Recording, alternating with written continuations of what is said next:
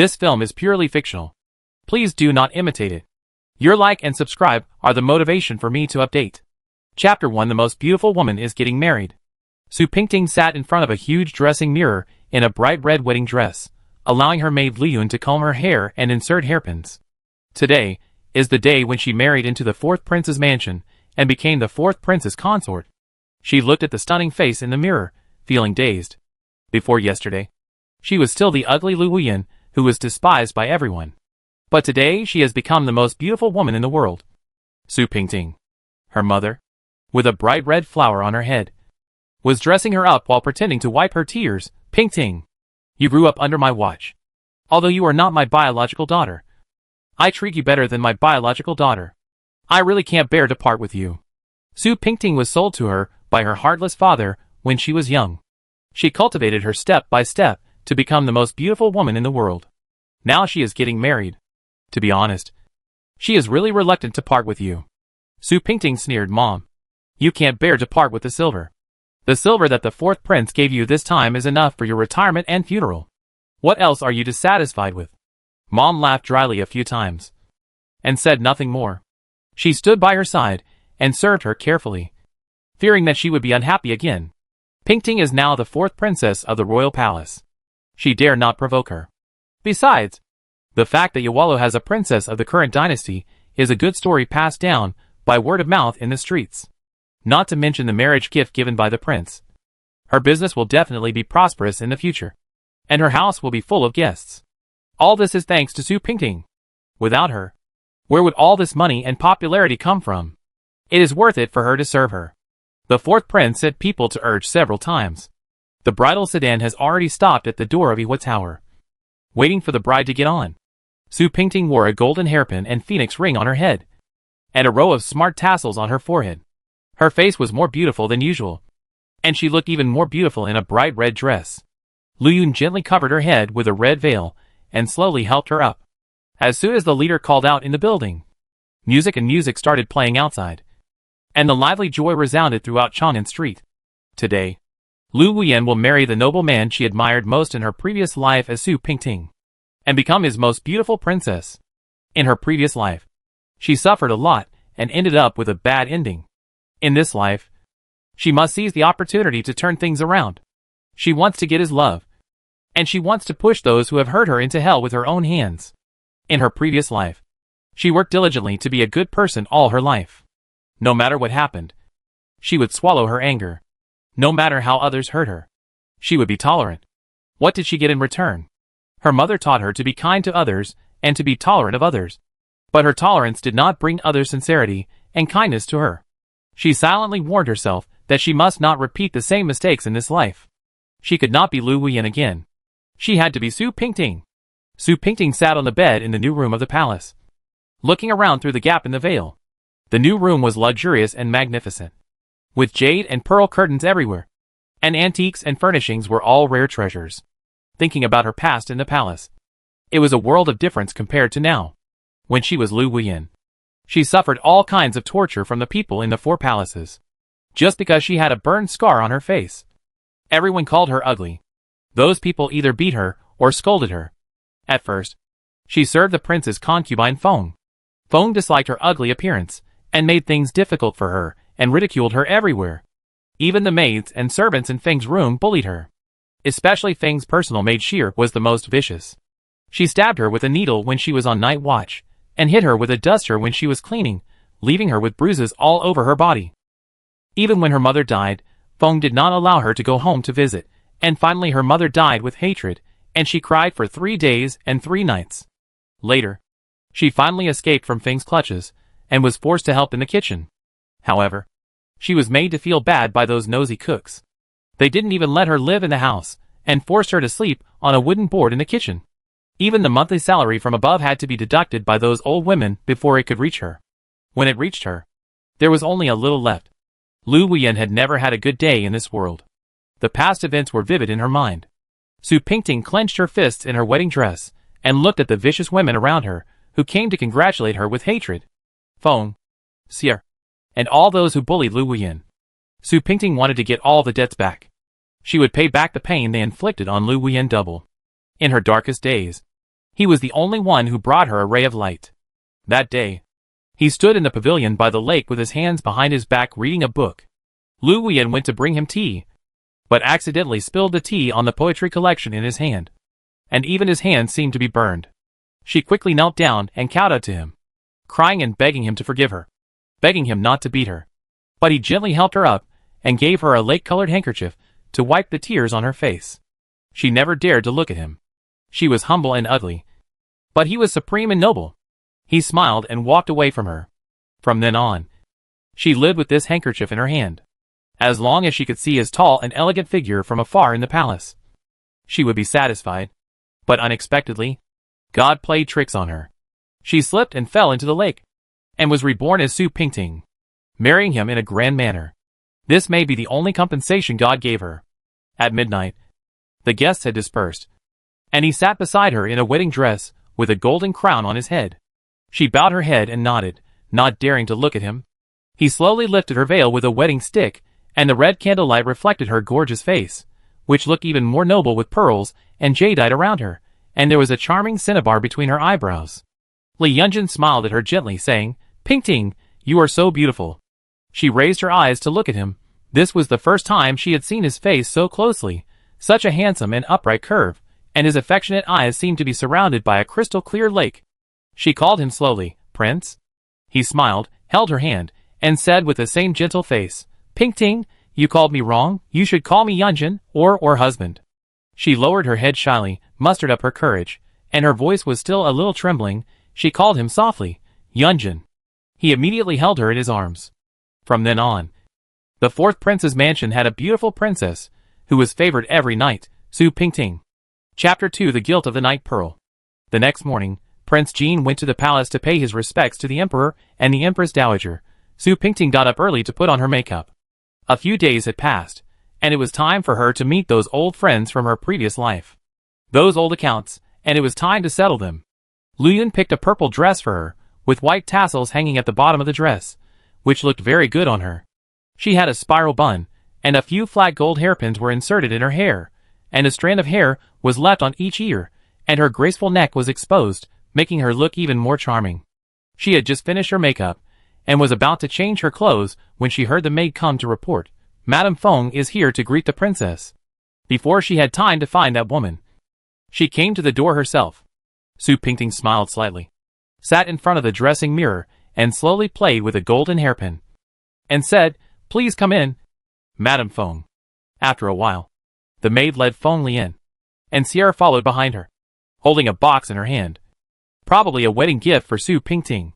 Feng Li smiled, bowed to Su Pingting, and said, "My concubine Feng greets the princess." When the new princess entered the mansion, she would of course come to show her courtesy, saying one thing in front of her and another behind her back, which was her specialty. Su Pingting looked at the annoying face reflected in the mirror and said with a smile, "I just entered the mansion. I should visit my elder sister first. It is unreasonable for my elder sister to greet my younger sister first." Although she said so, Su Pingting did not let her stand up to speak. Feng Li bent her legs and maintained the posture of greeting.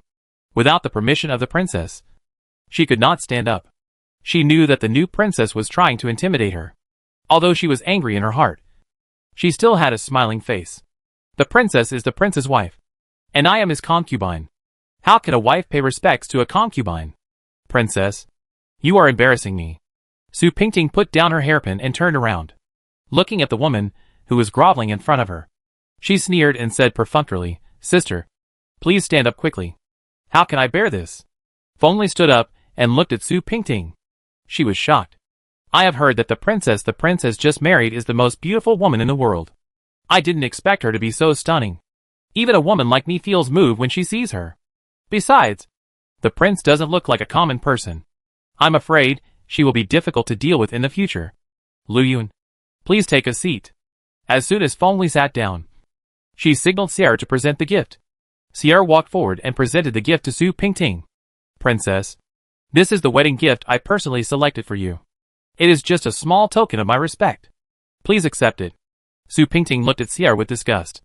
In her previous life, she had suffered so much at the hands of this little bitch. Today was her time to pay it back. She gave Lu Yun a look, and Lu Yun immediately accepted the gift. opened the box and took it out. It turned out to be a night-shining pearl. This night-shining pearl was given to the prince as a birthday gift by someone else. It is a rare treasure. I am offering it to you, Su Pingting thought. Feng came to her to show off the prince's love for her. She stroked the night pearl in her hand and said slowly, "Sister, you are thoughtful. It is a rare treasure." But Feng immediately interrupted. "What's wrong? Don't you like it?" Su Pingting smiled faintly. "It's a good thing. But it's a pity that a corner is missing. I'm afraid that the servants accidentally broke it." Feng Li's face changed, and he scolded Seer. "How did you take it? Why don't you kneel down and kowtow to the princess to apologize?" Seer immediately knelt down and repeatedly admitted her mistake. "Please forgive me, princess." Su Pingting looked at the humble Seer at her feet, her eyes full of contempt and disgust. In the past, she would tremble with fear when she saw Seer. Seer always used an embroidery needle to poke holes in her arm. To her, Feng was the king of hell, and Seer was a little devil who was several times more vicious than the king of hell. "It is a big mistake to break my sister's things. This thing is to celebrate my wedding with the prince. If you break it, it will bring bad luck to me and the prince." Seer was so angry that she said, "Princess, please forgive me. Princess, please forgive me." Su Pingting looked at Seer with tears on her face and said coldly, "Just punish you to clean the toilet for a month, and then get 10 strokes of the board, so that you can remember it well." 10 strokes of the board, compared with the thousands of wounds on Lu Wuyan's body, are already much lighter. Seer collapsed to the ground after hearing this, and Feng scolded her, "You fool. Thank the queen for not killing you." Seer kowtowed to thank her, and was dragged away by the guards to be beaten with a stick. Feng said she would choose a new gift for Su Pingting, but Su Pingting refused. After chatting for a few words, Feng left. As soon as she left Su Pingting's bedroom, Feng Li's face changed. She was so angry that she walked to her room angrily. She didn't expect this little girl to be so powerful. On the first day, she had already dealt with her personal maids, and she was helpless. She must find a way to get rid of this evil. Otherwise she may not have a place to stand in this palace in the future. As soon as Feng Li left, Su Pingting asked Liyun to put away the night pearl and put it in a corner where she couldn't see it. When Liyun took the pearl, she looked at it carefully.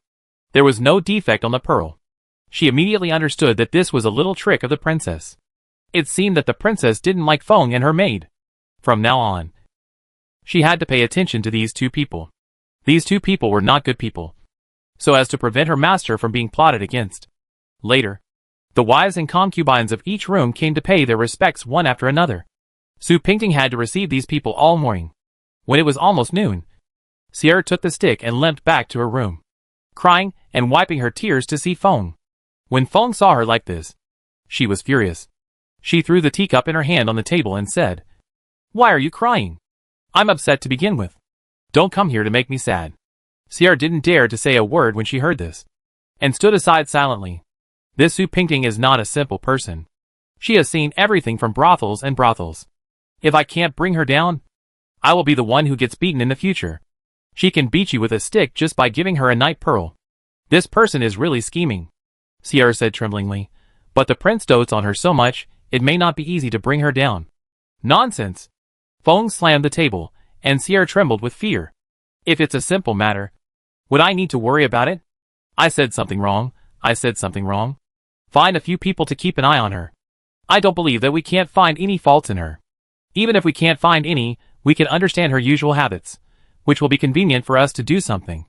Feng wiped her hands with a handkerchief, thinking of a plan in her mind. Seer hurriedly said, "I'll do it right away." "Master, don't worry. Go quickly."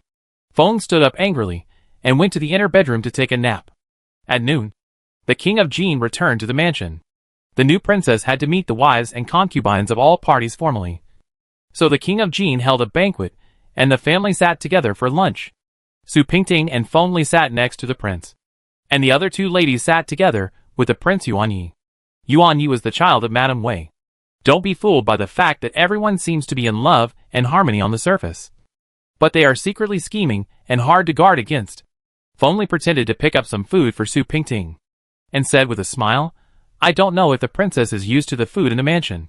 If you don't like it, I will ask them to make some again, and send it up immediately." She was always good at being nice, and flattering in front of the prince. Su Pingting said, "Sister, you are too polite. It's okay. If you are not used to the food in the prince's mansion, where else can you eat it?" Jing picked up some more food for her and said softly, "Eat more if you like it. You are too thin." Su Pingting smiled sweetly. In the past, Lu Wuyan's family was poor, and she couldn't afford anything to eat. Later, when she became a servant in the palace, she could only eat cold rice and leftovers. It can be said that she had never eaten anything decent in her life. So now Su Pingting has a great interest in food. As long as she has never seen it, she will try it. Later, Jing saw that she loved to eat so much, so he specially hired a few more chefs for her. There were dishes from all over the world, and they took turns to cook for her every day. The other three ladies watched the sweet scene of the two of them at the dinner table and felt jealous in their hearts. But they couldn't show it on their faces. Feng looked at the two of them, and he had already gnashed his teeth in hatred in his heart. Su Pingting, I wonder how long you can be proud of yourself. Chapter 3 Everything has just begun. Feng Li's father was a small minister, and the other two wives were from the market. This King Jin never liked women from official families, so these wives were selected by him and brought back to the palace. Feng Li had admired the prince since she was a child, and her father happened to be an official under King Jin, and they met a few times, and she was also quite pretty, so she cried and made a fuss to marry into the fourth prince's mansion. She came for the position of princess at first, but later she gave up the idea when she knew it was out of reach. Even though the position of the princess has been vacant for a long time, it is not something that any ordinary woman can take. She originally thought that a young lady from a noble family would take the position, but she did not expect that it would end up in the hands of a prostitute from a brothel. Of course, she was unwilling to accept it. The Empress Dowager did not allow the prince to marry a woman from a brothel as his princess at first. However, the prince insisted on doing so, and the Empress Dowager could not say anything, so she just let him do it. How could she, a young lady from an official family, be willing to be trampled under the feet of a prostitute from a brothel?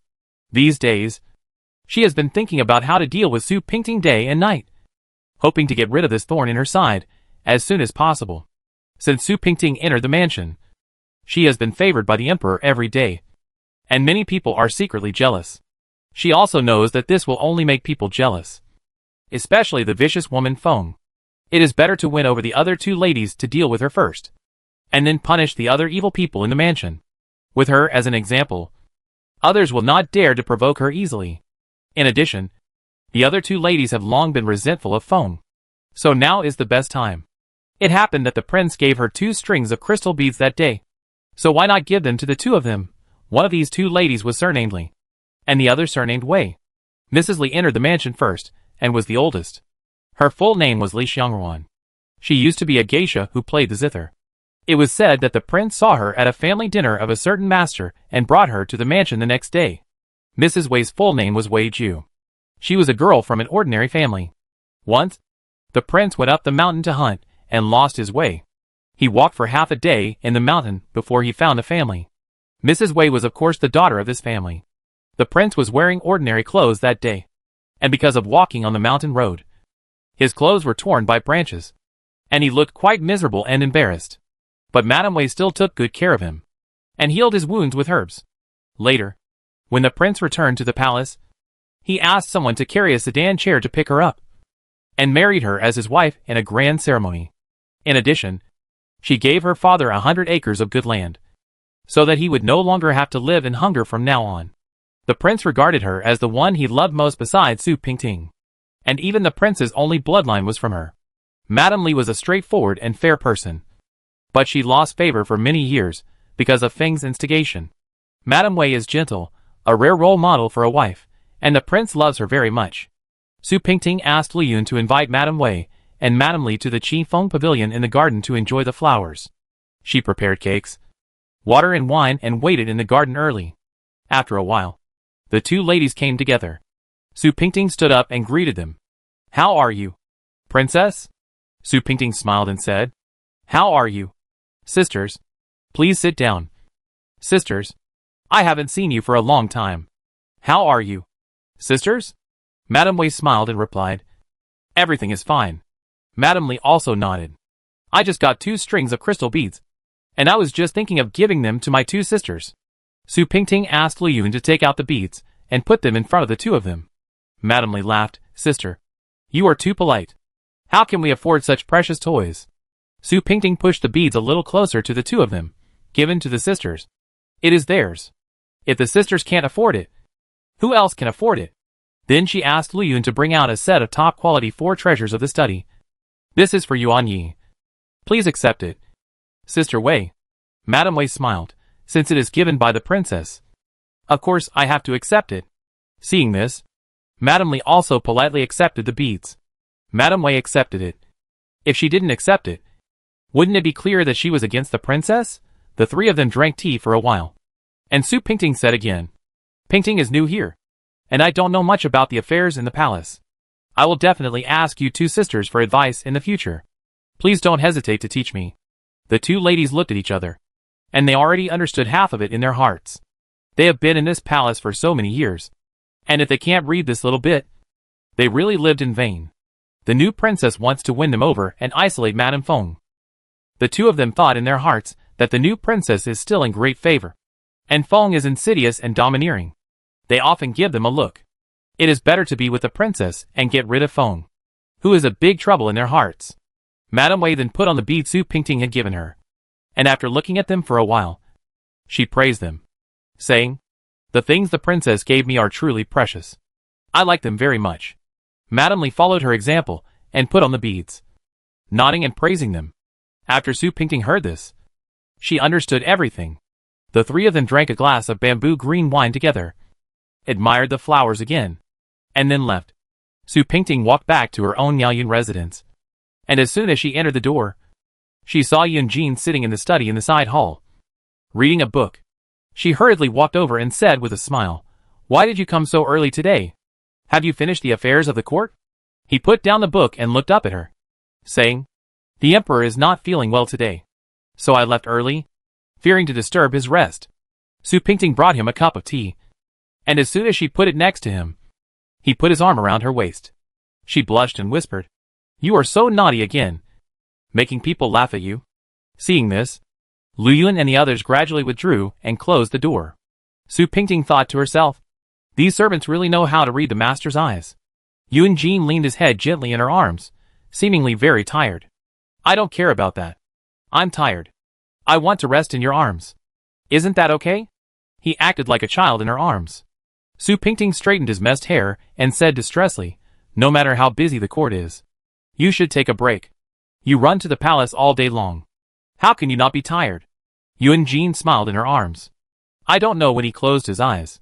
He stroked her waist slowly, feeling the fragrance on her body. In 2 days, the autumn siege will be held. I want to take you and Jir with me, and take Yuan Yi with me. What do you think?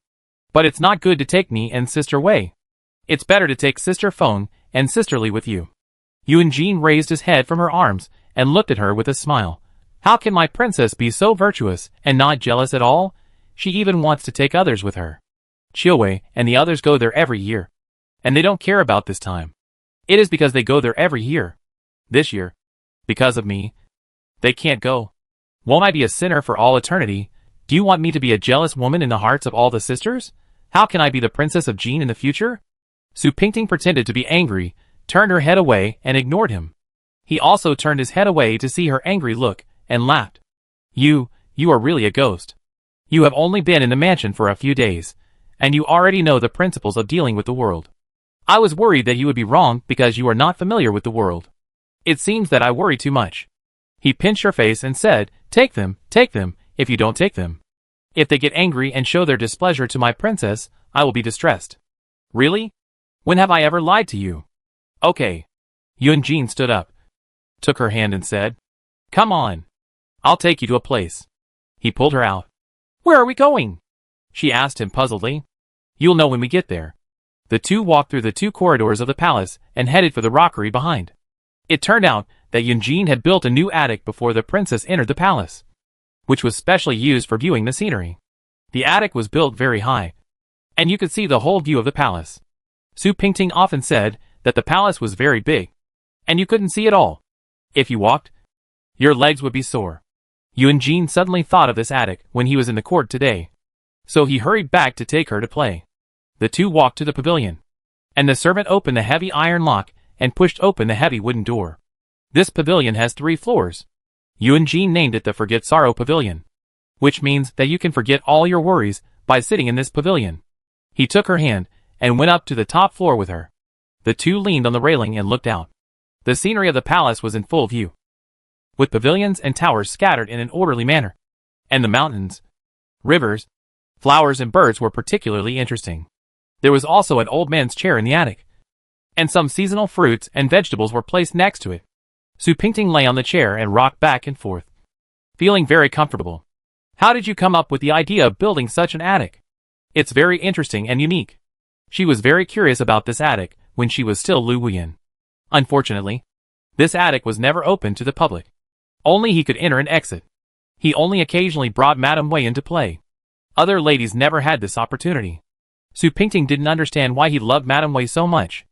Although Feng was very arrogant, the prince only loved her superficially. In fact, only Madame Wei was really treated with care. To be honest, Su Pingting was indeed a little jealous of Madame Wei. Yunjin leaned against the railing with a folding fan and fanned himself gently, the setting sun shining brightly on him. Pingting looked at the picture, which was like a New Year picture hanging in her own shabby hut. A young general in high spirits under the setting sun. I built this on a whim. When I was young, my mother would not allow me to go out to play and run out of the palace. I always wanted to see the scenery outside. So I pestered my mother like building a tall building. But my mother would not allow it. Later, when I grew up, I still couldn't forget this wish. So I built this pavilion. In fact, I can go out to play. But I always feel that I don't have the same feelings as when I was a child. When I have nothing to do, I come to this pavilion to sit. And I feel very comfortable. He walked to her side, took out a collection of poems from the bookshelf next to him, shook it in front of her, and said, "Do you remember this collection of poems? We often read it together when we were in Ihua Tower." Su Pingting smiled awkwardly. She had only been Su Pingting for a dozen days, and she hadn't even sorted out her memory yet. So how could she remember such details? She only remembered that she and he met at a party, and then they fell in love. She couldn't remember exactly how they fell in love. Anyway, they fell in love. She nodded, trying to get away with it. He opened the poetry collection and flipped through it. He probably saw something wonderful. He read a few poems to her, and she listened quietly. Strangely, she actually understood them. It turned out that poetry was so interesting. In her previous life, she didn't understand the fun of words. She was illiterate all her life. She felt a headache when she saw those square words. This life was God's compensation for her. The two stayed in Wanyu Pavilion for a long time. When it was almost evening, the official Zhang Xia came to report, "Prince, the Queen Mother invites you and the princess to the palace for a chat." Yunjin nodded and said to Pingting, "You and I have been married for such a long time. It's time to go to the palace to visit the Queen Mother." Su Pingting swallowed her saliva in fear. The ugly daughter-in-law always has to meet her parents-in-law.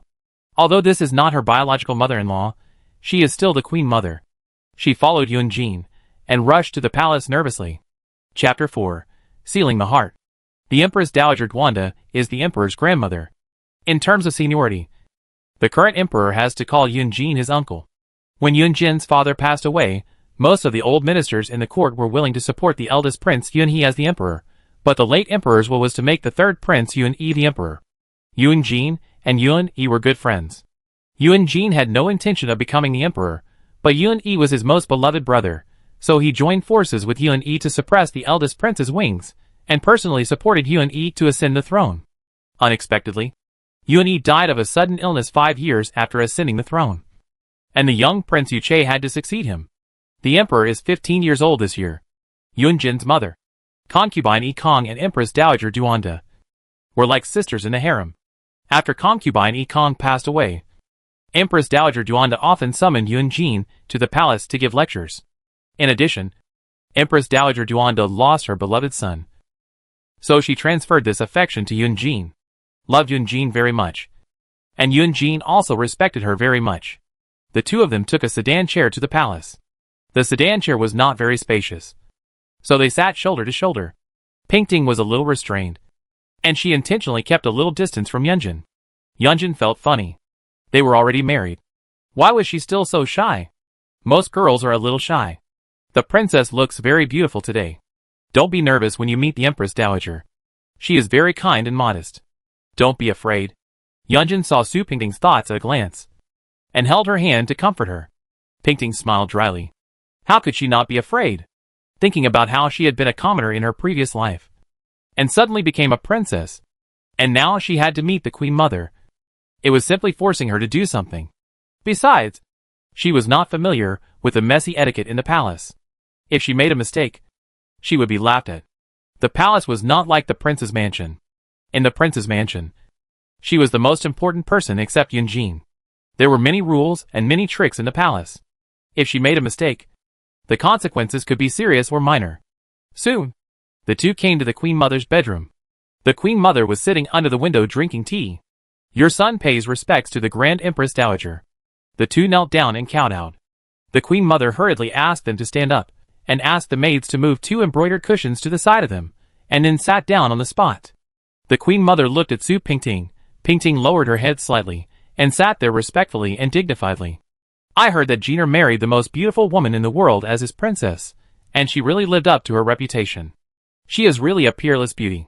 Back then, Ear's Queen Billy also had a peerless appearance, and they were also so harmonious. What a pity.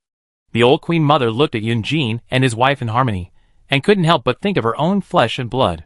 Suddenly, she was overwhelmed with sorrow, and wiped her tears with a handkerchief. Yunjin advised, don't be sad, Empress Dowager. Although my third brother died young, Yu Che has shown his talent as an emperor at a young age. This is also a blessing for Empress Dowager. Don't be sad anymore. Be careful not to hurt yourself. The Empress Dowager nodded and stopped crying. What's the name of the princess? Su Pingting stood up and bowed. My family name is Su, and my name is Pingting. The Empress Dowager repeated it and said, Su Pingting. It's a good name. Only this name can match your appearance and temperament. I always feel that you look familiar, as if I have seen you somewhere before. Have you been to the palace before? Pingting said, no. The Queen Mother thought for a while, and said, maybe we have met in the past life. Previous life? In the past life, she was just a lowly and ugly servant Lu Wuyan. How could she have met the extremely noble Queen Mother? Su Pingting couldn't help but smile bitterly in her heart. 2 days ago, Feng came to the palace to pay her respects. I saw that she looked energetic. Why didn't you give you another child in the past 2 years? Although Yuanyi is old, he is still alone. Isn't it lonely without brothers and sisters? In order to consolidate her position in the palace, Feng often came to please the Queen Mother. She was the most diligent person in Duanqing Palace. It was a pity that the Queen Mother didn't like her very much. The Queen Mother had a clear account of those who came from the harem struggles, who had bad intentions, and who was scheming. The Queen Mother spoke earnestly. Every time Yunjin came to the palace, she would talk about this matter. In fact, Yunjin didn't want so many children. Yuanyi was enough. He didn't do anything deliberately. Over the years, his wives hadn't been able to get pregnant. Maybe it was God's will. But whenever the Queen Mother asked, he would just perfunctorily answer her questions. The old lady was relieved. I think so too. It's just that none of the wives have gotten pregnant. There's no need to rush at this moment. The Queen Mother then said, now that the princess has entered the palace, isn't it the best opportunity? You should work hard and give Ai another grandson as soon as possible. Yunjin nodded and said yes. Pingting blushed and nodded. It was already night when the two returned to the palace. The lights were on in the palace, and the servants had prepared the meal and were waiting for them to come back. As the two were eating, a young lady suddenly came in and called sweetly, brother-in-law. Su Pingting looked up at her. The girl was wearing a pink dress and stood beside Yunjin. She looked only 15 or 16 years old and looked very much like Feng. She immediately became alert. Xian, why are you here? Where is your sister? Yunjin put down his chopsticks and talked to the girl. The girl turned around and sat on the stool next to Yunjin, saying, my sister has already gone to bed. I haven't seen my brother-in-law for a long time, so I have been waiting and not sleeping. She looked at Su Pingting with a pair of unhappy eyes and said, is this the princess my brother-in-law has just married? Since she knew it was the princess, why didn't she greet her? This girl is much more arrogant and stupid than her sister. If she doesn't treat Pingting well in front of Yunjin, the only one who will suffer is this little girl. Pingting nodded and smiled at her. Yunjin hurriedly said, this is the princess. This is Feng Xian. the second lady of the Feng family. He then said to Feng Xian, "Why don't you pay your respects to the princess?"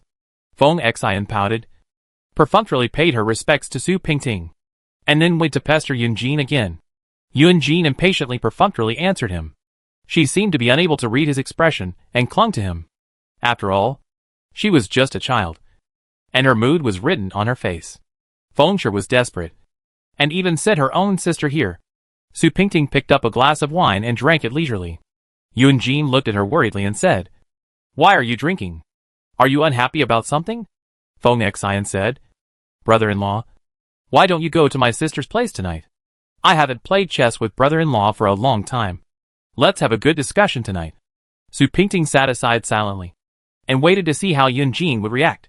Yunjin's face changed, and he pulled Feng Xian's hand off his arm and said coldly, "Who told you to come here and say these words?"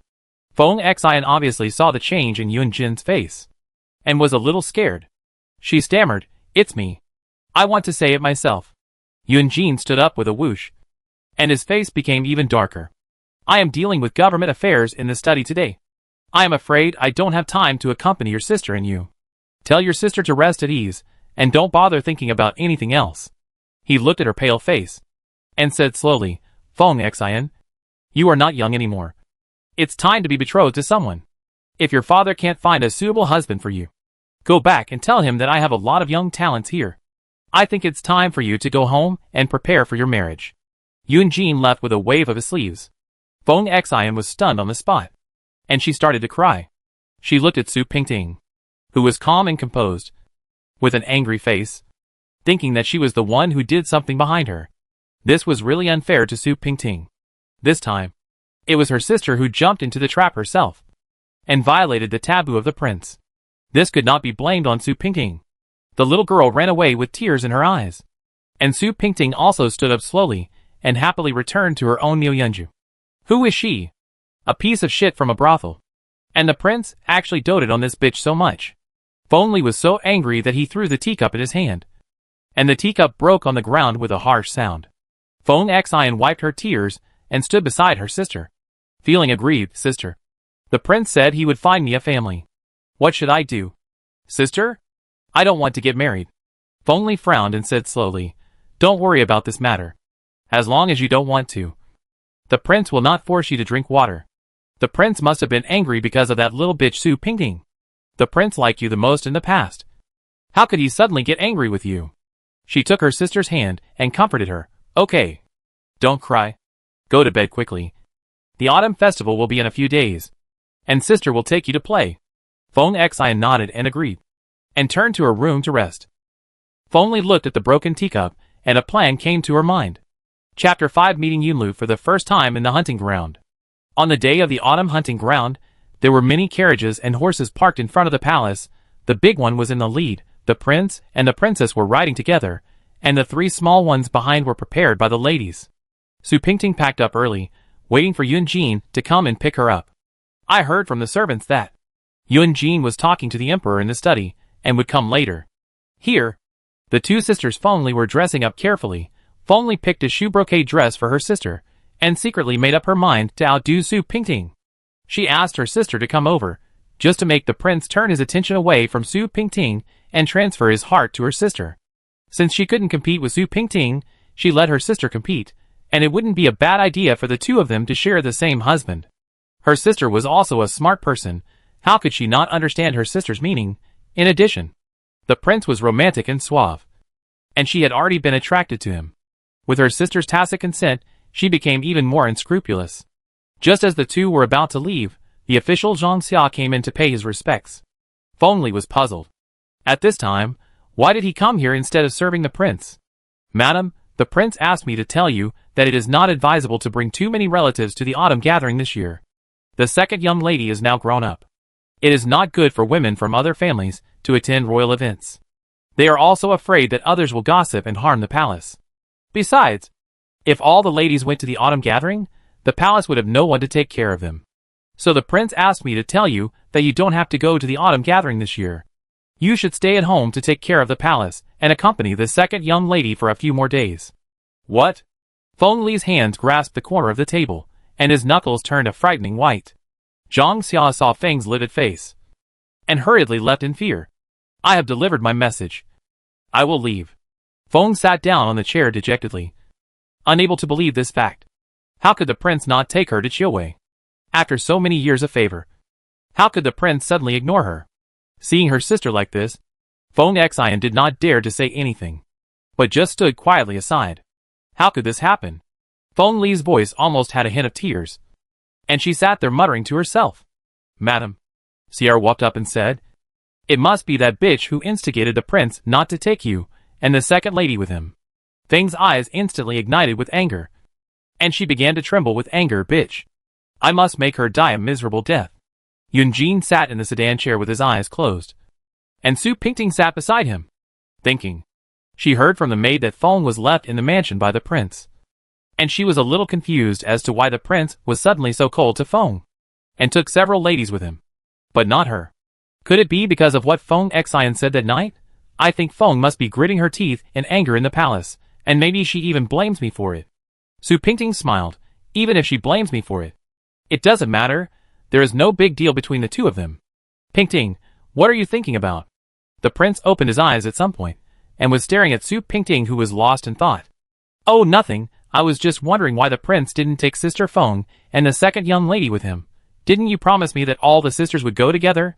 The prince's face flashed a trace of disgust, and said, I don't like people playing tricks in front of me. I have been too indulgent to her these years, and it's time to give her the cold shoulder. Su Pingting said nothing more, lifted the curtain of the sedan chair and looked at the scenery outside. The mountains and rivers were beautiful, and even the sky seemed a little bluer than the palace. She sighed. I've been away for so long. I almost forgot what it looks like outside the palace. Yunjin laughed beside her. You've only been in the palace for a few days, and I've already made you feel so wronged. If you stay with me for the rest of your life, you'll be suffocated. Right? Pingting also smiled. It's different. Yunjin pressed himself against her, bit her earlobe, and asked softly, what's different? Pingting's ears immediately turned red, and she whispered, it's different anyway. Yunjin was about to ask again, but suddenly there was a sound of horse hooves beside his ears, and the horse gradually stopped in front of the sedan chair. Sure enough, a young man was heard saying to the sedan chair, Royal brother, what's the point of staying in the sedan chair? Why don't you come out and have a horse race? He then loudly ordered to the front, stop for a moment, I have something to discuss with my brother. Yunjin lifted the curtain of the sedan chair, and saw that it was the sixth Prince Yunlu. He was wearing a white cape with gold thread, a silver crown on his head, riding on a white horse, and smiled at Yunjin in the sedan chair. Su Pingting secretly looked out from the sedan chair, and saw a handsome young man in white clothes, whose eyebrows and eyes were very similar to Yunjin, but he lacked some of Yunjin's maturity and charm. Why are you here? Kid, why don't you stay in the paddock? Yunjin poked his head out halfway, looking at this spirited and handsome young man. His younger brother does not like poetry and books, but only likes riding horses and practicing martial arts. He looks as pretty as a girl, but he just likes to wield swords and guns. Because Yunlu has a face as white as powder, the brothers often jokingly call him Lu Lang. I heard that the fourth brother married a stunning little beauty, so I came here to see her. Yunlu clasped his fist towards the sedan chair on horseback. Sixth brother pays respects to the fourth sister-in-law. Su Pingting showed a little bit of her face behind Yunjin and said, Your Highness is polite. Yunlu held the reins in his hand and stared at the half of Pingting's face. He was stunned for a long time before he stammered. The fourth sister-in-law is really a beauty, not comparable to ordinary powder and rouge. Su Pingting was almost getting calluses from hearing these words. In the past, everyone said that she was ugly, but now it's the other way around. It's really ironic. She smiled slightly. Your Highness, thank you for your compliment. Okay. Lu Lang, what's the matter? Yunjin lifted the curtain impatiently. Fourth brother, are you jealous? I just said a few more words to my sister-in-law and you got impatient. Are you still my gentle fourth brother? Yunlu was only busy teasing Yunjin on the horse. Yunjin ignored him and ordered the servants, move up the sedan. The group started to move busily again. Alas, fourth brother, you are too ruthless. People invited you to ride horses, but you are sitting in the sedan chair leisurely? Yunlu rode his horse and circled around the sedan chair anxiously. Yunjin smiled and leaned on the backrest, and said comfortably, Who told you to come here? You came by yourself. Fourth sister-in-law, You have seen it too. It's time to go back. Su Pingting watched them bickering and found it very interesting. She smiled and said nothing. Yunlu turned around a few more times in a huff and rode back to the paddock on his horse. My brother is a child. Don't think he is angry now. If he gets something good, he will come to bother me again. Yunjin smiled and shook his head, his eyes full of pampering.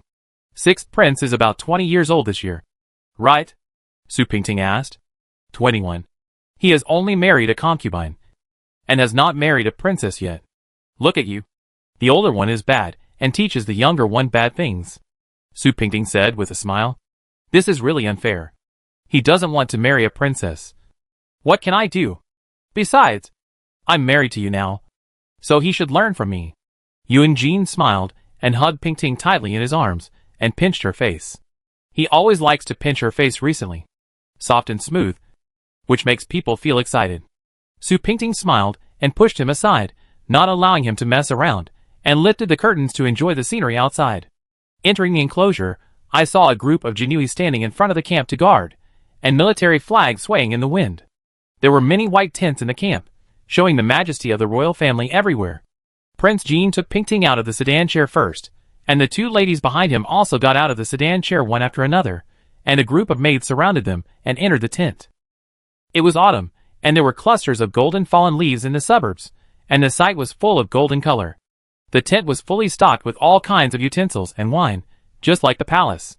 Madame Wei and Madame Li went to their own tents to rest. Yunjin and Pingting stood outside to admire the autumn scenery. Su Pingting was also wearing a white dress today, covered with a cloak, and her makeup was light and elegant. Yunjin stood behind her and looked at her, and her white figure was reflected in the golden color, which made him think of the 4 words beauty and beauty. Her figure is as graceful as a startled swan, as gentle as a swimming dragon, glorious as autumn chrysanthemums, luxuriant as spring pines. Suddenly, they heard someone talking behind them. Yunjin and Su Pingting slowly turned around, and saw a handsome young man in yellow standing with his hands behind his back not far behind them. Although Su Pingting had never seen much of the world, she could easily guess that the man, who was wearing a yellow robe with golden threads and a jade hairpin and a golden crown, was the current emperor. As expected, Yunjin bowed and saluted. Your Majesty, I pay my respects to you. Your Majesty, I pay my respects to you. The young man spoke slowly.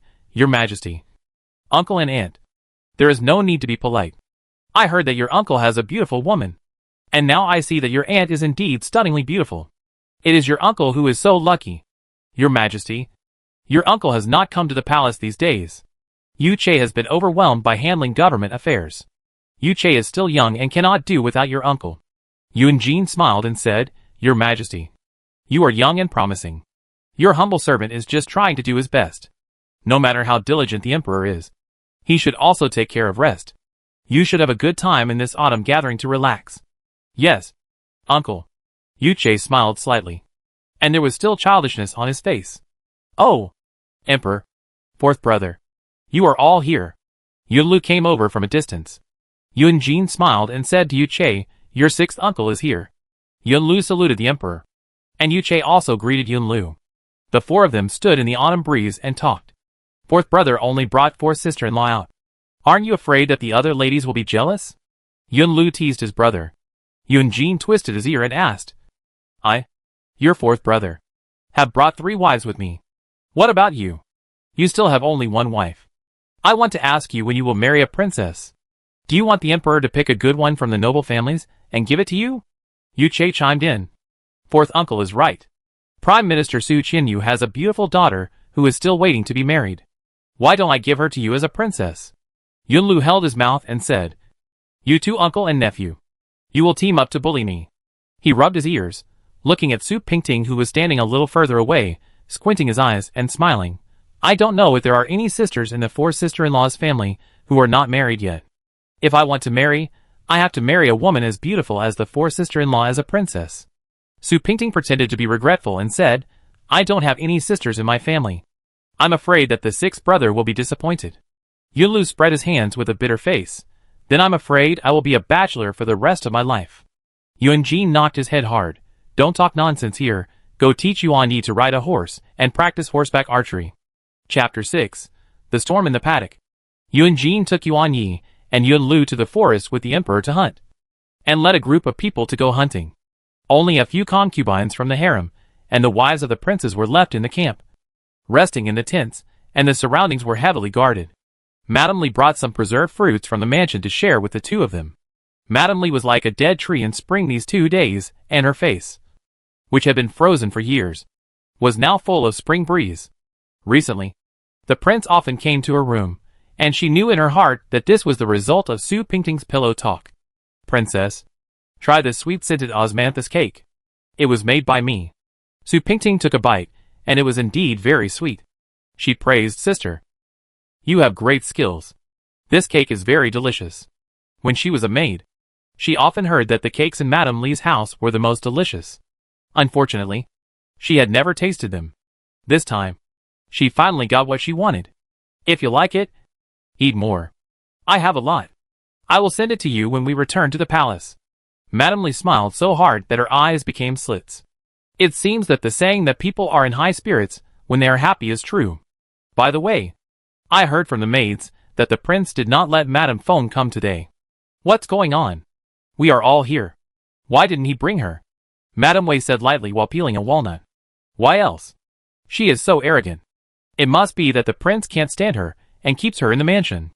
Madame Li picked up a glass of wine and said, "Her sister is already grown up, but she always brings her to the mansion to play and hangs around in front of the prince all day long. Who knows what she is thinking?" Madame Li said that she didn't know. But in fact, everyone knew what Feng was thinking. How could the prince not see it? He had just ignored all of Feng's actions before. But now she was thinking of offering her sister to him. How could he not be angry? "Princess, I think Feng is a tree with its roots broken, and there will be no more drama for her." Mrs. Li was straightforward, and she always acted like this. Su Pingting poured a glass of wine, and said slowly, "How could it be? She has been favored by the prince for so many years. How could she fall so easily? Besides, her father is an official outside, and her drama is still exciting. Her father's official position is just relying on the prince. I heard that her father was corrupt in office last year, and the prince kept him for Feng's sake. How could he have any power to speak of?" Mrs. Li spoke very logically, and she was well informed. And she knew everything that others didn't know. It seems that when people are lonely, they will always find something to kill time. She put all her energy into asking about other people's affairs, which is a good thing for Su Pingting. Madame Wei said, "Feng is arrogant and domineering, and the prince has long been dissatisfied. But he has been tolerant because of the relationship between husband and wife. But she seems to have no intention of restraining herself. And in the end, she can only suffer. I remember that she had a maid who was not very good looking. She was tortured by her, and looked unrecognizable. Now I think that girl is really pitiful." Su Pingting was stunned and touched. She didn't expect that Madame Wei could still remember a little servant like her. She was a caring person. No wonder the prince treated her differently. Finally, she didn't live in vain in her previous life. And there was someone who really remembered her. After drinking a few cups, Lu Yun hurriedly walked in from outside the tent and whispered a few words in Su Pingting's ear. Su Pingting smiled softly after hearing it, and said to the two ladies, "Feng said she was sick, and sent someone from the palace to inform the prince." Madame Li raised her eyebrows and said, "Sick? I think she was sick because of anger. She fell ill just after the prince left. What a coincidence. If she is sick, then she is sick. I will tell him when the prince comes back. We can't waste Madame Feng's kindness." Su Pingting asked someone to reply to Feng, saying that she would inform the prince when he came back, and told her not to worry and to take good care of her illness. Su Pingting thought, she is really as stupid as a pig. The prince is angry, and she is here to make a fuss. Isn't that courting death? Then she will help her. Anyway, she brought this upon herself. Madame Li said, "Princess, you are too kind. She is not sick at all. She just wants the prince to come back to see her. If she is sick, she can just ask the imperial physician to take a look. She has to come all the way to tell the prince. She is just plotting something. Even if she is plotting something, we just pretend we don't know. The prince won't go back for her, so just do her a favor." As the three were talking, the prince sent someone over to take Su Pingting to the hunting ground. Su Pingting wondered, the hunting ground was where the men stayed. Why did Yunjin take her there? It was not easy to refuse the prince's invitation. The two ladies told her to be careful on the mountain, and then they all left. Su Pingting had to wonder while getting on the sedan chair, and Lu Yun steadied the sedan chair and followed beside her, staggering towards the hunting ground on the mountain. The sedan chair entered the hunting ground, and saw groups of soldiers running around. The hunting ground was dusty. Su Pingting felt the dust choking her nose while sitting in the sedan chair, which made her cough. After another bumpy journey, the sedan chair finally stopped. Su Pingting was helped down by Lu Yun. This was a shooting range for horseback archery. She saw Yun Jin and Yun Lu standing on a high wooden platform from a distance. The emperor was sitting in the tent in the middle. The three uncles and nephews were watching the soldiers playing polo. Su Pingting carefully climbed up to the high place with her skirt lifted. She complained in her heart. She was not allowed to stay in a good tent. She had to come here to watch a group of old men playing polo. It was not a circus troupe that the palace often invited. What was there to watch? Yun Lu, who was standing at the back, saw her first. Oh, for sister-in-law is here. Yun Jin came over to help her as soon as he heard it, and asked, "How is it? Are you used to the mountain road?" "Yes." Su Pingting smiled, but her heart was almost vomiting blood. It was such a long mountain road, and she almost vomited the wine she just drank. This Yun Jin, usually very gentle, but sometimes he was a little stubborn, and was really good at cheating his wife. Just now Yun Lu said that you must have never seen such a big polo match, so he asked me to pick you up to see it. Come and see, is it interesting? He said, and took her waist, and took her to the railing of the first row. Su Pingting didn't want to dampen his interest, so she forced herself to watch for a while. This polo. Isn't it just a group of men riding on horses, and hitting the ball with a pole? It's really boring. As she was watching, a purple-clothed boy suddenly came into her sight. His slender figure looked strangely like Yuan Yi. This boy was agile and skilled in horsemanship. He stood out among the group of warriors. After all, he was Yun Jin's child. Is that purple-clothed boy Yuan Yi? Su Pingting asked Yun Jin to confirm. Well, he volunteered to go up. And it seems that he has practiced hard at home. He is pretty good. Yun Jin has always been very strict with Yuan Yi. Whether it is poetry, books, or writing and shooting, he has always taught him step by step. Of course, sometimes, he can also be a kind father, such as secretly taking Yuan Yi to play on the street, buying him 2 sugar figures from Tangren Zhang, and he can choose either Sun Wukong or Zhu Beiji. He seems to have a special feeling, always a little regretful about his boring childhood, and hopes to make up for it with Yuan Yi. Su Pingting stood for a while. Then she remembered the matter of Feng Shi. She was a good person to the end, and it was time to add fuel to the fire for Feng Shi. She pretended to be anxious and said to Yun Jin, "Your Majesty, just now Sister Feng sent someone to say that she was sick, and asked me to tell your Majesty. Do you want to go back to see Sister?" Yun Jin looked at the polo field without blinking, and said in annoyance, "If you are sick, go to the imperial physician. I can't treat it. But Sister Feng is alone at home, and she will inevitably feel lonely. With her sister here, she won't be lonely." Yun Jin's tolerance for the 2 sisters seemed to have reached its limit. But Pingting was about to speak. But Yun Jin interrupted her. "Okay. Just watch the polo. I will send someone to comfort her. How serious can her illness be? I think she is jealous, and will act up all day long." Polo lasted for an hour before it ended.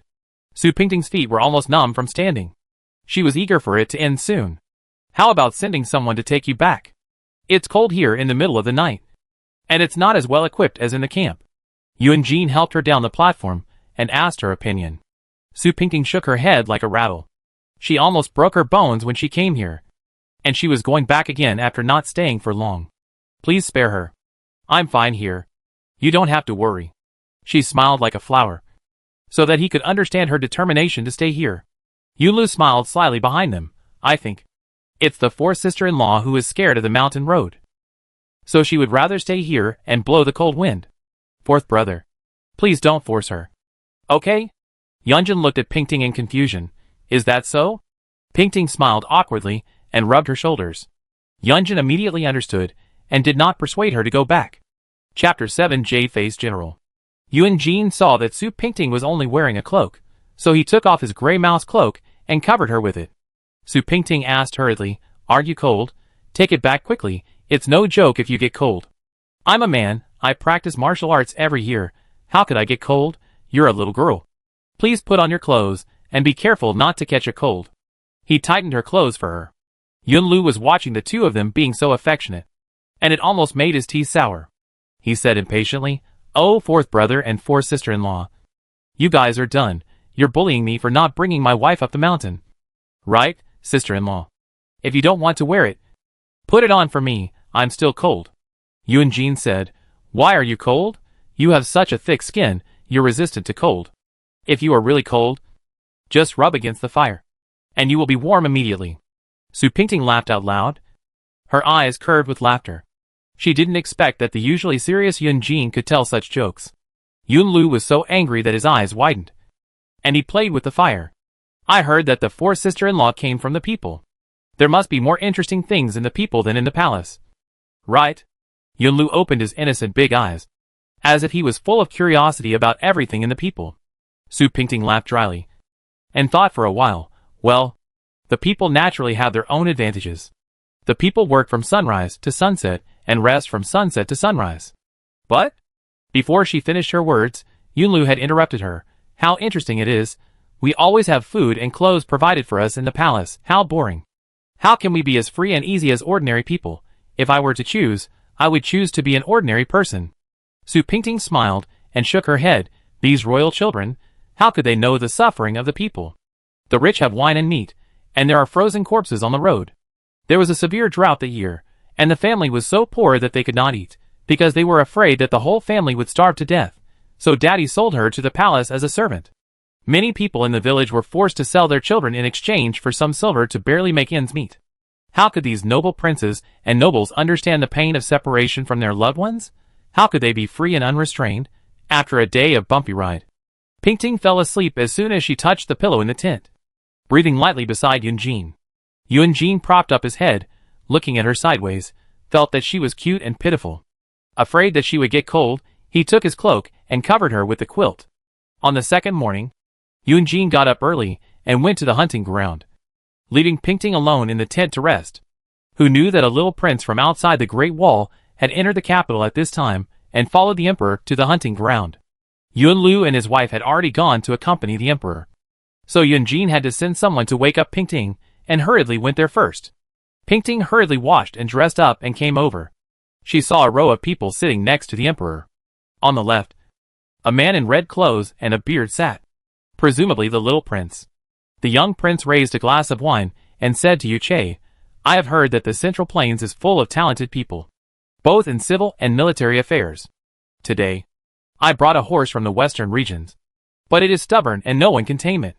I wonder if His Majesty the Emperor can help me tame it." Yuche frowned. After all, he was still a child. How could he tame such a fierce horse?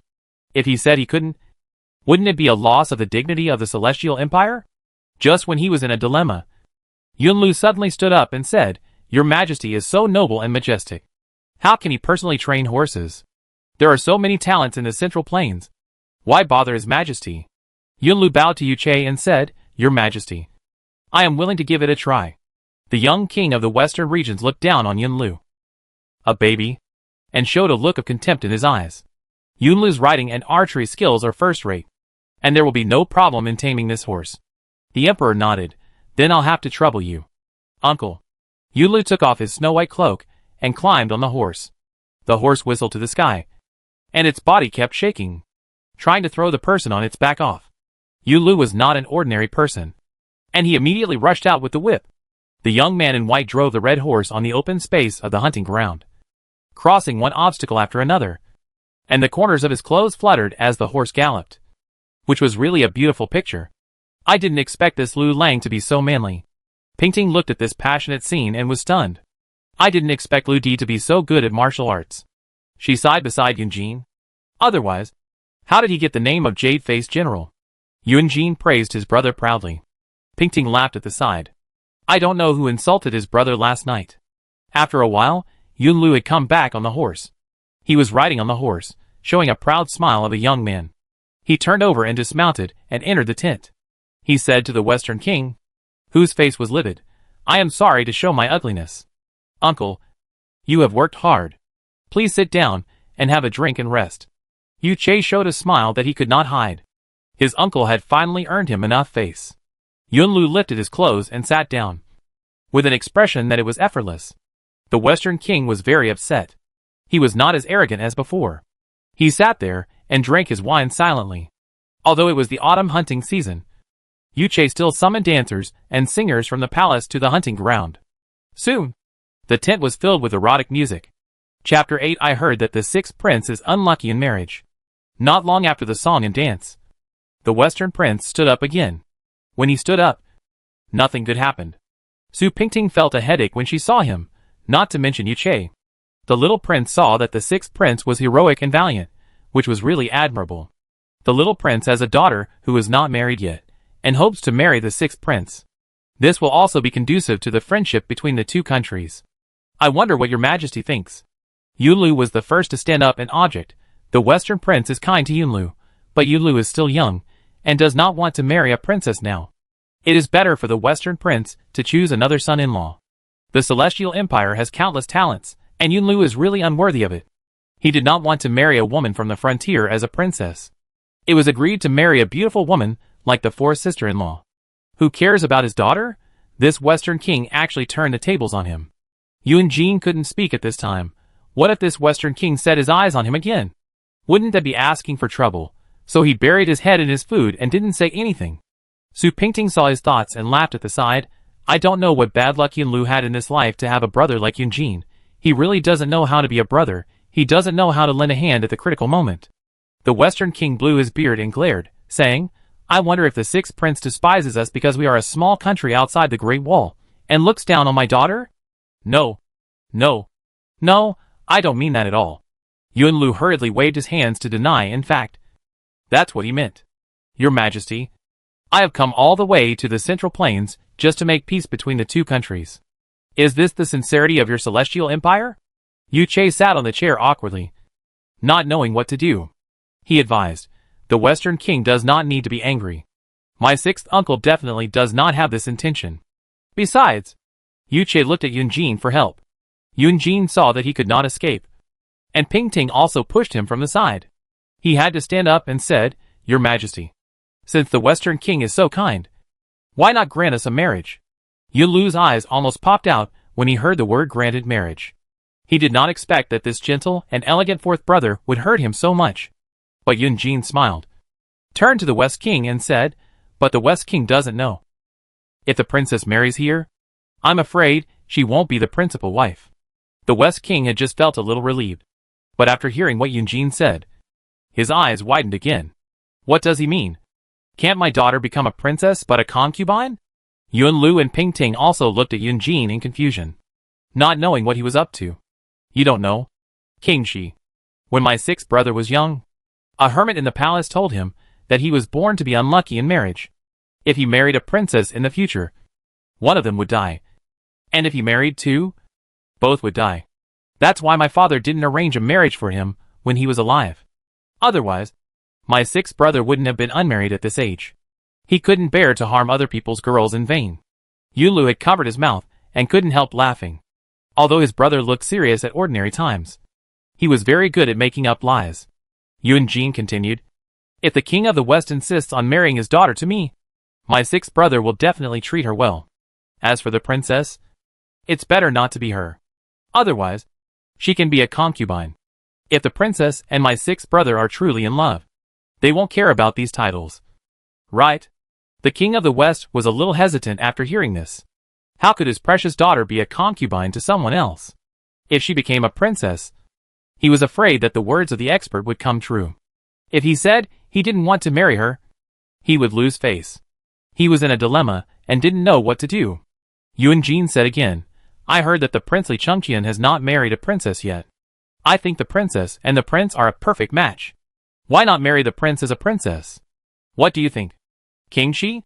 King Shi had no choice but to accept the opportunity given by Yunjin. Besides, he did not say which princess it was.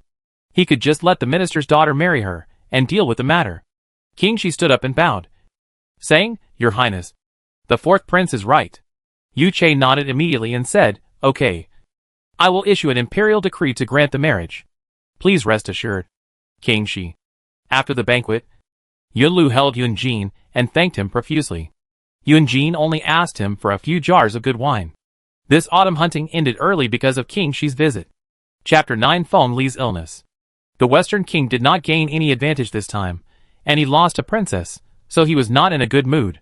He stayed in the capital for less than half a month, and then returned to the western regions. As soon as Su Pingting and Yunjin returned to the palace, Feng said Sierra to invite Yunjin to Feng's place. Yunjin took off his cloak and said, "Madame's illness has not been cured yet." Sierra said, "Madame's typhoid fever has not been cured, and she is always worried about whether the prince will catch a cold or get injured in the enclosure, so she often can't sleep at night." Yunjin didn't seem to be touched by this, and his face remained normal. "Your Highness, please go and see your wife. She is always thinking about you." Sierra knelt on the ground and kowtowed. After all, the master's favor is equal to her favor, so she must strive for it. Yunjin sat on a chair and picked up a cup of tea. "Your master is sick. What are you doing?" He looked up at Sierra, who was kneeling on the ground, and said sternly, "The master is sick. You only know to come and pester me, but you don't serve medicine in front of the bed. Does my king go to see her, and she will get better? Your Highness, please forgive me. Please forgive me." Sierra never expected this situation. "Is this still the gentle prince? Your Highness, please go and see your sister. Don't be angry with a maid. I'm afraid your sister misses you too." "Who wouldn't do a favor?" Su Pingting advised Yunjin kindly. Yunjin sighed and stood up, walked to Sierra and said, "I will go to see the lady now. Why don't you get up?" Sierra got up from the ground and followed Yunjin to the courtyard of the Feng family. Su Pingting went back to the room by herself, and asked Liyun to prepare bath water, and took a good bath and changed clothes. She had suffered a lot on the mountain, and she had to rest well. Liyun put rose juice in the water to calm her nerves, and it was very comfortable to soak in. Liyun came over to add water for her and pinched her neck. Liyun whispered in her ear, "Why did the princess persuade the prince to visit Feng? What disease could she have? She just wanted to coax the prince to visit her. If she wants the prince to visit her, then he can go. What's the big deal?" Su Pingting didn't care. Feng had no status in the prince's heart now. If she continued to do good deeds like before, she would be courting death and could not blame others. Liyun said again, "I heard from Xiao Fuzi that there are always people sneaking around our yard to peek. It's probably Feng's doing. She's a little too nosy. She even came to spy on us." Su Pingting smiled and said, "Why didn't I realize she was so stupid before that she could use such a despicable method? Before? Did you know Feng before? How come I didn't know?" Liyun asked her curiously. She and Su Pingting had been together since childhood, and there was nothing she didn't know. "Oh, I mean, why didn't I notice it when I first got married?" Pingting quickly changed her words after hearing this. "I couldn't tell Liyun that I knew Feng in my previous life. If you ask me, Feng sure usually treats servants harshly, and there are many people in the palace who hate her, so you don't have to do anything yourself." Su Pingting turned around and pinched Liyun's round face, and asked, "When did you become so smart?" Liyun chuckled a few times. "It's all because of your good teaching, young lady." Su Pingting twisted her ears. "I didn't teach you these, you little devil." Yunjin followed Sierra to Feng Shi's room. As soon as he entered the door, he saw Feng Xian sitting on the bed feeding Feng Shi medicine. He walked over and stood in front of Feng Li's couch with his hands behind his back, and asked, "What's wrong? Why haven't you recovered yet?" Feng Li's voice was hoarse, and she said weakly, "Your Majesty, you are worried. I am fine." "Well, then I will go back." Yunjin raised his leg, and was about to leave. "Your Highness, alas, Your Highness." Feng Li stood up and grabbed Yunjin's robe tightly, not letting him go. Yunjin turned around and looked at her. Her face was sick and sallow, and she looked like she was really sick. Although he was still angry about Feng Xian's matter, but when they met, they were moved, and his heart gradually softened. "How are you? What did the imperial physician say?" He stood there, with a little concern in his tone. When Feng Li saw his tone soften, she knew that there was something to play this time. In fact, at first she planned to pretend to be sick so that the prince would feel sorry for her. But she really caught a cold while pretending, and she was holding her breath. So she was sick for so many days. Now is the right time. Once a man is willing to be soft-hearted for a woman, it means that he still has her in his heart, and she still has a chance to turn things around. "Prince, I am really worried about you. There are no eyes in the enclosure, and I am not by your side. How can I not worry?" Feng Li shed tears as she spoke, and cried pitifully to Yunjin. Yunjin hated to see women cry, and he had no way to stop them when they cried. He tucked the quilt around her, If you are sick, take a good rest. And don't think about other things. But Prince, I really miss you. Yunjin looked at her weak appearance, and he couldn't bear to say something hurtful. So he could only perfunctorily say, I know. I didn't ask you to go to the enclosure because I took the trivial matter too seriously. No. Prince fondly interrupted him. Prince, you are not wrong. It is my fault. It was I who made you unhappy. She started to sob again. Yunjin was tired after a day, and now his eyelids were sore, and he was very sleepy. He really didn't have the energy to listen to her boring words, so he comforted her a few more times, and got up to leave. Fengli called him again. Where are you going so late? Your Majesty? To the princess, you should take good care of yourself, and I will come to see you tomorrow. Yunjin also told Feng Xian. Take good care of your sister. After that, he turned and left. Fengli watched Yunjin walk out of the room, and she coughed on the couch in anger. Her sister hurried over to pat her on the back to calm her down. And Sierra also went to bring a cup of tea. Sister, why are you so angry? The prince still loves you. Fengli's tears fell down in big drops, and she gnashed her teeth in hatred. It was all the work of that bitch Su Pingting. When she was not here, the prince doted on me so much. But when she came, the prince ignored me. When has the prince ever been so ruthless? It was that bitch who instigated him behind the scenes. Fengli was so angry that she smashed the bed with her hands. She wished she could rush to Su Pingting and tear her to pieces. Sierra advised, Madam, you are getting angry for nothing. And that woman is happy to benefit from it. It is better to recover from your illness as soon as possible and compete with that woman. Fengli gradually calmed down her anger. Sierra's words made sense. She was angry for nothing. She might as well conserve her energy and compete with that bitch. It was still unknown who would win or lose by then. She immediately struggled. Sierra, go and boil some tonic soup for me. I need to get better immediately. Chapter 10 Song Li's Disaster. Fengli recuperated in the mansion for nearly a month before she gradually got better. Su Pingting had wanted to visit her before, but she was afraid that she would see that she was getting more angry while she was sick. If she died of anger, that would not be fun. She didn't want Fengli to see the King of Hell early. The debt between the two of them could not be paid off by either of them dying. It was fun to bear the guilt while alive. On the day when Fengli was able to get out of bed and walk, Su Pingting prepared a generous gift and went to visit her. Su Pingting went to remind her when she was happiest. There was still a mortal enemy like Su Pingting living beside her in this world. It was too early to be happy. Su Pingting sat in the main hall drinking tea. She faintly heard the voices of Feng Xian and Sierra talking. What good could come from these two people colluding with each other? They were probably discussing how to deal with her. That was too hasty. Su Pingting herself hadn't thought of any interesting games to play with them.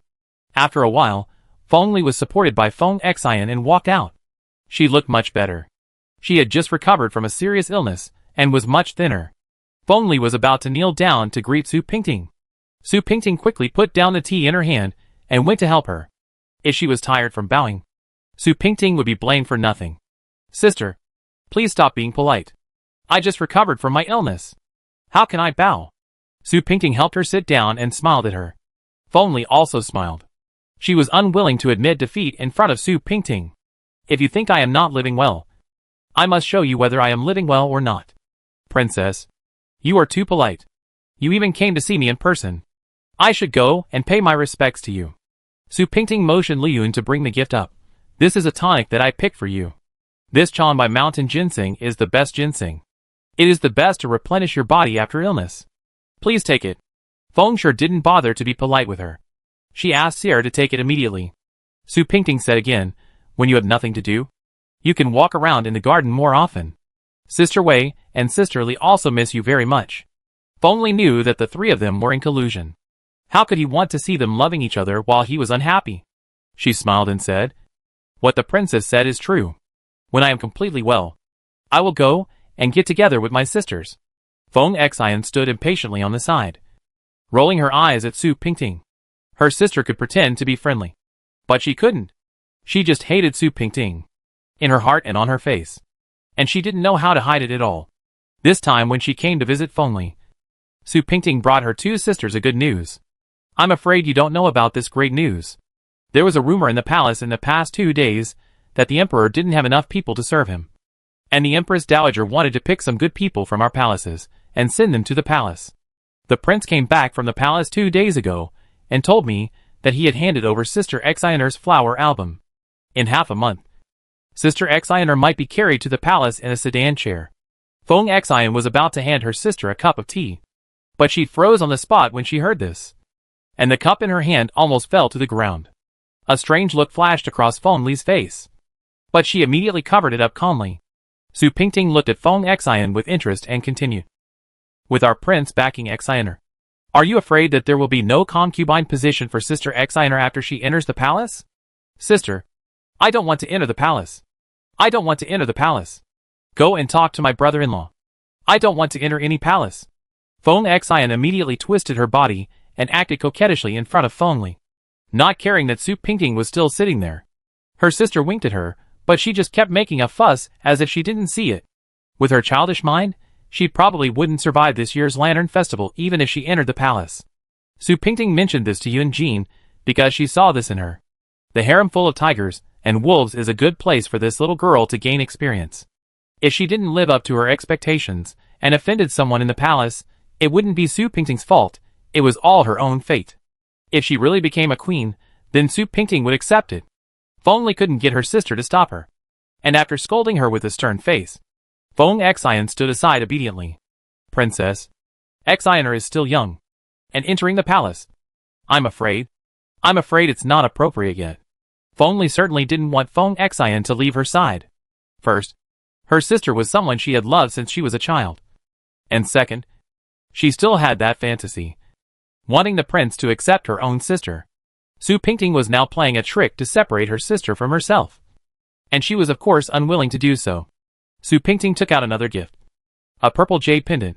This is a top-quality jade pendant. I brought it to congratulate Sister Xioner on entering the palace. Please accept it. I have something else to deal with, so I'll leave first. Feng Li stood up and looked at Su Pingting's back as she turned away, her heart boiling with anger. Sister, Feng Xian ran to her with tears in her eyes. Are you really willing to let me enter the palace? The palace is not like the palace. How can I live if I enter the palace? She said, pulling the corner of Feng Li's clothes and crying. Why are you crying? She shouldn't think that I can do nothing by doing this. Now, she should save herself first. She turned around and looked at Sheer, who was standing not far away, and asked, Has that man come? He has come. He is already waiting to see the prince in the front hall. Sheer looked very proud. She had made a first-class contribution in this matter. Feng Li turned around and sat down leisurely, with pride in his eyes. Su Pingting, I'll see what you will do this time. The young scholar waiting in the front hall was named Song Li, Su Pingting's distant cousin. Su Pingting's mother had been betrothed to Song Li's mother, but later both families fell into poverty and lived in different places, and no one ever mentioned this matter again.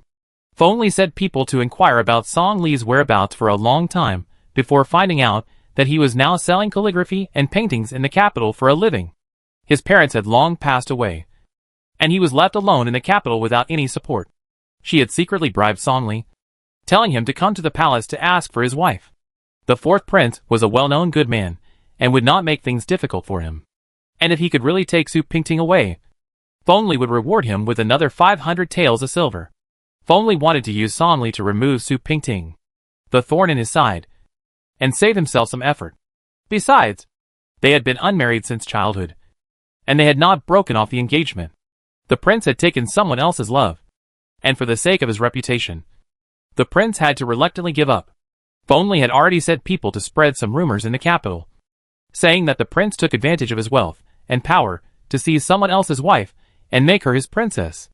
Now, the prince must give an explanation to the people. Chapter 11. Song Li's family had fallen on hard times for many years. After such a long period of hardship, he was about to have a chance to turn things around easily. How could he not agree? In addition, Su Pingting was famous as the most beautiful woman in the world. No matter how you look at it, he would not lose money in this deal. It happened that Yunjin stayed at home today for something. When he heard about this, he sent someone to invite Su Pingting over.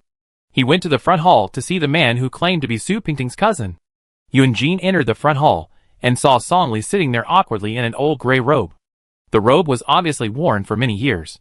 It was probably the only piece of clothing he could afford. It was enough to show his embarrassment of being stretched to the limit. Song Li bowed to the prince, but he was still afraid. After all, the person sitting there was the prince, not someone else. He, a commoner, was so bold to come and rob someone else's princess. But for the sake of the 500 taels of silver, he had no choice but to go ahead. Prince, I am here to take my fiancée home. I hope you will be generous and return my wife to me, so that we can be reunited. Yunjin showed a cold smile. If she is really your wife, she will go back with you. I will not force her. If she is not, you can stop blaming me. Sonli broke out in a cold sweat after hearing this. I heard that the fourth prince had a gentle personality, but why was his first sentence to me so majestic and cold? Could it be that the rumor was wrong? He wiped the sweat off his forehead with his sleeve, and did not dare to look up at Yunjin. Sit down. Why are you still standing? Yunjin motioned him to sit down. Yunjin was deliberately trying to intimidate him. If what he said was false, this scare should be enough to scare him. Yunjin picked up a cup of tea from the table and drank it as if nothing had happened. Where do you live? You and Pingting are cousins. Sonli quickly interrupted. He was actually honest. He and Su Pingting were originally married by their parents. How could it be considered fake? He shouldn't feel guilty. Then listen to what your cousin has to say first. Yunjin sat there. In fact, he didn't have much in his heart. If the two really didn't break off the engagement, he would break off the engagement for her. It was no big deal. Inviting her here was just to make things clear in front of her, to avoid trouble in the future. In fact, if she didn't mind, then there was no need for her to come at all. Sonli could get rid of him anyway. Su Pingting changed her clothes and rushed over after hearing the news. She didn't have much impression of this cousin in her mind. She only remembered that he was very fat when he was a child, and often snatched the bun she bought to eat, which was very annoying. As for the arranged marriage, she had even less impression. Why would he find here to mention this matter inexplicably? In her memory, their family fell into poverty earlier than hers. Maybe they were so poor in the past 2 years that they came to ask for some money in disguise. We are all relatives, so it's better to meet each other. As soon as she entered the door, she saw a man in a long gown sitting at the side in a proper manner. Although his clothes were a little shabby, he looked quite handsome. However, she did not see any fat cousin. Yunjin stood up and walked to Su Pingting when he saw her come in. He said to Sonli, "This is Su Pingting, your fiancée who was betrothed to you since childhood. Do you know her?" Su Pingting was shocked when she heard this. It was hard to believe that the thin man in front of her with a scholarly air was actually her fat cousin back then. "You are cousin brother?" Su Pingting couldn't believe her eyes. Cousin sister. Sonli was too shy to look into Su Pingting's eyes. He lowered his head and stared at his equally shabby shoes. Su Pingting looked around him. He didn't look like the fat cousin back then. It's true that men change a lot when they grow up. "Cousin, you look better when you're thinner." Su Pingting looked at the handsome scholar in front of her, and couldn't help but sigh. Cousin is right. Sonli still lowered his head. She is the princess now. He is just a humble commoner. How can he have the courage to admire her appearance? But she was coming to take her away today. He was full of courage when he came. But now that he really saw her, he had no courage at all. He was not worthy of her. Although he really liked her when he was a child, but he knew that he was not worthy of her now. Yunjin watched the two people who were recognizing their relatives in a lively manner with cold eyes, and quietly tugged at the corner of Su Pingting's clothes with his hand. Su Pingting immediately understood and asked, "Cousin, are you here to visit relatives or for something else?" Sonli stammered and dared not speak. After weighing the pros and cons, he still felt that the 500 taels of silver were more important. Finally, he boldly opened his mouth. "Cousin Pingting, I am here to take you home today." "Home? What home? This Four Princes mansion is my home." "Cousin, where do you want me to go?" Pingting asked knowingly. "Cousin, don't forget that you and I are engaged. How can you marry someone else?" Su Pingting raised her eyebrows. "Oh, engaged? Why didn't you mention it before?" This question made Sonli speechless. Yunjin turned the Buddhist beads in his hand and watched the show leisurely. Pingting could handle things like this by herself, and she didn't need his help at all. She seemed to have become smarter than before, which was something Yunjin slowly discovered after getting married. This is because Sonli was so anxious that sweat kept pouring down his forehead. He actually hadn't done such a shameless thing, but when people are extremely poor, they always have to do things they have never done before. "This is because I didn't know your whereabouts before, but now you are the famous princess of the fourth prince, and everyone in the capital knows you. Of course I know, and of course I have to come to find you. Really? Su Pingting walked to Songli and sat down, and said, my marriage with you, my cousin, was just a whim between my mother and aunt when I was a child. How can it be considered true? Why can't it be considered true? If our two families hadn't encountered misfortunes back then, I'm afraid you and my children would have been making trouble all over the streets. Songli said it with confidence, but Su Pingting was amused by his words. What my cousin said is true. But unfortunately, there is no such thing as if in this world. Cousin! Well, even if this marriage is real. Su Pingting glanced at his gray gown that was washed to a pale color and said, if you want to marry me, you have to pay a decent gift. Even if we don't talk about the gift, you will probably have to pay my ransom to our prince with interest. Su Pingting didn't want to touch his sore spot. But if she didn't, she would probably be the one who felt the pain. Chapter 12 Result. What redemption fee? Cousin, you should know that. I came from a brothel. When the prince married me, he paid a large redemption fee, at least 3,000 taels of silver. How can I go with you if you don't pay the prince? Su Pingting deliberately set a sky-high price. Songli was stunned in place. 3,000 taels of silver, he probably couldn't earn that much money in his lifetime. Wouldn't this make him bankrupt? Not to mention that he didn't have any property to lose. If my cousin can't afford this money, how can I go with you? Su Pingting looked at Songli pitifully. If my cousin pays this money, I'm afraid I won't even be able to afford buns in the future. When Songli heard the word buns, he knew that Pingting was teasing him about the time when he stole her buns when they were young. He couldn't help but blush and stood there without saying a word. Pingting looked at this cousin, and a smile appeared on the corner of her mouth. No matter how you look at it, this cousin is an honest and decent person.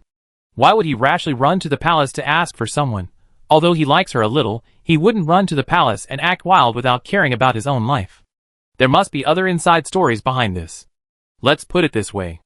When we were engaged, my mother and aunt didn't pay any deposit. In fact, this marriage can be taken seriously or not. Today I will give my cousin a gold hairpin, which is inlaid with a natural jade bead. It is worth at least 500 taels of silver. Su Pingting said, as she pulled out a gold hairpin from her head. Why not? Consider this as a gift for breaking off the engagement, with the prince as a witness. My cousin, if you accept this hairpin, we will not owe each other anything from now on. You don't need to redeem me. My cousin. What do you think? Songli looked at the hairpin in Pingting's hand, and kept calculating in his heart. Even if he managed to get this done by pestering, he would only take 500 taels of silver from Fengli, and it would be a waste to pay 3,000 taels to the prince. It would be better to take the cousin's hairpin, not to embarrass myself and get the silver, which is refreshing. He stretched out his hand, and was about to take it, when he suddenly heard a voice from outside the window. Wait a minute. Fengli and Sheer and others walked in with their heads held high, with the intention of adjudicating justice. Su Pingting frowned, not knowing which nosy earmonger had summoned her here. Greetings to the prince, greetings to the princess. Get up, Yunjin said casually, staring at the string of green Buddhist beads in his hand with his eyes downcast. Why is my sister here? Pingting stood aside and looked at Fengli, who was in great spirits. She looked a little weak in the room just now, but now she doesn't look weak at all. Songli was so scared when he saw Feng coming in that he was shaking all over. It was not easy to earn 500 taels of silver. And now, he was involved in the dispute in the palace, and it would be even more difficult to get out. It would be better for him to sell calligraphy and paintings and eat porridge to make a living like before. And why come here to stir up trouble? He blamed himself in his heart and regretted it.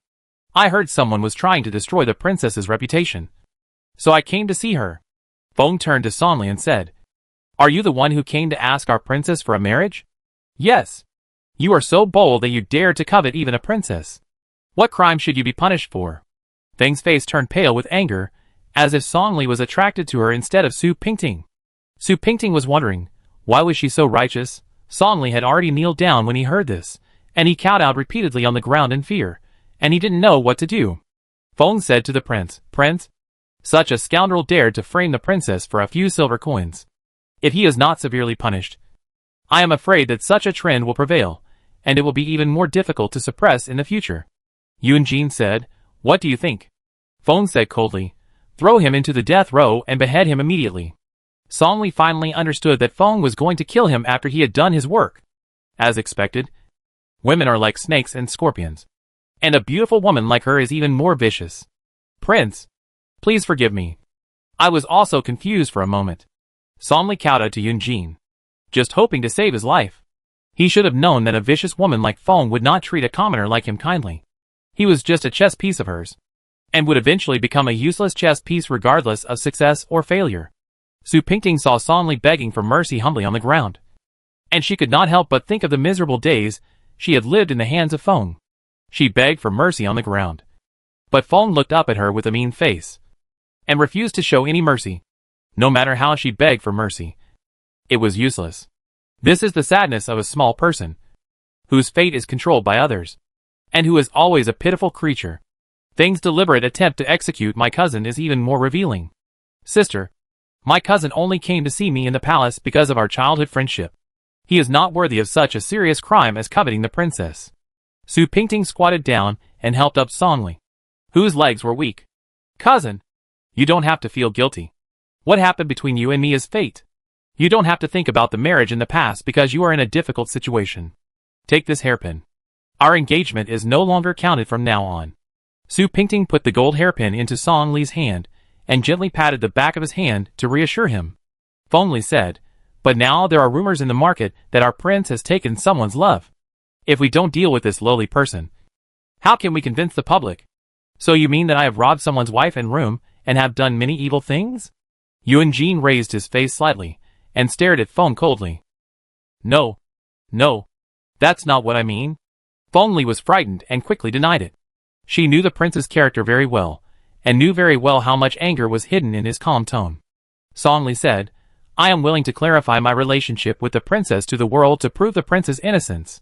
He was stupid for a while, but he couldn't be stupid for a lifetime. Following Feng would definitely not end well. Only Su Pingting could save his life. Yunjin then spoke again. Mr. Song is right. I will draft the decree immediately. You just need to sign it yourself. Since you are Pingting's cousin, you are also a relative of our palace. Relatives should help each other. I see that you have some knowledge. You can stay in the palace and be a teacher. Song Li immediately knelt down to thank him when he heard this. He didn't expect that this cousin-in-law was so generous and kind. He didn't blame him for making trouble for no reason, and even gave him a job. Moreover, he lived under the eyes of the prince from now on, even if Feng sure dared not do anything to him. Feng was so angry that she couldn't speak. She left with a face that couldn't be saved. She lost more than she gained. Her body, which had just recovered, felt a little uncomfortable again. She lay on the couch angrily for the whole afternoon and couldn't recover for a long time. Since Song Li became a teacher in the palace, he didn't have to worry about food and clothing. He taught the children of the well-known servants in the palace to study every day, which was very leisurely. Chapter 13 Your cousin is always your cousin. One day, Su Pingting returned to the mansion and happened to pass by the study hall. She walked in to see him. Song Li was revising several students' articles at his desk. My cousin is really hard-working. He has to read some articles in the middle of the day. Song Li was frightened by this voice, and the pen in his hand accidentally left a long ink mark. Why are you here, princess? He put down the pen in his hand awkwardly, neither standing nor sitting. I was passing by, and came in to see my cousin. I wonder if my cousin is used to living in this mansion. Su Pingting flipped through the pile of books on his desk. They were all a bunch of messy storybooks. It seems that this cousin has not changed his habit of reading idle books for so many years. Song Li's face started to burn as he watched her flipping through those books. Fortunately, the book on sex techniques had been lent to Xiao Xuanzi, who was on duty in the corridor. If Pingting had flipped through it, it would have been extremely embarrassing. Although my cousin came very suddenly this time, Pingting still knew what he was thinking. My cousin should know that sometimes good intentions can be exploited by bad people. Once you are exploited, it will be too late to turn back. Su Pingting had wanted to say this to Song Li for a long time, but she had never had the right opportunity. Song Li's face turned even redder when he heard this. His heart seemed to be suffocated by countless stones. Cousin, I know you very well. People make mistakes. Just correct them once you know them. I really need a relative. You also know that I have no one to rely on now. You are the only relative around me. I don't want this relationship to change, Su Pingting said sincerely. She and this fat cousin got along very well when she was a child. Song Li understood the meaning of Pingting's words. Looking up at Su Pingting, he said, Don't worry, Cousin Pingting. Cousin is always your cousin. Song Li's only living relative is Su Pingting. How could he not love this cousin? They at least still had the affection they had when they were young.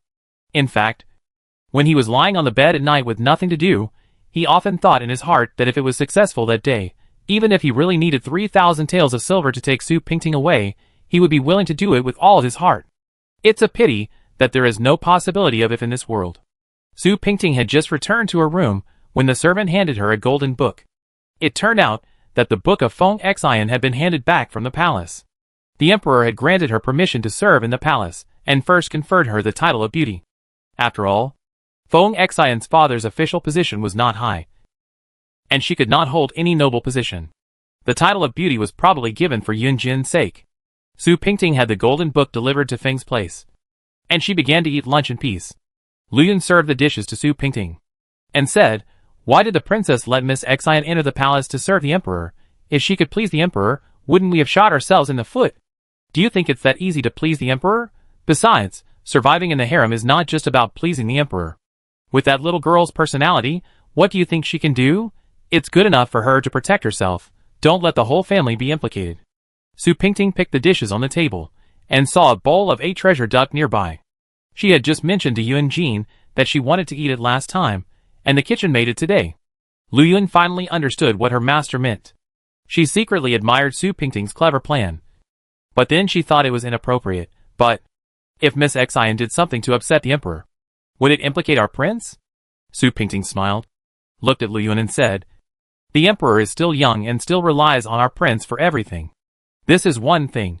Even if Feng Xian does something stupid in the future, it will be the blame of her father, Minister Feng. And we don't need to blame her. Come and recite, this is the second. In addition, the emperor and the prince have a deep uncle-nephew relationship, which cannot be shaken by a woman. This is the third.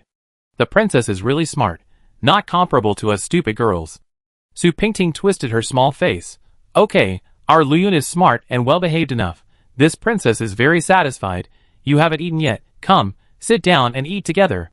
Su Pingting patted the empty stool next to her, signaling Lu Yun to sit down. How can this be done? How can a servant eat with the master? This is absolutely not allowed. Lu Yun stood aside in fear, refusing to sit down. Su Pingting put the chopsticks in her hand on the table. "I can't eat well alone. If you don't eat, I won't eat either. Let's starve to death." Lu Yun had no choice but to sit down timidly, picked up the chopsticks and started eating. Su Pingting smiled and picked up the chopsticks to eat together. Before the meal was finished, Yunlu walked in at some point, leaning against the door and watching Su Pingting eat with a smile. It was Lu Yun who saw Yunlu first and was startled. Lu Yun stood up and bowed, saying, "When did the 6th prince come? Why didn't anyone inform him?" Su Pingting wiped her mouth with a gauze and turned around. Sure enough, she saw Yun Jin leaning against the door with a smile, as if he had been watching her for a long time. "Why is 6th brother here? Your brother is still taking a nap. I'm afraid you won't be able to see him for a while. If you can't see 4th brother, it's good to see 4th sister-in-law. How is 4th sister-in-law these days?" Yunlu said as he stepped in. Today he wore a purple gauze dress over his white robe, with a light silver belt tied around his waist, which made him look even more handsome and graceful. "Why, 6th brother, don't you need to accompany madam? How can you have time to hang out in the palace?" Yun Jin had been teasing Yunlu for a long time, and even Ping Ting liked to tease him. He has a girl-like personality, which makes people want to play a joke on him. Yunlu sat down on a chair on the side and said with a smile, "When did 4th sister-in-law learn my brother's tricks and take turns to tease me? I came here for serious business. The emperor asked me to announce the imperial decree." Chapter 14. Conferring the title of beauty. Pingting also slowly sat down beside him and asked him, "What imperial edict?" "Of course, it's about conferring the title of sister-in-law and sister-in-law to enter the palace. Does sister-in-law 4 not know yet?" Yunlu took a cup of tea and gently brushed the tea surface with the tea lid. Su Pingting looked at the golden imperial edict held by the servant outside the door and said indifferently, "The imperial edict has come. This is a bright future." Of course. Yunlu put down the teacup and suddenly sneered again. "But with the character and scheming of Miss Xian, I'm afraid she will suffer a lot after entering the palace." Even someone as lazy as Yunlu could see Feng Xian's character, which shows how bad her usual behavior has become. Su Pingting didn't care about these unimportant things. Separating the two sisters Feng was the most satisfying thing for her at the moment.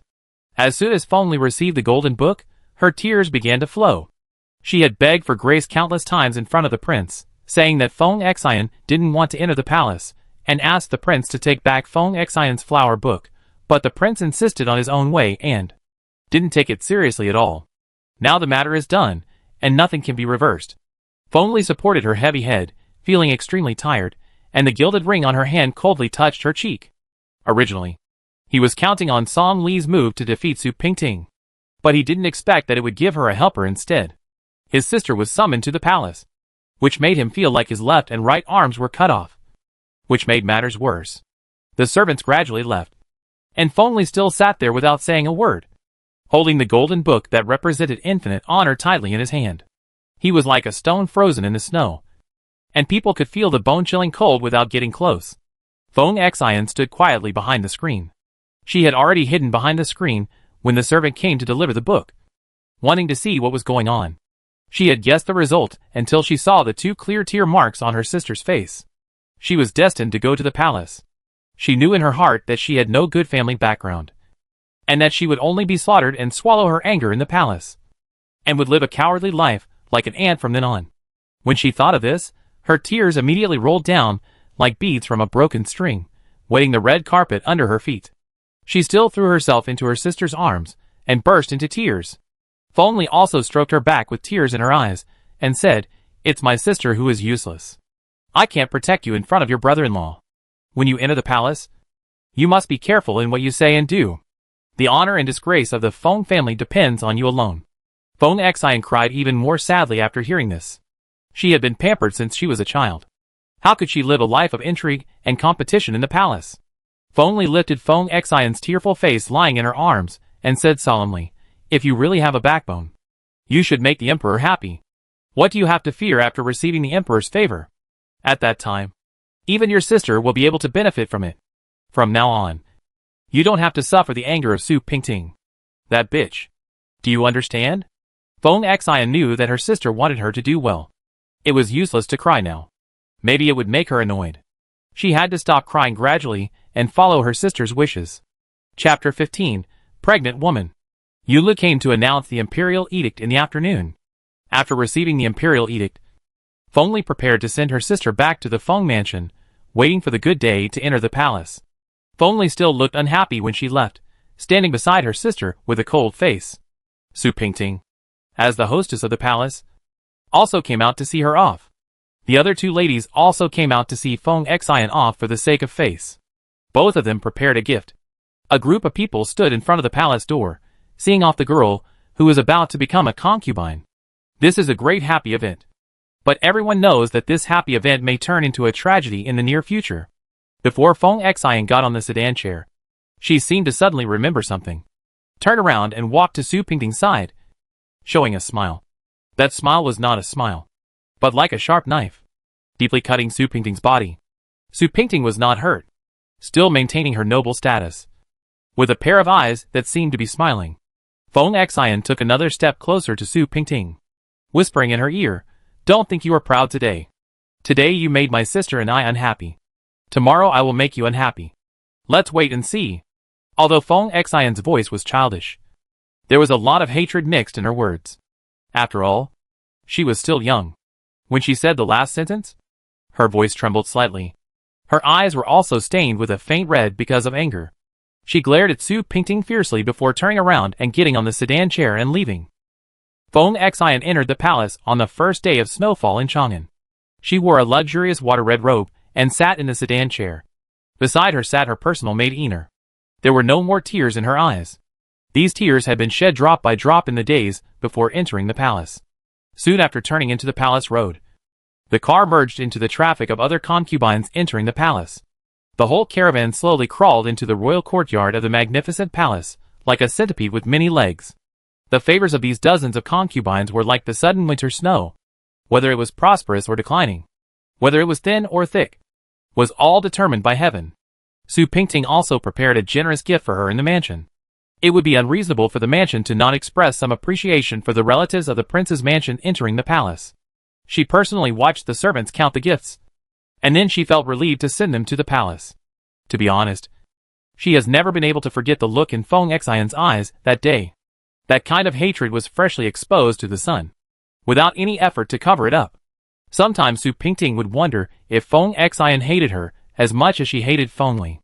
The snow was getting heavier and heavier, and the window sills, the roof, and the yard were all white. The red bricks and tiles were completely covered by the thick snow, and there was only snow between the sky and the earth. On this rainy and snowy winter day, the palace welcomed a great piece of good news. After all the hardships, Feng finally got pregnant with the prince's child. Yunjin was naturally happy.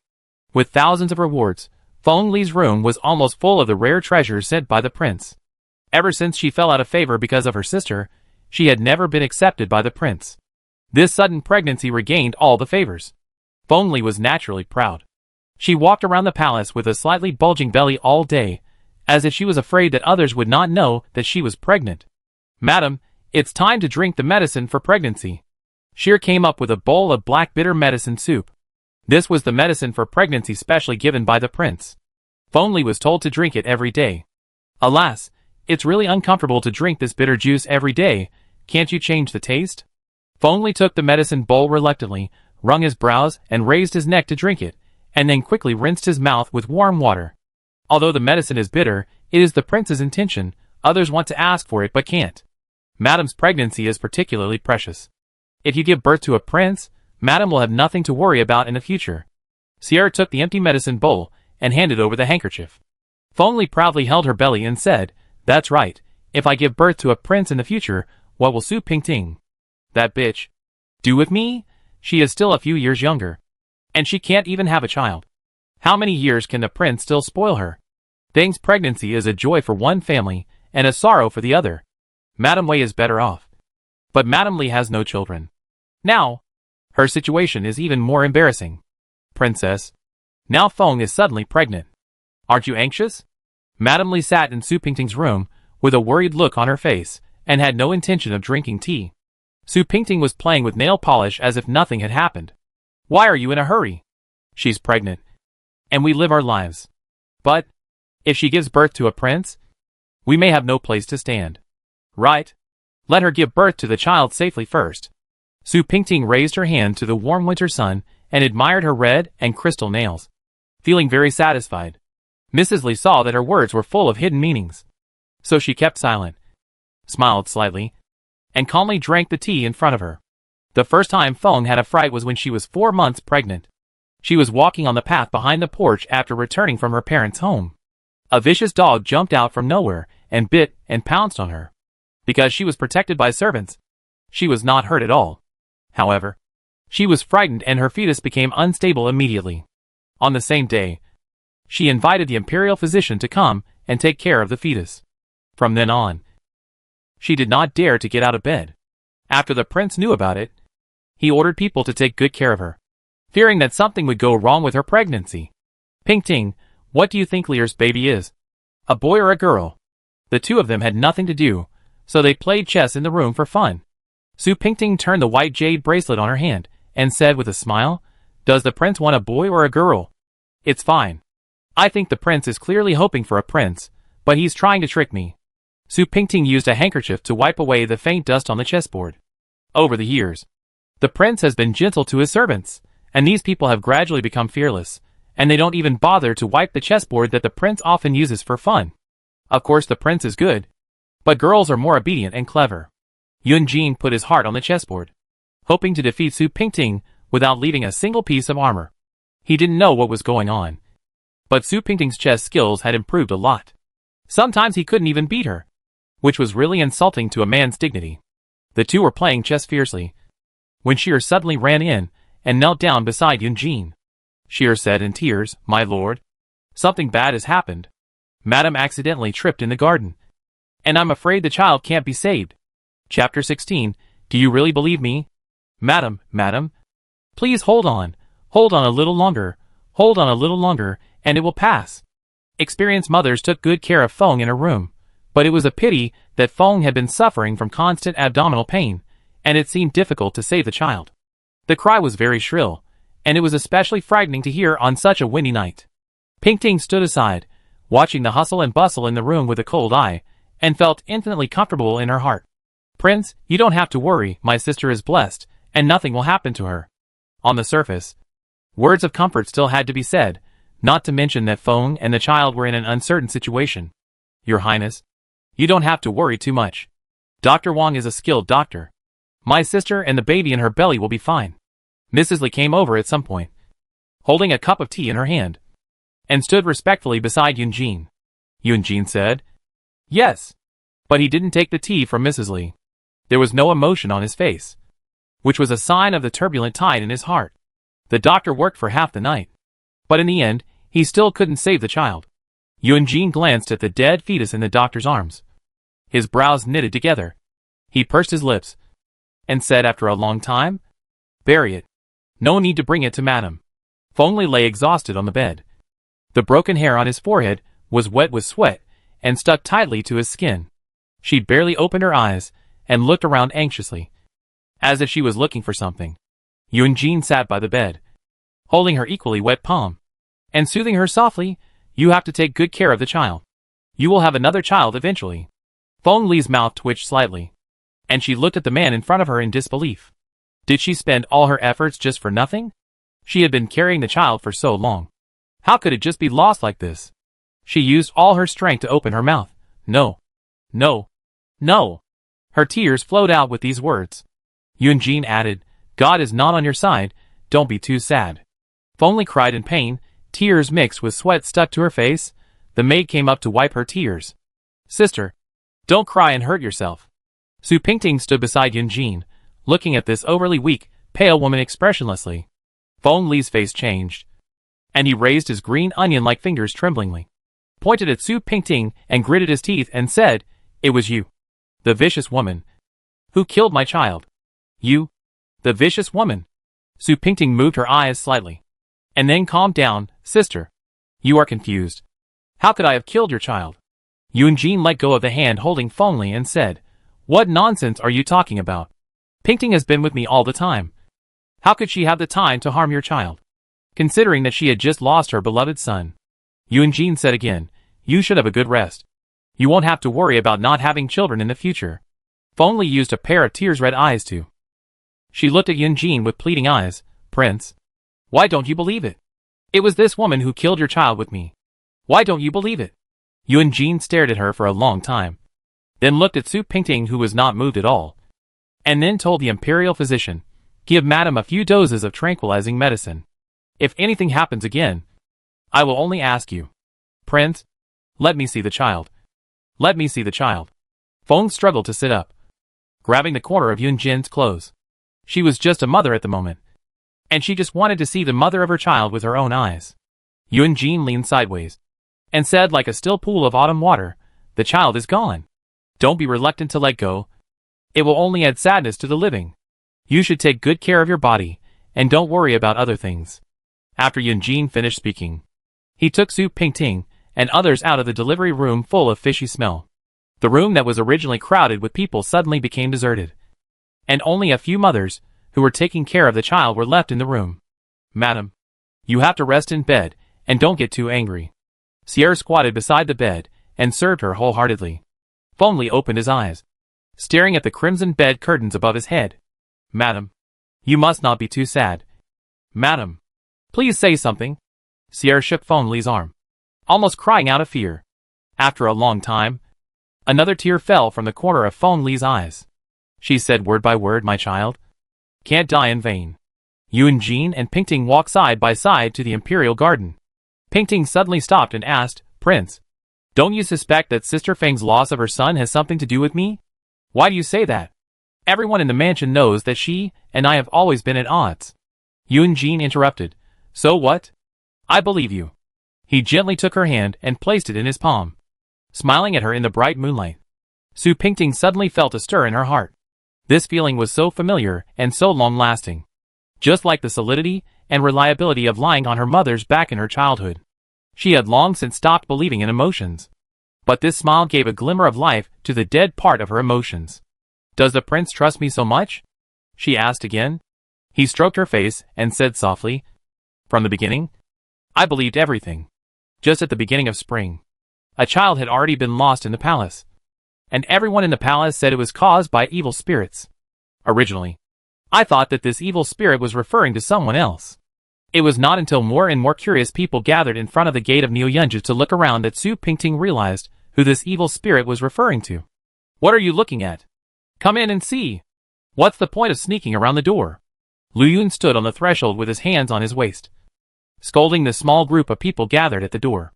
The crowd still had no intention of dispersing, and chattered about some weird and supernatural nonsense.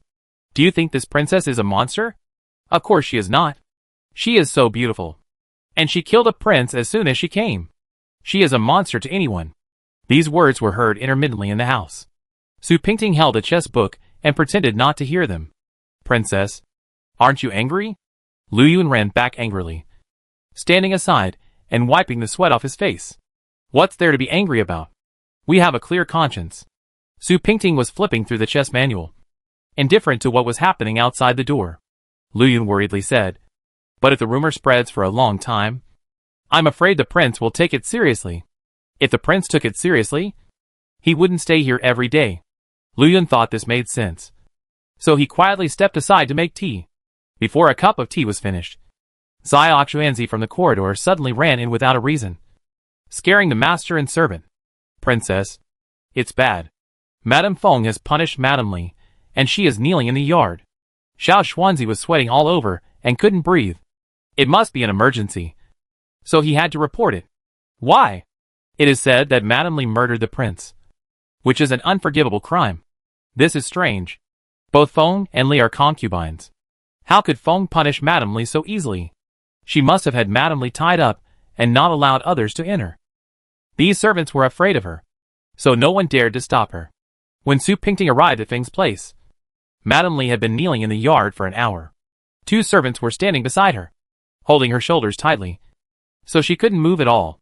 After kneeling for so long, she didn't have any strength to struggle. Her hair was messy and loose on one side. Her head was tilted heavily on her shoulders, and there was even an obvious red palm mark on her left cheek. Feng was sitting under the eaves, leisurely drinking a cup of tribute tea in spring. When she saw Su Pingting coming in with a group of people, she didn't even stand up to greet them. Su Pingting walked steadily to Madame Li's side. Madame Li saw her coming, and her drooping eyes suddenly became bright.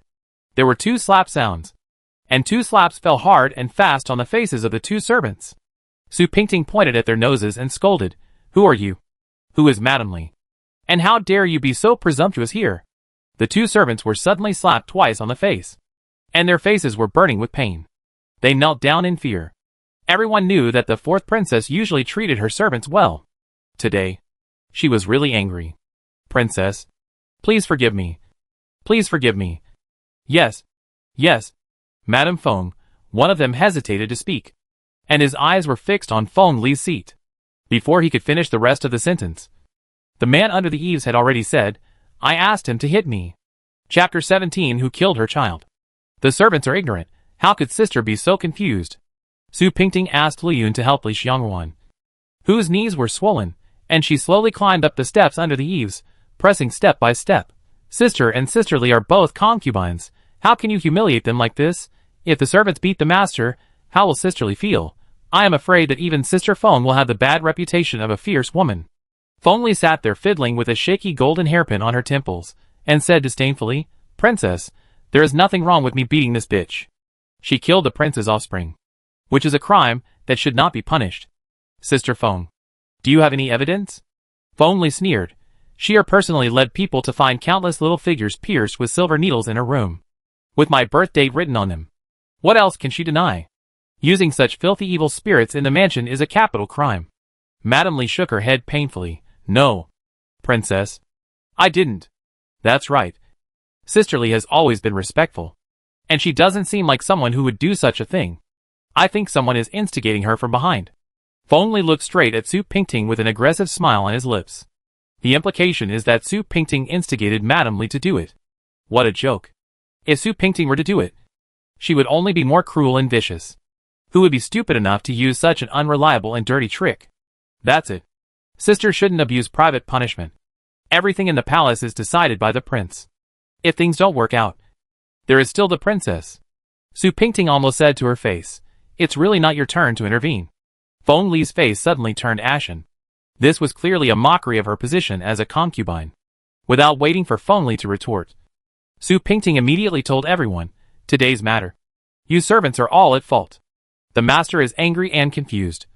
But you don't know how to persuade him. And instead you are just adding fuel to the fire. How brave do you have?" The servants knelt on the ground, waiting to be punished. Pingting turned around and looked at Feng Li and smiled. "Since Madame Feng is kind, let's let it go this time.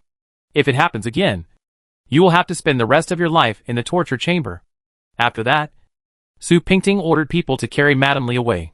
Feng Li sat on the chair, staring at Su Pingting as she left with a group of people. Her eyes were red with anger, and her white teeth were deeply embedded in her red lower lip. Madame Li's knees were cut by tiles, and her skin and flesh were exposed. Su Pingting thought she was just kneeling, but Feng Li actually placed many fragments of sharp tiles on the ground, which were embedded in her skin and flesh. The imperial physician took a long time to remove all the fragments. However, these wounds were quite deep, and Madame Li might have difficulty walking in the future. "Princess, I am innocent. Feng is tyrannical and vicious. She definitely wants to harm more than just me." Mrs. Li half lay on the bed after applying the medicine, wiping away tears. Su Pingting said, "Now she has evidence. You can only suffer this loss in secret." She insisted that it was the princess who killed her child that day, which shows that she has bad intentions and throws dirty water on others at random. Since Feng insisted that it was Su Pingting who killed her child last time, the last bit of face between the two was completely torn apart. Now everyone knows that the princess and Feng are incompatible. Feng can't do anything to Su Pingting, so she takes Li Furen as her target.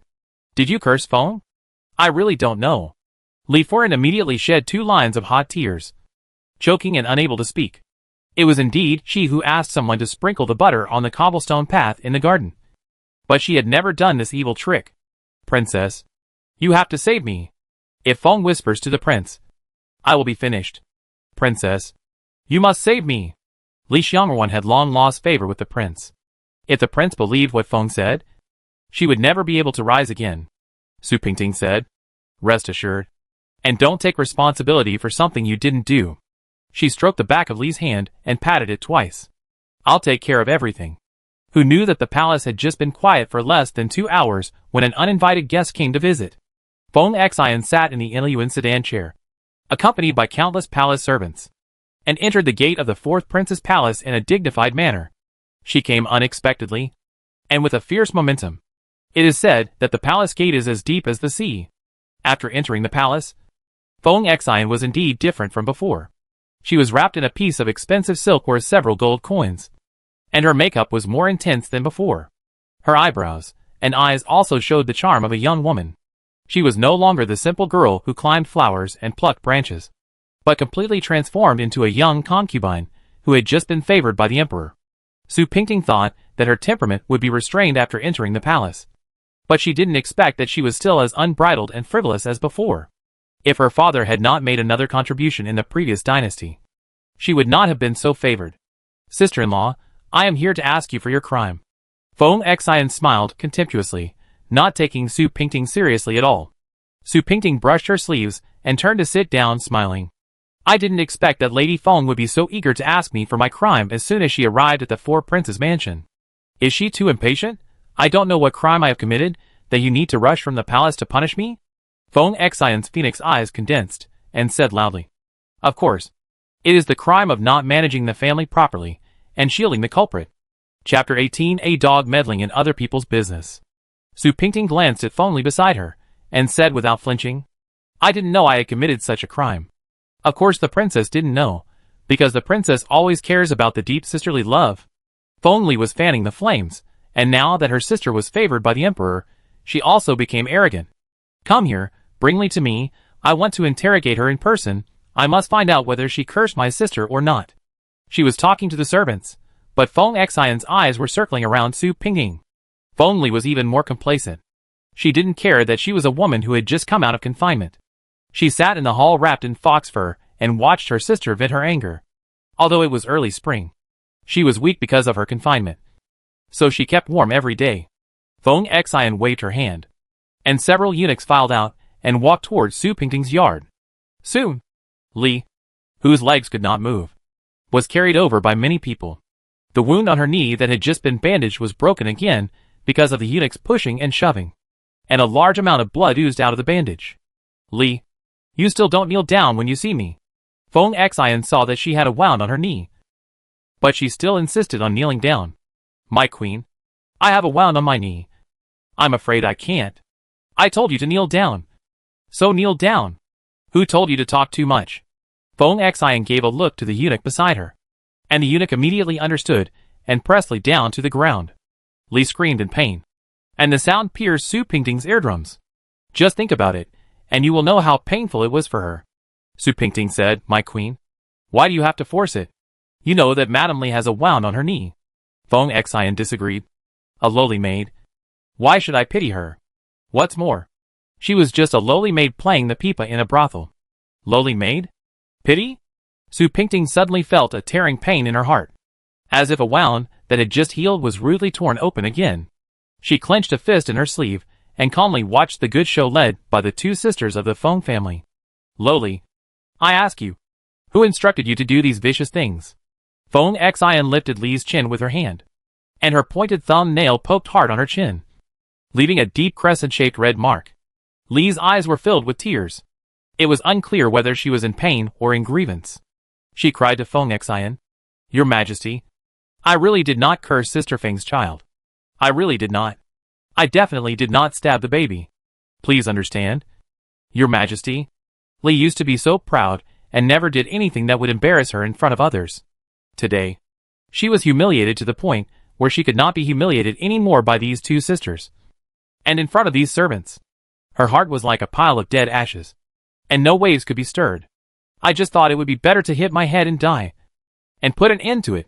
My queen, how can a doll with silver needles prove that it was Sister Li who cursed the prince to death? Zhang San. Li Si. Anyone can put it in Sister Li's room. It's too much to say that Sister Li did it. Su Pingting picked up a cup of tea leisurely and drank it slowly. Feng Xian said unhappily, Do you mean that my queen is making trouble out of nothing? No, Su Pingting smiled, put down the teacup in her hand, and said seriously, I mean that my queen, you are just worrying about nothing, and you are going to someone else's house to make trouble. Chapter 19, Let's see who dares.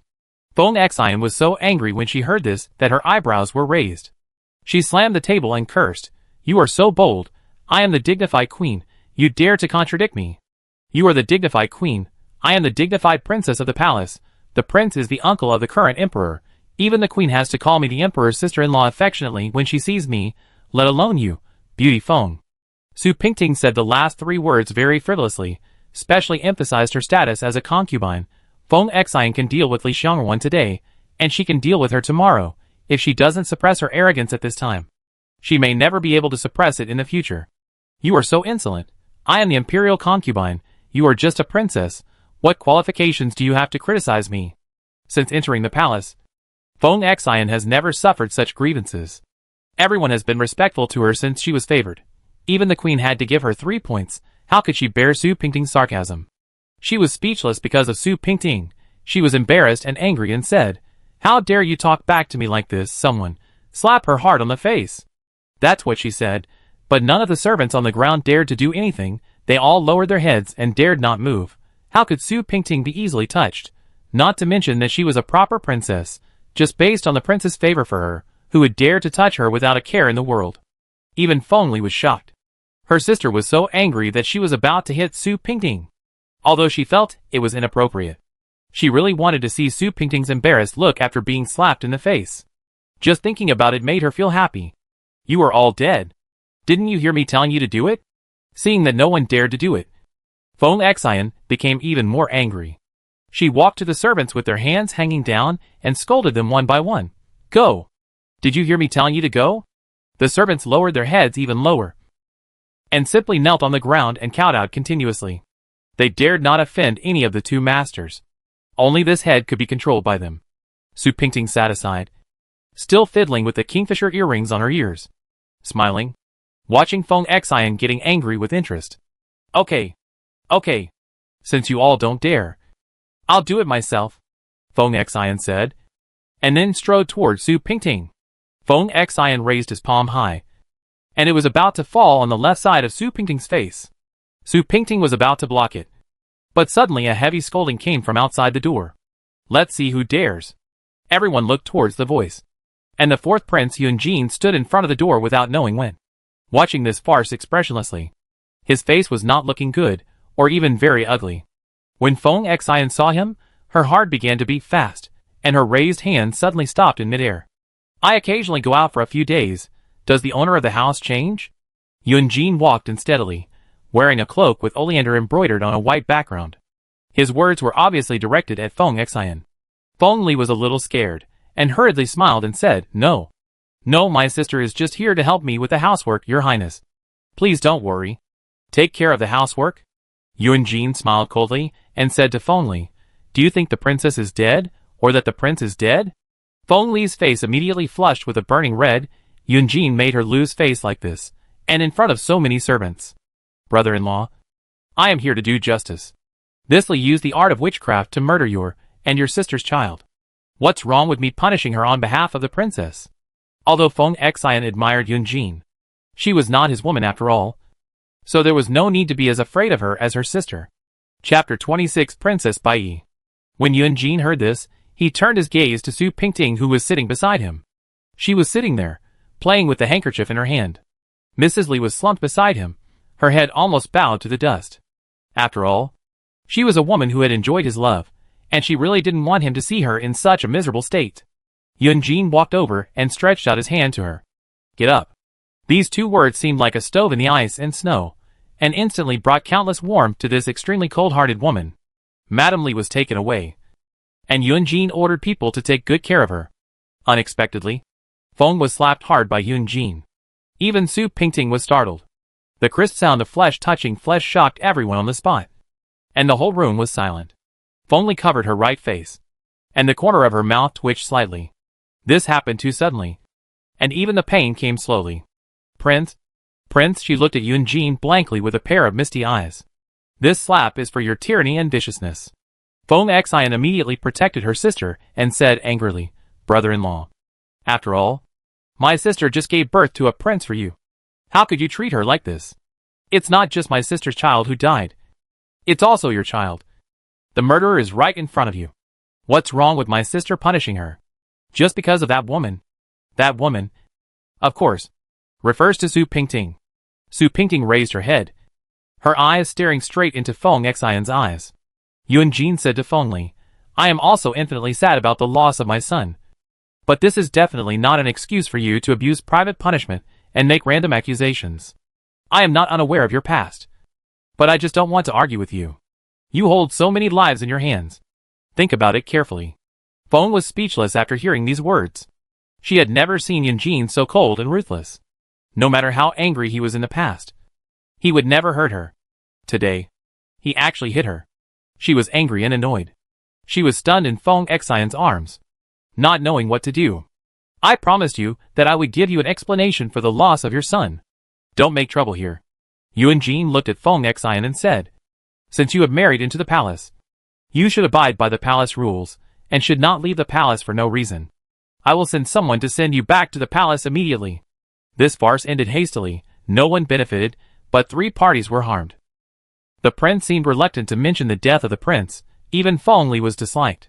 Feng Li was also disheartened, and from then on stayed in his room and rarely went out. Mrs. Li's wound gradually healed. Because the wound was too deep and later infected, she always limped when she walked after recovery, and completely lost her beauty. Unexpectedly, she also lost the favor of the prince. Obviously, the prince did not blame her for anything that day, but after that, he saw that she no longer had a smile on her face, and Yunjin seemed to have no favor for her and Feng.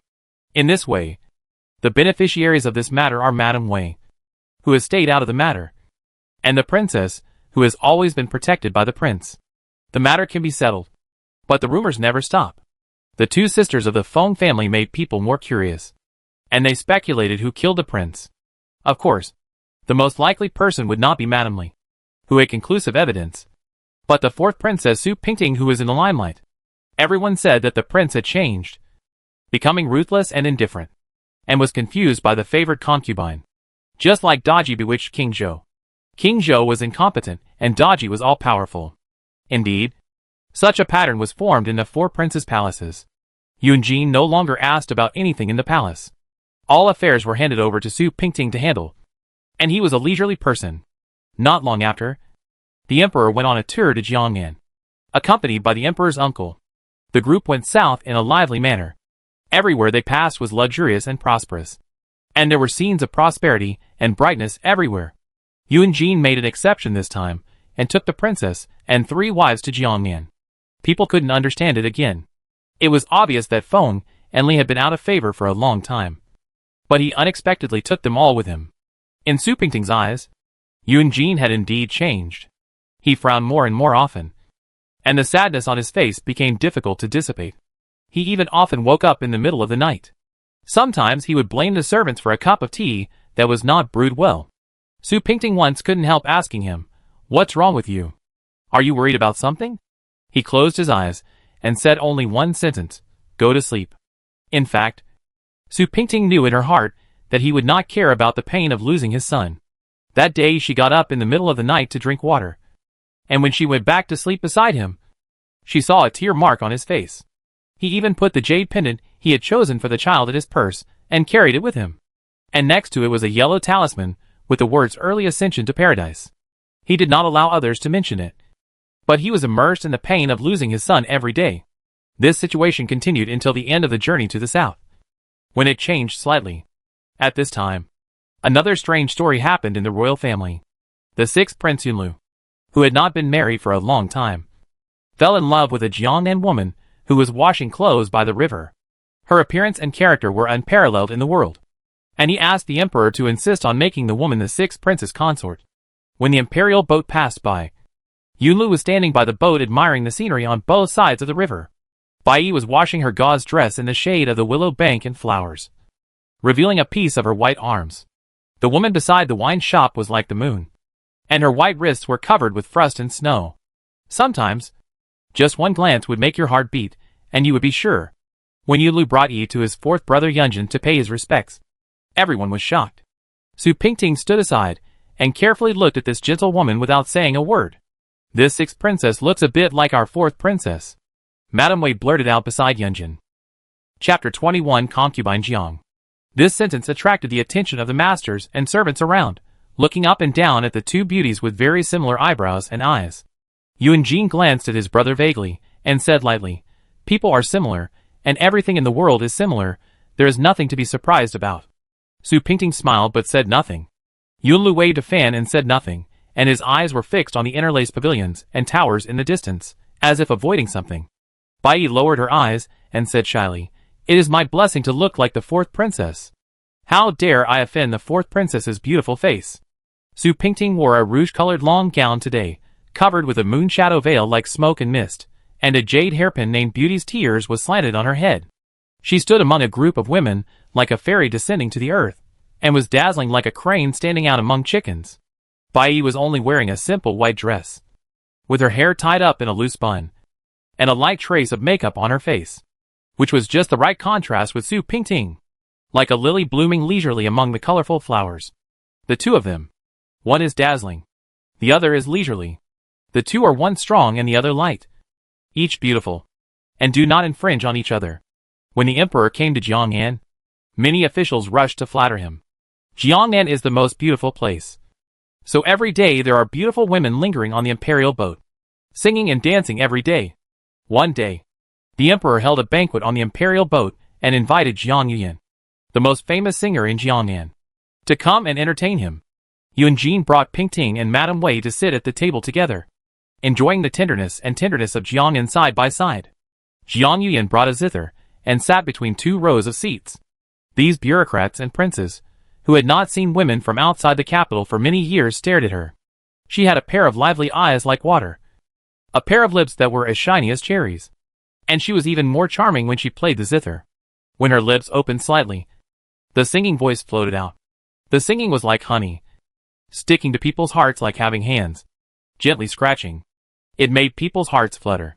Listening to such sweet singing, everyone was already a little drunk before drinking. Even the emperor's eyes could not leave this enchanting and charming beauty. and the queen and concubines beside him became insignificant foils. Feng Xian, who was sitting next to the emperor, frowned and angrily drank the Jiangnan wine presented by the officials in front of her. No matter how carefully she dressed up today, the limelight was still stolen by this fireworks girl. Pingting pulled Yunjin's sleeve and whispered in his ear, "Do you think she will be a beauty?" Yunjin smiled and said, "No." Pingting sat up straight and stopped talking, not agreeing with his answer. Yunjin leaned close to Pingting's ear and said, "I think she will be a favorite concubine." Who would have thought that the jokes between the two of them would come true? Jiang was first named a beauty, and when the emperor returned to Luan, she was named Concubine Jang. It was only a short month. Such overwhelming favor made countless women in the harem envious, and also made them jealous. Feng Xian had been in the palace for nearly a year, and she was still a beauty. In just half a month, Jiang sure passed her over and made her Concubine Jiang. She hated it so much, but the emperor's interest in her had worn off.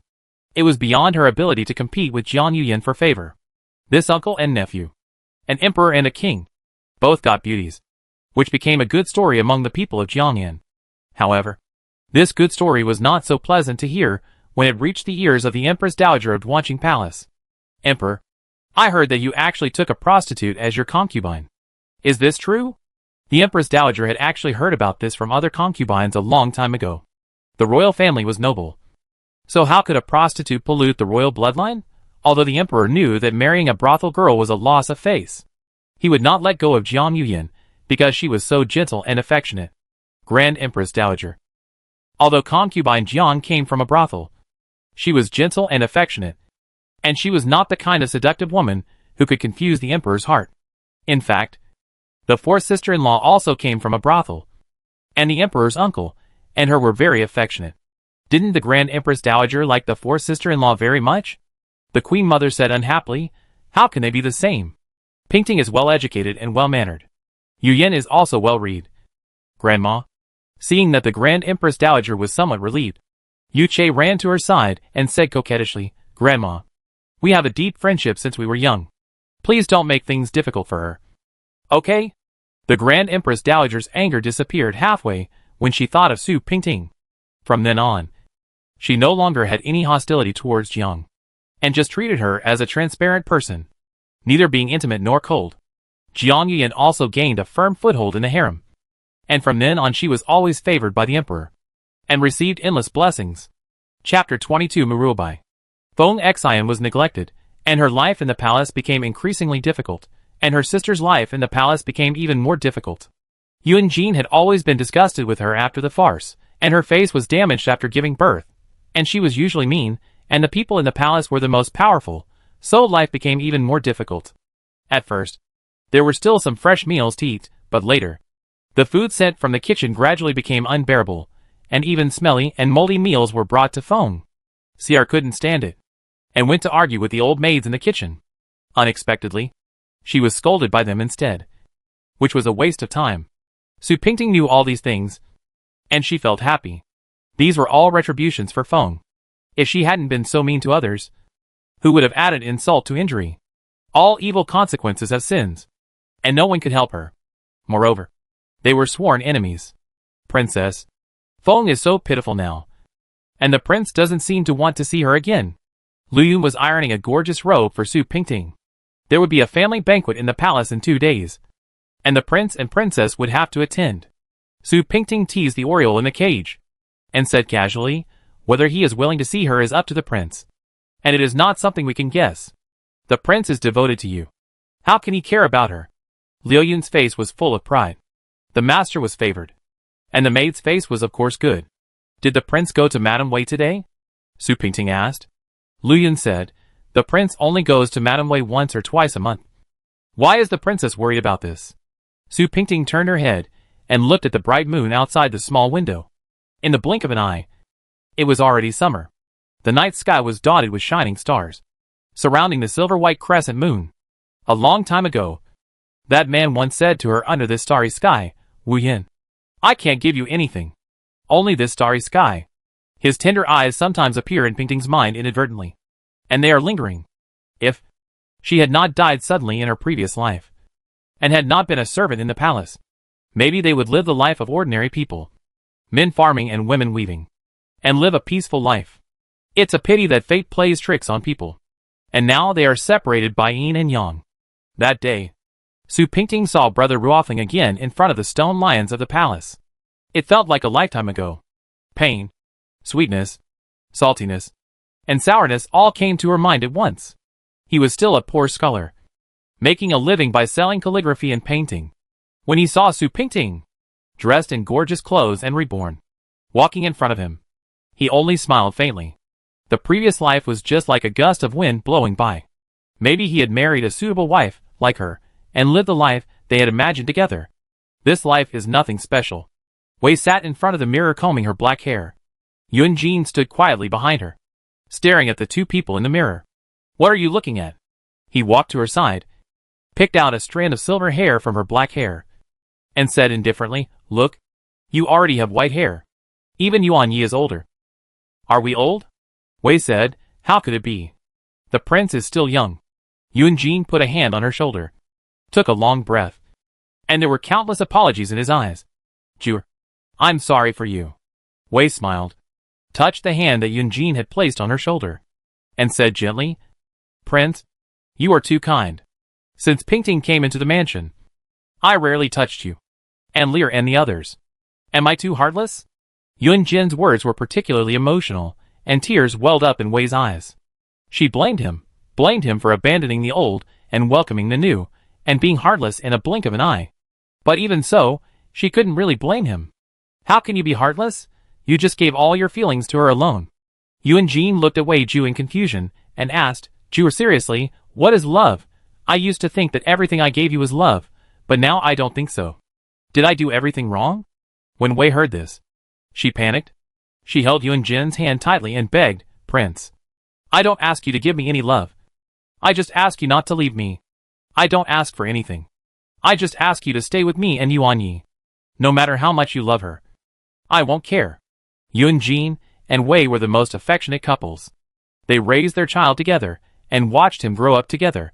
But every time they slept on the same bed, Yunjin always felt that there was something missing in his heart.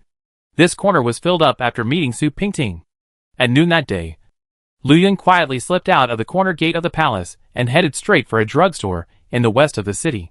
As soon as she turned into an alley, she felt as if someone was watching her from behind. She deliberately took a few more small roads, making the person dizzy and confused. It took her half an hour to get rid of the person. As soon as Lu Yun entered the door, the owner of the drugstore greeted her attentively and asked, Miss, are you still using the old prescription this time? Yes. Hurry up and get the medicine. Don't be long-winded, Lu Yun said, staring outside, fearing that someone was following her. After a while, the owner got 3 packets of medicine tied with red thread and carefully handed them to Lu Yun. Lu Yun wrapped them with the blue cloth she brought with her, left a white ingot of silver, and left in a hurry. Chapter 23 Ugly Slave. No one noticed. Su Pingting asked Lu Yun while holding a bowl of medicine. Lu Yun said, No, I just felt like someone was following me today, but I turned a few alleys and got rid of her. Did you see who it was? No, it should be a woman, otherwise I wouldn't have gotten rid of her. Su Pingting nodded. Be more careful next time. Don't let others find out. Today afternoon is the day to go to the palace for a family dinner. Lu Yun ironed Su Pingting's clothes in advance and put on makeup for her early. Su Pingting picked a pair of silver tassel earrings, which matched her white dress embroidered with acacia flowers, making her look particularly elegant and refined. As she was dressing up, she suddenly heard a chattering sound coming from outside the window. Lu Yun frowned. These little girls are becoming more and more unruly. Then he lifted the curtain and shouted to the outside, Little Dingzy, come here. After a while, a girl with 2 small round buns ran in and stood aside without saying a word. Su Pingting asked, What's going on outside? You are so unruly. Little Dingzy's round face immediately burst into a smile. Princess, you don't know? The housekeeper bought a servant from somewhere. She is so ugly, and the servants are making fun of her.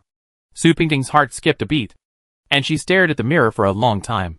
She didn't expect that there would be another Lu Wuyin in the palace. She sighed and stood up.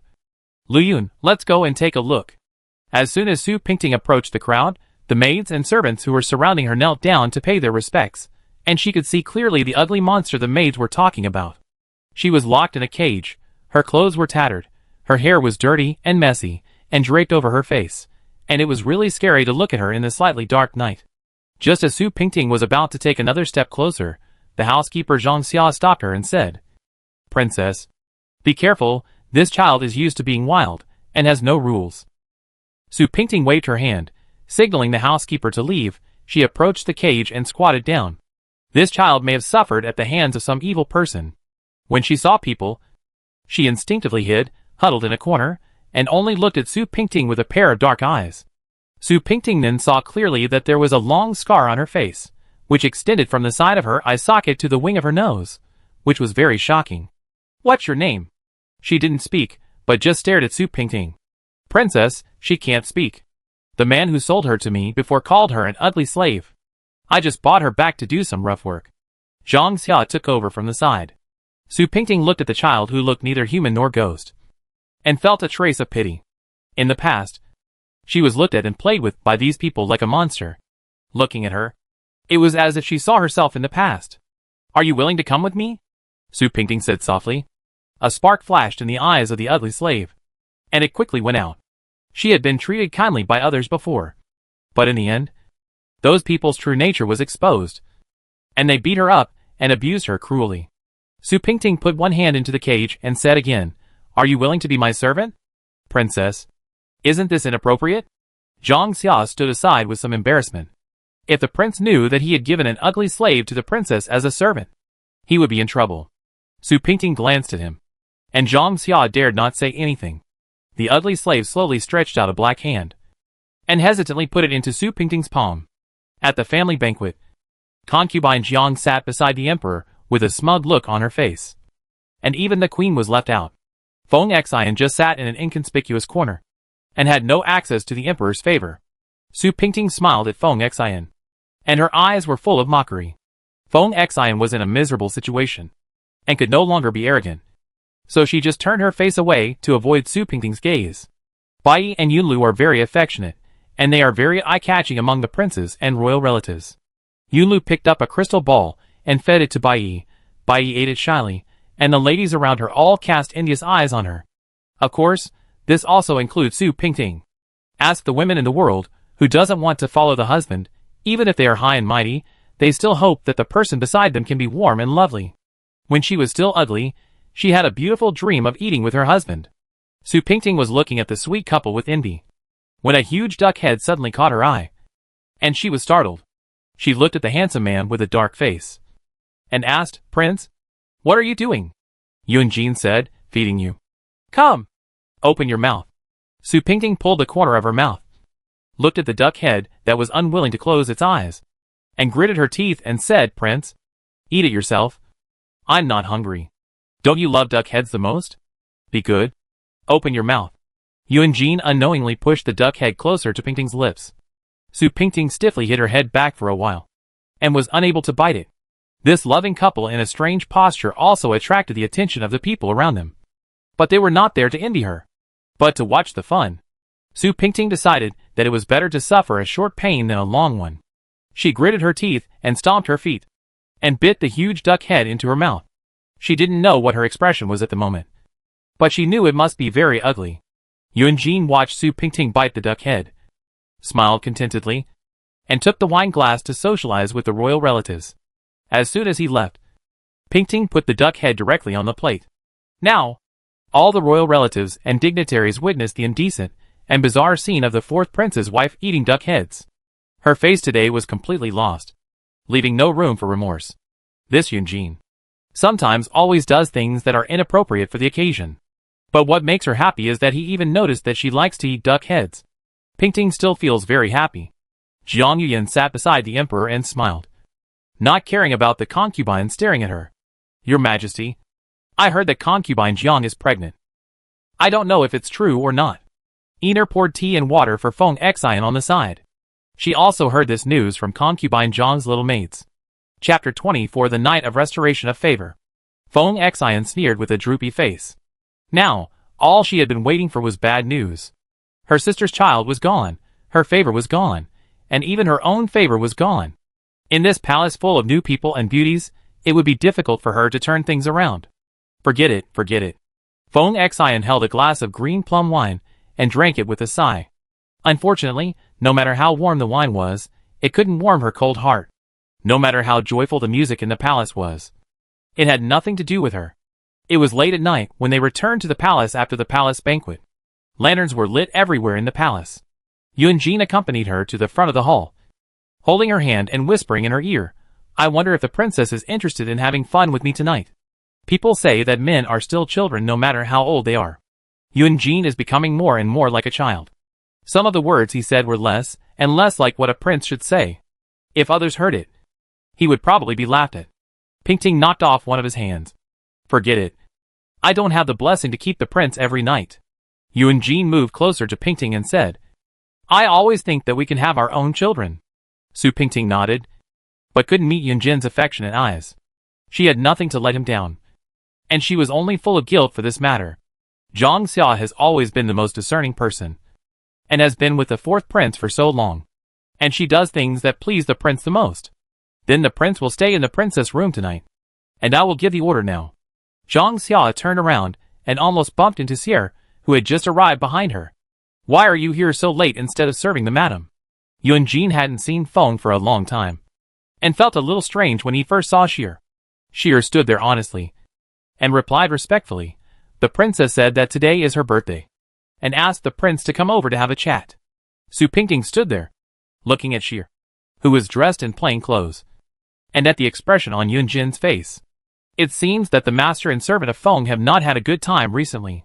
Sierre's clothes are not only much simpler, but also much looser. Yunjin was not such a cruel person.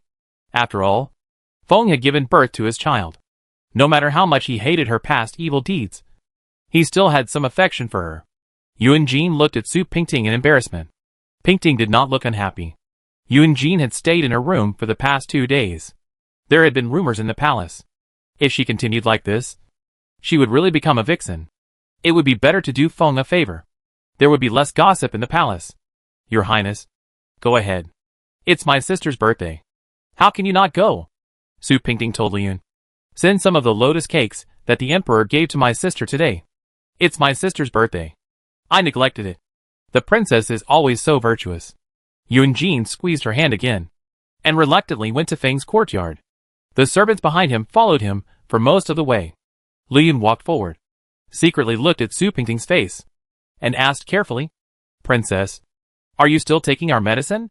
The prince seems to want a child very much." Su Pingting stared at Yunjin's back as he walked away in the night, and a trace of loneliness flashed in her eyes. How could she not know how much he wanted a child of their own? It was just that.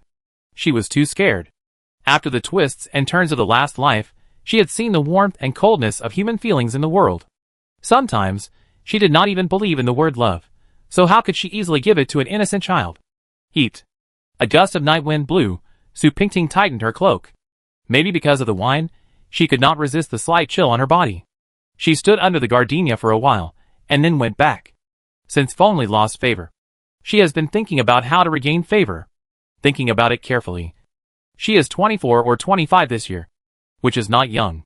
If she can't turn things around this time, if Yunjin marries someone new in the future, no one will pay attention to her even if she hangs herself. No matter what, she has to take a gamble. Yunjin did come. At least she won the first step. Zhang Xia followed Yunjin and was about to enter the door, but was stopped by Sierre. "Grandpa Zhang, you are tired of following the prince every day. Go back and have a good rest today."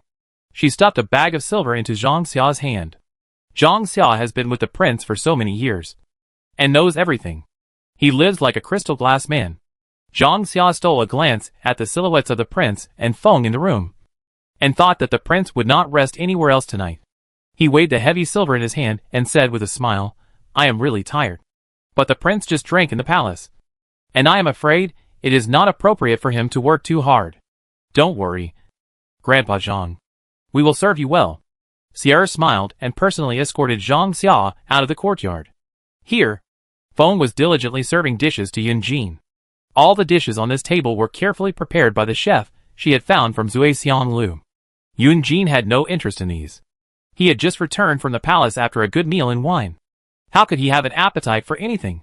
However, one of these dishes was very familiar, and even the aroma was very similar to his memory. Before he opened his mouth, Feng Li had already picked it up for him and put it in the bowl, smiling and saying, "This squirrel fish is the favorite of the prince. It took me a long time to learn how to cook it before I dared to serve it on the table. Would the prince like it?" Only a few close ladies knew that Yunjin loved to eat squirrel fish, but he had been fighting outside for so many years, and had not had a good family banquet for a long time, so the kitchen did not often cook it. "I didn't expect that she still remembered," Yunjin said. "It's hard for you to still think about it. This thing is troublesome to make. I'll let the servants make it in the future." Feng Li ordered Lu Yun to add a glass of wine, and said with a smile, "As long as the prince likes it, I am not afraid of trouble." Yunjin took a bite, and a familiar taste quickly spread from the tip of his tongue to his whole body. This taste is almost exactly the same as the taste of his mother's cooking in his memory. In those years when Jiangzhou was drizzling, his mother often made this squirrel fish for him by the window. The aroma of squirrel fish permeated the fresh air in the rain, and he ate it every time without leaving a single piece. Now, squirrel and mandarin fish are easy to get. But my mother has passed away, and we will never see each other again. Seeing the faint sweet smile on Yunjin's face, Feng Li breathed a sigh of relief. Her hard work for several months was not in vain. And the chef who came all the way from Jiangzhou was not in vain. "You are thoughtful, Lear." Yunjin's words Lear completely brought tears to Feng Li's eyes. The last time he called her by her maiden name was a long time ago. Chapter 25 A Night of Spring Breeze.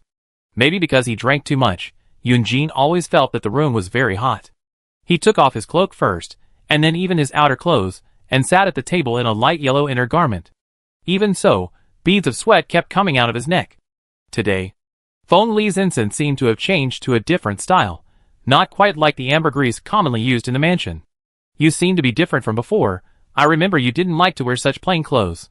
Feng Li wore a light blue luo skirt today, with only a beautiful lotus embroidered on it, and a few simple silver hairpins on her head. Looking at her, she had a demeanor that was quite free from worldly desires. Feng Li poured another glass of wine for Yunjin, and Yunjin took it and drank it. This wine seemed to be different from the usual ones, and the taste was softer than usual, making people unable to resist drinking one glass after another. But the after effects were much stronger than usual. "I like things that I didn't like before now. As long as the prince likes it, I will be happy." The glass earrings on her ears swayed in the air, exuding an attractive and full luster, making people want to hold them in their hands, or even put them in their mouths. Yunjin felt a fire burning in his chest, and this fire made him feel hot all over, and his mouth was dry. He had a pair of peach blossom eyes, supporting his shaking head with his hands, looking at Feng Li's flushed face under the lamp. Feng Li took his other hand, put it on his face, and gently rubbed it, said, "Prince, you are drunk?" Yunjin was drunk. Feng Li became very blurry in his eyes. Even 2 or 3 phantoms appeared. The phantom kept changing its appearance, and finally formed the eyebrows and eyes of that person, swaying in front of his eyes, and erratic. The next day, everyone in the palace knew one thing: the prince stayed in Madame Feng's room yesterday. Feng Li finally made it through, and was restored to favor.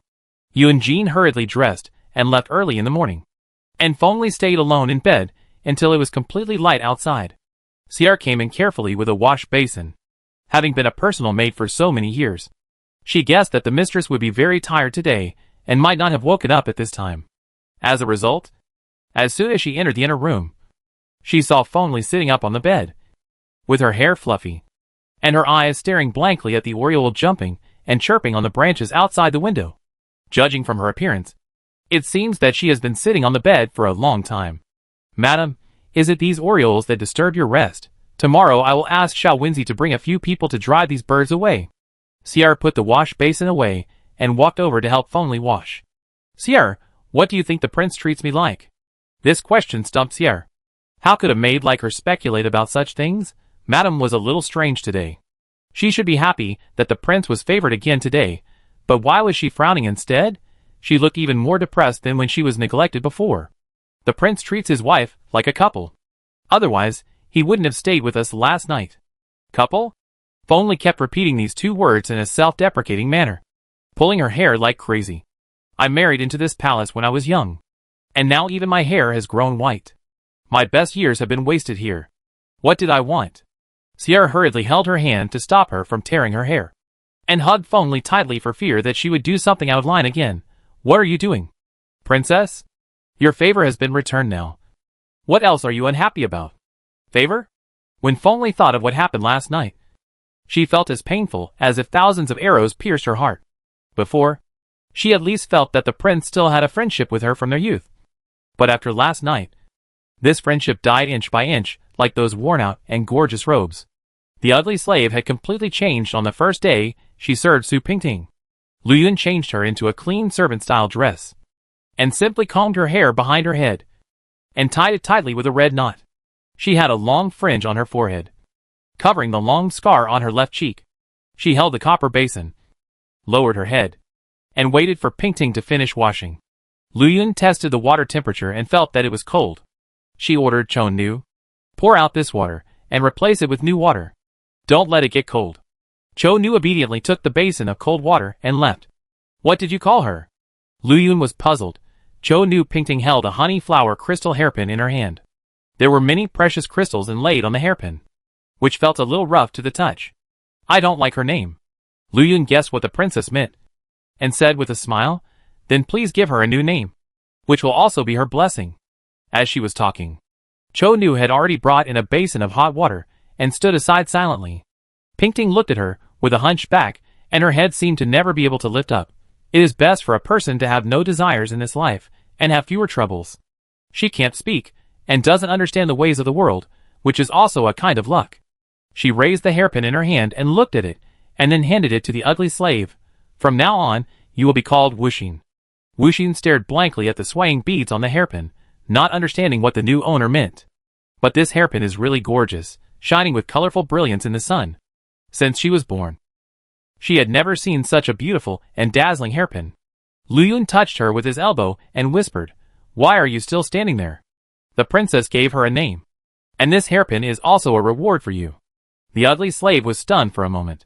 She only heard that her name was changed, but she never thought that such a beautiful and precious hairpin would be given to her. She knelt down and kowtowed twice. She was a helpless person, and the princess rescued her from that cage, which was a blessing from heaven. Now that such a valuable thing was given to her, she might never be able to repay the princess' kindness in her lifetime. Lu Yun saw Wuxin standing there like a goose, so he had to take the hairpin for her and put it in her hand. Wuxin held the hairpin, and was at a loss for a moment. "Wuxin, you must remember that in this life, it is not what others say you are, but what you think you are. No one is born an ugly slave. Hold your head up, and be a decent person. In the future, don't let anyone bully you at will." Su Pingting's words were not only for Wuxin, but also for Lu Yun back then. Wuxin nodded, not quite understanding. In fact, she would not ask for anything as long as she had enough food to eat, because she had been used to a hard life. This could not be blamed on her. She had been used to being a lowly person, so how could she know the dignity of being a human being? In the past, people often called her a lowly person, and said that she was born to be a slave. Over time, even she herself believed these words, that she was born a lowly person, and had to let people insult and drive her. The words that the princess said today had never been said to her by anyone. She pondered over them for a long time, but could not figure out what they meant. Chapter 26. Entering the palace to attend to the sick. This summer is strangely hot. The sun rises higher and higher every day. The sun shines on people all day long. You will get soaked after going out for a while. It is obviously approaching autumn, but the heat does not seem to subside at all. Just when Kyoto was extremely hot and humid, and no one could go out, the Empress Dowager suddenly caught a cold. It is much more uncomfortable to catch a cold in summer than in autumn. One cold and one hot, the two extremes of ice and fire, no one can stand it. The Queen Mother had been ill for nearly a month, and the palace and the royal family took turns to send their female relatives to the palace to take care of her. But she didn't get better. At the end of the month, Su Pingting packed up her things and took a few servants to the palace to take care of her. At first, Feng Li insisted on going, but Yun Jin didn't agree. Yun Jin said that she was allowed to go because there was no princess before. But now that there is a princess, it is reasonable for the princess to go. The Queen Mother was ill, and it was time to try her best to win her over. Feng Li was anxious like an ant on a hot pot because she couldn't go to the palace at this time. She couldn't go herself, so she had to write a letter and have someone go to the palace to give it to Feng Xian, asking her to serve with all her heart and seize this opportunity. This might be the best chance for Feng Xian to regain the emperor's favor. Besides, if Su Pingting went to the palace to serve the sick, it would be bad if she whispered something to the Empress Dowager. She should also let her sister watch over her, so that she could feel at ease in the palace. The Empress Dowager's illness was very aggressive. It was originally just fever and typhoid fever, but later she developed a cough that wouldn't stop. Sometimes it got serious, to the point where she couldn't sleep at night and couldn't stop coughing. Although the imperial physician didn't say anything, everyone with a discerning eye could see that the Empress Dowager was probably suffering from tuberculosis. The Empress Dowager was already in her 60s, and if she had tuberculosis at this time before, the Empress had always been taking care of her, night after night, and although the Empress was young, she couldn't stand such a way of enduring. After a few days, she fell down beside the Empress Dowager's bed due to exhaustion, and couldn't take care of her anymore. Later, the concubines with high positions in the harem took turns to take care of her, but the Empress Dowager felt that they were not doing their best, so the emperor chose a princess from the princes to serve in the palace. As soon as the Queen Mother saw Su Pingting, she took her hand affectionately and said, "Good girl. You are here. You should have come earlier." Pingting saw the Queen Mother half sitting on the phoenix bed. Her face was sagging, and she looked much older than when she met with the Queen Mother in the palace during the Lantern Festival. Although there are thousands of people serving the Queen Mother in the palace, no one knows their suffering. Standing on the top of this empty crowd, she also endures the loneliness and solitude that no one can share. Thinking back to when she entered the palace at the age of a flower, dozens of years have passed in the blink of an eye. She spent so much effort to get to the throne, supported her son to ascend the throne, and helped her grandson to control the country after her son died. At the end of her life, she found that there was no one around her to confide in. The imperial family was the most ruthless. Even the Queen Mother, who was above everyone else, had not felt the warmth of the world for a long time. Su Pingting held the Queen Mother's hand, which was as vicissitudes as a withered dragon, and a wave of pain surged in her heart. When her grandmother was alive, she was the only one who loved her the most. Later, she was sold to the palace as a servant. Her grandmother was heartbroken and died not long after. Seeing the old Queen Dowager like this, Su Pingting's tears rolled down unconsciously, completely forgetting that crying without mourning is a taboo in the palace. Lu Yun saw her crying and hurriedly whispered, "Why is the princess so emotional? The Queen Dowager is blessed with great fortune, and she will be healthy." As she spoke, she used her eyes to signal Su Pingting that there was someone outside the window. There are eyes and ears everywhere in the palace, and one could get into trouble if one is not careful. Su Pingting hurriedly wiped the tears from her face with a handkerchief and smiled. Pingting lost her composure. "Please don't blame me, Queen Dowager." The Queen Dowager smiled kindly. "You are a sincere child. Don't suffer in the future." Pingting picked up the medicine bowl in her hand and carefully fed it to the Queen Dowager one spoonful at a time. Speaking of honesty, she was too honest in the past, which was why she was abused to death. Her honesty now is just superficial. The Queen Mother is so sick and still cares for me. Pingting is really flattered. The Queen Mother should recover early so that she can protect Pingting for a long time and not suffer from others' harm. I am an old man. What kind of blessing do I have? I am just holding on. After saying that, she started coughing again. Pingting put down the medicine bowl and helped the Queen Mother to relieve her breath. The Queen Mother coughed for a long time before slowly getting better. Look, when people get old, they are useless. Although the Queen Mother said this with a smile, Su Pingting could still see the helplessness and sadness hidden in her smile. Female relatives outside the palace who were serving the sick had to live in the palace, and Su Pingting was no exception. The Queen Mother ordered people to prepare a fairly spacious room for her to live in. This place was very close to the Queen Mother's Dwanqing Palace, so it would be much more convenient for the Queen Mother to summon her back and forth. Strangely enough, since Su Pingting entered the palace, the Queen Mother's illness had been getting better day by day. The whole palace said that Su Pingting was the lucky star of the Queen Mother. As soon as she arrived, she drove away all the diseases and evil spirits. The emperor was also happy and rewarded Su Pingting with several pairs of Mandarin duck red gold bracelets and many new things from foreign countries. For a while, Su Pingting became a big celebrity in the harem. Many concubines came to flatter her, hoping that she could say a few good words in front of the Queen Mother. Su Pingting accepted all the gifts, but she did nothing. Whether she said anything good for these concubines in front of the Queen Mother, they would not know. and they would probably think that Su Pingting had done it. It would be better to accept these gifts peacefully, not offend anyone, and let them guess for themselves. Chapter 27, Snake Disaster. One day, Su Pingting was about to go to the Queen Mother after dinner. But Lu Yun suddenly had a stomachache and had difficulty walking. Pingting hurriedly asked someone to invite the imperial physician to come and see Lu Yun. The Queen Mother's place could not be delayed, so she had to take a maid from the palace to the Queen Mother's bedroom to take care of the patient. As soon as they walked around the imperial garden, they felt a gust of cold wind behind them, and the chill was pressing. The little maid had just entered the palace and worked for a few years, and she was even less courageous than Su Pingting. She grabbed Su Pingting's arm tightly in fear and said in a trembling voice, "Princess, why don't we go back? There are not many people in the imperial garden at night, and it looks very gloomy." At this time, the strange stories in the palace that the old maids had told them kept popping up in their minds. What about long-haired, white-clothed female ghosts, long-tongued female ghosts? They all appear in such a dark night. The little palace maid was trembling with fear, and she couldn't even move her feet. What is there to be afraid of?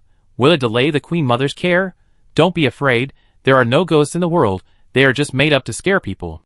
Su Pingting saw that the little girl refused to move forward, so she dragged her hand and pulled her forward. As soon as she reached the edge of the 1,000-carp pond, she heard a hissing sound, getting closer and closer. The little girl looked around in a hurry. Before Su Pingting could take a closer look, she heard the little palace maid screaming like a chicken, "Princess! It's a snake! It's a snake! It's a viper!" Su Pingting looked back and saw a viper spitting out bright red tongue in the moonlight, slowly crawling towards the two of them.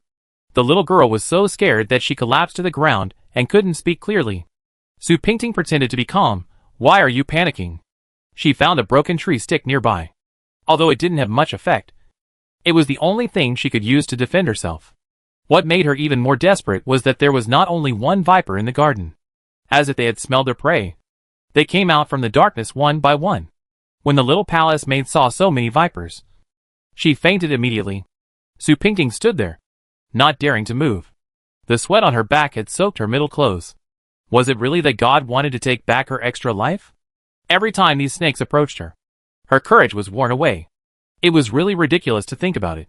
She had used all her energy to fight Feng Li for so long. But in the end, she had to end up being buried in the snake's belly. Feng Li would probably wake up laughing in his dreams. She could even imagine Feng Li clapping his hands in ecstasy in front of her coffin.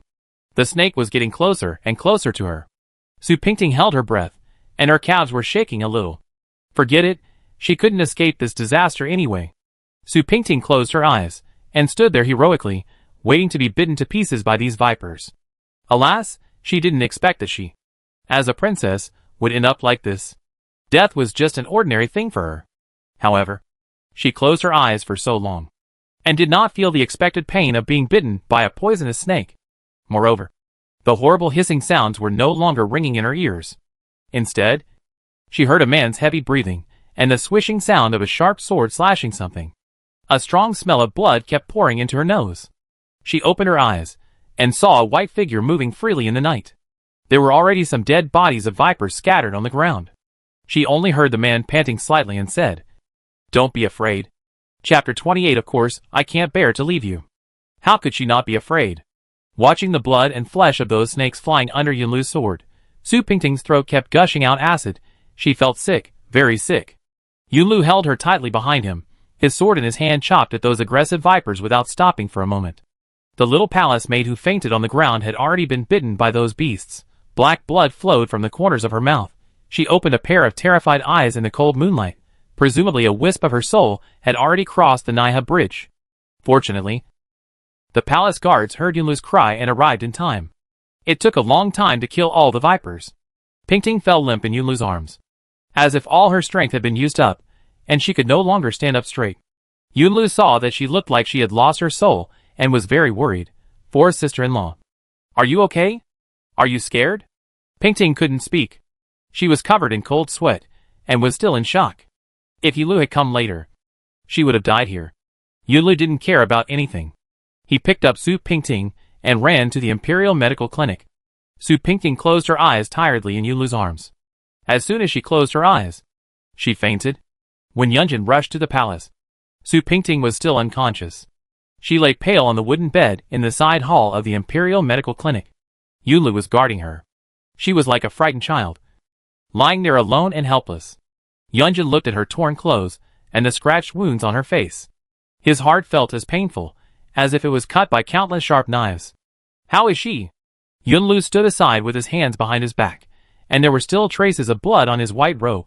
The imperial physician said that the fourth sister-in-law was frightened and fainted for a while. She needs to be taken care of. Yunjin looked at his brother gratefully and patted his shoulder. Thanks to you, Yunlu. If it weren't for you, your fourth sister-in-law would have died. Fourth brother thanks you here. Fourth brother. What are you talking about? We are brothers. Why are you still talking so politely? Yunjin nodded, sat down next to Pingting, and held her cold hands. Where did the viper come from in the imperial garden? If it was a grass snake, it could be justified. How could such a poisonous viper appear in a heavily guarded place like the imperial palace? Yunjin's tone was as cold as winter ice. This accident was clearly murder. If he caught the person who wanted to kill Su Pingting, he would tear him to pieces. Yunlu said, Fourth brother is right. I am also wondering. There will never be a poisonous snake like viper in the imperial garden. But fourth sister-in-law was born in the common people. How could anyone want to kill her? Yunjin smiled coldly. It is precisely because she was born in the common people that some people want to kill her. Su Pingting woke up a day later. When she opened her eyes, Yunjin was holding her hand and sleeping beside her. Pingting looked at his angular profile, reached out to tidy up his messy hair, and smiled gently. She really wanted to tell him that last night. In such a critical situation, her heart was filled with only him. She hoped that it was not Yunlu who came to her like a god to save her from danger, but him. She didn't know when she became so dependent on him. She had clearly warned herself that she could only treat him as a tool for revenge, and she must not give her true heart to him. No matter how handsome and affectionate he was, she must not be tempted by him. But somehow, her heart was always wavering, and every time he smiled at her, it wavered. The false flattery she had once had turned into true love, and the flattery she had once had turned into mutual flattery. And they went to Wushan together. She scolded herself countless times not to be sincere, but it didn't work. She had fallen hopelessly in love with him. Just as her fingers gently brushed across his brows, he suddenly opened his eyes full of red bloodshot, and said in a trembling voice, You're awake.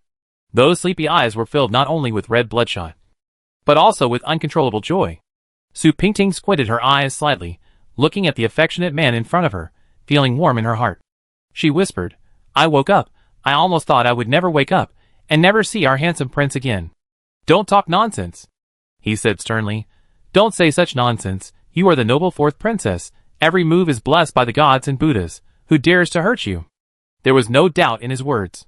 Su Pingting smiled and tightly held his warm palm. I know.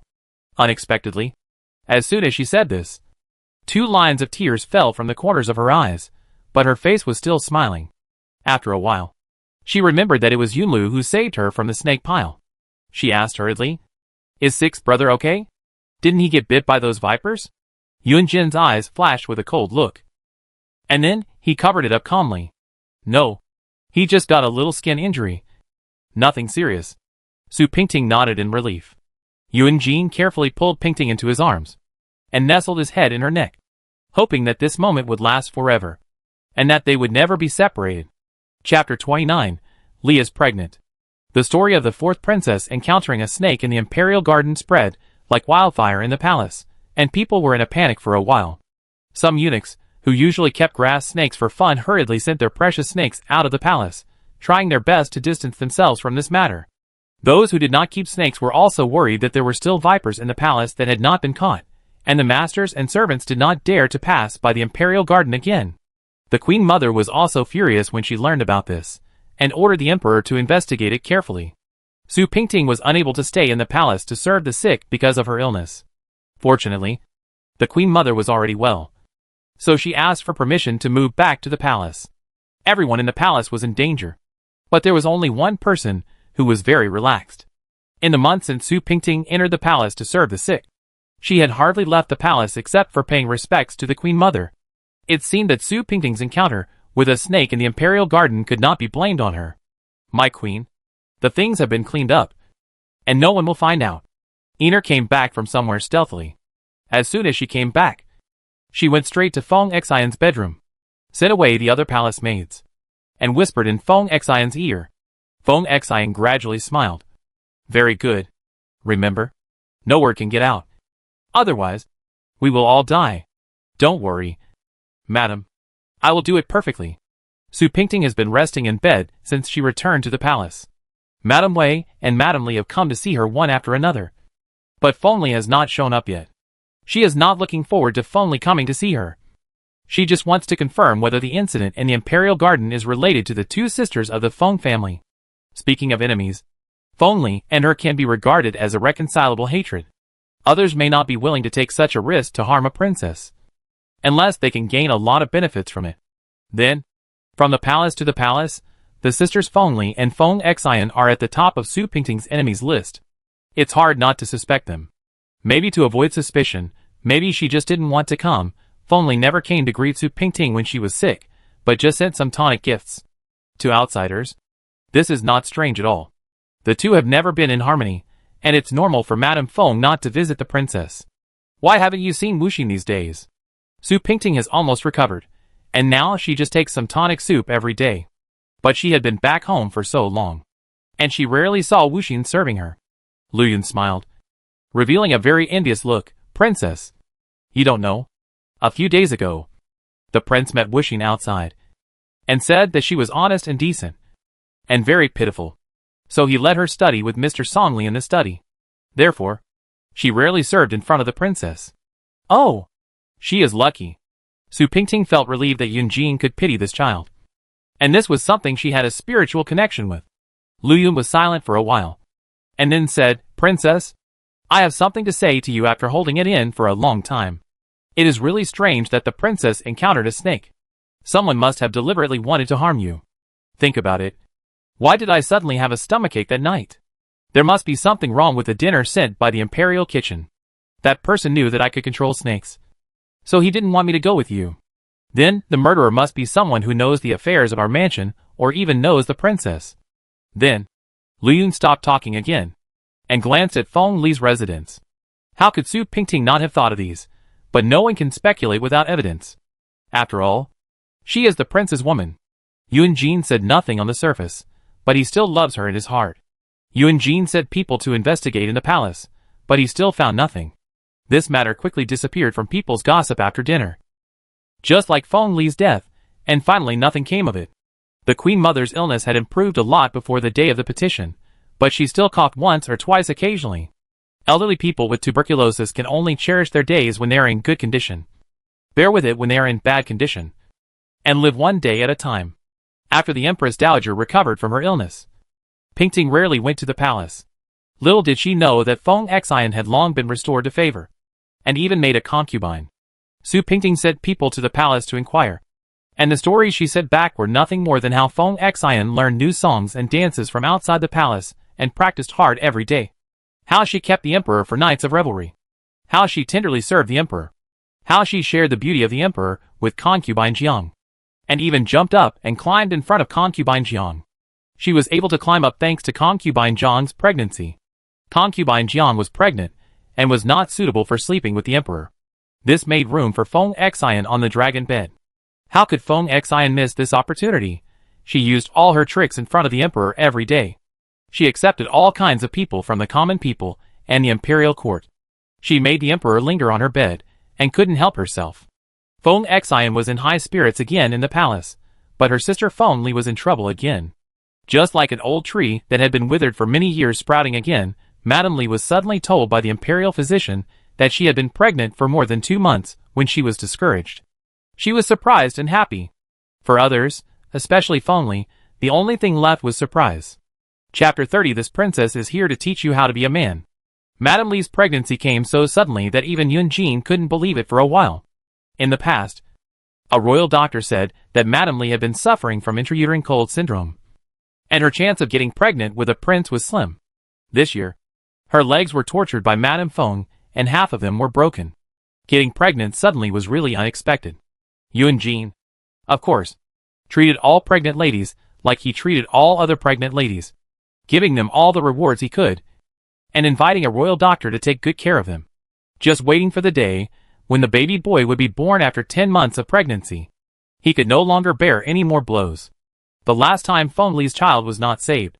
It was a heart-wrenching blow to him. He had no other wishes, just wanted his child to be born safely. It was the adult's business, and the child could not be blamed. Since she became pregnant, Madame Li had been very careful in everything. All food and things she used were carefully checked by her personal servants before they were used, for fear that they would be tampered with by people with bad intentions. For her, this pregnancy was extraordinary. Without this pregnancy, her future life would be like sitting in a dry well, without hope forever. With this child, it was completely different.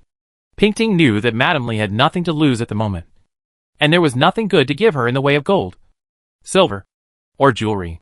So she sewed a bellyband with the word Fu on it by herself, and embroidered a pair of tiger head shoes, and brought them to Madame Li. "Thank you, Princess, for your trouble. How dare I accept it?" Su Pingting knew that she was cautious at the moment, and she was afraid of enemies everywhere, so she didn't want to stay with her any longer. She sat for a while, and then went back. Pingting, Lu Yun, and some servants had just walked to the back of the rockery when they heard insults coming from behind the rockery. As soon as she heard the sarcastic tone, she knew that it must be Sierra who was insulting a little maid again. After so many years, Sierra still couldn't change her bad habits. She always liked to bully people who were not as good as herself to satisfy her vanity. She didn't want to listen to these gossips. But one or two words suddenly pierced her ears, forcing her to listen. "Are you mute? I'm asking you a question. You look like this. Aren't you afraid of scaring people when you go out in the daytime? Our fourth prince's mansion is so good." One ugly freak left and another came. After listening for a while, there was only the sound of Sierra's insults, but no sound of the little maid crying. Just as they were wondering, Su Pingting and Lu Yun looked at each other, and they both understood at the same time. Sierra scolded, "You don't even look at who made my clothes and what material they're made of. And you dare to bump into me blindly. This is the Su embroidery that the lady just awarded you. Can you afford to pay for it when you are so poor?" Su Pingting and Lu Yun went around to the other side of the rockery, and they saw Sierra twisting Wu Xin's ears. There was chicken soup and broken porcelain bowls on the ground next to them. Lu Yun asked Wu Xin to stew this for Su Pingting's body, and now was the time to send it to Su Pingting's room. Lu Yun couldn't stand it and was about to step forward to stop it, but Pingting held her wrist. She meant, "Wait a little longer." Sierra cursed and poked Wu Xin's head with her hand. Wu Xin was like a dead person, hanging his head and letting her mock and fiddle with him, without fighting back. "Let me see what kind of good clothes are worth Miss Sierra's anger." Su Pingting supported Liu Yun's hand and walked over, with a layer of faint anger in her eyes. Sierra was startled when she saw Su Pingting coming over, but soon recovered her composure and showed no fear at all. Sierra was arrogant to begin with, and now that her master was favored, she had nothing to fear. "May the princess be well." She said this perfunctorily, in a strange tone, and did not take Su Pingting seriously at all. Wu Xin lowered her head even more when she saw Su Pingting coming over. She did not want to cause trouble for her master, nor did she want to embarrass her master. Su Pingting looked Sierra up and down. A few days ago, she was wearing coarse cloth clothes and plain silver hairpins, but now she was wearing Su embroidered silk and a head full of hairpins. It seems that Feng Xian has given her sister a lot of things. Wu Xin is a little clumsy, and she accidentally bumped into you. You don't have to humiliate her like this. You are both servants, you should help each other, but why are you fighting with your own people?" Sierra snorted coldly. "I am our master's proper maidservant. She is just a cheap slave. How can she compare with me?" Su Pingting lowered her eyes, and the gloom in her eyes became more. "I am also a human being, and I feel pain." Sierra seemed to have heard a big joke, covering her mouth and chuckling. "She, an ugly freak? She is also worthy of feeling pain? Ugly freak?" Su Pingting's face changed color, and her face instantly became as cold as ice. Facing Sierra's smug face, he slapped her hard, which made Sierra spin around, and even knocked off one of her butterfly earrings. Wu Xin was startled by Su Pingting's slap, and Lu Yun pulled her behind him, patting her back soothingly. "You?" Sierra covered her cheek, which had immediately bulged, and looked at Su Pingting at a loss. Chapter 31. You are the ugly one. "Me? I will teach you how to be a maid." Su Pingting clapped her hands, and two servants came over immediately and pushed Sierra to the ground.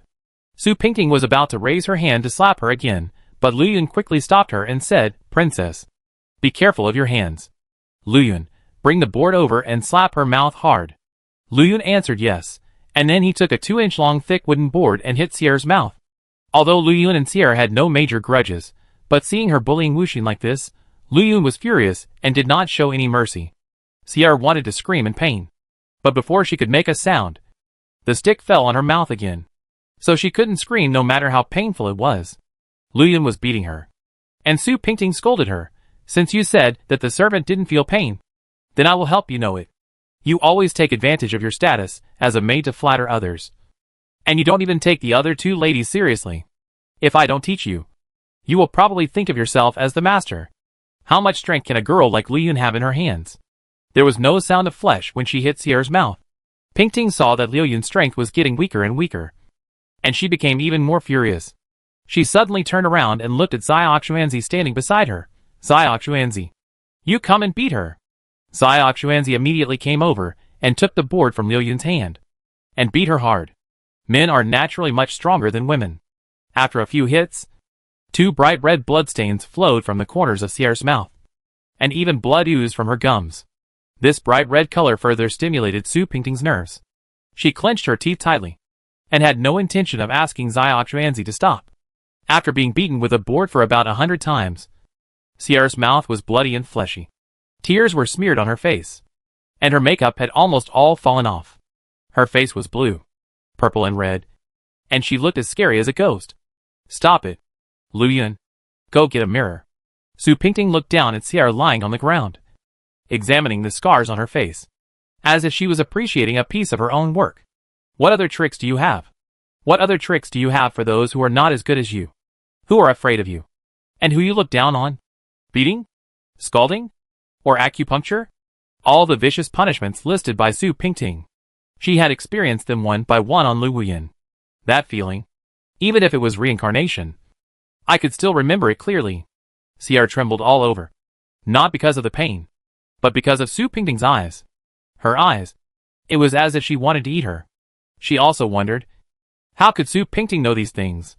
And she knew them so clearly. Maybe some bitch got beaten and ran to Su Pingting's ear to blow the wind. In winter, Sierra snatched Lu Yun's winter quilt and just threw a thin spring quilt on the ground. In the summer, she deliberately poured pots of hot water on Lu Yun, scalding her body to the point where there was no good spot. In the fall, Lu Yun suffered endless pain from needles. For a whole year, she never let Lu Yun go. And the sentence she said to her most was, "You ugly bastard." At that time, Lu Yun foolishly believed that as long as she was truly kind to Sierra, she would change her attitude towards her, and the hard times would be over. The fool believed this for a lifetime. But in the end, he still died miserably. Now, Lu Yun quickly took the mirror. Su Pingting had someone grab Sierra's head, and she put the mirror in front of her eyes and forced her to look. See? This is you. A complete, ugly bastard. Chapter 32 Musk. Su Pingting took Wuxin back to her room and asked the servants to leave, and even told Lu Yun to leave. Wuxin still didn't dare to raise her head. She was afraid. She was afraid that Pingting would blame her, and that she would punish her like she did to Sierra.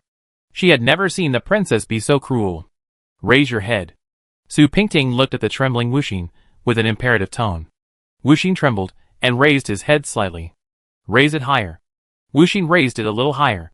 Seeing her so scared, Su Pingting felt angry for no reason. Why did Wuxin allow herself to be humiliated like this? Why couldn't she raise her head? Wuxin, I said, you are not born to be a slave. Why are you so afraid of a maid? You disappoint me. Who do you think you are? You are a cat or a dog that I keep in the palace. Anyone can tease you when you are happy, and anyone can kick you when you are unhappy. Remember, you are a human being. Wuxin's eyes were filled with tears. It's not that she didn't understand what the princess meant.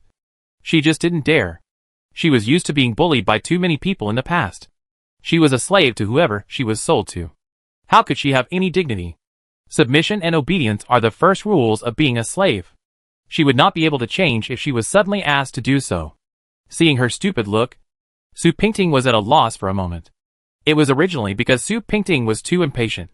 If she put herself in her shoes, it would be difficult for Lu Yun to raise her head and behave herself. She had no choice but to give a few more instructions and let Wuxin go back. Zhang Xia stood hunched over outside the bamboo curtain, listening carefully to the noises in the study. Dr. Jiang stood in front of the prince's desk with his hands down, reporting the situation of Madame Li's pregnancy truthfully.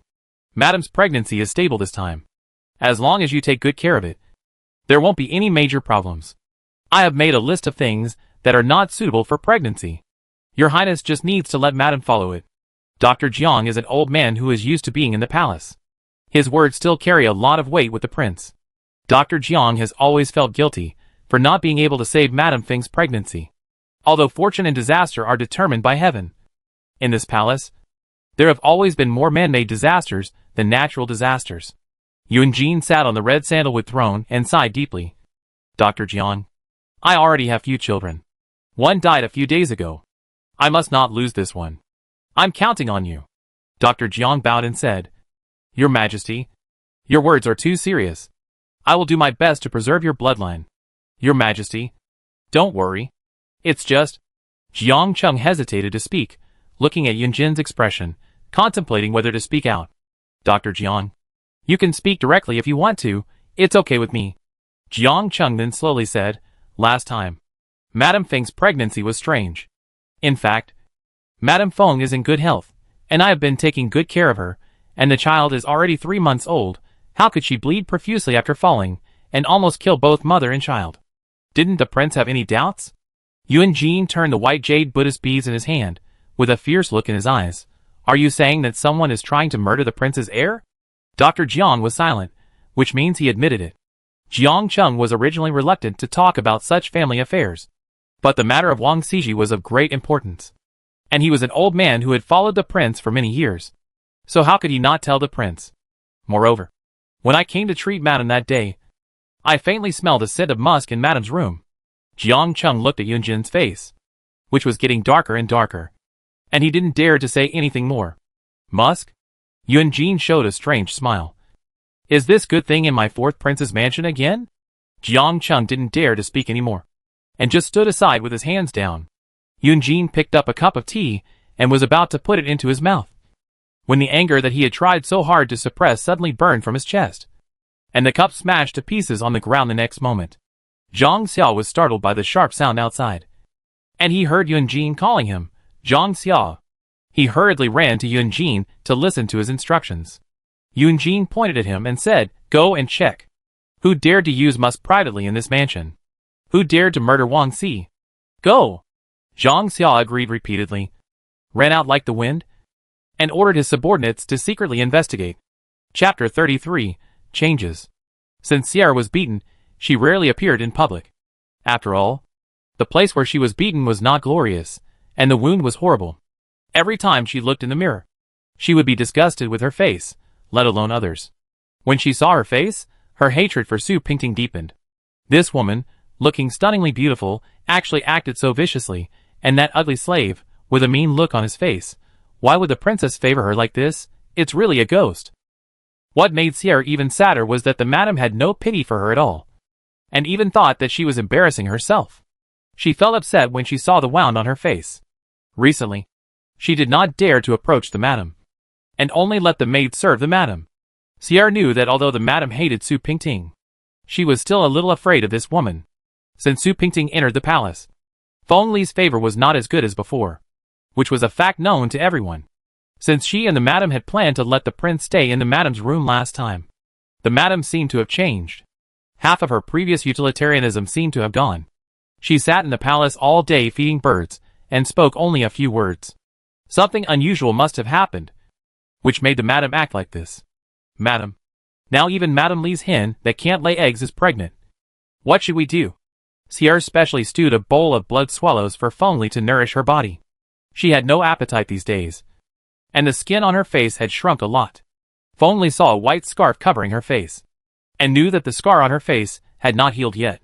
Take some of the jade cream sent by the outsiders a few days ago, and apply it. You can't always have a sore face when serving me and the prince, Feng Li said in a normal tone, stirring the bird's nest with a spoon. Yes. How could Sierra not know her master's temper after being with Feng Li for so long? Madam said this because she felt sorry for her. I can't keep the child, but she got pregnant in a flash. Sierra, tell me, is God laughing at me? Feng Li laughed at himself twice, with countless sadness in his heart. Sierra knelt down and patted Feng Li's legs and comforted him. Madam, why do you think so? She is just pregnant with a child. She was born in a brothel, and the child she gave birth to will be lowly. If it is a girl, there is no hope. As long as Madam takes good care of herself, she will definitely give birth to another prince for the prince. Give birth to another child for the prince? Feng Li sneered. Sierra, if you get married in the future, you must marry someone who loves you and cares about you. Don't be like me and become a laughing stock. Madam, you are making fun of me. I will be your servant all my life. And I don't think about getting married. Feng Li was really touched when he heard this. It was rare that this little girl still had such thoughts. It was not in vain that he had loved her for so many years. It's a pity that we couldn't defeat Madam Li and the princess last time. Otherwise, she wouldn't have had the chance to conceive the prince. Sierra took the bird's nest from Feng Li's hand and sighed. If the last time had worked, Feng Li might have become the princess now. Feng Li did not speak, but took another small bowl of bird food to tease the two orioles in the cage. Sierra knew that she was too talkative, so she quietly stepped aside and said nothing. Ever since Su Pingting taught Sierra a lesson, she had been prepared for Feng Li to come and question her. But she had been preparing for so long, and Feng Li did not come. Princess, I heard that the guy in the courtyard has changed his temper now. He keeps birds and reads books all day long and rarely walks out. Feng Li is no longer furious and vicious, which is of course a happy event for the whole family, and even more so for the servants in her house. Everyone was eager to run to the door and set off firecrackers to celebrate this event, which was more festive than the emperor's amnesty. It was said that last time a maid broke a colorful glass hairpin given to Feng Li by the prince, and she just said a few words and let it go. You know, she used to be the one who would punish the maid with 20 sticks if she combed out a hair. The tigress turned into a little white rabbit, which was a strange story in the whole mansion, and it was not surprising that Lu Yun had heard about it. Su Pingting was also puzzled. Did she eat something wrong, or was she enlightened by the immortal? She really changed her nature to such an extent. I wonder what she is up to. The prince slapped her last time because she was cruel. She probably put on such a pretentious look just to please the prince. Lu Yun pouted and packed summer clothes for Su Pingting. Seeing that summer was over again, the weather gradually became cooler. Su Pingting thought it made sense. And the chess piece in her hand was still not settled. Lu Yun walked to her side again and whispered, I have another strange story. I don't know whether I should tell it or not. Come on. When did you like to keep people in suspense? Lu Yun said, I heard that the sixth prince and the sixth princess suddenly had a disagreement today, and everyone in the sixth prince's mansion has known about it. With a click, the white jade chess piece in Pingting's hand fell on the chessboard, and the chaotic endgame became even more chaotic. Chapter 34 Don't Touch Me. Yunlu and Bai Yi are not on good terms, which was only reported in autumn. Everyone who heard the news had the same reaction as Su Pingting. The sixth prince and the sixth princess are not on good terms, which is simply a big joke. You know, the sixth prince specially asked a painter to draw the whole picture of Jiangnan in order to let the sixth princess see the scenery of Jiangnan every day and relieve her homesickness. This is much more laborious than King Yu of Zhou setting fire to the beacon tower to trick the princes in order to make Bao Si laugh. Who would believe that such a loving couple would have a disagreement? Bai Yi and Yunlu are indeed a perfect match. In terms of appearance and personality, they are like two parts torn from a piece of paper, and they are perfectly matched. Bai Yi is quiet and peaceful, Yunlu is lively and active, and they are perfectly fine together. When they were newly married, they were extremely sweet, traveling together, sleeping together, and even wishing they could use a pair of chopsticks to eat. What broke all this beauty was a sentence Yunlu shouted in his dream. Yunlu has always been a casual person, whether in front of the princess or the servants. He is always casual and unrestrained. He is not good at guessing what girls are thinking, nor does he want to guess. When he goes out with E, whatever hairpin he likes, he just spends a lot of money to buy it, and never thinks of helping her put it in her hair. If he wants to buy some new clothes, he just stands aside with a smile on his face, and never participates in her selection process. So no matter how beautiful the silk is, it loses its color, and no matter how gorgeous the hairpin is, it is not worth wearing. As time went by, he gradually stopped joking, and lost interest in going out shopping. She spent most of her time in the palace playing shuttlecock and doing needlework with the servants. Yunlu saw these changes in E, but did not take them to heart. Once there was a gap between the two. If they ignored it, it would be like a vine growing wildly, with all kinds of misunderstandings and wrong accusations entangled together, reaching a point where it was difficult to save. Until that sentence appeared in Yulu's dream. The vine tightly strangled the throats of the two, forcing them to suffocate. The first time they had a fight was on a summer night, before Su Pingting encountered the snake. What is the relationship between you and her? Bai bit her lips tightly, questioning the man she loved deeply. Yulu held the art of war in his hands, thinking that she was being childish again, with a smile on his face. Who am I with? What nonsense are you talking about? Bai never thought that the person in his heart was not her. Then what was she? Bai? A meaningless substitute? Or a toy for people to fill their shortcomings? Now she even wanted to tear off her own face. Who is it? Ha. Bai showed a sinister smile. Yulu looked at her crazy expression and felt embarrassed for a moment. You are the princess. Don't lose your composure in front of the servants. The servants were hesitating whether to leave when they heard the princess's words were getting more and more wrong. When they heard the prince say this, they disappeared from the sight of their two masters as quickly as possible. Losing your composure? The prince is unruly. I'm afraid he doesn't even know what losing your composure is. Of course, she meant something else.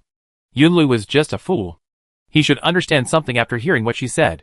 Yunlu's face turned pale, like a thief caught on the spot. He stood there in a daze. You even miss your own sister-in-law. Does your highness not care about human ethics? Or do you not even know how to write the word shame? He narrowed her eyes, full of disdain and mockery. And of course, a pool of tears, thinking back to the days and nights with Yunlu. Bai felt sick when she thought of him thinking of another woman in his mind, when she was tenderly enjoying herself in his arms. The rules for women taught her how to serve and love her husband, but did not teach her how to face an unfaithful husband. Yunlu was caught off guard by these words, and felt like several thunders were ringing in his ears.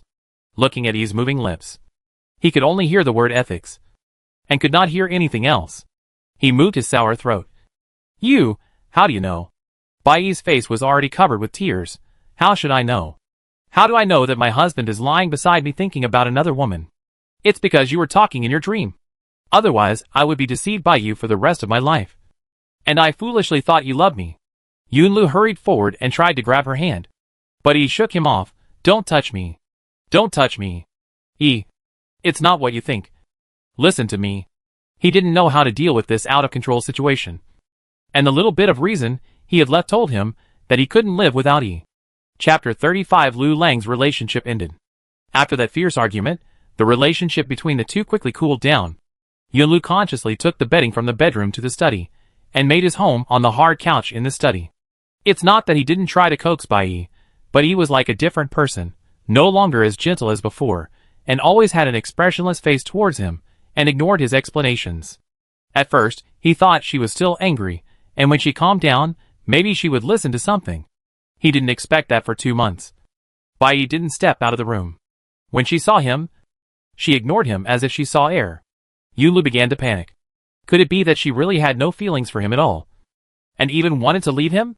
For a while, there were rumors in the palace that the sixth princess was stimulated and became crazy. She ignored the prince like a madman. And sometimes she was irritable, and smashed everything in the room. Every time this happened, the servants were busy picking up the debris in the room, and Yunlu hurried over to bandage her wounds with heartache. She did not refuse, and looked at the man with a proud and cold face. He was happy to think that she accepted her concern, and a long-lost smile appeared on the corner of his mouth. Who would have thought that she would remove the carefully wrapped bandages one by one in front of him, revealing the bloody wounds? He wrapped them again, and she removed them again, enjoying it. The servants on the side were all puzzled.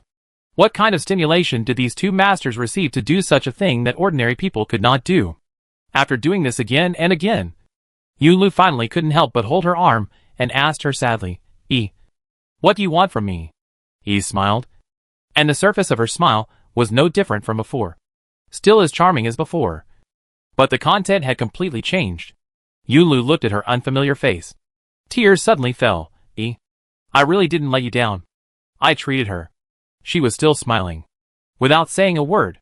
Just like that, the gentle princess, who was praised by everyone in the sixth prince's mansion, became a bodhisattva without emotions in the blink of an eye.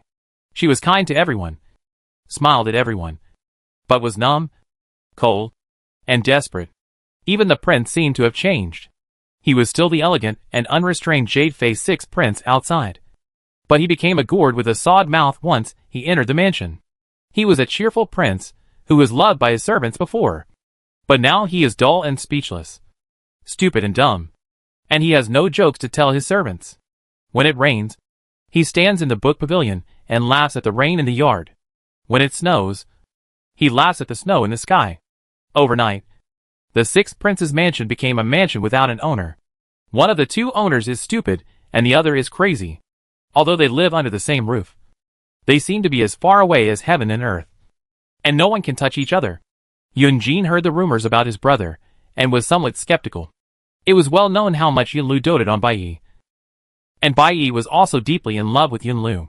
How could they become enemies overnight, and never talk to each other again?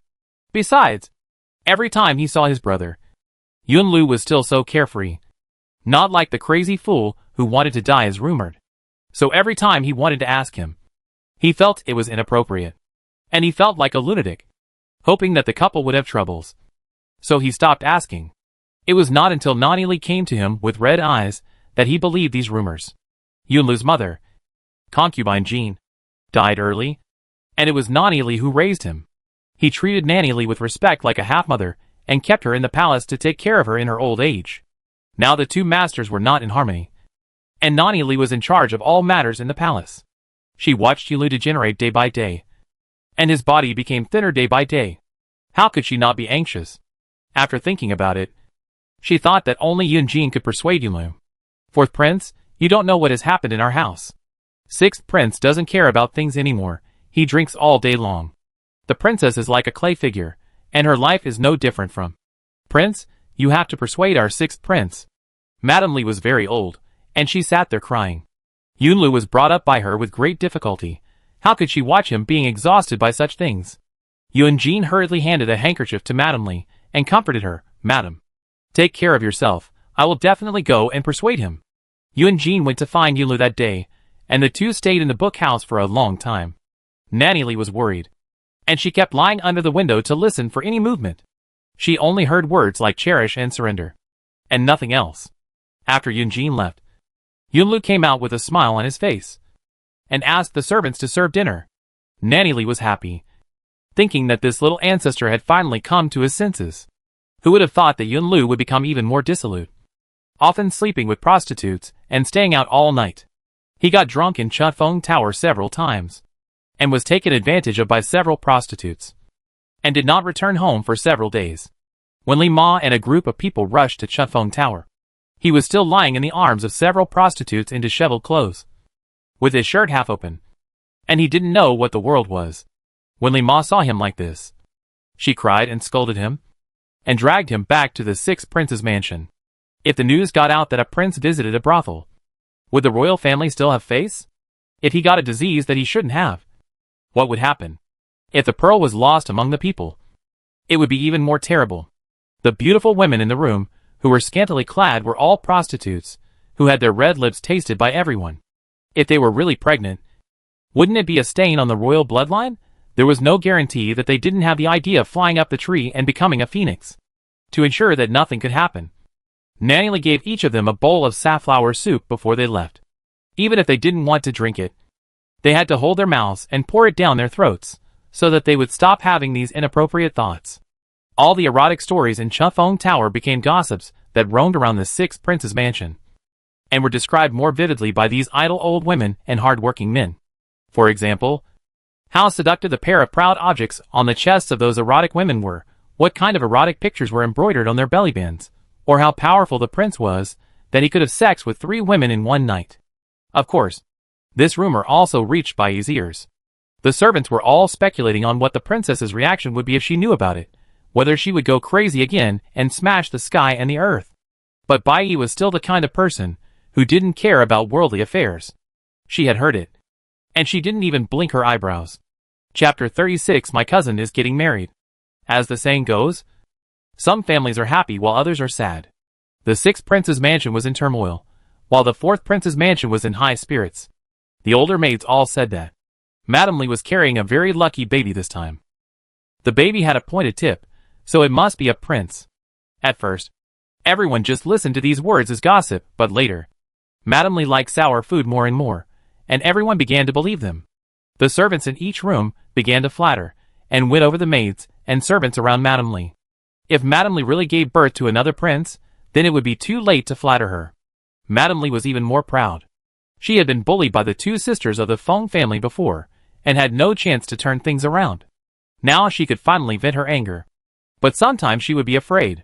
People say that good is rewarded with good and evil is rewarded with evil. The evil things a mother does will be rewarded on her child. Will this pregnancy? When she thought of this, she quickly touched her belly, as if the child would disappear immediately. How could she not feel guilty? Although she did not do the magic of exorcism, she sent someone to oil the gravel road in the garden. She had taken a child's life in vain. And this sin had made her suffer. Now that she had this child, she became more and more timid. And she said she was not feeling well every day and would not see guests. Su Pingting wanted to go and see her. But when she saw how timid she was, she thought that she was also on guard. So she did not want to get involved in this mess. Lu Yun watched the bustling coming and going in Madame Li's Janine courtyard all day long. And she felt uncomfortable. It is said that the princess's favor is much more than Madame Li's. But the princess is unwilling to bear a child for the prince. In this palace, if the princess cannot give birth to a child for the prince, she will be laughed at by outsiders. Moreover, the prince is in his prime. If it is not the prince who has a problem, then it must be the princess. There are many people in the palace who are jealous of the princess. And now they will exaggerate. Su Pingting saw that Lu Yun was absent-minded in doing anything these 2 days, and guessed that she was thinking about this matter in her heart. Lu Yun is a good girl in every way, but she is a little impatient. Lu Yun, what are you thinking about? Lu Yun paused what she was doing. No, I'm not thinking about anything. Su Pingting smiled and dragged her to sit beside her. Lu Yun, you should know that having a child is not the most important thing. As long as the relationship between the prince and I is there, what does it matter? When Lu Yun saw the princess speak out her thoughts, 2 red clouds rose on her face. In fact, I am also worried about the princess. Without a child, I am afraid that life in this palace will be difficult in the future. Besides, it's not that the princess can't get pregnant. It's all because of the medicine. Lu Yun, shut up here. Not daring to say anything more. This sentence touched Su Pingting's sore spot. She wanted to give Yunjin a child. But was she really worthy of having a child? She was sorry for Yunjin. She couldn't imagine what Yunjin would look like if he knew that she had been drinking contraceptive medicine. Maybe it was disappointment. Maybe it was anger. But it hurt a man's dignity anyway. Su Pingting was speechless for a moment, staring blankly at a crabapple tree in full bloom outside the window, where Wuxin was trimming the branches. How long has Wuxin been here? Lu Yun said. About half a year. Half a year already? Time flies. She propped up her heavy head, looking at Wuxin's thin back. This child always suffered, but now he finally lived a stable life, and his smile gradually increased. Su Pingting was in a trance, as if she saw that silly girl again.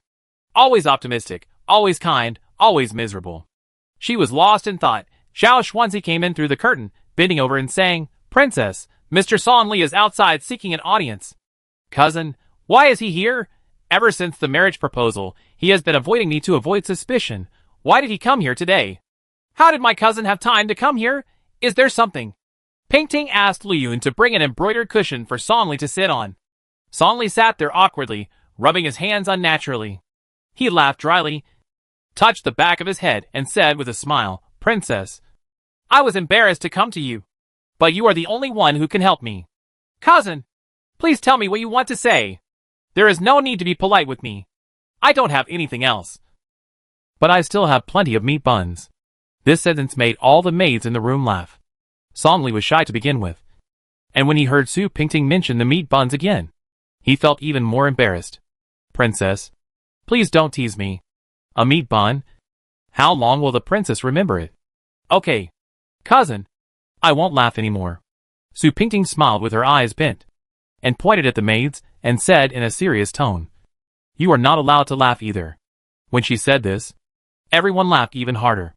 Song Li didn't care about these things, and slowly said, "When I first came to the capital to make a living, I received the favor of a woman. She was the daughter of a small businessman.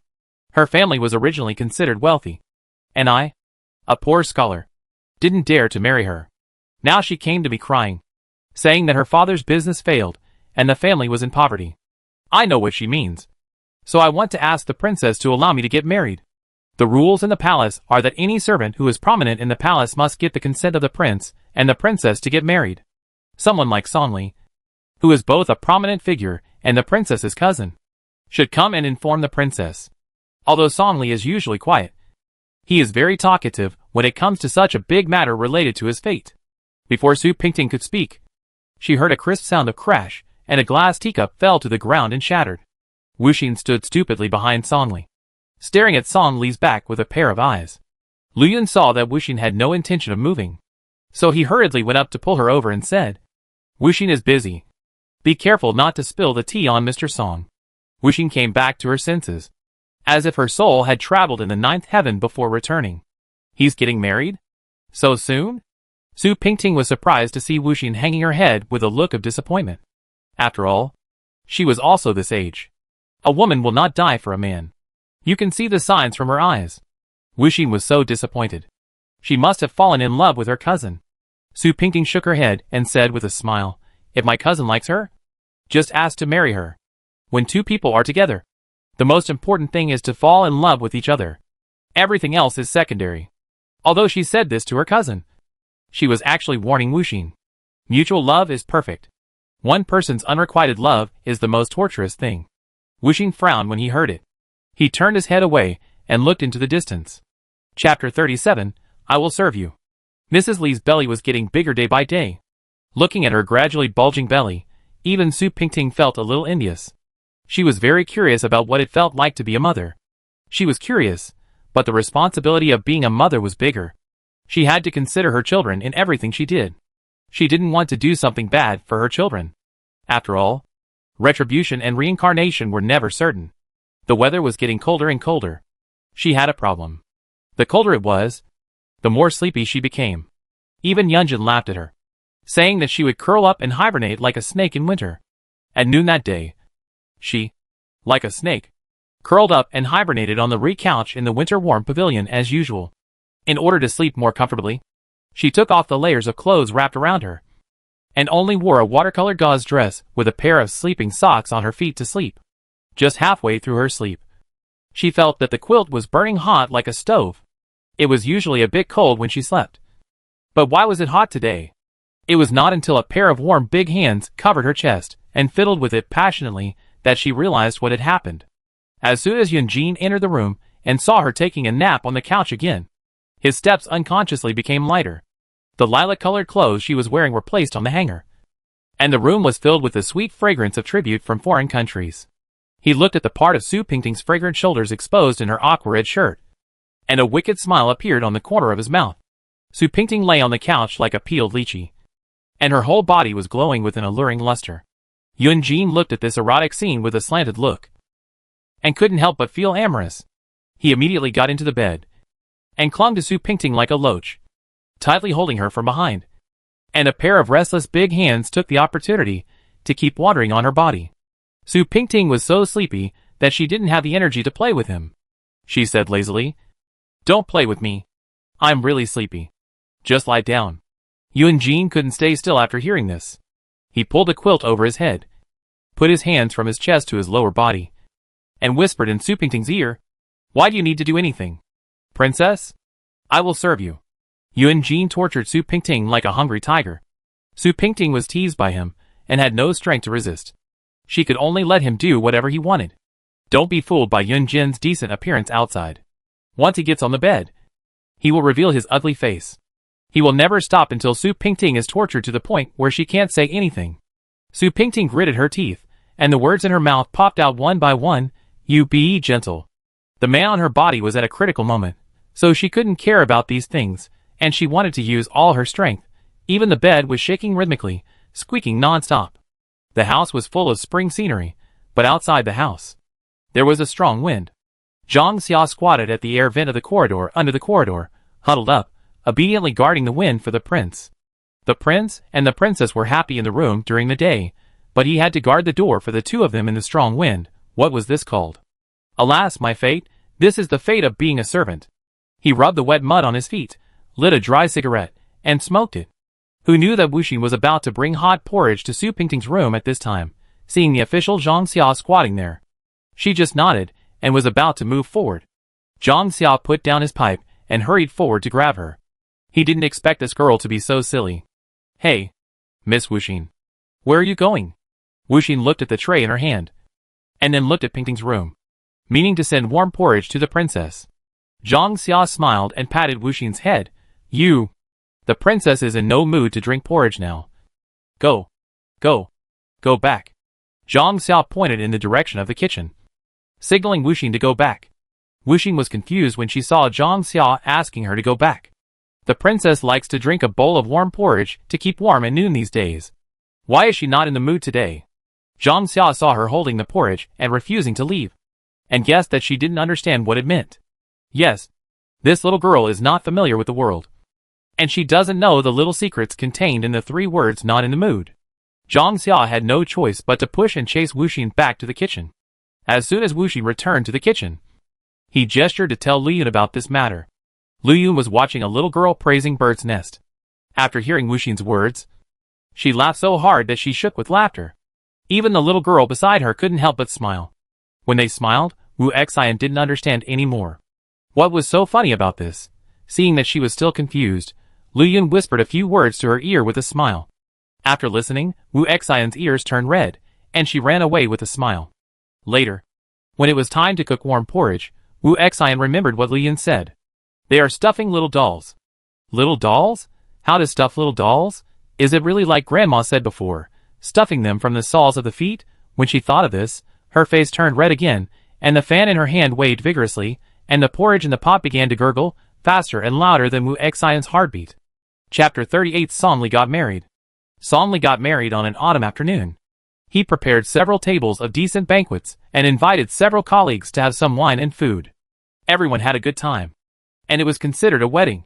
Originally, Su Pingting wanted to go over to congratulate them, but then she thought that everyone was having a good time drinking, and it would be boring if everyone became restrained when she went. So she asked Liyun to seal 100 taels of silver and a house deed, and handed them to Song Li as a wedding gift. This house was an old business on the front street. It originally sold some gold and silver utensils, but later it failed, and was bought back by the palace to be used as a warehouse. Pingting heard that Song Li married a lady from a merchant family, so she thought it would be better to give him the house deed, so that he could build a decent family business, and his wife could help him. As soon as Song Li opened the red envelope, he understood. His cousin had good intentions, and had done her best. Thinking about how she had helped outsiders to harm her, she felt extremely ashamed. Zhang came over, and was also shocked. She didn't expect the princess to be so generous. She really did not choose the wrong husband. Zhang's name was Yihan, and her father was a tea merchant in Beijing. The family had a good life, but because her father was not on good terms with other merchants, he was excluded, and the family business was ruined, and even completely lost. In order to make a comeback, her father wanted to marry her to the idiot son of his old business partner, and the 2 families would marry. Yihan would never agree, and she kept crying and refusing to marry. She also found out that the handsome painter she had helped on the street that day had become a guest of the palace, and was also the cousin of the princess, and had a bright future. During that time, he also drew a picture for her to express his gratitude. There was a poem on the picture, which implicitly expressed his love. Although she also had some feelings for Song Li, she did not think deeply because of the huge difference in status. Now she was in trouble, and he was soaring. Isn't this God's will? She hurriedly asked her maid Xiaoyu to find him secretly, whether he could save her or not. It all depended on the affection this man had for her. Song Li had been obsessed with Yihan since he saw her on the street. He had already had a thought about her. That day, he was teaching, and saw Xiaoyu peeking out of the window, as if looking for someone. His heart was beating so fast, and he could hardly hold the book in his hand. He knew that she was Yihan's personal maid. Her coming to him was like Yihan coming to him. Xiaoyu cried and told Song Li everything. Song Li felt pity and joy in his heart. How could he not understand what Xiaoyu meant? That day, he changed into a decent set of clothes and went to the thatched cottage where the Zhang family lived to propose marriage. If it were in the past, Mr. Zhang would never take such a marriage seriously. Today is different from the past. My family business is ruined, and the whole family is crowded in a thatched cottage. How can I look down on others? I also heard from Xiaoyu that Songli worked in the palace, and was the cousin of the princess. Although he was a teacher, but with the background of the palace, this is much more promising than marrying the son of the old Song family. In the future, it may help him to be successful in the business world again. Mr. Zhang's pair of bright eyes turned twice, and then he agreed to the marriage. Yi Han lived a comfortable life after marrying Songli. Originally, Songli was very useful in the palace, and with the shop given to him by Su Pingting, his life could even be said to be comfortable. Did Yi Han give some money to support her family? The little weight that Songli and Yi Han lost after their misfortune was also restored in a short period of time. Su Pingting knew that Songli had taken Yi Han to live in the mansion, so she had to meet this cousin-in-law. She picked a sunny afternoon, brought some silk jewelry to visit Songli. Songli was still teaching in the school at that time, not in the house. As soon as Su Pingting entered the door, she smelled a faint sweet fragrance of powder. As expected, the house with a woman, it was much warmer and more heartwarming. The last time she came, the house was still dull, with only a few simple wooden cabinets for decoration. And it was obviously the residence of a bachelor. Now the house is decorated very carefully. Even the old sandalwood bead curtain in the main hall has been replaced with a new glass jade string. The house where Songli lives is in an outer courtyard with the palace. And some old people such as housekeepers live here. After getting married, she will be given a few more rooms. And when she has children, she will live in a more spacious place. Yuan Jin has always been the most generous and kind to these servants who have been with him for a long time. Originally, newcomers like Songli could only live in the remote and narrow courtyard in the east. Because he was the cousin of the princess, Zhang Xia arranged him here. At this time, all the men went to the palace to work, only some women and children stayed in the courtyard. Just when Pingting entered the courtyard, the women who were washing clothes and embroidering under the eaves stopped their work and looked at her curiously. Such noble and gorgeous clothes and dresses showed that she was a noble person. There were a lot of maids and women around her. Everyone was talking about this woman, who looked more beautiful than a fairy, and who might be the favorite concubine of the prince. They all forgot to cook and wash clothes for their husbands and children. They all stood in front of their houses, craning their necks to look at Songli's house. Just like standing in the yard to set off firecrackers during the new year. Zhang Yihan was tidying up the bedding that had just been dried in the sun in the inner room. Suddenly, she heard someone push the door open with a creak, and a strong fragrance wafted into her nose. When she walked out, she saw a group of maids carrying a very luxurious woman into the main room. The originally dark room was illuminated by this gorgeous woman. Her first reaction told her that the person who came was Songli's cousin, the fourth princess, who was the most favored by the prince in the fourth prince's mansion. Chapter 39 Things Like Fate. Who is this, the fourth princess? Yi Han was born in a wealthy family, and although she was also shocked by Su Pingting's return outfit, she was not as ignorant as the group of women outside the house, and they were crying and wailing. Pingting smiled kindly. Sister-in-law, you are polite. I am Su Pingting, the cousin of cousin Songli. I was not able to come to your wedding last month, and I felt it was a bit rude. Today, I specially brought some gifts to visit my brother and sister-in-law. Yi Han only wore an ordinary green dress today, and a simple white jade hairpin on her head. This hairpin is round and transparent. It doesn't look like an ordinary item. It's probably the wedding gift from her cousin. It seems that her cousin is really sincere to her. Su Pingting chatted with Zhang Yihan in the room for half a day before she stepped out. To be honest, she didn't have a good impression of this cousin's wife. She always felt that there was a bit of power between her eyebrows. Maybe she was born in a merchant family. She always had a little smell of money. When she pushed the door open, she saw a group of nosy women outside the door, which scared Su Pingting. When these women saw her coming out, they thought it was boring to stare at her with their eyes wide open. So they went back in embarrassment. As she walked into the courtyard with the help of her maids, a little girl with 2 red hair bands slipped through the crowd and fell on her legs. The little girl stared at Pingting with her big, round eyes, probably attracted by the dazzling hairpins and rings on her body. She was about to pull out a hairpin for her to play with. But the little girl suddenly opened her 2 chubby arms and kept mumbling, "Madam, hug me. Madam, hug me." Su Pingting's heart softened, as if she had a piece of honey in her mouth. She held the little baby in her arms with a smile and coaxed her a few words. The baby took off a gilded flower and bead hairpin from her temple and looked at it from left to right. Pingting did not stop him, but said lovingly, "Play with it. Play with it." Lu Yun and other maids stood aside dumbfounded. This baby who came out of nowhere. The princess actually loved it so much. At this time, a woman walked up to Su Pingting with a smile and said, "The child is ignorant," and offended the lady. At the same time, she said to the child sternly, "Yubeiwer, don't get down."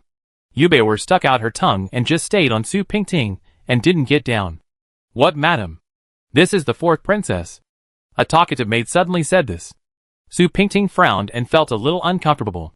When the woman heard that it was the princess, she knelt down in shock. "I didn't know the princess was coming. The child is ignorant. I'm afraid that the princess's beautiful clothes will be dirty." Su Pingting smiled. "It's okay." She reluctantly handed the child in her arms to her mother, her eyes still fixed on Yubeiwer. Yubeiwer held Pingting's hairpin tightly in her hand, no matter how her mother asked. She refused to give it to her, which made the woman sweat coldly. Later, she simply went to Yubeiwer's hand and took it by force. Su Pingting was afraid that she would hurt Yubeiwer, so she hurriedly said, "Don't take it. I'll give this hairpin to Yubeiwer. Let her play with it." After that, she led the maids and old women away quickly, so as not to let the woman think that she was being polite. The woman looked at Su Pingting's back, looked at the hairpin again, and sighed, "My goodness, I really met a noble person today. How much money must this be?" From then on, the hairpin was treasured by Yubeiwer's mother, and it was no longer given to Yubeiwer to play with. After those women knew that the visitor was the princess, they also became more respectful of the young couple Songli and flattered them everywhere. That night, Yun Jin came back and told her about Yun Lu and his wife. He sighed several times and said it was a pity. Sixth brother finally married a princess who loved him. How could it become like this today? Speaking of which, the two of them were so loving in the past. How could it be? Never mind. Never mind. Yun Jin fell on the couch with his face up, and took the jade pendant hanging on Pingting's waist to play with. Su Pingting also came out, and after a while she said, "Who can tell about fate? Maybe it's over. You're quite open-minded." Yun Jin's words sounded indifferent, but he had turned Pingting's words around in his mind. "So, do you think our fate will end?" He propped up his head, half joking and half serious. Su Pingting turned around and looked at him. Yun Jin was wearing a crescent-colored robe, and he looked very handsome. She smiled. "No, I can't bear to leave the prince. The prince is so elegant and carefree, I can't bear to let him go to someone else easily." Yun Jin felt very happy after hearing this. He pulled her. She fell into his arms. Yun Jin held her face, rubbed it for a few times, asked, "Is my princess telling the truth or joking?" Pingting's mouth was pinched by him. She asked him vaguely, "Then is the prince telling the truth or joking?" Yun Jin did not answer. After a while, he pecked her lips lightly. "This is the answer." "Is this the answer?" Su Pingting was a little dissatisfied, and lightly raised her thin eyebrows. "I didn't expect the prince to be so perfunctory to Pingting. It's true that all men in the world are unfaithful." Yun Jin was amused by her, and lifted her beautiful chin with one hand, and said softly, "Then, does this count as deep love?" Who knew that he had already untied the jade belt around Pingting's waist, and turned over to press her. Before Pingting could shout, her mouth was blocked by him. "Oh, you're playing tricks on me." The next day, when the prince was in court, he kept secretly pounding his lower back. Last night, he had been tossing and turning for a long time. Even the dark circles around his eyes were faintly visible. Zhang Xiao was watching from the side, and almost started to pound him. "Prince, you have to be more relaxed in the future. After all, you have to treat everyone equally." When Yun Jin heard this, he immediately glared at Zhang Xiao with a cold look that could freeze people to death. Zhang Xiao immediately covered his mouth and silently stepped aside. Chapter 40. The prince was teased. Early in the morning, Wu Xian rushed into Su Pingting's bedroom in a panic, and kept gesturing at Su Pingting with his hands. Su Pingting had just struggled to get up from the bed, and now there was no part of her body that worked, as if she had been thrown on the road and run over by a carriage, and her bones were about to collapse. She asked Yun Jin to be gentler, but he acted as if he didn't hear her, and became more and more excited. As expected, men's words cannot be trusted, especially in bed. Seeing Wu Xin's anxious look, she thought that something important had happened. She rubbed her sleepy eyes, yawned and said, "Don't be anxious. Gesture slowly." She carefully watched Wu Xin's gestures, translated them in her mind, and came to a very shocking conclusion. The prince was molested. Jing was molested. Who is so bold as to snatch her man in her territory? Su Pingting didn't wait for Lu Yun to help her put on her clothes, and wanted to leave in a hurry. Unexpectedly, Wuxin grabbed her and shook her head like a rattle. Wuxin, don't hold me. I have to go and see. Su Pingting wanted to rush to Jing right now, but Wuxin held her. Wuxin had no choice but to make a 6 gesture with his hand and wave it in front of Su Pingting. Su Pingting was so anxious that she didn't have time to listen to her other words. What 6? 6 what? I have to go and see Jing. Lu Yun suddenly realized, Princess. It's wrong. It's not the 4th prince. It's the 6th prince. The 6th prince? Yunlu is here? Wuxin saw that Lu Yun finally understood what he wanted to say, and was so moved that he almost cried. This morning, she was going to go out and buy some fresh vegetables to make snacks for the princess. As soon as she arrived at the gate of the palace with the basket of vegetables, she saw a gorgeously dressed woman leaning against the 6th prince in white, talking to him with a sweet smile on her face. The woman was frivolous, and she didn't look like an ordinary girl. Wu Xian thought that this was shameless, but who knew that the woman was actually drawing circles on Yunlu's chest with her hands. She didn't care that this was in front of the gate of the 4th prince's palace, where people were coming and going in broad daylight, and anyone could see it. Wuxin had never seen such a dissolute and frivolous woman. He thought Yunlu was entangled with some woman, and hurried back to tell Su Pingting. Su Pingting slowly read Wuxin's sign language, and then she was completely relieved. She felt both amused and helpless for a moment. For a brothel girl, she almost rushed out with her clothes in disarray. It was really a bit ridiculous. Did you see clearly? Is she really an undisciplined woman? Wuxin nodded vigorously. This was strange. Yunlu has always been a self-disciplined person. General women are not in his eyes, let alone a woman with frivolous behavior. Although people say that he is more dissolute now than before, why is he so hungry that he doesn't care about food, or even picky about food? After Su Pingting finished packing, she took Lu Yun and Wuxin to the outer courtyard. Just happened to meet Yunlu and the woman at the corridor. When Yunlu saw Su Pingting coming a few steps away, the corner of his mouth twitched unconsciously, and he consciously pulled the hand of the woman next to him from his arm. Isn't this my 6th brother? How come you have time to come to the 4th prince's mansion today? Pingting went up to him with a smile, while looking at the woman beside him. Wu Xian's description was correct. This woman was indeed an extremely dissolute woman. Probably a top girl in a certain building. Yunlu stood there a little stiffly, and said, a few days ago, my 4th brother asked me to come and get a few jars of good wine. Today, I was passing by Xinhaha, so I came to get it. Your brother is not kind either. A few jars of wine, you can just have someone deliver them to your house. Why bother you to make this trip? Su Pingting's eyes were still on the woman, and the woman was not to be outdone. Her eyes kept staring at Pingting. This woman was quite arrogant. When she saw the princess, she treated her as if she was air, and she didn't even bend her knees. Yunlu felt the subtle change in the atmosphere. When women meet, there is always an inexplicable atmosphere. He cleared his throat. I have nothing to do, so it's good to go out for a walk. Before he finished speaking, Huan Yang beside him pinched her throat and acted coquettishly.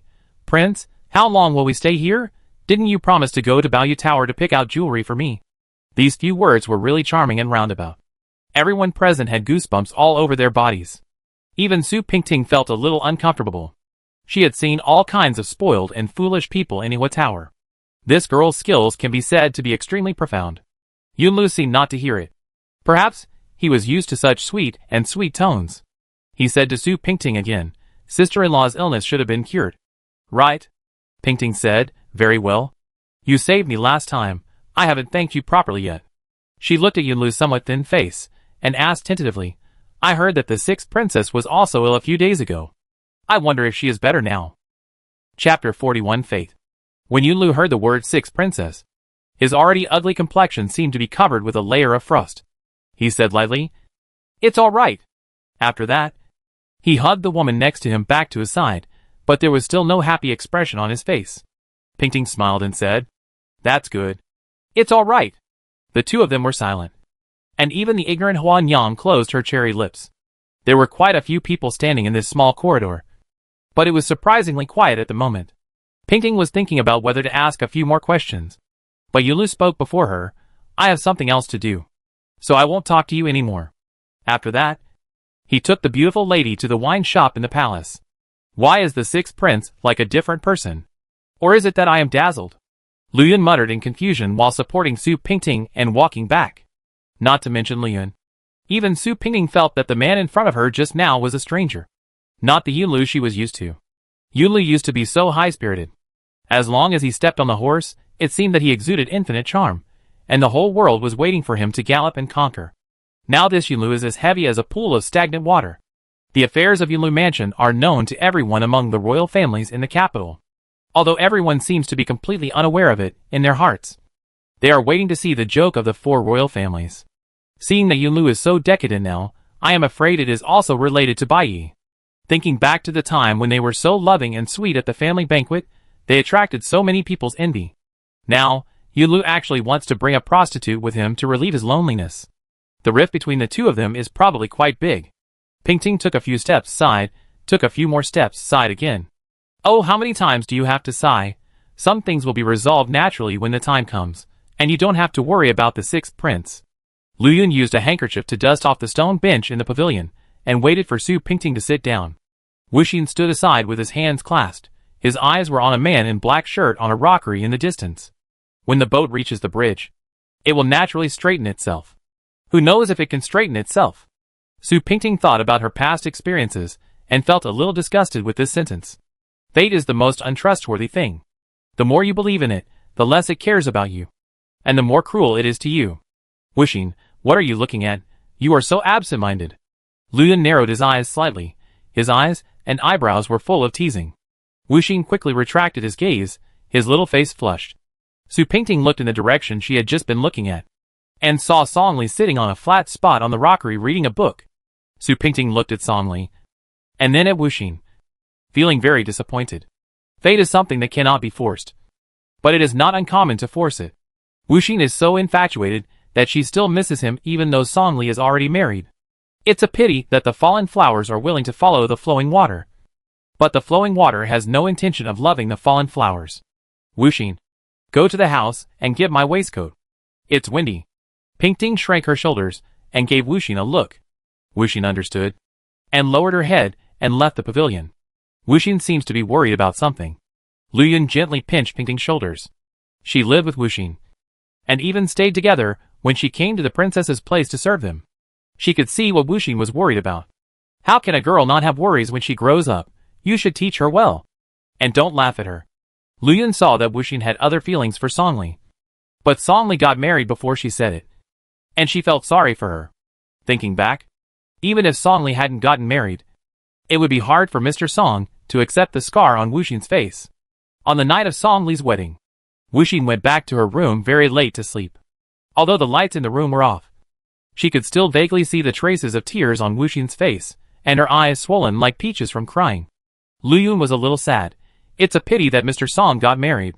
Before she could finish her sentence, she saw Fengli and Sierra walking towards the pavilion. Pingting waved her hand, and Luyuan immediately covered her mouth and poured a cup of tea instead. Chapter 42. The Woman Who Is Always Favored. I haven't seen Fengli go out for such a long time.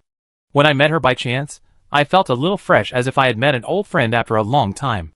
Fengli walked over step by step, and stood outside the pavilion and bowed slightly. Greetings to the princess. Although she said greetings, her tone was not much better than that of a funeral. I haven't seen you for a long time. How are you?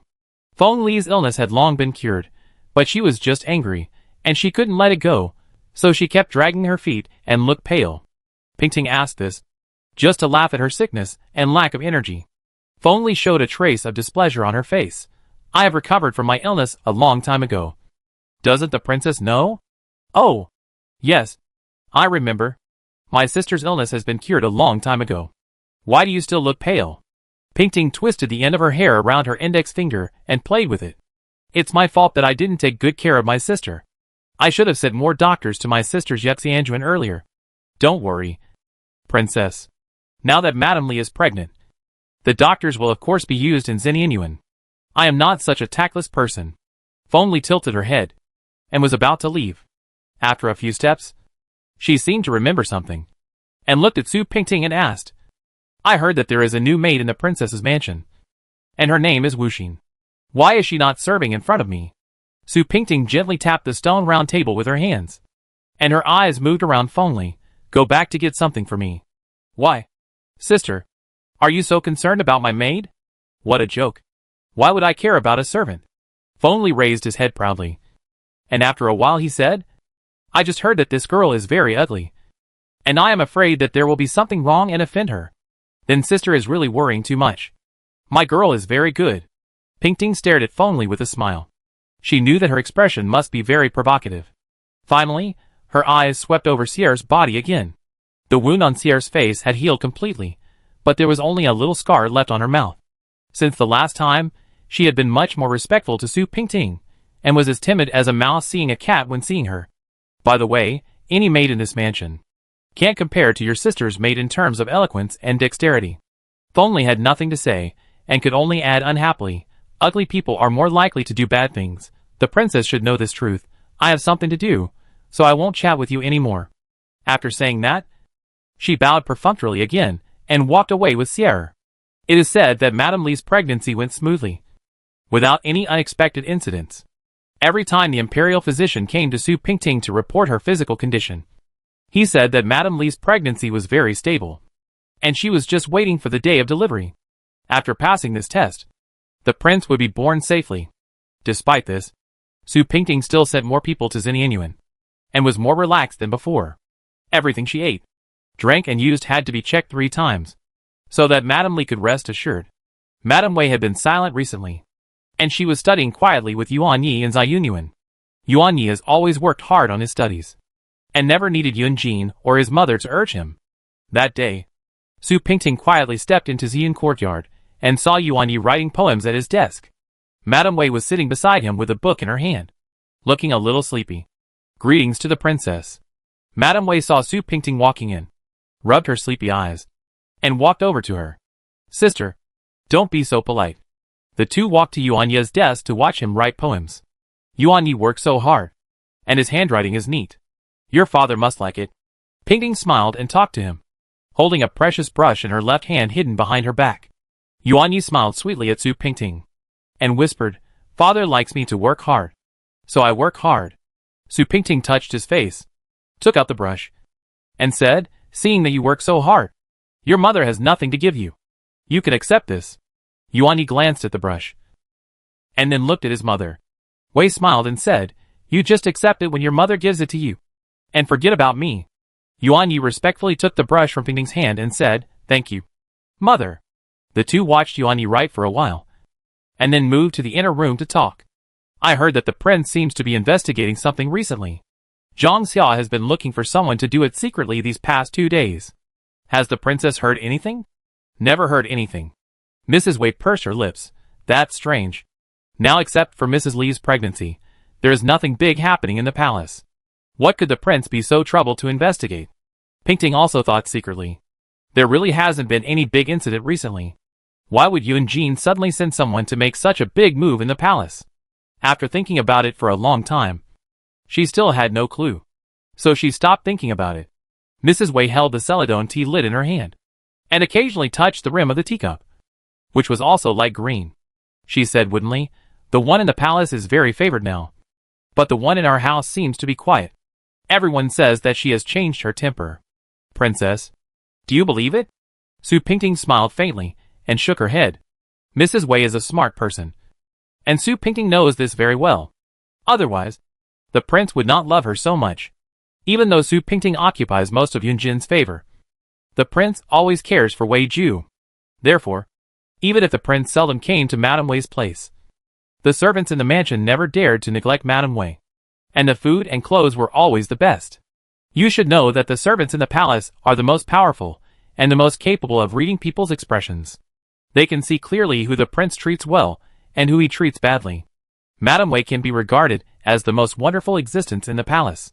She does not compete for favor, but she is always favored. This is the point that fondly envied her the most. Chapter 43 Jealousy. Last time, the princess encountered a snake in the palace. It's really strange when you think about it carefully. Didn't the prince send someone to investigate? Pingting pointed to Xinyan and said helplessly, now the prince is focusing on that place. How can he care about me? Princess, You are joking. Even if the prince loves Madame Wei, this love will not overshadow you.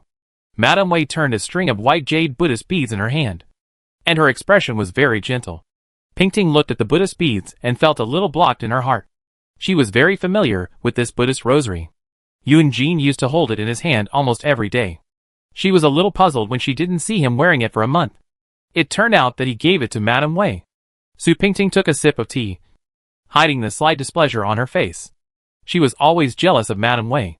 Normally, she would not feel jealous even if Feng Lei acted like a spoiled child in front of the prince. But when it came to Madame Wei, she always felt sour. She also admitted that Madame Wei had a kind of gentleness that could melt everything. Just like all the virtuous wives in the world. She would never be sad or happy. Nor would she be jealous. She would only think about her husband and take care of him and raise the children. This is something Pingting could never compare to. Yunjin sometimes looked at Madame Wei with a very gentle look. Su Pingting also understood that the mansion of a marquis would never have such a ridiculous idea of a couple for life. But she always had such a little extravagant hope in her heart. The spy sent by the prince to the palace came back, and said that the snake was brought back to the palace by a young eunuch. The young eunuch had bitten his tongue and committed suicide when the incident happened. He had a clean record, and nothing was found out. The matter has been suppressed there, and it has never been resolved. Mrs. Wei gently took Su Pingting's hand that was on the table, and comforted her. Don't worry. This matter didn't work out, and that person wouldn't dare to harm you again. The palace is not a good place, and there won't be any evil spirits in the palace. The pharmacy in the northwest corner of the palace was extremely quiet. At this time, the servants all went to the lower-class dining room to eat, and few people would devote their extra time to such a place without any benefits. In this silence, one or two strange sounds were heard occasionally. It sounded like a woman's moaning, and it sounded like a man's muffled breathing. Wuxin, who was standing outside the window, stared at the two people making love in the room with wide eyes, and tightly covered his mouth that was about to scream. How could this happen? The man's clothes were disheveled, and the woman with blurred eyes was clearly Wuxin. He couldn't believe his eyes, and he was too embarrassed to watch such an erotic scene. So he turned around and wanted to leave this place. Who would have thought that she turned too fast and accidentally knocked over a flower pot on the windowsill, making a piercing noise. Wuxin was so scared that she ran away, not caring about anything. The two people who were enjoying themselves in the room stopped moving because of the scream. The woman pushed the man away and put on her clothes in a few seconds. The man shouted out of the window, "Who is it? Who is outside the window?" No one responded for a long time. He put on his clothes and opened the window to look. There was no one in the yard. Only broken flower pots on the ground. Strange. No one. How come this flower pot is broken? The woman also came over to take a look. But she didn't see anyone either. She only saw a fat cat with spotted skin sitting on the roof opposite, and calling once or twice. The man said, "No one. It must have been knocked over by the cat. It's all because of this beast that ruined the fun." He stroked the woman's smooth face again, and said with a drooling face, "How about we continue?" As he said that, he went to untie the aqua red belt she had just tied. The woman pushed the man away with a red face, and said hurriedly, "The master is still waiting for me to serve him. Don't make trouble. I've been here for the whole afternoon. And you haven't eaten enough?" Wuxin ran to the front yard in one breath before he dared to stop, walking slowly and panting. The erotic scenes just now were still in her mind, and she couldn't get rid of them. Luyun just came out of the front hall, and saw Wuxin coming over with sweat all over her face, and she seemed a little uneasy. Luyun walked up to her and called her. "Wuxin, I asked you to go to the pharmacy to get some cold medicine. Why are you sweating so much?" Wuxin was startled by her, and thought that the man had chased her out. But she felt relieved when she saw that it was Luyun. She signed. Everyone in the pharmacy went to eat, and they didn't get the medicine. "Then why are you so flustered? Why are you sweating so much?" Luyun took out the handkerchief tucked into her waist, and wiped Wuxin's sweat. "There's a dog over there that's not tied up properly. I was afraid it would bite me, so I ran back quickly." Wuxin smiled awkwardly, made up an excuse, and wiped the sweat from her neck. She was thinking about whether to tell Luyun what she had just seen, but after thinking about it, she decided not to. It's better to have less trouble than more. Even the dumbest person can learn a little tact after entering the 4 princes' palaces. The 4 words "be prudent" and "protect yourself" are the survival rules for everyone living in the prince's palace. "Okay, let's go and eat. If you go too late, There will be no good food. The kitchen has made your favorite braised eggplant tonight. Let's go! Luyun saw that Wuxin looked silly and cute, and couldn't help pinching her cheeks. Wuxin smiled and agreed, and went to the kitchen to eat with a lot of thoughts in her mind. Chapter 44. The Princess's Cousin. When Luyun returned to Nyoyunja to serve, she saw that there seemed to be a man sitting in Pingting's room. She walked over gently, and then she saw the man's face clearly. It turned out that it was the princess's cousin Songli who came again. Luyun asked the little girl to serve tea, and she walked slowly to the princess's side to serve. This cousin now often runs to their yard.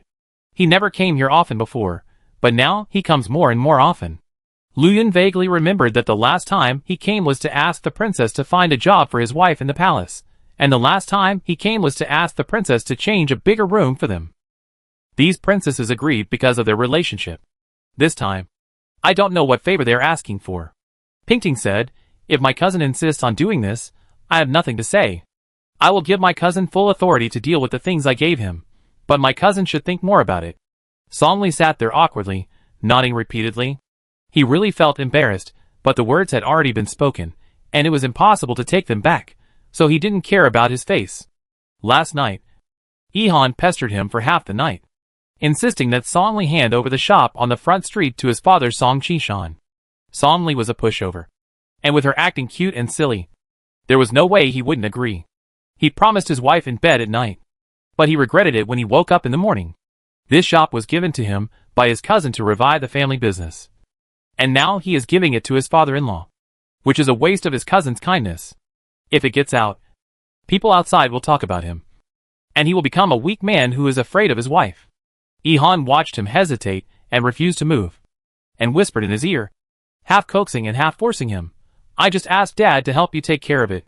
We are all family. How can I harm you? How can a grown man be so hesitant? Why don't you go and have a good talk with your cousin? The princess? What are you still standing here for? Songli could only dress neatly and come to Pingting's courtyard, and he has been sitting there until now. Pingting heard him say these words, and she guessed that it was his wife's idea. My cousin has always been honest, and he doesn't have these ideas in his mind. But the wife he married? There is a shrewd calculation in her eyes and eyebrows. I am not afraid of anything else, but I am afraid that my cousin will be a good person in vain and end up with nothing. It is not easy for my cousin to have a store now, and he should run it well by himself. I remember that my cousin's family had some business experience before, so why did you suddenly think of handing the store over to your father-in-law to run it? Pingting deliberately emphasized the word himself, which was her last kind reminder. I know the princess's intentions, but we are all family, so I don't care about these things. Songli smiled and said this sentence without thinking.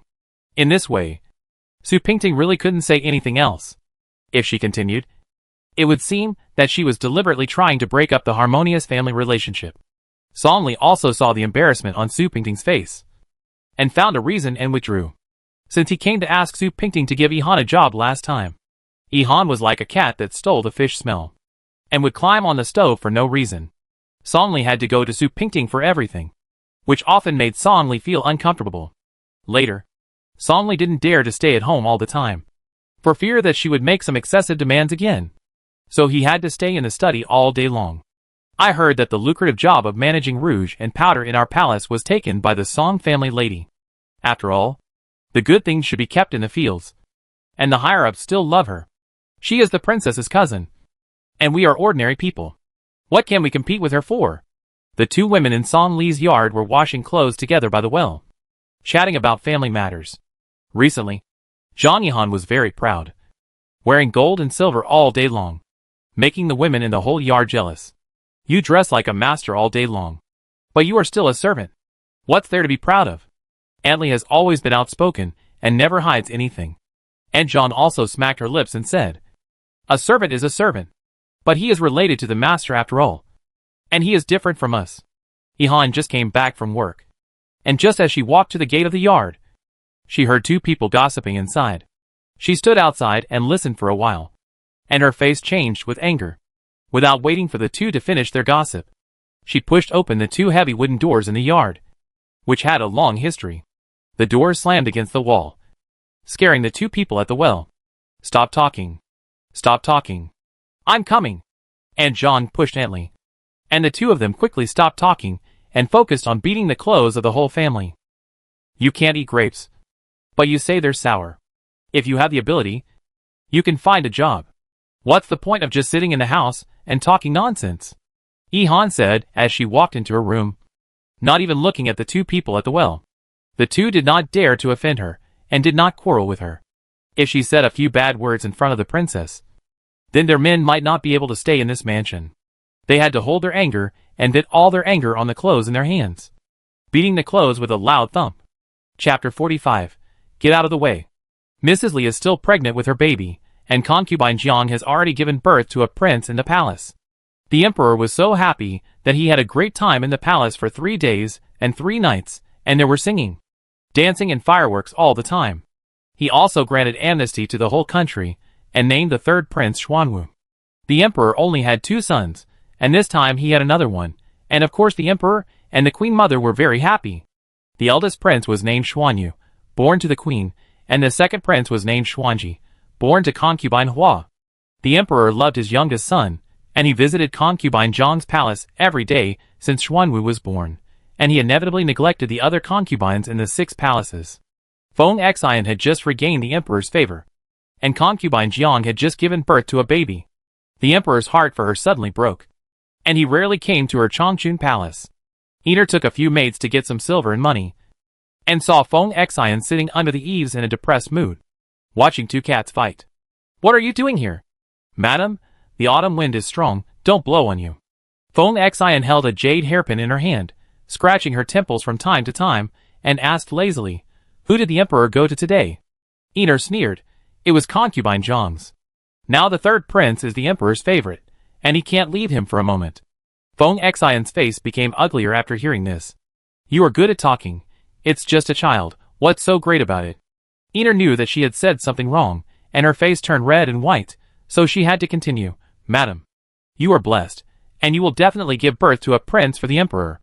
Concubine Jiang was born in a lowly family, and the prince she gave birth to would not be very noble. When the third prince was born, people all over the world were happy. Pingting had ordered people to prepare rich gifts and send them to the palace, and she also asked a close eunuch to send one to concubine Jiang. They were both born in the dust, and they both felt that it was hard to find a soulmate.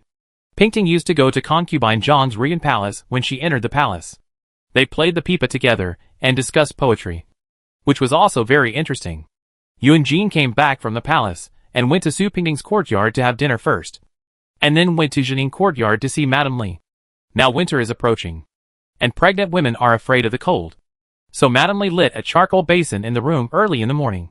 Yunjin smelled a pungent smell as soon as he entered. He frowned and asked Zhang Xia, why light such a heavy charcoal basin?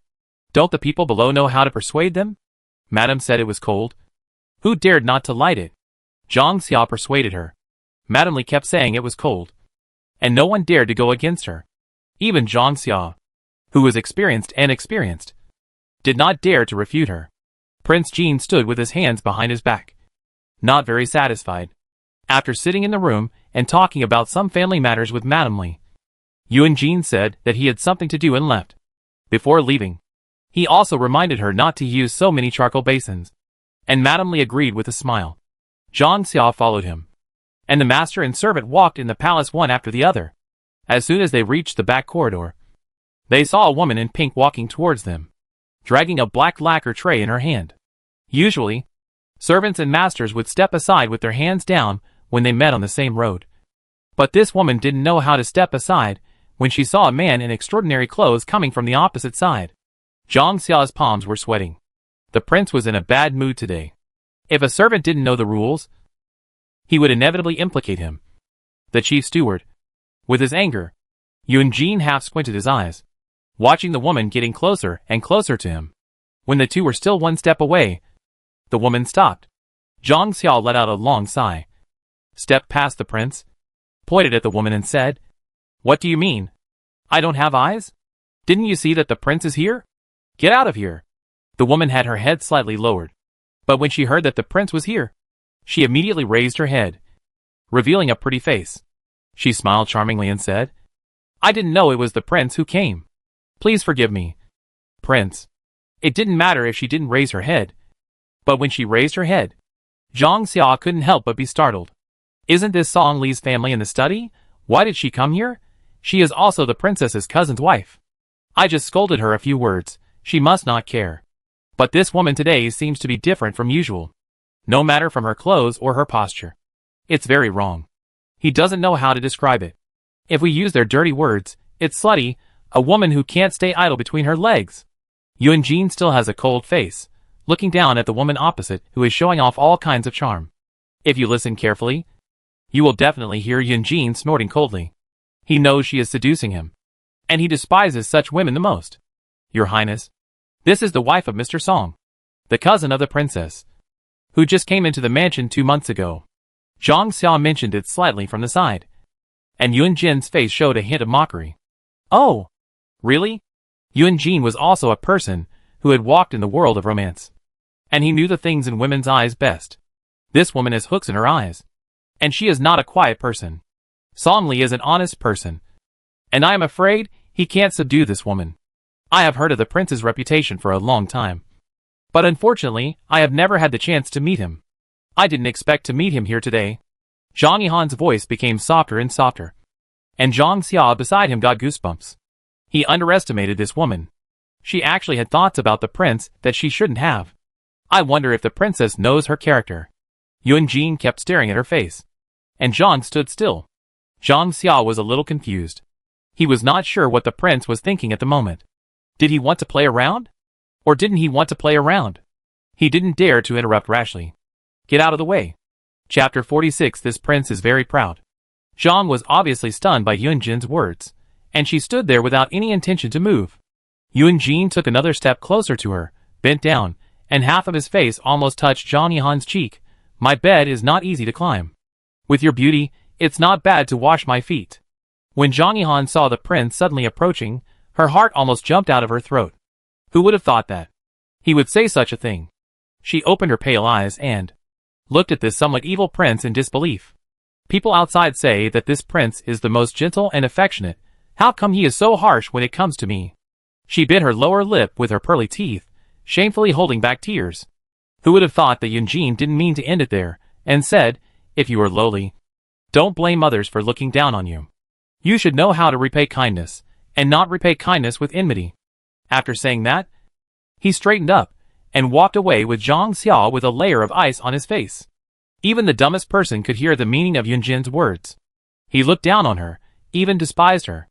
Zhang Yihan's tears fell, her hands holding the lacquer tray clenched tightly. When had she ever been humiliated like this? And a man of great dignity humiliated her in front of others. After a long while behind her back, she took the tray back to her yard. Yunjin returned to Pingting's room in the middle of the night. When he arrived at the door, he just saw Luyan coming out of the room with a wash basin. Is the princess asleep? Your Highness, the princess has just laid down. The translation of Liu Yun's words means that Your Highness. It is the best time to act like a hooligan if you go in now. Yunjin smiled, took off a jade pendant from his waist, and put it in Liu Yun's hand. This is a reward for you. Liu Yun smiled and said, thank you for the reward. Your Majesty. He then gave a wink to the maids waiting outside. And they all left obediently. Yunjin pushed the door open and entered the room. As expected, he saw Pingting lying on the bed with her back to him, wrapped tightly in the quilt. He walked over and sat beside her bed, holding her hair in his hand and smiled. Why did you go to bed so early? You didn't even wait for me to warm your bed. Pingting took a long time to say, Your Majesty has a good place to go. Why bother coming to me to argue? There are fair and tender beauties everywhere in the corridor waiting for the prince's favor. Why does the prince have to visit such a lowly place? Hearing her words, I knew what happened in the corridor tonight. This Zhang Xia is good in every way, but she is not very good at talking. Yunjin stretched out his hand and pinched her soft face, as if pinching a freshly peeled egg, and smiled. This prince only likes little hot peppers like the princess, and does not like those beauties made of powder. Seeing him say this, there was nothing to say to him for a while, so she just went to sleep without answering his words. Yunjin reached his hand into the quilt, and began to touch everywhere restlessly. I think Song Li's family is not a simple person. If this one is not good, it is better to let him marry another one. Marry another one? Do you think it is like picking cabbages in the vegetable market? This one is not good. So why change it? The couple is living in harmony. and it is not our turn to interfere. Pingting slapped away the dirty hand that reached into her quilt. But who knew that slapping away one would attract another one? And the two claws kept running around on her body. Yunjin had untied half of her belly band, hanging loosely around her neck. Yunjin's eyes were blurry, and his hands lingered on Pingting's chest and refused to move away. I can't see it. Pingting felt the hot temperature coming from Yunjin's body.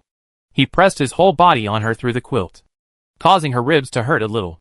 It was so cold outside, and he was fooling around like this. There were some holes in the corners of the quilt, and cool wind blew in everywhere.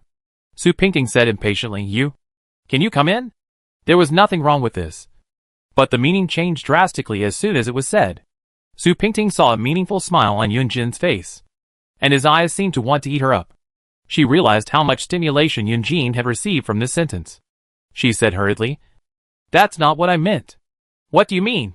Yunjin held her lower lip and teased at the little pepper under him. Anyway, it's not what you think it means. How do you know what I mean? Pingting stopped talking and turned her head away. Whatever she says now is a crime, and it is all evidence of seducing him. Yunjin took off his clothes and skillfully got into the bed he had gotten into countless times. This is the princess's request, and I can't refuse it. Right? You don't want face.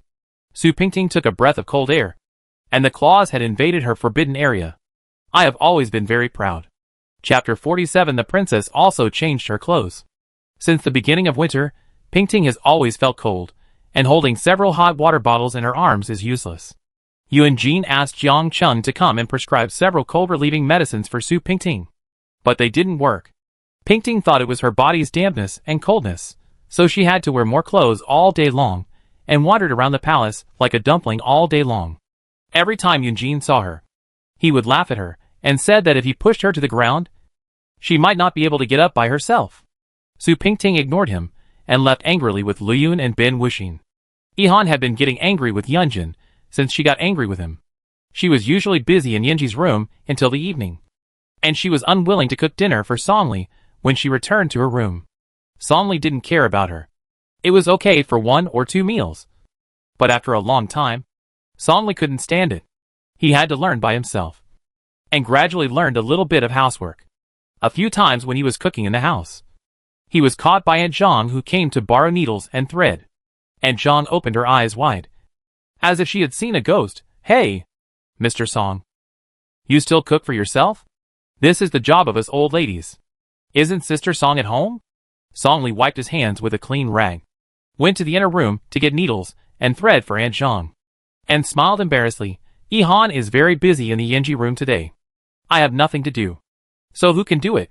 Aunt Zhang took the needle and thread from Song Li's hand, and said, Mr. Song is really caring. I'm afraid I will have to learn to do needlework in the future. Aunt Zhang laughed as she spoke. From then on, the news that Song Li could cook spread throughout the palace. Wherever he went, people would tease him about it. Even his students would make fun of him in class. Jokes aside, who among the women didn't envy Zhang Yihan for having such a loving husband? Her husband always had food and clothes. If the food he cooked was a little bit bad, he would be scolded at best, or even beaten.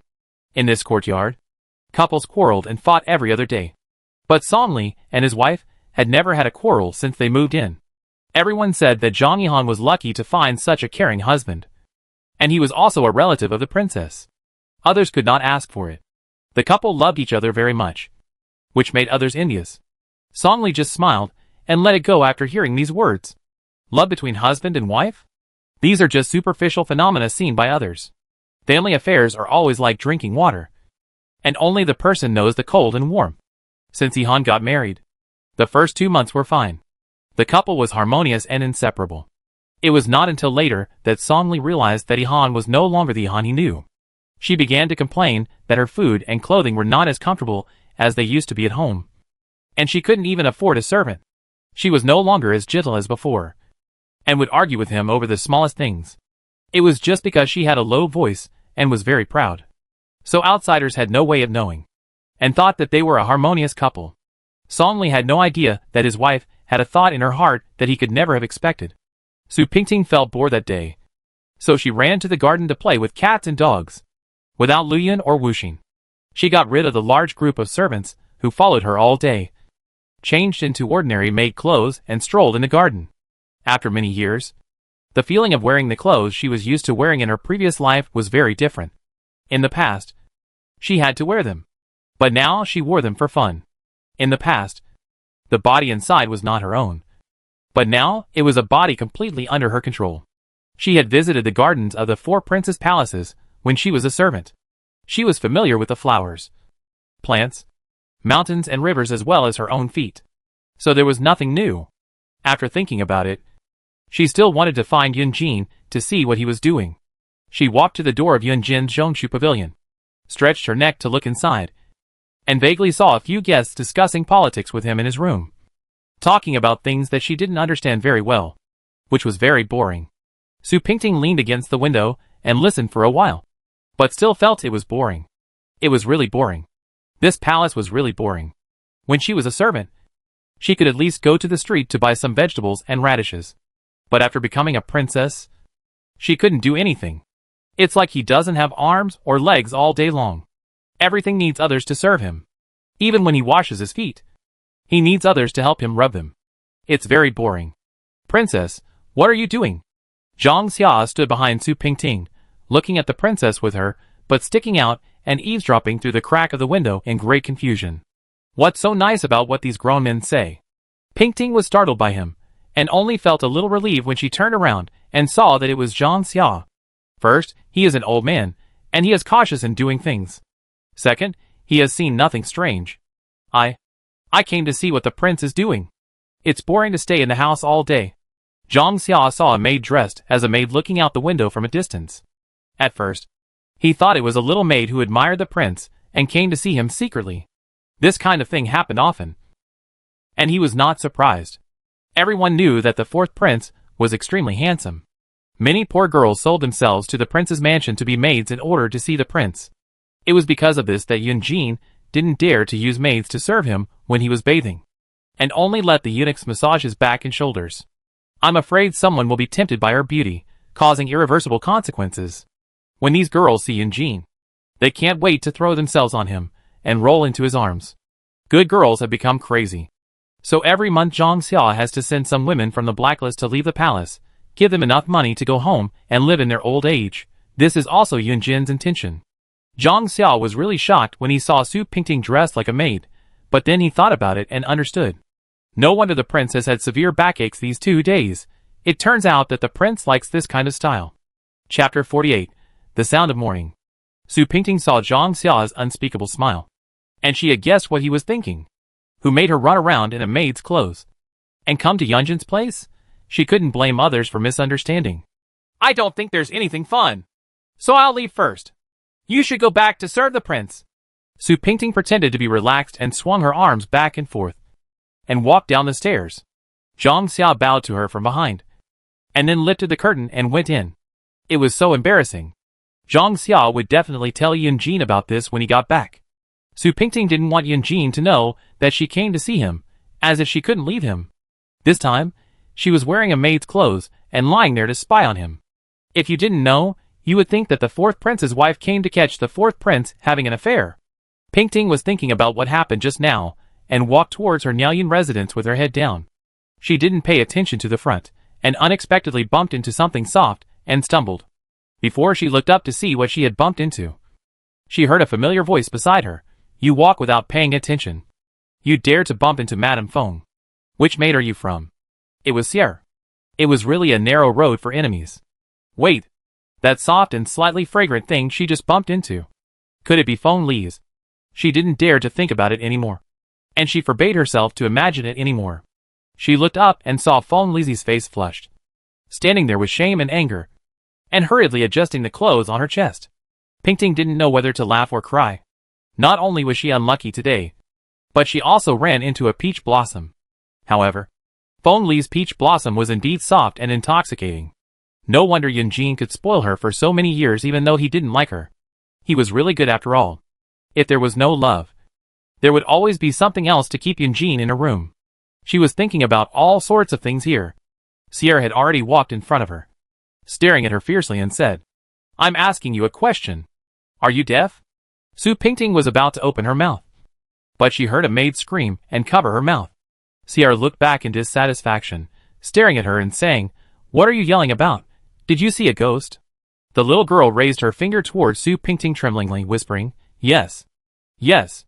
It's the princess." When Si'er heard this, she quickly looked at the face of the ignorant and blind girl, and saw Su Pingting's gloomy eyes. She shuddered with fear. "Princess, why are you here?" Since Si'er was beaten, she has been much more well-behaved when seeing Su Pingting. Who would have thought that a woman dressed like a maid was actually the dignified fourth princess? "I came out for a walk without anything to do. I didn't expect to bump into you. Please don't blame me." When Feng Li saw that it was Su Pingting, she felt even more humiliated. She was actually taken advantage of by this bitch. It was a great shame. Su Pingting deliberately brushed her clothes in front of her, meaning that you dislike me, but I dislike you even more. Since she was the princess, there was no need for further explanation. After a few words, she walked away from Feng Li in a swagger. "Bitch. She just hit me on purpose." Si'er went over to support Feng Li and added fuel to the fire. After all, she came from a brothel, and she can do anything despicable. A princess dressed like this, and she came from the prince's Zhongshu pavilion. Who knows what shameless thing she will do to seduce the prince? No wonder the prince has been staying with her every day these days. She must have used the tricks in the brothel on our prince. Feng Li turned these words over in his mind, and the more he thought about it, the angrier he became. When they reached the end of the gravel road, she asked the maids who followed her to go down and quietly asked Si'er, "Have you found the midwives?" "Yes. They are efficient and clean." "Have you arranged everything over there?" Si'er blushed when she heard this, and said after a long pause, "I have arranged everything." Feng Li looked at her and snorted, "Don't feel wrong. This is for the master. If this is done, your brother will also be able to marry a good wife. And we will also make good arrangements for you." "I dare not. I am willing to go through fire and water for the master." Si'er knelt down and bowed, expressing her loyalty to her master. Chapter 49 Funeral. Who would have thought that the eve of New Year's Eve would be the day when Madame Li would have a close call with death? Madame Li's baby was only 8 months old, and it should have been born safely. But she didn't see the baby come out until midnight. Yunjin took Su Pingting and the two wives to wait in the outer room. Several midwives came in, but didn't hear the sound of the baby falling to the ground. Yunjin sat on the couch, and a layer of fine beads of sweat oozed out of his head. Pingting stood beside him, knowing that he was now extremely anxious. He was exhausted because he failed to save the baby last time. If he couldn't save the baby this time, he really didn't know what to do. Pingting held one of his hands and squeezed it tightly. "Don't worry. It will be fine." Yunjin looked into her eyes and forced a smile. Mrs. Wei and Mrs. Li sat on the other side, each looking at the delivery room with their own thoughts. Heart-wrenching screams came from the delivery room, which frightened everyone. This is something that every mother will experience. But Mrs. Li's screams were particularly miserable. After about a quarter of an hour, Jiang Cheng came out in a panic, lifted the curtain, knelt down at Yunjin's feet and said, "Prince, Madame Li's child is too big, and its feet are facing down. This time I'm afraid. I'm afraid." Before he could finish, Yunjin stood up and said, "What are you afraid of? I tell you, if you can't keep this child, you..." Yunjin pointed at the midwives and doctors, with a terrifying fire burning in his eyes. You will all be buried with me. Did you hear that?" The doctors and midwives said yes again and again, and ran to the inner room to get busy. Madame Li's screams became weaker and weaker, and she made a low moan like a kitten. Yunjin's eyebrows almost knitted into a knot when he heard this voice. "Your Highness, have some tea."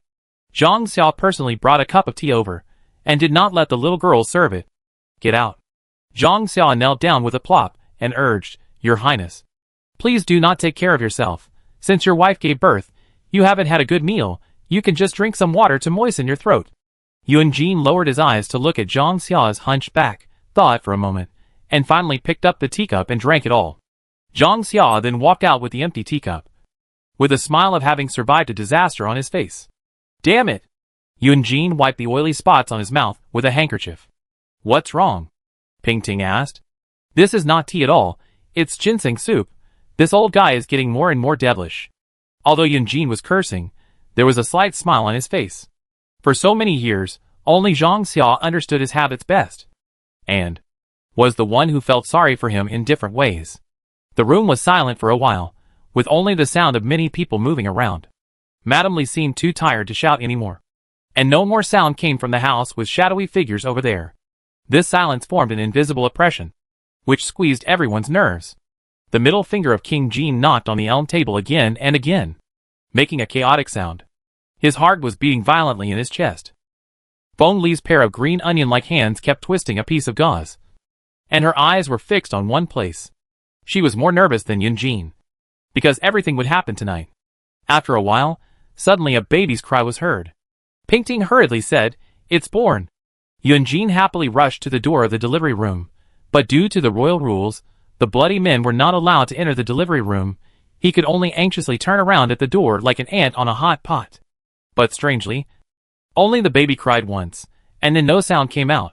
For a long time, no imperial doctor or midwife came out to announce the good news. Yun Jin's heart tightened, his palms became stickier. He asked loudly inside, "How is it? Is the baby out?" Still no one answered him. Su Pingting and Madame Wei looked at each other, and there was a cloud of doubt on their faces. Yun Jin knew something was wrong, and he kicked the door open and went in. As soon as he entered the door, a maid hugged his legs. "Prince, Madame's lower body is bleeding heavily, and the white medicine can't stop it. The little prince's throat was wrapped by the umbilical cord, and he died at birth. Madame and the prince have." Yun Jin's mind was blank, and the sky and the earth seemed to have changed color. He couldn't believe that his son and the woman left him together. What did he do wrong? Su Wei and the others hurried up to help Yun Jin after hearing this, fearing that he couldn't bear such a blow. Feng Li also hurried over to support Yun Jin upon seeing this, and the three of them dragged Yun Jin back to the couch outside. "Take all the doctors and maids to the torture chamber. No one can be left behind." Su Pingting said this out of the blue, catching everyone off guard. Although Zhang Xia did not understand Pingting's meaning, seeing that the prince did not object, he took people to torture all the doctors and maids to the torture chamber, leaving only Jiang Cheng to be questioned in front of the prince. Seeing that the prince left only Jiang Cheng, Feng Li's eyebrows tightened, and the hand twisting the handkerchief stopped for a moment. Chapter 50 ending. Dr. Jiang, please tell me everything that happened.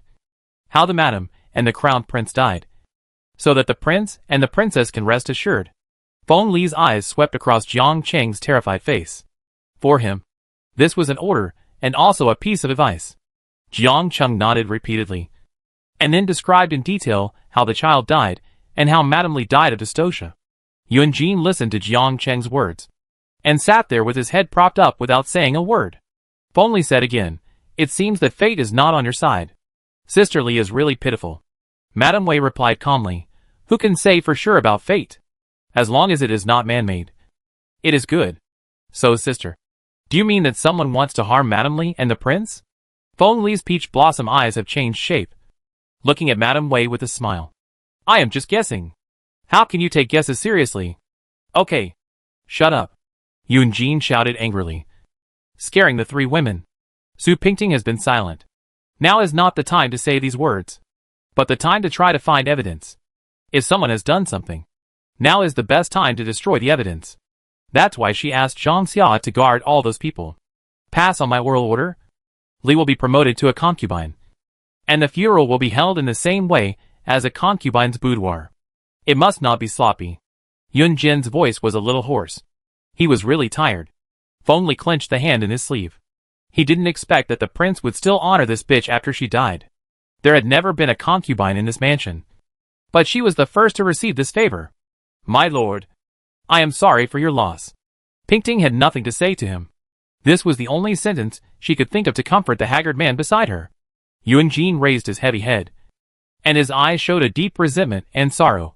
"Pingting, I have lost another child." Madame Li's funeral was very grand. Although she was only a concubine, Yun Jin doubled her grace and awarded her family 1,000 taels of silver for her rest. The person is already dead, and it is reasonable that he should not care about these external things. But apart from these, Yun Jin has nothing to compensate this poor woman. For so many years, he has not been able to give her the affection of an ordinary couple. He only favors her when he is in a good mood. And then let's go! He originally wanted to give her a rich and luxurious life as compensation, but he did not expect that she would die like this. The prince does not need to wear mourning when his concubine dies. But Yunjin still knelt in white in front of the coffin and recited the Heart Sutra for her for 3 days and 3 nights, wishing her to transcend the sea of suffering as soon as possible and avoid falling into reincarnation. No matter who came to persuade her, it was useless. Pingting brought ginseng soup to the morning hall. Seeing him kneeling there and chanting gate gate, Pargate so emotionally, she did not bother him anymore. This might be the last bit of affection he gave her. So why should she bother him?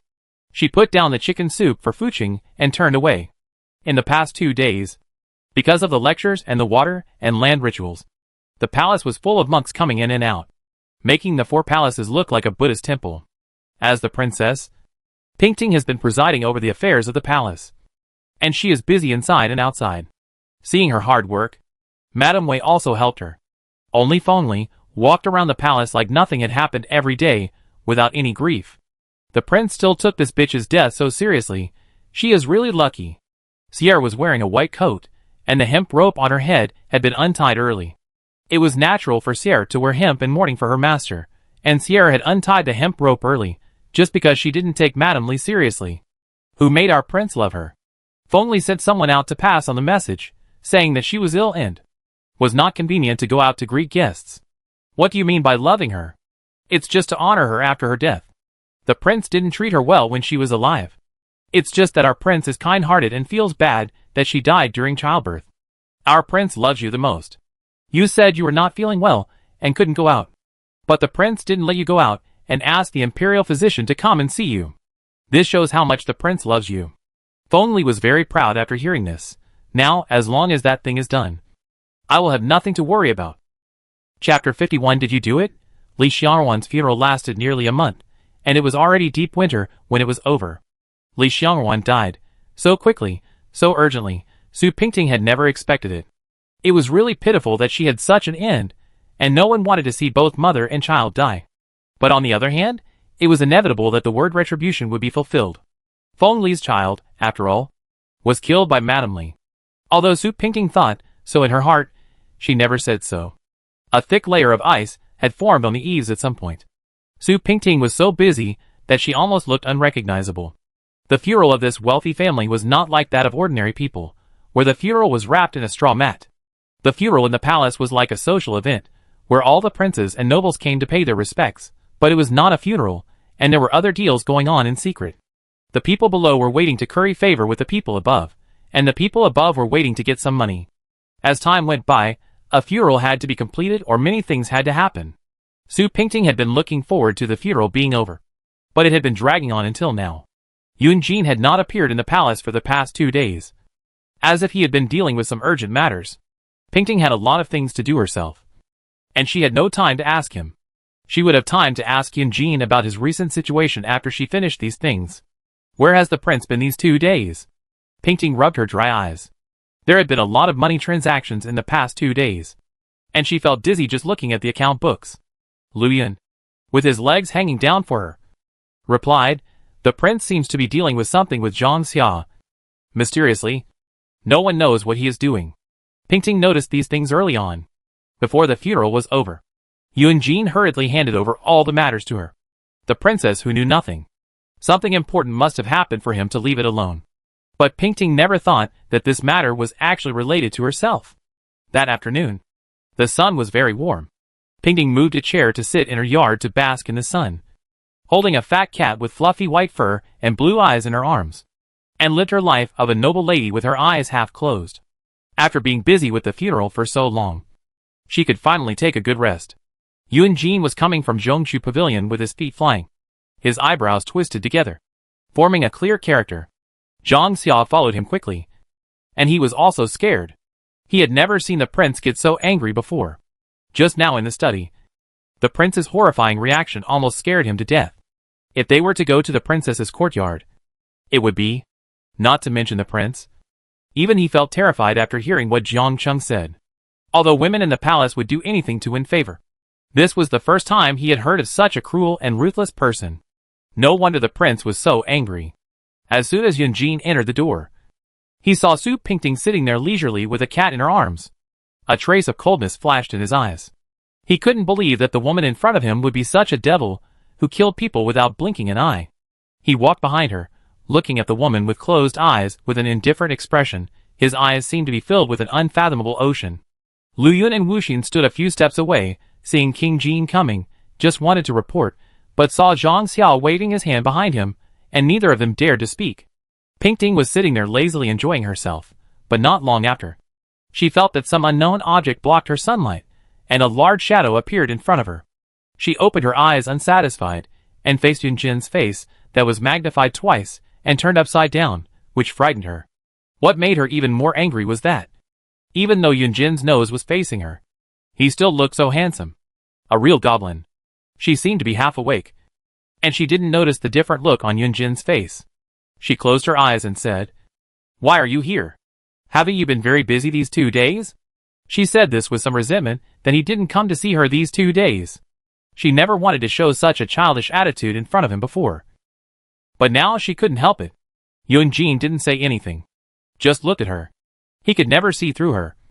Even though they were already close friends. Even though they could make love in the same bed.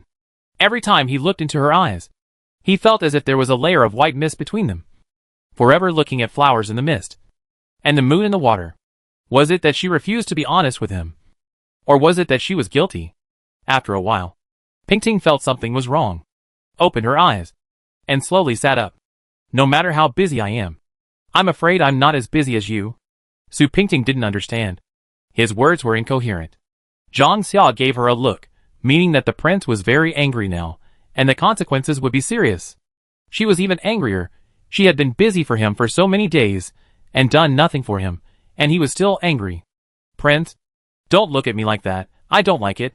Yun Jin's face fell even more. He looked down at the woman he doted on every day, and asked her word by word, "Did you do that thing?" Chapter 52. I did it. How about you? Pingting didn't know why. A nameless anger was burning in her heart. Why did he talk to her like that? What was he doubting? Pingting doesn't understand what the prince said. "I don't know what kind of evil thing I did that deserved the prince to blush and talk to a woman like me." Woman. These 4 words appeared inappropriately in Su Pingting's mouth, causing Yun Jin to almost cough in anger, and she pretended to be weak. The servants in the yard saw the 2 masters quarreling, and they all retreated out immediately. At this moment, the yard was like a boiler filled with explosives, which could explode at any time. Who would want to stay here and wait to be blown to death? Lu Yun walked a few steps outside, turned around and saw Wu Xin still standing there. So he had to go over and pull her sleeve, and said in a voice so low that a third person would definitely not hear, "Let's go." Wu Xin paused, but still followed Lu Yun out. She had a vague feeling that it was related to that incident, but she was a mute. Besides, the matter between the master and the master had nothing to do with her. Yun Jin felt very ashamed, being scolded by her in front of these servants. His beautiful eyes closed for a moment. And finally, he took out a stack of wrapped yellow paper from his sleeve and threw it on the ground. And a pile of purple-red powder was immediately sprinkled out. A strong and strange fragrance followed. "This? You don't know it, right?" Pingting looked at the powder blown around by the wind. And Su? She really understood it. So that's how it is. What a great strategy to kill 2 birds with 1 stone. She really should learn from her. She sneered and leaned back in her chair. Seeing her reaction, Yun Jin was even more angry. "These things were found in your room. What else do you want to say?" Pingting said with a strange smile, "Your Highness, I have nothing to say." He didn't expect her to admit it so easily. Instead, he froze in place, not knowing how to react. After the musk was completely blown away by the wind, he still couldn't think of a countermeasure. He was helpless against this vicious woman. I swear to God, Su Pingting didn't admit anything in her words. This fool actually understood that she admitted to doing these things. She just wanted to piss him off. How was the musk found in her room? Who set a trap for her in front of the prince? She didn't want to care at this moment. She just wanted to know why he didn't believe her. When he was tossing her in bed, he clearly said that he loved her forever. How come it was gone in the blink of an eye? Is she such a female devil who kills without blinking an eye in his heart? Although, Su Pingting does have the potential to develop like this. "Prince Pingting, I am such a conscienceless person. Please don't show mercy to me. Just do what you have to do. Who made me the culprit?" She didn't know why she said such insane words. When he was furious, she still said these words to provoke him. Zhang Xiao, who was hiding in a secluded place, heard the princess say this, and it was like thunder in his ears. and he was full of admiration. He had never seen such an arrogant murderer dare to shout in front of the prince. And he was worried for the princess. Yunjin was so angry when he heard her say this. You think I dare not kill you? Right? Pingting dare not. The prince should still kill her. This woman is so bold. What is there for Pingting to be afraid of? This is not the first time she is bold. She raised her beautiful face and did not retreat at all. Although she made him angry like this, he had a hunch in his heart that this was not her. Chapter 53. The young couple quarreled. Zhang Xiao watched the two masters quarreling with relish through the crack of the door, unaware that there was a sharp gaze staring at him from behind. Zhang, what are you looking at, so lively? Feng supported Sheer, and stood behind Zhang Xiao with a weird look. Zhang Xiao was almost attracted by this tender voice. Everyone knew that Madame Feng was gentle and kind, and her beauty was so charming that any man would be tempted to see her. Zhang Xiao had seen Feng many times when he followed the prince, but every time he saw her, this woman seemed to have a kind of charm that could captivate the soul, and he couldn't move his eyes away. As she got older in the past few years, she became more charming. Zhang Xiao sometimes wondered, why did the prince not like her? She was still a good grape. Why did the prince not want to eat it? Madame Feng, how did you find time to come here? Zhang Xiao grinned. Her eyes were almost smiling like two peach blossoms. Feng swept the dust in front of her with a handkerchief, and said with a smile, I heard that the prince and the princess were arguing in the yard, and I came here to persuade them. Persuading was fake, and coming here to watch the fun and add fuel to the fire was real. Zhang Xiao was used to being cunning. He knew that the prince would not want a third person to appear in his sight at this time. So he hurriedly advised, Madam, I think you should not go in. As the saying goes, the more a couple quarrels, the more affectionate they become. It is useless for us to persuade them. What do you think? Feng saw that he kept saying couple and husband and wife.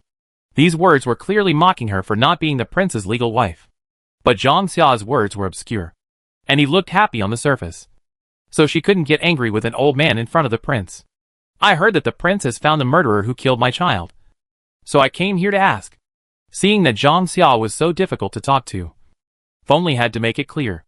Zhang Xiao was wondering, how could she know these things? Could it be that one of the servants beside the prince leaked the news? Zhang Xiao glanced at the 4 or 5 servants standing by. Her eyes were sharp. I don't know, where did you hear this nonsense from? Madam? How could this be possible? Who told you about it? Madam, please don't take it seriously. Feng saw that he didn't intend to let her in, and she didn't want to waste any more words with this old man. So she pushed him aside. Butler Zhang, you are really a good butler of the prince. But it's not your turn to be a servant to point fingers at the master's affairs. I want to see the prince.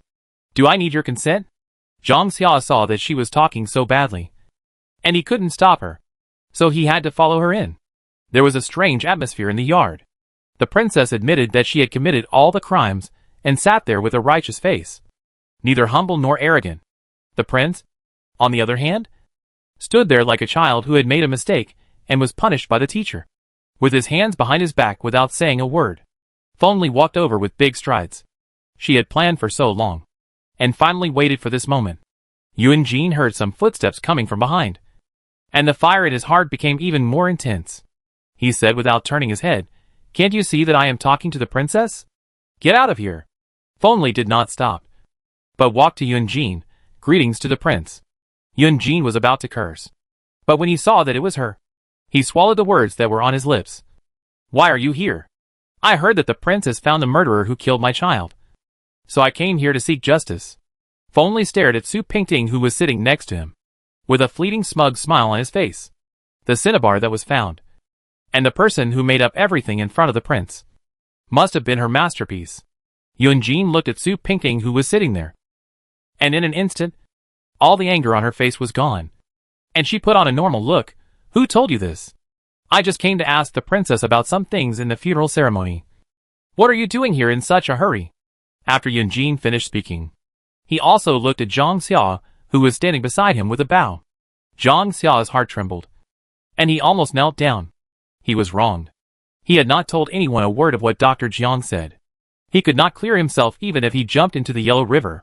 Feng saw that the prince denied it in order to protect Su Pingting, and she did not know how to clean up the mess for a while.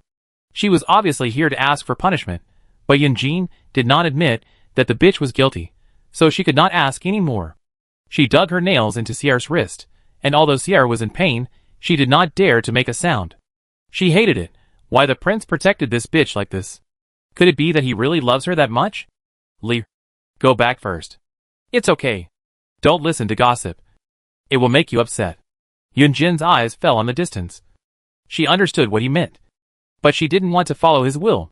Feng Li gritted her teeth and knelt down at his feet. Prince, I and your child died for no reason. Don't you feel sorry at all? Since the murderer has been found, why don't you punish him? She made up her mind, tightly grasping the cold corner of the clothes of the noble man beside her. Even if she is your princess. Yunjin's hand trembled. And then his expression changed. You stand up and talk. The ground is cold. Your Majesty, I beg you to punish the murderer severely, and give justice to my unborn child. Feng Li cried so hard that her face turned pale. To anyone, she looked pitiful. Su Pingting almost applauded her when she saw how well she acted. On second thought, she felt that she was very stupid. Feng Li had been attacking repeatedly, and she was being beaten repeatedly. This was too embarrassing. Sister Feng, you are too anxious. Your Majesty has just sat here for a short while, and you came here like a gust of wind. Isn't your news too fast? Pingting's words seemed meaningless. But when she listened carefully, there was another deep meaning. Chapter 54. Little Hot Pepper is still a punching bag. Yunjin tugged at the wrinkled corner of Feng Li's clothes, and asked her in confusion, who told you that the king and the princess quarreled here, and who told you about the child and so on? I heard. Feng Li was so flustered that she couldn't find a suitable reason to explain. The news hadn't been released yet. She now knew that it was really abnormal. Pingting knew that Feng Li had no way to explain it. She knew how the good show she had led would develop, and it was natural to know it in advance. Feng Li knelt on the ground, and was somewhat unable to control the situation in front of her. This was not what she expected at all. In her expectation, the person kneeling on the ground and speaking in a low voice should be Su Pingting. The little bitch. She got up with a gurgle, pointed at Su Pingting with her finger, and looked at Yunjin. My lord, no matter how much you love the princess, human life is human life. You can't treat it lightly. Is it possible that my child is not your child? Have you forgotten how your child died? And Madame Li's child? Maybe it was also killed by some traitor. My lord, you must investigate it clearly. When the child was mentioned, Yunjin's heart twitched violently. His two children, both died in an unclear manner. They were his flesh and blood. He had hoped that these two angels could successfully come to the arms of his father, but he didn't expect that neither of them survived. Perhaps this was fate. What if it wasn't? The two women around him, one kept saying that he wanted to give her justice, and the other refused to deny her crime. The facts seemed to be clearly laid out in front of him. The princess killed the two children of her concubine in order to win favor and consolidate her position as the legitimate wife. There was also the testimony of the imperial physician and the physical evidence of Musk. Everything seemed to make sense, and the evidence was irrefutable. Yunjin sighed. Without looking at Pingting, does the princess have anything else to say? I have nothing to say. But Yunjin wanted to say that the evidence was complete. But when he turned around, he saw Su Pingting sitting there with tears streaming down her face, looking like a little woman who had been wronged. Was this the same little hot pepper who had just argued with him in the yard for a long time and made him stamp his feet in anger? Pingting took out her handkerchief and wiped her eyes on both sides. She cried more and more aggrieved. It was not my fault. I have nothing to say. Yunjin almost suspected that his ears were defective. He just said that he had done it and should be killed. But how did he suddenly become a bullied little wife? Didn't you just say? Yunjin was confused and blinked his eyes in confusion. Your Majesty, I am innocent. Su Pingting sat on the ground and burst into tears. Not only Yunjin. Zhang Xia also opened her mouth wide. He sighed in his heart. Is this the aggressive and chattering fourth princess that he saw just now through the crack of the door? Was the princess a famous actress in the opera troupe before she entered the palace? Yunjin was frightened by her and took a step back. Is this woman crazy? Su Pingting was crying on the ground like a punching bag. Yunjin really couldn't stand the stimulation of this scene. Good little hot pepper, when did she become a soft persimmon? Even Feng Li was a little uncomfortable, watching the abnormal Su Pingting's hard work there with the eyes of watching a rare animal. Su Pingting's performance here must have an audience. The audience is not Yunjin, not Feng Li, but the extremely noble old man who just stood in front of her courtyard. "Jeaner, what's going on in your house?" The Queen Mother, wearing a black round phoenix pattern cardigan, stood in front of the door and spoke slowly, with a little doubt and dissatisfaction in her tone. Yunjin turned around and saw the Queen Mother walking towards him with a red gold cane with a 5-colored golden dragon. Your son pays respects to the Queen Mother. Feng Li and the others also knelt down. No need to elaborate. Su Pingting was seen crawling on the ground, lowering her head to the ground, and cowed out loudly. "Hey, Pingting, what are you doing? Cowed out so hard? Get up quickly." "Good child," the Queen Mother said, and was about to help Pingting up. Pingting hurriedly pushed the Queen a step, but still did not raise her head. "Pingting is guilty, and dare not get up." "Nonsense.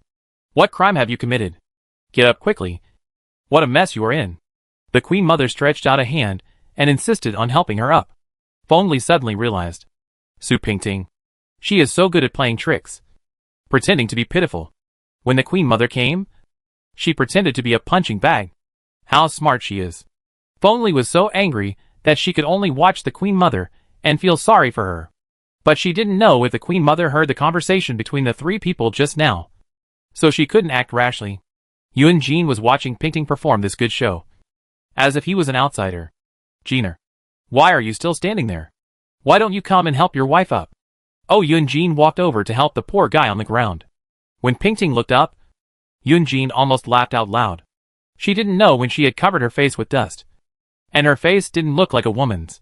The Queen Mother saw it and immediately asked distressedly, "What happened? Jeaner, did you two have a fight?" Yunjin froze there, unable to speak. It was really unfair to say that they had fought, but it didn't seem right that they hadn't. He hated Pingting countless times in his heart, but he didn't let a word come out of his mouth. The Queen Mother must not know about this matter. If she said a little, it would lead to many unbearable things. It would not bother the Queen Mother, and it would also save the little bastard next to him from suffering. If the prince did not speak, others would not dare to speak anymore. Everyone kept quiet and did not dare to make a sound. Pingting started her most wonderful performance at this time. "Queen Mother, I am not a good prince. It is Pingting who did not do well. I made the prince unhappy. Prince, please forgive me." She sobbed with a handkerchief, and it really looked like that.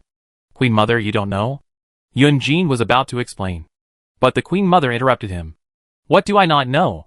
It's normal for young couples to fight and bicker. Why don't you know to give in to your wife?" Yunjin knew that he had a mouth, but it was no different from not having one now. "Empress Dowager," Feng Li suddenly spoke, as if she had made up her mind to say something. Yunjin immediately turned around and looked at this woman, wondering what she would do to surprise him. Pingting raised her eyes slightly, waiting for Feng Li's next words. "Your Highness," Yunjin immediately interrupted her. "The Queen Mother just arrived at the mansion, and she hasn't stopped to have a good cup of tea. If there is anything, let's talk about it later." Yunjin gave her a look, meaning that she should not make a big deal out of it, as it would not be good for you. Feng Li would not listen to Yunjin's instructions at this time. She immediately knelt in front of the Queen Mother and said word by word, "Queen Dowager, please make the decision for your concubine." Chapter 55, Ignored. "Lear, don't mess around here." Yunjin's words were a little commanding. Zhang Xia had already quietly left, went to Qianhui Hall and told the servant to prepare tea, and now he had knelt down in front of the Queen Mother and asked, "May the Queen Mother live a long and healthy life. The tea is ready. Please move your phoenix steps. Please, Queen Mother." Yunjin didn't give Feng Li a chance to say more, and supported the Queen Mother and walked towards Qianhui Hall. "Princess, you should also wash your face, change into clean clothes, and come to serve." He gave Pingting a vague look, and Pingting knew that he told her not to say anything more at this time to get herself into trouble. But she had no choice. Feng Li's mouth was on her own face, and Su Pingting could not stop it. Feng Li would not miss the opportunity to make a big fuss. She knelt before the Queen Mother and said in tears, "Queen Mother, I am not fooling around. My own child died for unknown reasons. Now the prince has found evidence, but he is unwilling to punish the murderer. Empress Dowager, you must take care of your unjustly killed grandson." Feng Li's tears were really cheap. They came as soon as she said them. Su Pingting felt ashamed of herself in this respect. The Queen Mother knew Feng Li's character very well. She was good at being jealous, adding fuel to the fire, and not helping when someone is down. However, this matter involved the royal bloodline, and she could not just ignore it. Jenner, what's going on? Is what Feng said true? The Queen Mother's eyes narrowed slightly. Although she did not believe Feng's words completely, she still had some doubts. Yunjin saw that he could not hide, so he had to bow and reply, "Don't worry, Queen Mother. What Feng said is true, but the matter needs to be verified, and it is not possible to make a hasty judgment now. With all the evidence, what else does your Majesty want to verify?" Feng Li was very emotional. Her cheeks were flushed, and she knelt there and refused to get up. The Queen Mother sighed and said to Feng Li, "Get up first. Why are you always kneeling?" Su Pingting stood in the middle of the group and felt light all over. She knew very well that Feng Li did all this, but she could only watch it happen. All the memories of her past life came back at this moment. She would never forget Feng Li's cold eyes when she died, and her humiliated and pitiful appearance when she was at the mercy of others. She remembered this lesson, but she couldn't fight back. It was because she was useless, and she was not cruel enough. Feng Li was still there describing Su Pingting's crimes with great emotion. "Prince, even if you feel sorry for the princess, you can't be so ruthless. Your child and I died so innocently and pitifully. Don't you feel any pain at all? Now that the Queen Mother is here, you still want to protect the princess. You hurt my heart too much." She naturally repeated everything she said in front of the prince, and even said some words that she had not said in front of the prince without missing a word, including how Su Pingting put musk in her room, which caused her to have an infertile fetus, and the child died after she slipped. It also included how Su Pingting hired someone to kill both Madame Li and her child, one body and two lives. The Queen Mother was old, and felt very uncomfortable after hearing these words. When she was young, she had seen all kinds of things in the palace, and the schemes used by the concubines to compete for favor were much more sinister than these lessons, and these were just the tip of the iceberg. But now, she felt that it was a great sin, and she kept chanting Amitabha. "Okay." Yunjin raised his voice. "Stop talking. How can the Queen Mother listen to these dirty words? Go away. My lord, are you still protecting this bitch?" The Queen Mother stopped spinning the rosary in her hand, and cast her eyes on the silent fourth princess Su Pingting, and asked skillfully, "Pingting, are the things she said true?" Su Pingting paused for a long time, looked up at the Queen Mother's gray eyes, and answered firmly, reporting to the Queen Mother, "I have never done such a heinous thing." The Queen Mother nodded slowly a few times, and asked Yunjin, "Jenner, what do you think?" "I still say the same thing. This matter needs to be verified." The Queen Mother lowered her head in thought, and was silent for a long time. Seeing that the situation was not going well, Feng Li had no choice but to burst into tears again, and kept shouting "my poor son" and other words, trying to move the Queen Mother with the pain of losing her son. The Queen Mother was always soft-hearted. She was puzzled. There was clear evidence. Why didn't they believe that Su Pingting was the murderer? Did Su Pingting look like a good person? The Queen Mother was old, and naturally soft-hearted. Thinking of Feng Li's pain of losing her son, she had to comfort him. "I know you love your son dearly, but this matter is of great importance, and you can't punish him easily. I will interrogate the witnesses, and give you an explanation." Then he said to Su Pingting, "Fourth princess, since you are suspected, some things are related to you even if they are not related to you. You stay in the palace these days, and when this matter is investigated, you will be cleared of all charges." Although the Queen Mother did not admit that Su Pingting was the murderer, it was an explanation to Feng Li. Feng Li knew that he could not push his luck, so he did not say anything more. Yunjin wanted to explain something, but the Queen Mother waved her hand, and he could not say anything more. The Queen Mother had been standing in the yard. Her buttocks had not even touched the bench. If she continued to talk, her old cold legs would probably come out. She had no choice but to have someone watch Su Pingting, and she took Feng to accompany the Queen Mother to Qianhui Hall for tea. As soon as this matter came out, the palace was in turmoil. Everyone knew that the princess was sometimes cold and sometimes gentle, but no one could have imagined that the princess could do such a heinous thing. One Lady Li and two princes, both died in her hands. This woman is really not simple. In the past, people said that the princess was a vixen. This time, the rumor was confirmed. A vixen turned the fourth and sixth prince's palaces upside down. How shameless. The rumors in the sixth prince's palace had already spread to the fourth prince's palace, and they were very vivid. Rumors such as seducing the brother-in-law were all over the place. The people above didn't know, but everyone below knew it. As the saying goes, when the tree falls, the monkeys scatter. In the past, there were many people who flattered the princess. The threshold of the princess's courtyard was almost broken. Now the house is deserted, and things have changed. Su Pingting, who was neglected, sat in the yard with nothing to do. So she played with the oriole in the cage. Luyun and Wuxin stood aside, looking at the woman, who looked fine with worry. Don't look at me like that. I'm fine. This was the most words Su Pingting had said since the accident. She was telling the truth. But no one believed her.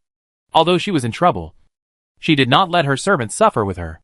She used her usual personal income to subsidize the servants. And not only did they not lack food and clothing, but they even had better food and clothing than before. The servants were grateful for the princess's friendship, and some who wanted to move to other courtyards gave up the idea. Among the servants, Wuxi was the most entangled. She knew very well that she might be the only one who could save the princess from this cage. And it could only be her. Chapter 56. Who will save her? Days passed. Pingting was expecting Yunjin to let her go, but later, the snow in the yard piled up more and more, so she gave up hope. People always have to learn to save themselves. If you wait for others to save you, you may not survive until that day. When something happened to the princess, if nothing else, the first person to suffer was Songli.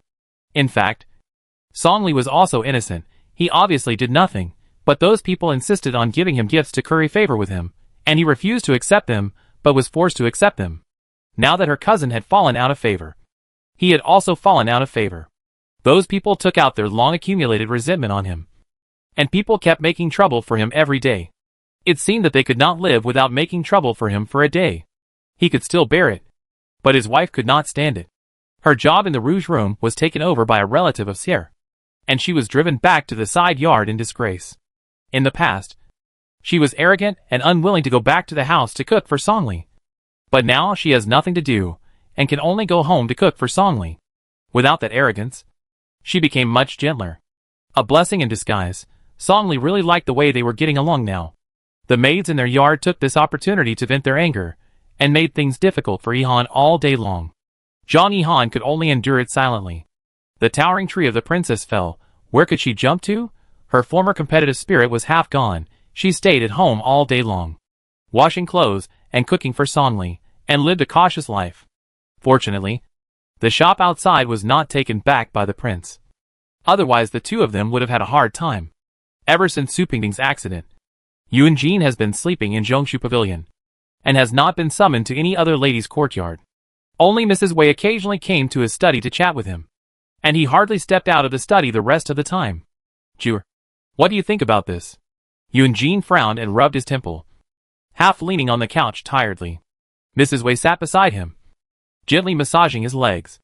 Although this matter seems flawless, it is precisely because it is flawless that it is more suspicious. Let me say something selfishly.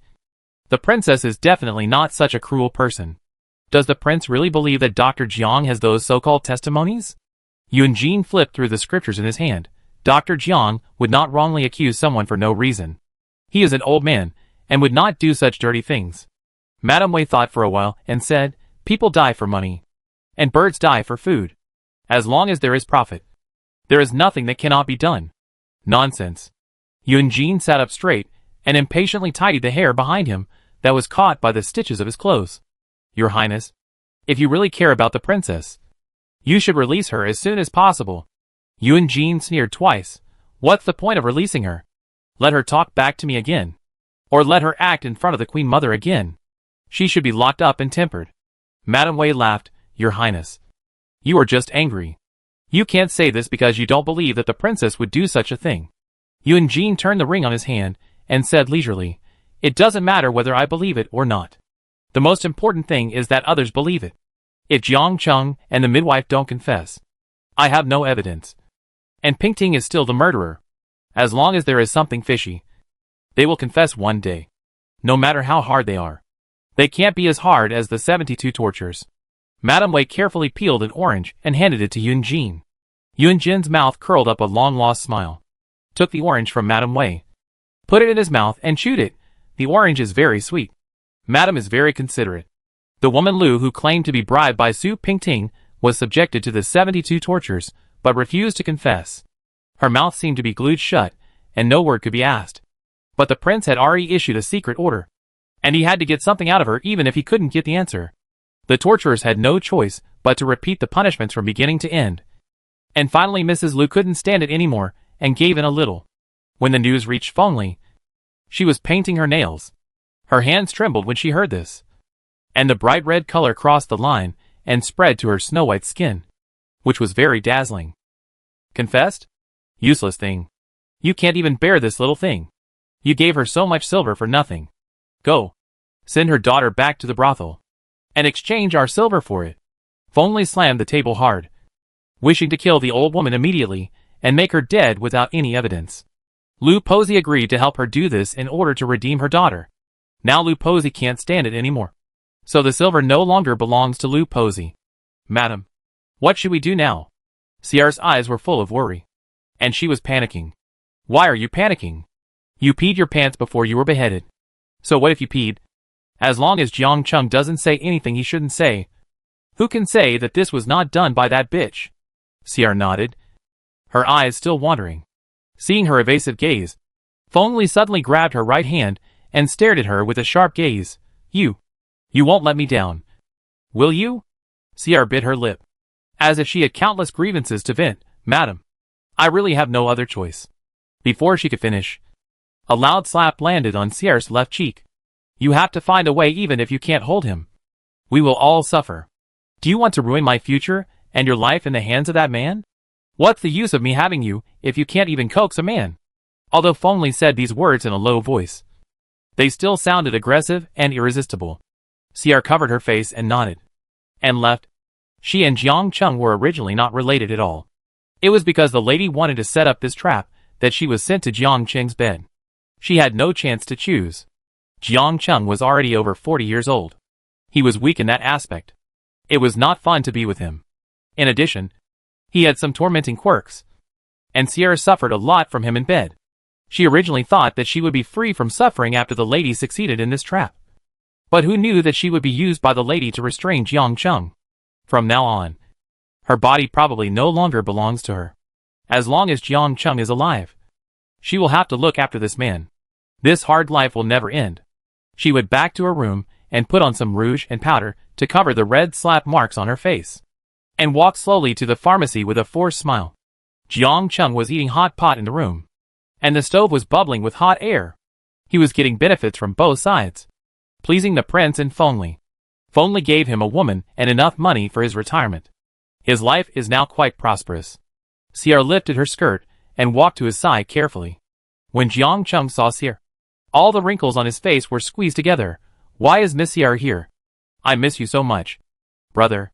Ciara quickly covered his mouth and said, Speak softly. Be careful that there are ears on the other side of the wall. Jiang Cheng smiled and hugged her to sit on the stool. What are you afraid of? Now your master is the head of this mansion. What else is there to worry about? You are really bold. Even if my master is the head of the house, you can't be so presumptuous. We should keep our affairs low-key. Ciara is the gatekeeper. He is so proud now. It is really not good if he is not reminded. Jiang Cheng could not hear her words. He touched her hand and said with a lecherous look, Madam has agreed to our affairs. As long as you follow me well, I will take you out. From now on, you don't have to stay in the palace to serve people. You can go out and be the mistress. Don't be bullied by others. Okay? Jiang Cheng already has a family outside. Even if he takes Ciara out, she will only be a concubine. There is no way she can sit in the position of mistress. Being a maid in a small family is not as good as staying in the palace to earn more money. This is just what Feng Li said to Jiang Cheng to deceive him, but he really believed it. In fact, Feng Li also knew that Ciara alone could not keep Jiang Cheng for a long time. She just asked Ciara to get some things that Jiang Cheng could not show to others, so that she could use them as a handle, so that the two sides would not tear each other apart unless it was absolutely necessary. Ciara had already obtained the account book of Jiang Cheng's bribes in the palace, and Jiang Cheng was not a threat at all now.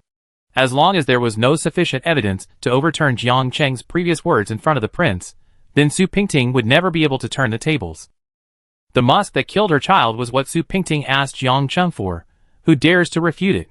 Chapter 57 Who is the Savior? Jiang Chung is not a man who has no calculations in his mind. Since he agreed to help Feng Li do this, he must have a way to get out of this unscathed. When Jiang Chung was young, he was a royal doctor in the palace. He usually checked the pulse of the empresses.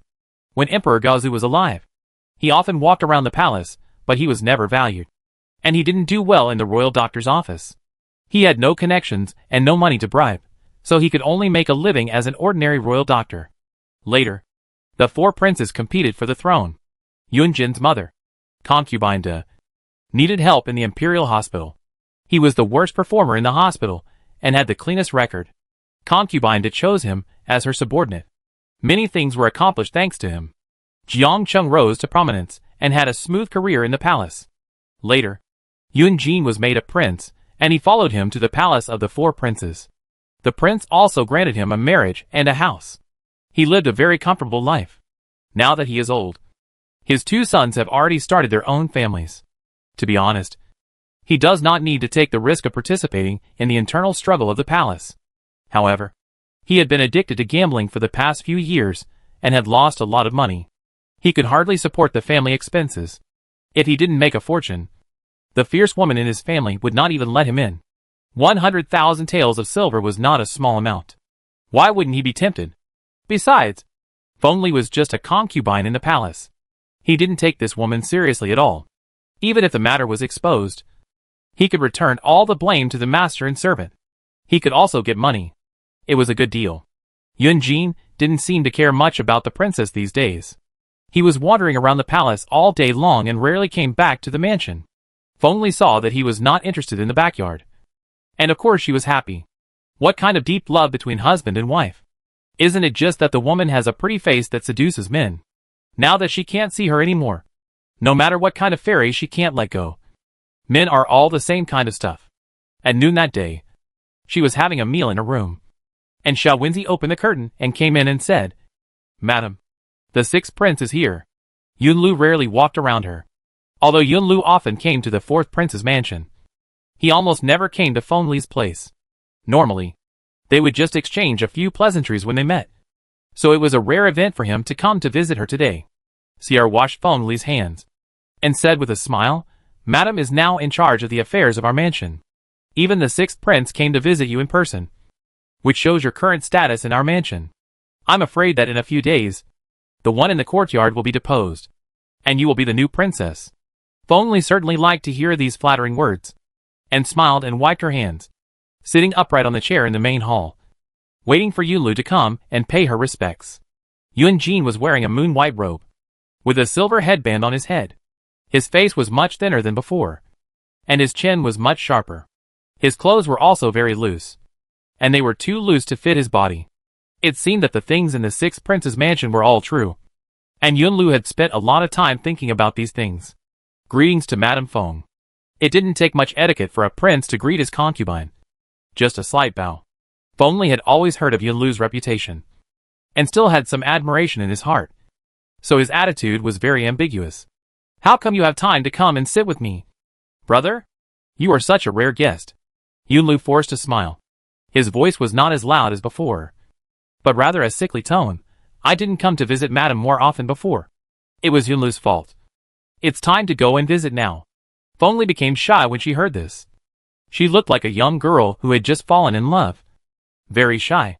Yunjin coughed slightly a few times. His slender hands clenched into fists to cover his thin lips. "I came here today, first to pay my respects, and second to ask about the 4th sister-in-law." 4th sister-in-law? He didn't call Feng Li, who was sitting in front of him. The 4th sister-in-law. So the 4th sister-in-law was the trap Su Pingting. Feng Li immediately put away the smile on his face, picked up a cup of tea, and said with disdain, "Why does the prince ask her for no reason? Such a bitch. How can it be worth the prince's trouble?" Yunlu trembled, and almost coughed again. He felt angry. Very angry. Why did Feng use the word bitch to describe her? She was not worthy of mentioning her name. He tried his best to cover up his displeasure, and said in a flattering tone, "Madam, I came here to be a peacemaker this time. I have heard about what happened in the 4th prince's mansion. Based on my understanding of 4th sister-in-law, she is definitely not someone who would do such a thing. Madam, please calm down your anger and give 4th sister-in-law a clean name." Feng Li snorted coldly, and did not speak for a long time. She looked at the handsome man in front of her, and combined with the gossip she usually heard, she couldn't help wondering, what was so good about Su Pingting? Why so many people wanted to protect her? Prince, you haven't solved your own family affairs yet.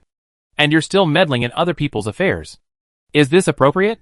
The princess is your fourth sister-in-law no matter what. Do you care too much about your fourth sister-in-law? This undoubtedly exposed Yunlu's shortcomings in public. There were many rumors about him, and the fourth princess in the sixth prince's mansion, and it was inevitable that this woman would hear something. Yunlu was blocked and sat there, and had nothing to say for a while. Just when the two sides were embarrassed, the little girl suddenly came in and reported, "Madam, there was an assassin in the princess's place. The princess was hit, and now it's unknown whether she is alive or dead." Chapter 58 Assassin. When Yunlu and others arrived at Niuyunju, Su Pingting had already fallen in a pool of blood. Lu Yun and Wuxin were both kneeling beside her and wailing. The assassin had long disappeared, leaving only a room full of women and servants staring at each other in bewilderment. Feng Li stood 8 feet away from Su Pingting, but her eyes were fixed on Su Pingting.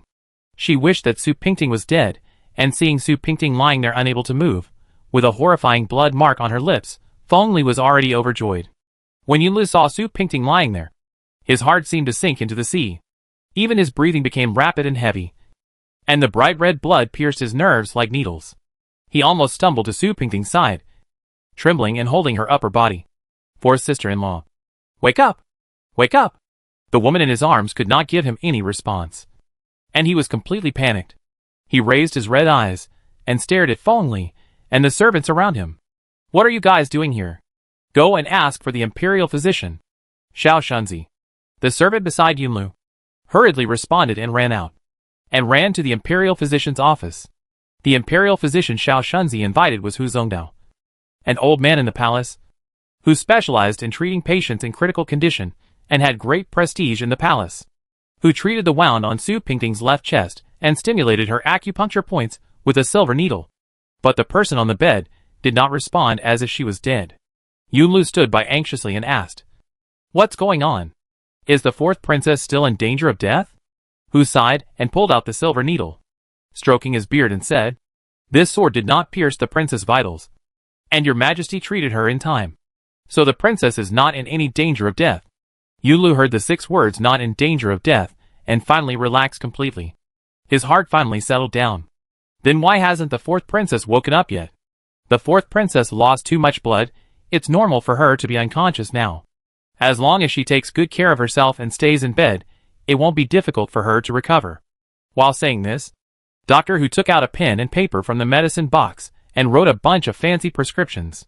Yunlu took the prescriptions and immediately asked Xiao Shunzi to personally watch the servants boil them. He personally sent Dr. Hu out, thanked him profusely, and then returned to the house. The person on the bed was lying on the bed with a pale face, and her breathing was so weak that it was almost inaudible. Yunlu stood beside her bed with his hands behind his back, and just looked at her quietly. This was the second time he looked at her like this. The last time was in the palace. That night she was frightened by a viper, and he held her in his arms, and told her not to be afraid. He thought he could always protect her secretly by her side. But he didn't expect that she was deeply hurt again, and he was powerless. Yun Jin had already stood outside the door, and the sunlight stretched his shadow very long. He was wearing a bright yellow robe and a pair of python boots. The giant python on the boots was embroidered by Pingting herself. Yun Jin stood there quietly, looking at his brother's thin back, and the woman, who was barely breathing beside the bed. There was a strange feeling in his eyes. This feeling was not touching, nor was it heartache, but jealousy. He was jealous of his brother. Very jealous. Yunlu could always feel her side at the first moment she was in danger, but he could only be a latecomer, or a superfluous person. Yunlu saw his brother at some point, and said, "Fourth brother, you're here." Yun Jin's throat was a little stuck for a moment, and he moved his throat and replied in a strange tone, "Yeah." He then stepped forward and walked to the woman. "How is she? Is she okay?" Yun Jin's eyes only stayed on Su Pingting for a short while, and then hurriedly moved away. Yunlu listened to his brother's calm tone, and felt very uncomfortable. No matter what, the woman lying unconscious on the bed is his legally married wife. How can he not take her seriously? "Fourth brother, your sister-in-law is seriously injured? Don't you feel sorry for her at all?" Jin glanced at his brother and said coldly, "She is still a criminal, and it is a great grace to let her rest and recuperate here. What else does she want from me?" "6 brother. I heard that my sister-in-law is making trouble in the mansion again. Why don't you go back to see her?" Yun Lu was so angry that he had nothing to say. He looked at Su Pingting on the bed again and left angrily. Chapter 59 Chifuli. In Zhongshu Pavilion, Yun Jin was half lying on the couch. A little girl, who had just put on a hairpin, knelt beside him and gently massaged his legs. The girl had an oval face and a pair of delicate eyebrows and eyes, wrapped in a green coat. Yun Jin stared at her with his eyes, making the little girl's heart flutter. "You are beautiful." Yun Jin lifted her chin with his hand and said this. The little girl's face was full of blush, and she said shyly, "Your Majesty, you are too kind." "You are too kind?" Yun Jin sneered. "Do you think I like you? It's just that you have a face that is somewhat similar to that person. Who do you think you are? You think that if I say a few more words to you, you can climb into my bed, right?" The more Yun Jin spoke, the angrier he became, and his finger almost poked the girl's face. The little girl was frightened by the prince's sudden attack and started to cry. "Prince, it's Lianqing's fault. Please don't be angry." Yun Jin felt a little guilty for getting angry at a little girl for no reason, and seeing her so wronged. He couldn't bear to blame her. He lay down flat, looking at the beams painted with double dragons playing with pearls on the roof, and said softly, "You can leave, and close the door for me." Lianqing left slowly with tears in her eyes. The pattern of 2 dragons playing with a pearl is only used by the emperor, and the rest can only be used by favored princes. Yu Che has always respected Yun Jin very much, so the decoration of Yun Jin's mansion has always been the highest standard among princes. The 2 dragons hold a golden pearl together, and they look very intimate. Alas, even the dragons in this painting are in pairs and love each other. But I am a lonely man. Yun Jin turned over and over in bed, sighing again and again. But he couldn't fall asleep. I don't know how that woman is doing now. Whether she has woken up, or how many bowls of rice she can eat in one meal. She used to eat more than 3 bowls of rice when she was happy. But since she was ignored, the maids who came back to report said that she could only eat 1 bowl of rice. She was very sad. And so was he. But innocence is never said for oneself, but to stop the gossips of others. Just when Yun Jin was drowsy and half asleep, he suddenly heard a creaking sound, as if the door was carefully pushed open by someone. Yun Jin immediately regained his usual serious look, half leaning on the couch in a serious manner. The man came in wearing a pair of black boots. Not only his boots were black, but his entire outfit was black, especially his dark eyes, which could emit a clear light at night. He looked hurried, and it was obvious that he had just come back from doing something important. The man in black walked up to King Jin and knelt to greet him, his tall body slightly arched. "Get up. No more empty formalities." Yun Jin put the book in his hand aside, and raised his hand to signal him to get up. The man in black was still kneeling on the ground. "Fu Li is guilty. Fu Li hurt the mistress and deserves death." Yun Jin rubbed his brows with a headache. "This is the task I gave you. It's not your fault. Get up quickly. Besides, you didn't hurt her vital parts. You did a good job." Fu Li didn't mean to get up. Yun Jin said with some displeasure, "If you don't get up, do you want me to kneel down for you?" "Fu Li, I've been very tired recently." When Fu Li heard Yun Jin say this, she stood up quickly. He also said, "Dr. Jiang has recently owed a lot of gambling debts, and a large group of people outside are chasing him for money. So he has been hiding in the palace and refused to go home." Yun Jin nodded and said, "There is more. He went in and out of Madame Feng's room several times, and had close contact with Madame Feng's personal maid Sierra. I'm afraid their relationship has been so intimate that they have slept together." Fu Li always reported such things truthfully, and he never cared about things like elegant and subtle words. No wonder she knows so much about the extent of my investigation into this matter. What on earth is this woman thinking? Yun Jin's eyes were filled with anger again, and he was holding the jade Buddhist beads tightly in his hand. Women are jealous and will do anything. I haven't found out whether Madame Feng was involved in this matter. Maybe Madame Feng just loves her son and asked Jiang Cheng for some information. As for Sheer, it is possible that she can't stand the loneliness. Yun Jin looked at Fu Li, who was dressed in black, and smiled. "You haven't married yet, but you understand women's minds so well." "What? Do you have a lover?" "Your Highness is joking." Fu Li sat upright. Yuan Jin patted his legs repeatedly and sighed. This matter must be investigated thoroughly. Carefully. No one can be let off. And no one can be wrongly accused. Madame Feng.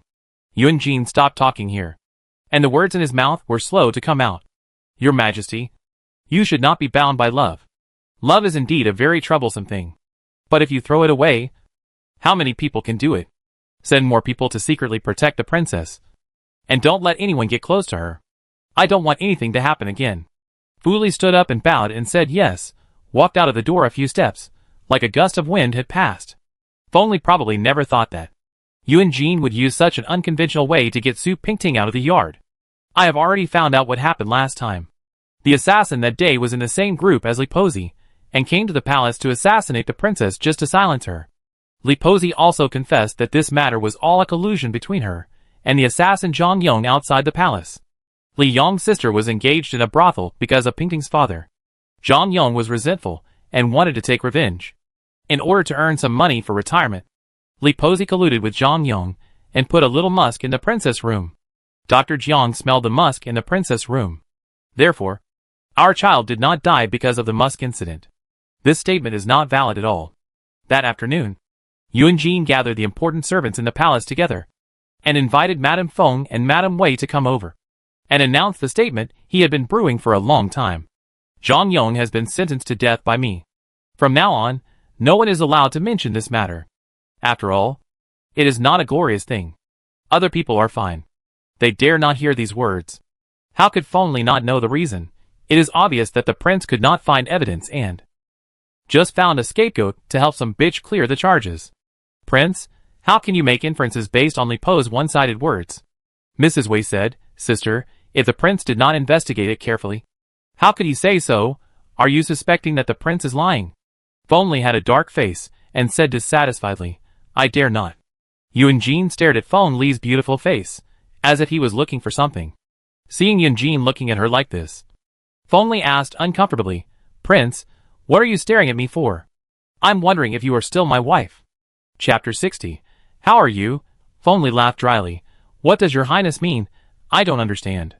Yuan Jin looked at her for a long time, and then picked up a cup of tea. I was just saying it casually, you don't have to take it seriously. Feng Li's pointed nails dug into her snow-white palms, and a layer of icy tears oozed out of her eyes. Your highness is right. Your highness doesn't have to take it seriously. Yuan Jin nodded, and put down the teacup in his hand. From now on, no one is allowed to gossip in the palace. If I know who is gossiping, there will be no place for him in this palace. Anyone who dares to betray his master like Li Pozi will suffer the same fate as her, with his tongue pulled out, and he will be left in peace forever. Everyone said, Yes. Zhang Xia, go to Niuyunju to open the copper lock. From now on, there will be no more house arrest in Niuyunju. Zhang Xia bowed and answered yes, and left with a few servants. After Su Pingting woke up, she felt dizzy. It was probably because she lost too much blood, and she was not strong enough for a while. Lu Yun gave her some tonic medicine every day, and Niuyunju was filled with a pungent smell of medicine every day. The prince loves his princess after all. Although we are under house arrest, these precious medicinal herbs have never stopped being sent to us. Princess, please don't be angry with our prince. Pingting's lips had just returned to a little color. She looked through the window at the snow outside that was beginning to melt. I'm not angry with him. Why should I be angry? He always has his reasons for doing things. It's because I'm not ambitious enough that I was hurt by others. Liu Yun's nose was sour. Princess, don't say that. It makes me feel uncomfortable. What's there to be uncomfortable about? What I said is true. It's been almost a month, and spring is coming soon. Everything will pass. Don't be afraid. Su Pingting hadn't finished her words when she heard footsteps outside. Who's coming? Pingting raised her head and tried to look out the window. She didn't know why she wanted to know who was coming, even though she hated him countless times in her heart. She was really disappointing, sticking to a man like this. Wuxing drew the curtain in front of the door, and Zhang Xia and others came in. Pingting could only see some people's boots moving around outside while lying on the bed. She raised her head to identify, but she never saw the owner of the black-bottomed golden python boots appear. She fell back heavily on the pillow, panting. Her body was not well yet, and she could not support herself with a little effort, and the sweat on her head could not stop coming out. Zhang Xia knelt on one leg outside the bead curtain, and replied, "The servant Zhang Xia pays respects to the princess." "Get up." Pingting stared blankly at the swaying bead curtain, and her tone revealed infinite disappointment. "Why didn't he come? The prince has already found out the musk matter. From now on, there will be no more gossip in the palace. Princess, please rest assured." Pingting smiled with an unknown meaning, and said, "Since the prince has found out the truth and cleared my name." Pingting is of course very grateful. The prince said that the princess should take good care of herself, and there is a long way to go. Zhang Xia knew the prince's little thoughts. He didn't need to say anything this time. As long as he said these 4 words, it could be regarded as conveying the prince's affection. After hearing this, Su Pingting's expression eased a lot. There is still a long time to come. When she thought of the future, she felt her wounds aching. The future was not only about her and Yunjin, but also about Feng Li. He still couldn't bear to touch that woman. His woman, no matter what. He couldn't bear to throw her away. No matter how vicious that person was, he would give her chances again and again to make her repent. Sometimes she really hated his soft-heartedness. On the other hand, if he didn't have his soft-heartedness, how could he find a way to get her out? The evidence is irrefutable. Even if she died, what does it have to do with him? It was because he felt sorry for her and believed in her. When she thought of this, Pingting couldn't help but shed tears. This sword completely stabbed her awake. She had to take the initiative. Otherwise she would become someone else's meal sooner or later. Yunjin came to see her later. Early one morning, at dawn, Pingting was curled up in bed wrapped in a quilt, not sleeping soundly. She woke up twice in the night because of the cold. Since she was injured, she was more afraid of the cold. As soon as she went to bed at night, she felt the cold wind blowing into her quilt. She huddled up and wrapped herself up tightly. Yunjin came at some point, took off his clothes, got into her quilt, and locked her tightly from behind. For a long, long time, this bed had not been slept by the male owner. Today, the male owner suddenly came, and Pingting was really a little uncomfortable. Before he came, Pingting rehearsed in her mind countless times what she would say to him after seeing him, which were nothing more than some classic words to scold men, such as scolding him for being heartless. This time he really stuck to her shamelessly, but she couldn't say anything. Only her tears were particularly abundant, falling drop by drop from the corners of her eyes, and soon soaking the light pink sheets. He knew she was crying, because her shoulders couldn't stop shaking in his arms. "Don't cry. Isn't your man here? Go away. No one asked you to come." Yunjin increased the strength in his hands a little more, and hugged his hot chest tightly against Pingting. "I won't go away. This is my room. My bed? Do you have any shame? This is my room and my bed." Pingting tried hard to hold back her tears, but she cried harder and harder, with snot and tears all over her face. This time, he just wanted to turn around and see if Yunjin had this old face anymore. Yunjin turned her face over with all his strength, and at the same time, he was a little cautious. "Let me see if my little pepper has lost weight." He saw her face full of tears, and felt even more distressed. He used his dragon pattern sleeves, and wiped her tears generously. Pingting burst into laughter, and pounded his chest with her hands and said, "Who told you to get on my bed? Don't you not believe me? Get out." Yunjin smiled and held her hand. "If I didn't believe you, where would the truth come from? My princess is so smart. Can't she see the little tricks your man uses?"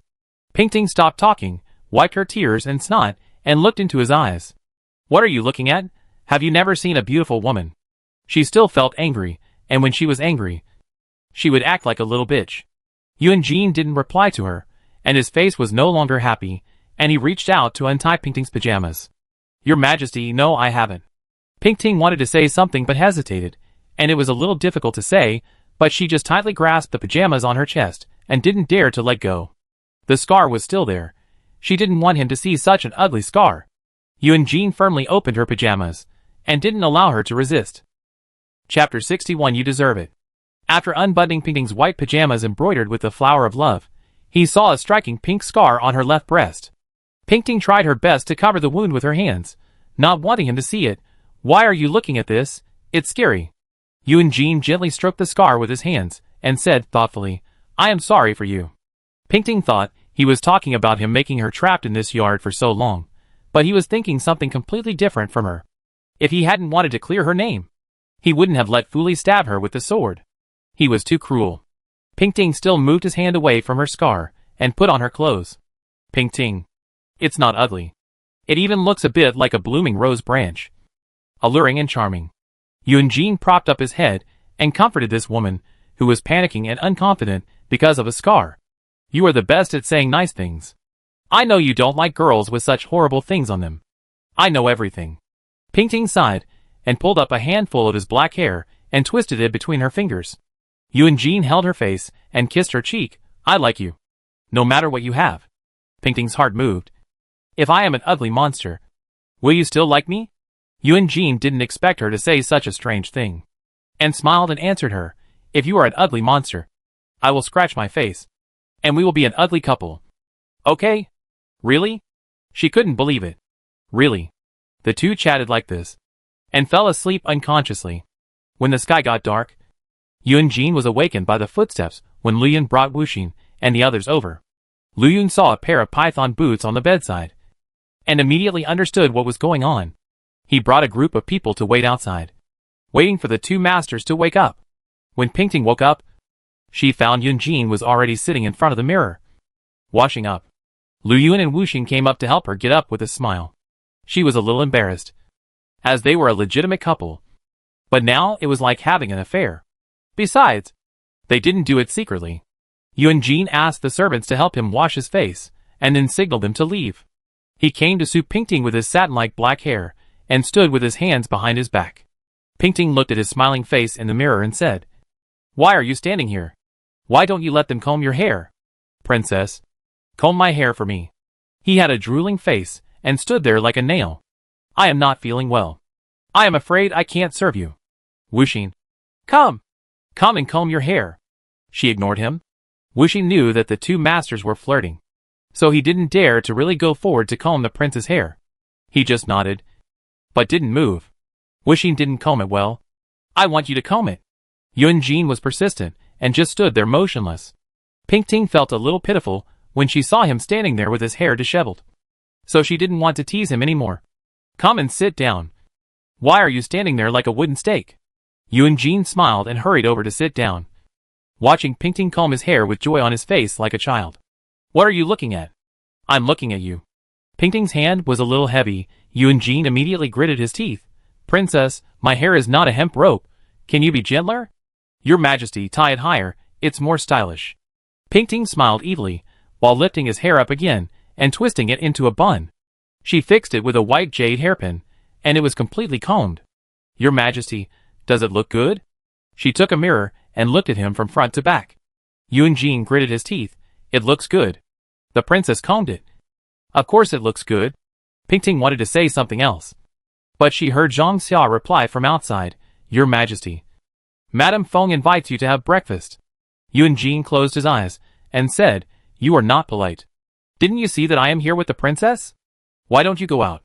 Zhang Xia hesitated, but Madame Feng, you are so stupid.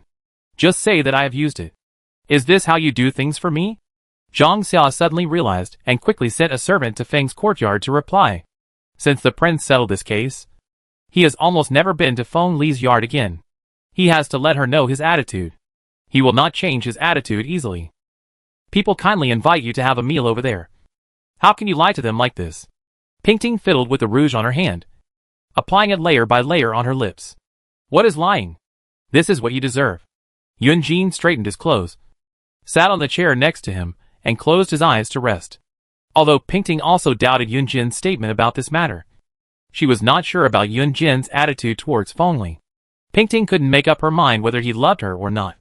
Just one thing, if Feng Li hadn't done something unforgivable, she would never be able to bring her down.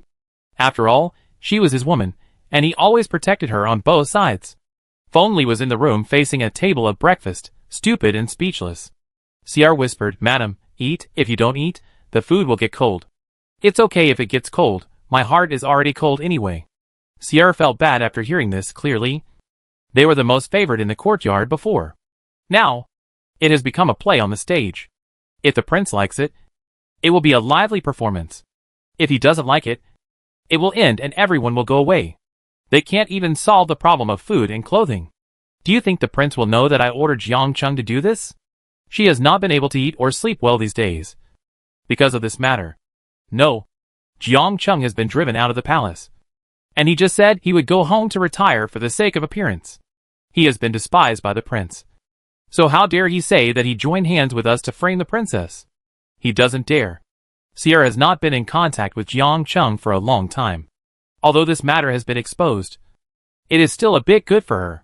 If the attempt to frame the princess succeeds, she will most likely be kept by the lady beside Jiang Cheng, and be the princess's spy for life. Then her life will be ruined. Feng Li held up her heavy head, and it felt like a huge stone was pressing on her shoulders. I'm really tired. Tell me, why does the prince love that woman so much? What's so good about her that makes the prince go to the trouble of finding someone to take the blame for her? Sheer couldn't answer for a moment, but just comforted her. Madam, don't think about these things. It's a waste of time. The past is over. Do we still have a future? Feng Li picked up the shredded meat in the dish with chopsticks, and sneered. The future? We can't even get through the present. How can we talk about the future? Our master Xian is very favored in the palace. We still have a lot of hope. Sierra suddenly thought of this, and her heart suddenly became bright. Chapter 62. How are you? Since Feng Xian entered the palace, although she has never stopped enjoying favor, she can't really be said to be in great favor.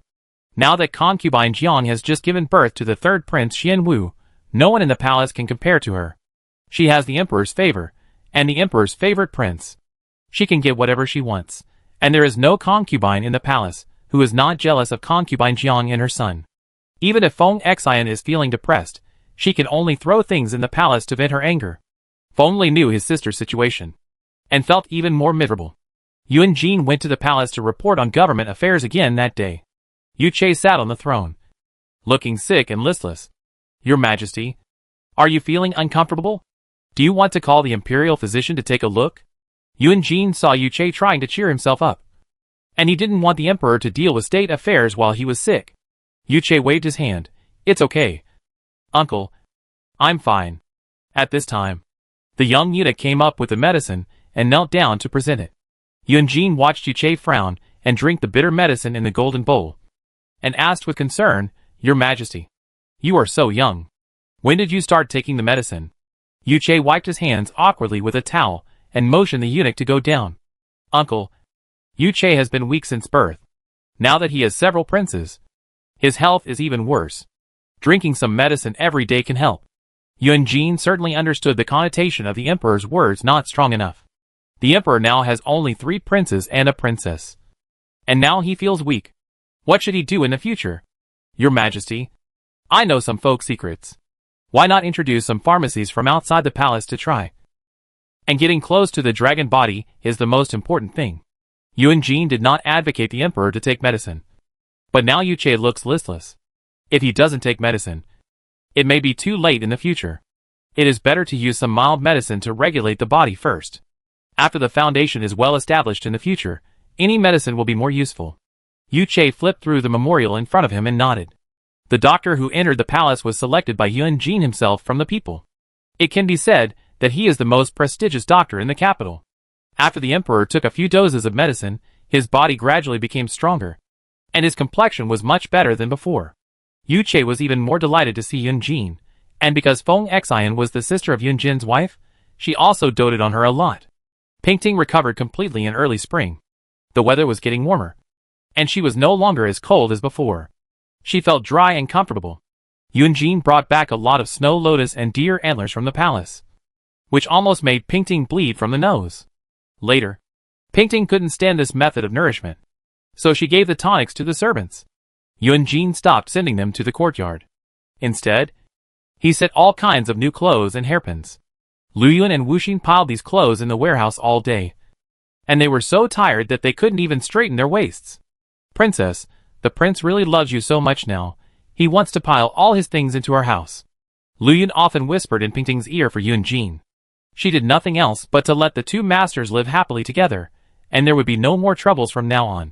Pingting looked at the bracelet Yun Jin had just given her, and she didn't feel happy. She knew it was just a kind of compensation for her ruthlessness and cruelty. In fact, he shouldn't compensate her. In some aspects, it was obviously her who let him down. Xiao Xuanzi reported outside. Princess, the sixth prince came to pay his respects. Last time. She heard that Yulu saved him again, and she had always wanted to thank him in person, but he never came. His coming today just relieved her worries. He saved her twice, but she had no way to repay him. Please invite the sixth prince in. Pingting sat up straight, and told Lu Yun to take out some precious jewels from the storeroom, and let Yulu take them back to the sixth princess later. Chapter 63. Tears flow before words can be spoken. Yulu stepped in and saw Su Pingting sitting on the pear blossom chair in front of the hall. A smile rose unconsciously on his lips. It was a great blessing that she recovered so quickly. Your humble servant pays respects to your sister-in-law. Yulu slightly bent his thin waist, and his hair fell smoothly to his shoulders. Pingting was shocked when he came in. When did Yulu become so thin? He was really as thin as a stick. She could hardly recognize him. Get up quickly. Sixth brother. Yulu stood up and sat aside, carefully observing Pingting's face. Fourth sister-in-law looks good. It's obvious that fourth brother takes good care of her. You only know how to speak for your brother. How can he have time to take care of me? I don't know where he goes every day, and I don't see him all day. How could Yulu not know his brother's feelings for Pingting? Every time Yunjin went to the palace, he would go to the Queen Mother's palace to ask for some tonic medicine. He almost moved all the medicines in the Queen Mother's palace back to his own house. So how could he be considered carefree? Wuxin brought a cup of tea and gently placed it next to Yunlu's hand. Your Highness, have some tea. Yunlu nodded and glanced at Wuxin. Is this the new maid that fourth sister-in-law bought? How come I have never seen her before? Wuxin quietly stepped aside. She had seen the sixth prince many times, but he said he didn't know her. This showed how humble she was, and she was not worthy of the prince's attention at all.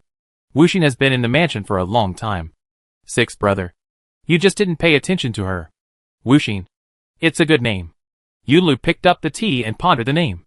Lu Yun interrupted and said, this name was given by our princess. Really? Why did fourth sister-in-law give such an interesting name? Yunlu was obviously very interested in this name, and he didn't drink much of the tea in his hand. Pingting smiled faintly. It's nothing, it just came up on a whim, it doesn't have much meaning. She glared at Lu Yun, meaning that you are talking too much again.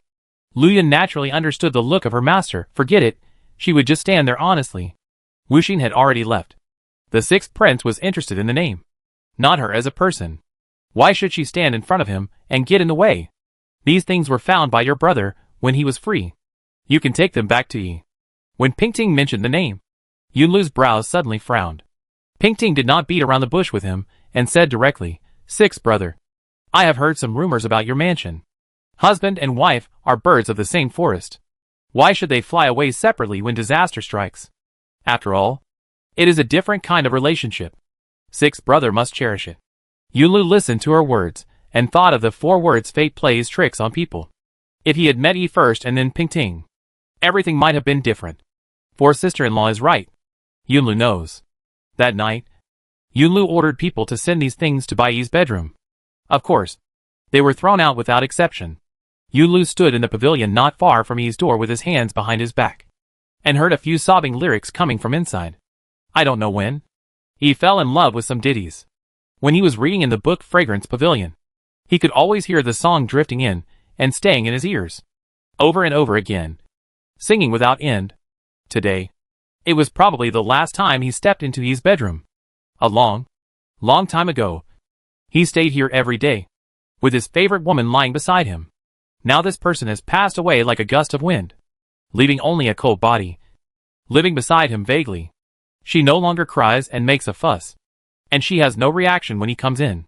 She just treats him as a ball of air, invisible and untouchable. It's spring, but it's not that warm yet. Remember to wear more clothes. Don't get cold. Yunjin sat at the round table, staring at the cold woman singing to the moon beside the bed, and told her something he had been thinking about for a long time. Yi sang a poem by Qingzhao, with an unusually sad tone. Things are different. People are different. And everything is over. I want to speak, but tears flow first. I heard that Shuangxi is still beautiful in spring, and I also plan to go boating. The cold moonlight reflected a person who was even colder than the moonlight.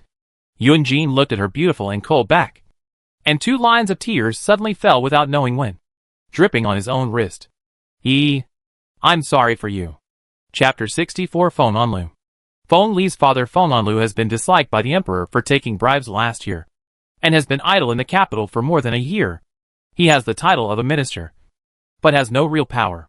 People outside think that he is a father-in-law of the emperor, but in fact, he is no different from an ordinary citizen. If his daughters are doing well, he will flatter his old face and ask his 2 daughters for some money to spend. If his daughters are not doing well, he will just try to make ends meet and walk his bird on the street every day. Today, he came to the palace to ask his daughter for money as usual. Everyone in the palace knew the old man Feng's style. He just said a few perfunctory words on the surface, and no one took him seriously behind his back. As soon as Feng entered Feng Li's courtyard, he saw Sierra coming out of the inner room after lifting the curtain. He smiled and took a few steps forward to chat with her, but was intercepted by Sierra. Sierra saw his plain dress, and knew that the master must have gone to the San Yuan to gamble, and lost all his money recently, and asked her master for help. Sierra said, "Master, why are you here again?" Mr. Feng was also unhappy, and he brushed off his clothes. "Why? You don't want me, the master, to come, right? Sierra, you are now working in the prince's mansion. You have grown wings, and you don't even take me, your master, seriously, right?"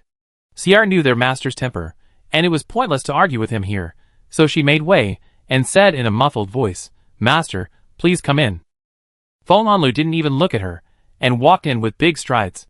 Feng Li had heard the conversation between her father and Sierra early on, and had been sitting in the room without saying a word. She had long been helpless against her father. She had advised him to stop gambling so many times before, but he just couldn't stop this habit, and almost squandered all the family wealth. Later, Feng Li married into the palace, and life at home gradually became better. Unexpectedly, her father took advantage of his relationship with the prince's father-in-law to gamble even more, and even engaged in corruption and bribery. No matter how her mother and sister persuaded her, they would not persuade her.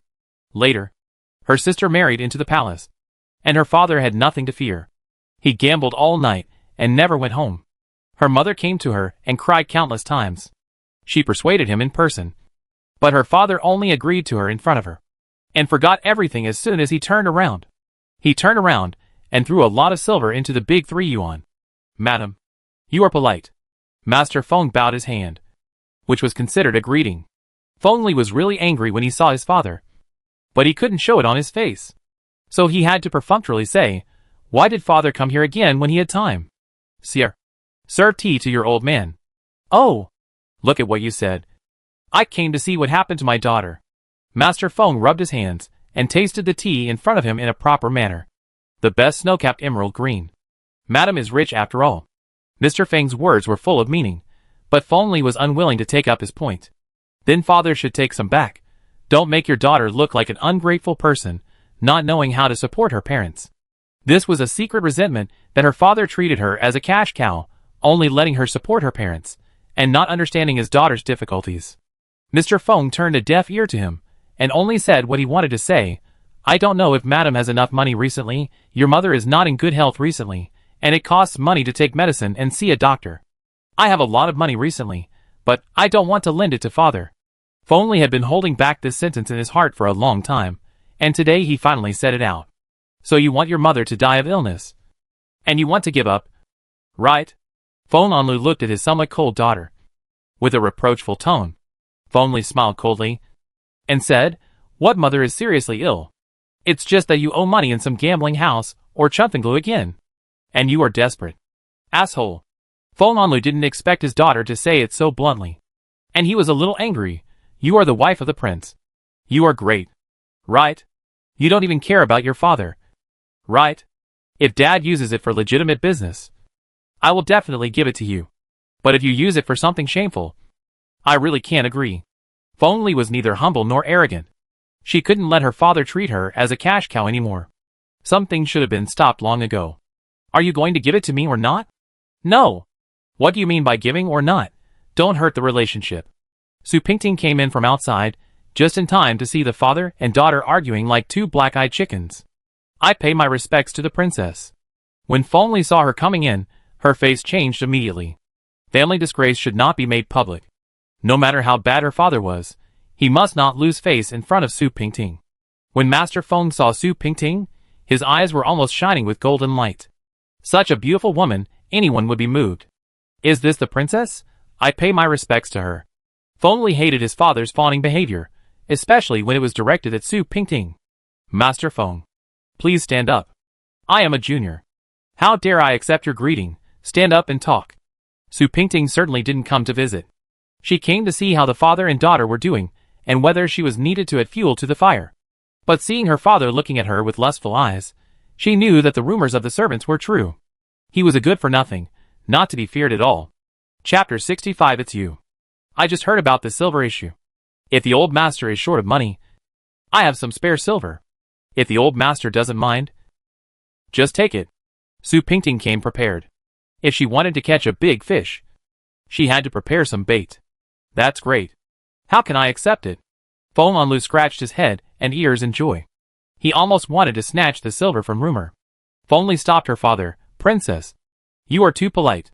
How can my father take the princess's silver? Princess, please take it back quickly. The cat weeps over the rat. But Feng Li is not stupid. Since we are a family, why should we care about these things? My money is the prince's money. If the prince doesn't spend his money on his father-in-law, who else can he spend it on? As she spoke, she took the bag of silver from Liu Yun's hand and put it into Feng Onlu's hand. Master Feng, just take it. Don't be afraid. Feng Li tried to take the silver back from his useless father, but he was unwilling to let go and stuffed it directly into his arms. He smiled and said, "It is said that the princess is virtuous, and it is true. Unlike the daughter I have raised for decades, she is reluctant to give even a little money to her father. They say that raising a son is for your old age, but I have raised an ungrateful person." Feng Li could not stand her father talking about her like this. In front of so many people, she really became an unfilial daughter. She had tears in her eyes, and wanted to argue but could not. Sierra could not stand it and said, "Old master, when did our madam give you money when you came to ask for it in the past? It's just that you always lost it in the casino. Now you come to ask for it again. How dare our madam give it to you?" Pingting turned the bracelet with amusement and added fuel to the fire. "I am not saying anything bad about you. Sierra, the old master is so old, it's normal for him to have some fun. What's there to say about it?" Seeing that the princess was helping him in this way, Feng Onlu became even more arrogant. "That's right. What's wrong with me playing a few times? The princess is sensible. The master is speaking. There is no reason for a girl like you to interrupt. Not only is my father a gambler now, I don't even know where his brain is gone. Su Pingting is my enemy. He actually helped her to defend himself just for such a small amount of money. It's really stupid." Feng Li held back her tears, gritted her teeth, and said, "Father, you have got the money. You should go back. Just go. Do you think I want to stay? Don't you see who gave birth to you? Now you don't care about anyone." Feng Onlu said, and left angrily. The good show was over. Su Pingting didn't want to stay any longer. She said a few polite words and left. "Princess, why did you give money to her father? Have you forgotten how Madame Feng took advantage of your misfortune the last time you were wronged?" Liu Yun pouted, not understanding her master's thoughts. Are you stupid? Did I give him money? I was fishing." Liu Yun thought for a long time, but still didn't understand. Pingting didn't explain to her, just told her to figure it out herself. The group walked to the garden, and they ran into the maids leading some women to take care of the flowers. Pingting had been walking forward, but when she passed by a woman, she smelled a familiar scent of perfumed powder, which was very tempting. She stopped and looked carefully at the woman who bowed her head to greet her. "Who are you?" The face of this person was very familiar, but she just couldn't remember who she was. The woman was very happy to see the princess stop for her. "I am Zhang Yihan, the wife of Mr. Song Li in the study." Wuxing turned Lian aside when he saw her, because she didn't like her. "Oh!" Pingting Zhou was accompanied by a bit of "I was wondering why you looked so familiar," understanding. "Aren't you on duty in the Rouge Room? Why did you come here to do these rough jobs?" Zhang Yihan wiped the sweat from her face. A little embarrassed, originally. "I was on duty in the Rouge Room." And then the king, she swallowed the 6 words, "Princess. You have fallen out of favor," and then, there was a little change. "And I was replaced by Sierra's relative." Chapter 66. The Emperor has a hidden illness. "Did you take it?" Even if she didn't say it, Pingting understood the reason. When the wall falls, everyone pushes it. Song Li is unlucky. Her cousin has always been honest. She feels sorry for him to be implicated this time. Pingting has always disliked this cousin's wife. For no other reason, just because of her restlessness. She had heard about the incident in the garden corridor from Zhang Xia a long time ago. It can be said that it was not beyond her expectation at all. But as compensation for her cousin, I think, the head of the Yinji room is old, and it's time for him to go back and enjoy his grandchildren. Reward her with 500 taels of silver, and let her go home to retire. Even if she doesn't like Zhang Yihan, she doesn't like Sierra even more. Zhang Yihan never thought that such a good thing would happen to her. She originally just wanted to go to a good place. But this good place was a little too good. Wang, princess. This? What? You don't want to? Yihan waved her hands. No. No. No. I am willing.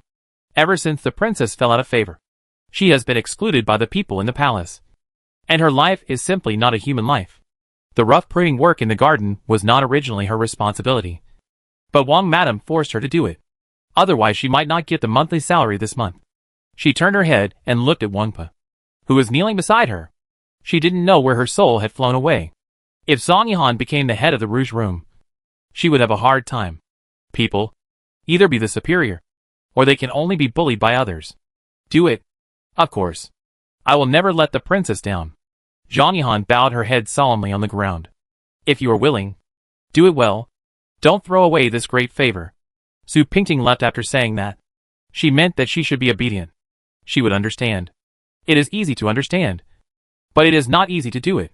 Yunjin often went to the palace these days, saying that the emperor had been dizzy recently, and the folk doctors he introduced were helpless. Yunjin always frowned when he returned home these days, with a gloomy expression. Drink soup. The princess served a bowl of 8 treasure soup and placed it in front of the man in yellow next to her. The man waved his hand. No appetite. The woman raised her eyebrows. No appetite. She looked at the maid standing around, and came to the man. What? Is impotence contagious? Yunjin quickly covered her mouth. Nonsense. What are you talking about? The servants are still here. Pingting took his hand, and sat up straight, and ate her own meal. Didn't you say that the emperor was in good health 2 days ago? Why did something strange happen again? It's because the emperor just got better 2 days ago, and he felt that he was in good spirits, even better than before. Yunjin emphasized the last 4 words, to show his feeling of disappointment. Pingting felt awkward. How did the topic turn to these things in bed? She was also a little puzzled. She asked, why is the emperor so obsessed with women now? Wasn't Huang Shang the most diligent in state affairs in the past? Yunjin put down his chopsticks after eating 2 bites, and touched Su Pingting's head. It's a matter between adults. You kid. Don't get involved. Hey. He actually called her a kid. The maids next to them whispered about their master's interest. Pingting blushed and buried her head to eat again. At a certain period of time in every dynasty, a group of unique people will appear. They stay by the emperor's side all day long. But they don't care about state affairs. And they only love romance and becoming immortals. Of course, this is just an elegant way of saying it. To put it more vulgarly, they are responsible for refining aphrodisiacs for the emperor, and then give them a name that makes people think they can dream of becoming immortals and present it to the emperor. For example, the immortality pill that Su Daoren presented to the emperor these 2 days. The emperor is very dependent on it. Whenever he summons his concubines, he must take the immortality pill to help him. Every time, he felt relaxed and happy. This Su Daoren was recommended by Feng Xian to the palace. The emperor's lingering on the concubine's bed was also started by Feng Xian. But only he knew about such things in bed, and no one else could get to the bottom of it. We only know that the emperor began to indulge in women. But as for why he became obsessed with women, we couldn't find out anything even if we wanted to. Go and pour out the incense ash in the stove. Don't let anyone see it. Feng Xian climbed up from the bed on tiptoe, wearing only a thin gauze dress, and a red mandarin duck bellyband underneath. Ener immediately took the incense burner out, and went out without telling anyone. This incense was specially prepared by Taoist Master Su for their queen, saying that it was the best to light it in the room to boost the mood. Feng Xian had been secretly lighting it for a long time, and the effect was surprisingly good. At this moment, the emperor had already fallen on the bed exhausted, and had already snored happily after the pleasure. After taking a bath, Feng Xian quietly crawled back to the emperor's side. For her emperor, she had always maintained a vague distance, and did not dare to really regard him as her husband. At this moment, lying in the emperor's arms, the emperor's unique masculine scent warmed her body, which was still covered with a little water. And she really felt a kind of solid peace of mind. At this moment, she made up her mind that she must be favored. And must be favored forever. Chapter 67, Envoy of the Jade Department. Your Majesty, did you sleep well today? Feng Xian stood in front of the dressing mirror and carefully arranged the Emperor's court clothes, serving the Emperor in court. Very good. The Emperor saw that there were no people around, and he put his arm around Feng Xian's slender waist and whispered in her ear, "You serve better, I like it very much." At the end, he pinched her buttocks lightly. Feng Xian put on the last robe for the Emperor and said with a smile, "Your Majesty, it's time for you to go to court." Not to mention other people. Even Yu Che himself didn't know why he couldn't leave Feng Xian so much now. It was like being poisoned by some kind of goo. From time to time, Feng Xian's shadow would jump in front of him. Even Yu Yan, whom he had always doted on, was thrown out of his mind. Every day, he only wanted to run to Feng Fei's palace. Has he really become so stupid? He couldn't control himself. It was fine in other places, but as soon as he arrived at Feng Xian's palace, he only had these thoughts, and he couldn't control them even if he wanted to. Today, the Tuayu tribe entered the palace to meet the Emperor, and the foreign envoys arrived at the hall early in the morning to wait for the Emperor. Who would have thought that Yu Che slept until almost noon, leaving the envoys hanging there for almost a whole morning? At first, Yuan Jin could still say perfunctory words like the Emperor is not feeling well. And people bought it. But later, 1 hour and 2 hours passed and the Emperor still didn't come. Who would believe these nonsense? A envoy with a beard said with some dissatisfaction, "His Majesty the Emperor has not shown up yet. Is he disdainful of associating with our country?" Yuan Jin skillfully pulled out a perfect diplomatic smile, and said with a smile, "How could it be? Our Emperor has always respected your department very much. Today, something must have held him back." Envoy, don't worry. Come, have another cup of tea. Although the envoy was not very satisfied with this statement, after all, the prince was waiting here in person, and the Emperor of the Central Plains must not be such an arrogant master. He had to pick up another cup of tea and sip it slowly. Yulu also accompanied him, but he didn't say a word. In the past, he was always the most active one among the foreign envoys, either learning a few foreign words, or staring at the foreign beauties, who were tribute. The sixth Prince Yunlu sitting here today was completely a puppet, staring motionlessly at a picture of a Jiang in water town on the wall, and was stunned for a long time. The puppeteer didn't move. So how could he? A puppet? Move? Yun Jin was very moved when he saw his brother like this. The most powerful horse on the battlefield. Now he was hopelessly decadent like a widowed man. He knew his brother was passionate, but he didn't expect his brother to be so infatuated. Then, for her, was he really as rumored? Yun Jin didn't dare to think about it anymore. After waiting for almost another stick of incense, he heard the eunuchs report in one after another, "The Emperor has arrived."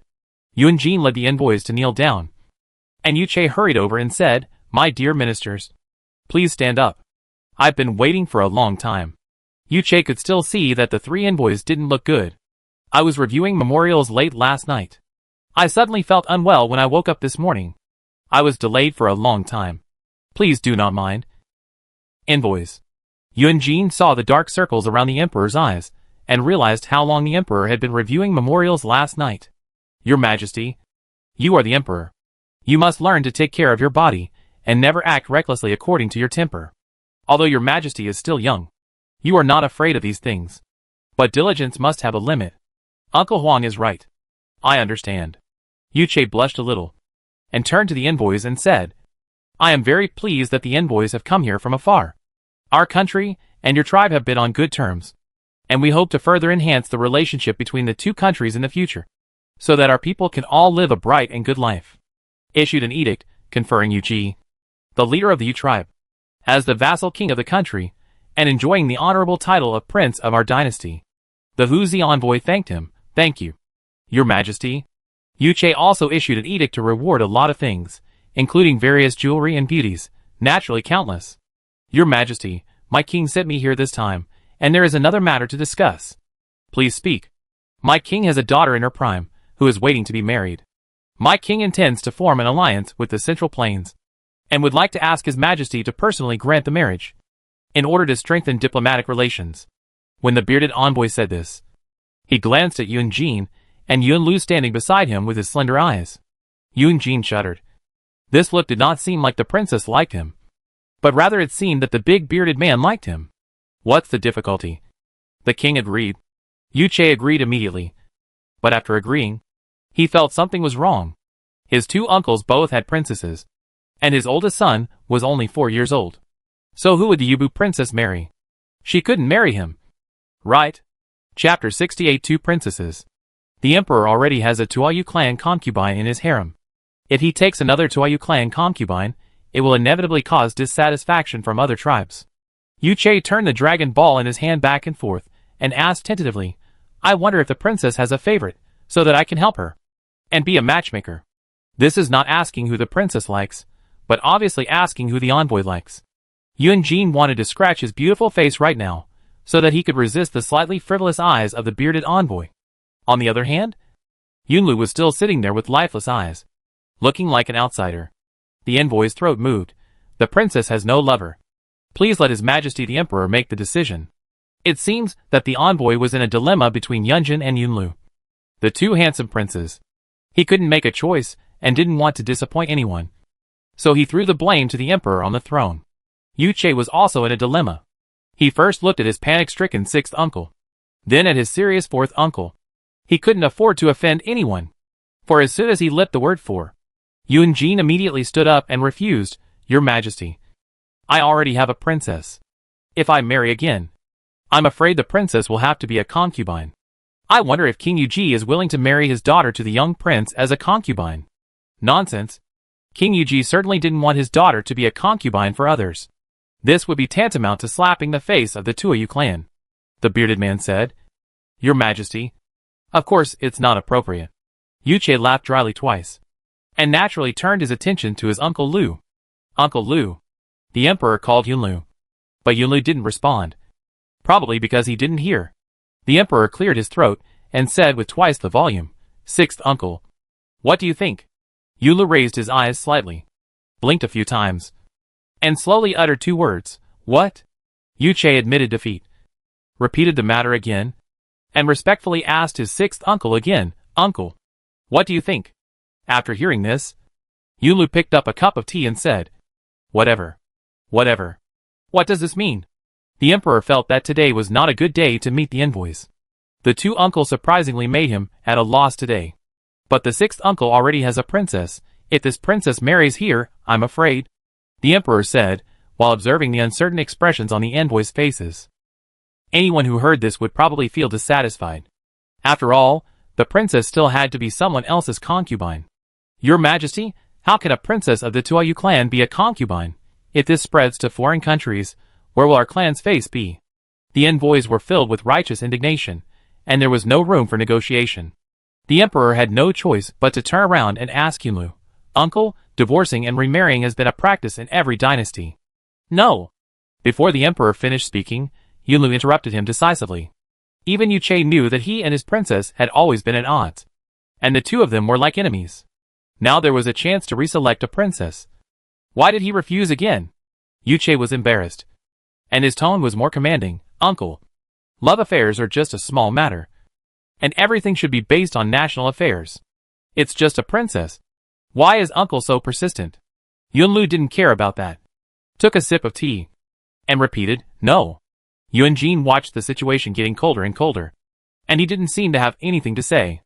This matter is really difficult for Yunlu. Your Majesty, the rule is that the dead are alive. Since the sixth prince is unwilling to marry his princess, why don't you grant him the grace to marry two princesses? It will not only live up to the sixth prince's friendship with the princess, but also help the reputation of the Tuayu clan. What do you think? Your Majesty? Yuche almost clapped his hands in admiration. The fourth prince's brain is faster than others. The fourth prince's suggestion is very good. What do you think of the envoy? Among the princes in this court, the two standing here are the most favored by the emperor. Besides, they both have princesses. What else can they want? They can only share the same man. Even though the envoy was extremely reluctant, he had to agree. Yuche asked Yunlu again, What do you think? Sixth prince? Yunlu knew that the princess would definitely marry him, and it was useless to resist. If she wanted to marry, she would marry. This kind of political marriage was equivalent to an exchange of interests. He would treat her well after she married, and he could not give her anything else. Yunlu nodded silently. And he was inexplicably going to marry another princess. When the news was passed back to the sixth prince's mansion, Nanny Li immediately led people to happily prepare. This sixth prince's mansion has long been dead and lifeless. Now that the prince has married another princess, it may be able to get rid of the bad luck. The sixth prince is like a frostbitten eggplant all day long, dull and listless. It would be best if a new person came into the mansion and gave the prince a prince. In Li Ma's opinion, women should give birth to children for men. And those who throw tantrums are not thinking about their husbands. The most important thing a woman should learn is obedience. Disobeying the husband is a taboo. And the one in Shilong courtyard is very wrong. Bai Yi was not untouched when she heard the news. Her dim eyes shook silently. She was confused. He should have divorced her long ago. She could say that she had been waiting for that day to come. But he never meant to do so. What did the two princesses mean? To humiliate her? To pity her? She didn't need it. Chapter 69 Yujisha. The princess of the Tuayu tribe is named Yujisha. She is the younger sister of Yuji, the leader of the Tuayu tribe, and is only 18 years old. Yujisha has loved riding horses and archery since she was a child, and is very lively. Yuji has only this one sister, and has spoiled her since she was a child. As long as her sister likes food, clothing, and daily necessities, she will find ways to get them for her. Yujisha is proud, and is unwilling to marry a vulgar man from her own tribe, and only yearns for the handsome men in the Central Plains. When she was young, she followed her brother into the palace, and had the honor of meeting several princes again, and from then on she remembered those two handsome young princes. Later, when she grew up, she gradually fell in love. Her brother also introduced her to many young talents of the Tuayu tribe, but she always looked down on them, and the shadows of those two young men were always in her heart. Later, her brother pressed her too hard, and she only confided all her thoughts to her brother. Yuji suddenly realized it, and promised his sister that he would find her a husband who was as outstanding as the two princes. Who knew that by chance this marriage was actually made? And after the envoy reported back, Yuji immediately told his sister the news. Yujisha was of course happy in her heart. She packed her things wholeheartedly, and traveled thousands of miles to marry in the Central Plains. That night, the sixth prince's mansion was brightly lit. The festive atmosphere filled the entire sixth prince's mansion. The red wedding cloth stretched from the gate of the sixth prince's mansion to the new room in the center of the mansion. Like a red fire dragon. Another princess. Another marriage. The hostess of the wedding was already sitting dignifiedly on the wedding bed, waiting for her new husband with excitement. Her husband, the sixth prince of the Celestial Empire, was in a completely different mood at the moment. He was wearing a bright red wedding gown, sitting in the pavilion in front of the Shilong courtyard, staring blankly at the thin shadow by the window. His second absurd marriage began just like that. Yulu lifted Yujisha's veil, threw it on the bed, and then turned around and sat beside her. Yujisha never thought that her pair of extremely hot eyes would meet a cold face. The man of this face was the handsome man she had been thinking about day and night. Did she recognize the wrong person? Or was her memory disordered? How could the young man who was full of vigor and vitality back then become a cold statue in the blink of an eye? She opened her mouth cautiously. "Your Majesty." Yunlu just stared at the ring on his hand and said lightly, "Yes." He knew that she was extremely beautiful and beautiful. Just the moment he lifted the veil, he remembered her blue eyes with exotic charm. "Prince, don't you like me?" Jisha spoke quickly. Children who grew up on horseback never knew how to beat around the bush. Yunlu paused, looked carefully at the straightforward woman beside him, not knowing what to say. "Why? Prince, don't you have anything to say to your newlywed wife?" The tassels on Jisha's forehead flickered, as smart and charming as its master. Yunlu coughed twice, and couldn't think of a word to say no matter how hard he tried. His mind was full of what would happen if he was over there. No matter how beautiful the person in front of him was, it couldn't stop his heart from going over there. "Okay, you are tired today, resume early." He stood up to leave, not daring to look at the puzzled eyes of the person on the bed. Jisha grasped his thin wrist, and tears welled up in her eyes. "Where are you going?" "Where is he going? He has nowhere to go. He used to have a Shilong courtyard to go to, but now it is no longer possible. Now there is another place, but he can't stay there. He obviously has a beautiful wife and concubines, but he is indeed a lonely man. It's ridiculous, it's really ridiculous." I'm not going anywhere, but I can't stay here. He had to tell the truth. Later, he managed to escape, with a great sense of guilt. Originally, he thought this was a most ordinary political marriage, but he didn't expect that the bride was obviously deeply in love with him. Li Yunlu, how many women do you want to harm before you stop? You are such a bastard. Yu Jisha learned about the existence of another princess in the palace 3 days later, which her brother had never told her. She only knew that she was here to be his honorable princess, but she didn't know that someone had already sat in the seat. So, his indifference to her was naturally because of her. The woman who never left her house in her own yard became the biggest obstacle to her happy marriage. She must defeat her. Chapter 70. The winner is the king. Su Pingting was shocked for a long time when she heard that Yunlu was getting married. She was not unaware of the reason for the rumors in the 6th and 4th prince's mansions for so long. Adding to the sensitivity between men and women, she knew that his feelings for her were not just uncle and sister-in-law. So what? No matter how he felt about her, there was no possibility between them. She was devoted to Yunjin, and she had no extra feelings to share with others. Who did Yunlu marry? The princess of the Tuoyu tribe. Pingting's eyes widened. Will the princess be willing to be a concubine? Of course not. Pingting was confused as to where this came from.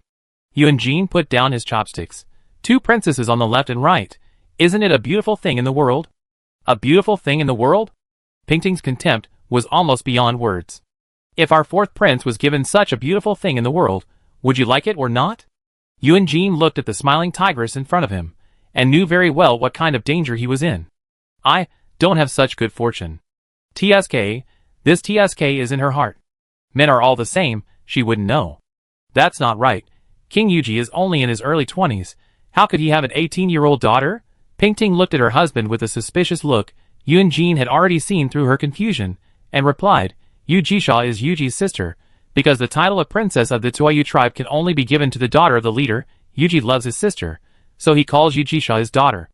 Pingting really broadened her horizons. There are still such bizarre things in the world. Since King Yuji loves his sister so much, Princess Yu Jisha must be arrogant. Baidi is so gentle and calm. I hope she won't be bullied in the future. But when this matter was mentioned, Yunjin seemed unhappy. He even seldom touched his favorite pickled duck feet. You are in a bad mood? Are you disappointed that you didn't marry the princess of the Tuoyu tribe? Then you really wronged me. I just thought that in this situation, my 6th brother must be very embarrassed. Yunjin fiddled with the pickled duck feet in front of him, and his heart was in a mess. He always felt that he was the one who brought disaster to his brother. This princess was indeed intended to be betrothed to him at the beginning. He was the 4th uncle of the emperor, in charge of the government, and no one dared to force him if he didn't want to. Then this matter naturally fell on Yunlu's head, and he even thought of the bad idea of the 2 princesses for Yunlu. It seems that he is really the culprit. Isn't he? Pingting didn't know her husband's bad mood, but just thought that he had some difficult affairs in the court. Compared to the troubles her husband encountered, she had a very troublesome matter waiting for her to solve. She knew that she had made an inappropriate decision. But it was not an inappropriate decision. As long as she could piss off the 2 people in Jinxiang courtyard, she would not do anything inappropriate. Not long after Zhang Yihan took over the Yinji room, Xi'er's relative was driven out because of a minor mistake. Everyone knew the simple reason. The winner is the king, and the loser is the bandit. Anyway, Zhang was already the most favored servant in the 4 palaces. They had to curry favor with her. Even Songli immediately ascended from hell to the fairyland. And his treatment in the palace was completely reversed. His wife was so powerful that he almost became a little man behind a woman. This strongly hit Song Li's self-esteem as a man. He couldn't help but run to Su Pingting and begged, my cousin, I beg you, please remove your cousin's wife from the position of leader. Chapter 71 First Visit. Su Pingting felt strange. Isn't it good for his wife to live well? She only gave Zhang such honor for her cousin's sake. Why is her cousin still unhappy in the end? Cousin, what's wrong? Don't you like your cousin's wife to be the head of this? Songli had no words to say, but nodded. Princess cousin, I know you have good intentions, but such a good thing is taken by the 2 of us, others will gossip. There will always be people who gossip. Cousin, your life is your own. People go to higher places, and water flows to lower places. It is natural to climb up. Others gossip because they are jealous. You don't have to take it to heart. Her cousin is good in every way, except that he is a little too honest. Luyan also found it funny standing aside. Who would complain that his wife earns too little money? Maybe it's because the family status is not equal. So he ran to the princess to complain. Pingting saw that her cousin seemed to have something to hide. And it was not easy to ask. But since he had already taken the position of the head of the Rouge Room, there was no reason for him to step down immediately. It was really hard for her to handle her cousin's request. Cousin, my cousin's wife has done a good job in the Rouge Room. It's not right to ask her to come down suddenly. It's better to wait for another 2 years, until someone suitable comes up, and then ask her to come down. Song Li was not an ignorant person. He knew that his cousin could only help him to this extent. So he had nothing to say. He turned to talk to Pingting about trivial matters in their childhood, and then said goodbye. What's wrong with my cousin? Is he really stupid because of reading books? Isn't it good for his wife to be the head? Others want it, but don't have it yet. Pingting asked Luyun, and she herself thought it was ridiculous. Luyun said, Princess, don't you know what it means that a hen crows at dawn? And only the family is in trouble. Now that Mrs. Zhang is so popular in the palace, Mr. Song will certainly be said to be inferior to his wife. How can he feel good? Pingting suddenly realized and laughed. I am stupid. I can't think of this. You are right. How can my cousin be inferior to his wife? Zhang was always arrogant. Now that she is the head of the family, she has always been superior to my cousin. If my cousin can be happy. That's strange. As the two were talking, Xiao Fuzi, who was beside the prince, ran in a panic, knelt down and replied, Princess, 6th princess is coming in from the palace gate. Pingting saw Xiao Fuzi so panicked. She thought it was something urgent, but it was just he coming to visit. She said, What's the big deal about 6th princess coming to visit? Why are you so panicked? No, not 6th princess. Xiao Fuzi was panting, and her words were a little unclear. What is the 6th princess, and what is not the 6th princess? You should explain it clearly. Kid. Su Pingting was really annoyed by this kid. It's the new 6th princess, not the old 6th princess. Xiao Fuzi waited for a long time, not knowing how to explain it clearly. Really, how can a prince marry 2 princesses? The emperor is really full, and has nothing to do. He dared to complain about this in his heart. How dare he say it out loud? Yu Jisha? What is she doing here? Pingting and the others hurriedly changed into their clothes for meeting guests, and went to the main hall a few steps ahead of Yu Jisha to wait. She felt strange in her heart, and she didn't know why. But it was strange. After waiting for a while, she saw a group of servants, and a group of beautiful women coming to the main hall. It was the famous Princess Yu Jisha, and even the fragrance was a bit exotic. Pingting stepped forward, and before Yu Jisha entered the door, she saw this extraordinary beauty first. She was really a beauty. And even she, who was called the most beautiful woman in the world, felt pleasing to the eye. She was thinking of some shocking words to describe the woman in front of her who was still alive. Duchan had already said, Jisha greets the 4th sister-in-law. Get up quickly. Get up quickly. She was very attentive. It was the same old routine again, chatting, drinking tea. Yu Jisha seemed to have a good impression of the 4th princess, and always had a kind smile on her face. Pingting was distressed. She didn't know what attitude she should have towards the new 6th princess. Being nice to her meant recognizing her status. What did Bai Yi do wrong? Being cold to her, but she was really not a bad person. Sister, you just arrived in the Central Plains. Are you used to it? She was at a loss. So she had to start with the most basic questions. Used? Of course I am used to it, Yu Jisha said as she took out the gift she had prepared in advance. This is the fine wine produced in my hometown. Please accept it. Princess. Lu Yun took it respectfully, and ordered the little girl to take it and arrange it. I have always heard from the prince that he is the closest to the 4th prince. I should have come to pay my respects a long time ago. But I have been busy with the affairs of the mansion, and could not get away. Don't blame me. 4th sister-in-law. He had not been in charge of things for a long time. As soon as Jisha married, everything was naturally handed over to her to handle. Su Pingting lowered her head to drink tea, desperately looking for the next topic. Alas, it is the most fatal for 2 unfamiliar people to stay together. There will be awkward silences at any time. At the same time, she was a little doubtful. Did the new princess take the rumors in the 4th prince's mansion to heart? I know that you still have some distance from me, sister-in-law. After all, I am not the first princess of Yunlu. Such words are of course very sad. Her beloved husband does not love her, but another woman. This woman is his original wife. How can she not be angry? Su Pingting saw that she hit the nail on the head, and she was even more embarrassed. She should treat the same 6th princess equally. But everything has a first come first served. And first come first served. Chapter 72 The Emperor is a Fool. This damn preconception, Yu Jisha is such a bright and sunny girl, if Yunlu doesn't love her, wouldn't it be a waste of her life? Don't say that, the 6th princess is considerate, how could I not like her? This is the real truth. The haze on Yu Jisha's face faded a little, she smiled. That's good, Jisha is just afraid that the princess will have some misunderstandings.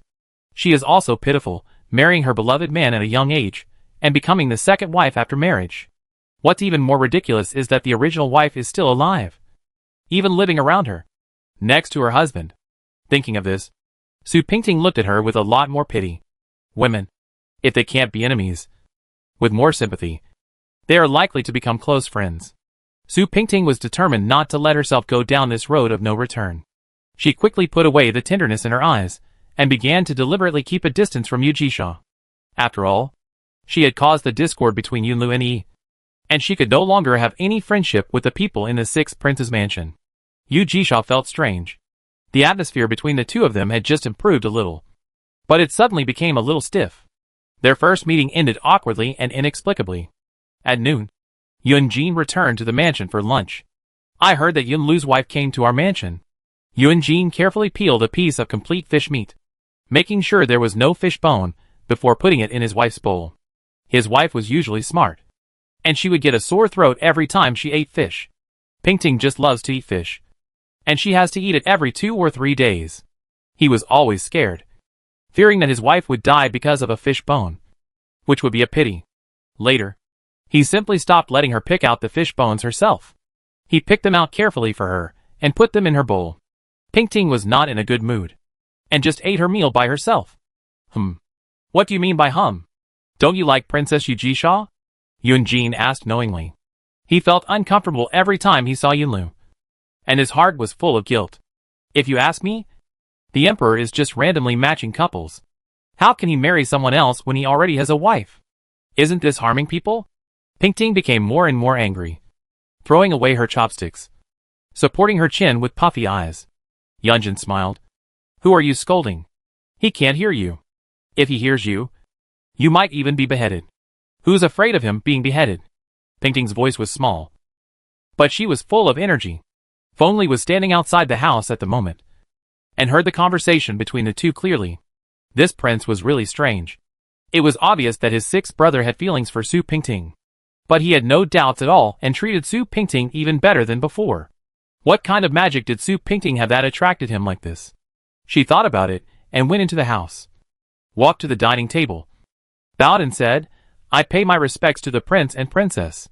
When Yunjin saw that it was him, he immediately changed his face to a serious one, which was completely different from the lively look when he was talking to Su Pingting. Get up. What's the matter with you coming here at this hour? Fengli said.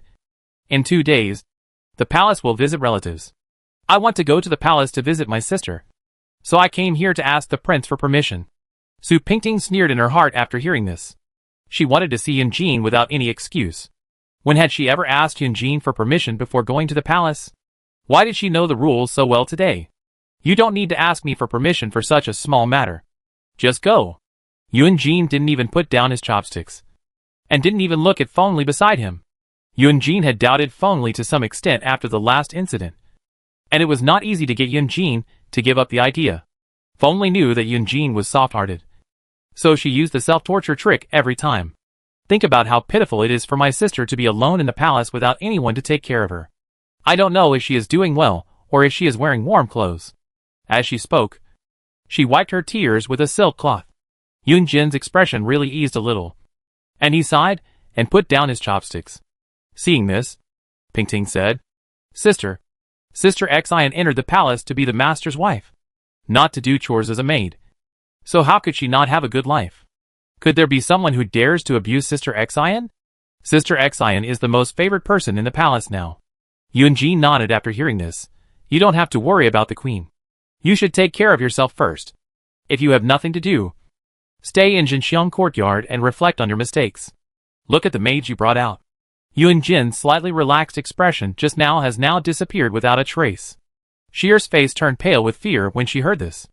It has been so long, she thought the prince had forgotten about it. The prince couldn't hold his wife accountable, so he could only make a fuss about her and Jiang Cheng's matter to vent his anger.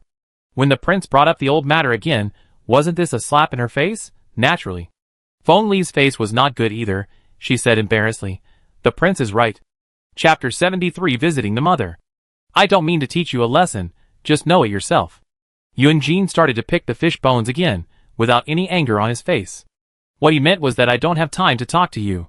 I'm busy eating with the princess. Feng Li wisely excused himself, and returned to his yard with anger in his eyes. Madam, don't be angry. You don't have to be angry with that bitch. Xier followed and advised. Bitch? Feng Li suddenly stopped, and the smile on the corner of his mouth made people feel even more terrible. As expected, Xier was slapped hard on the face. Isn't it because you are entangled with that stinky man that makes the prince dislike me so much?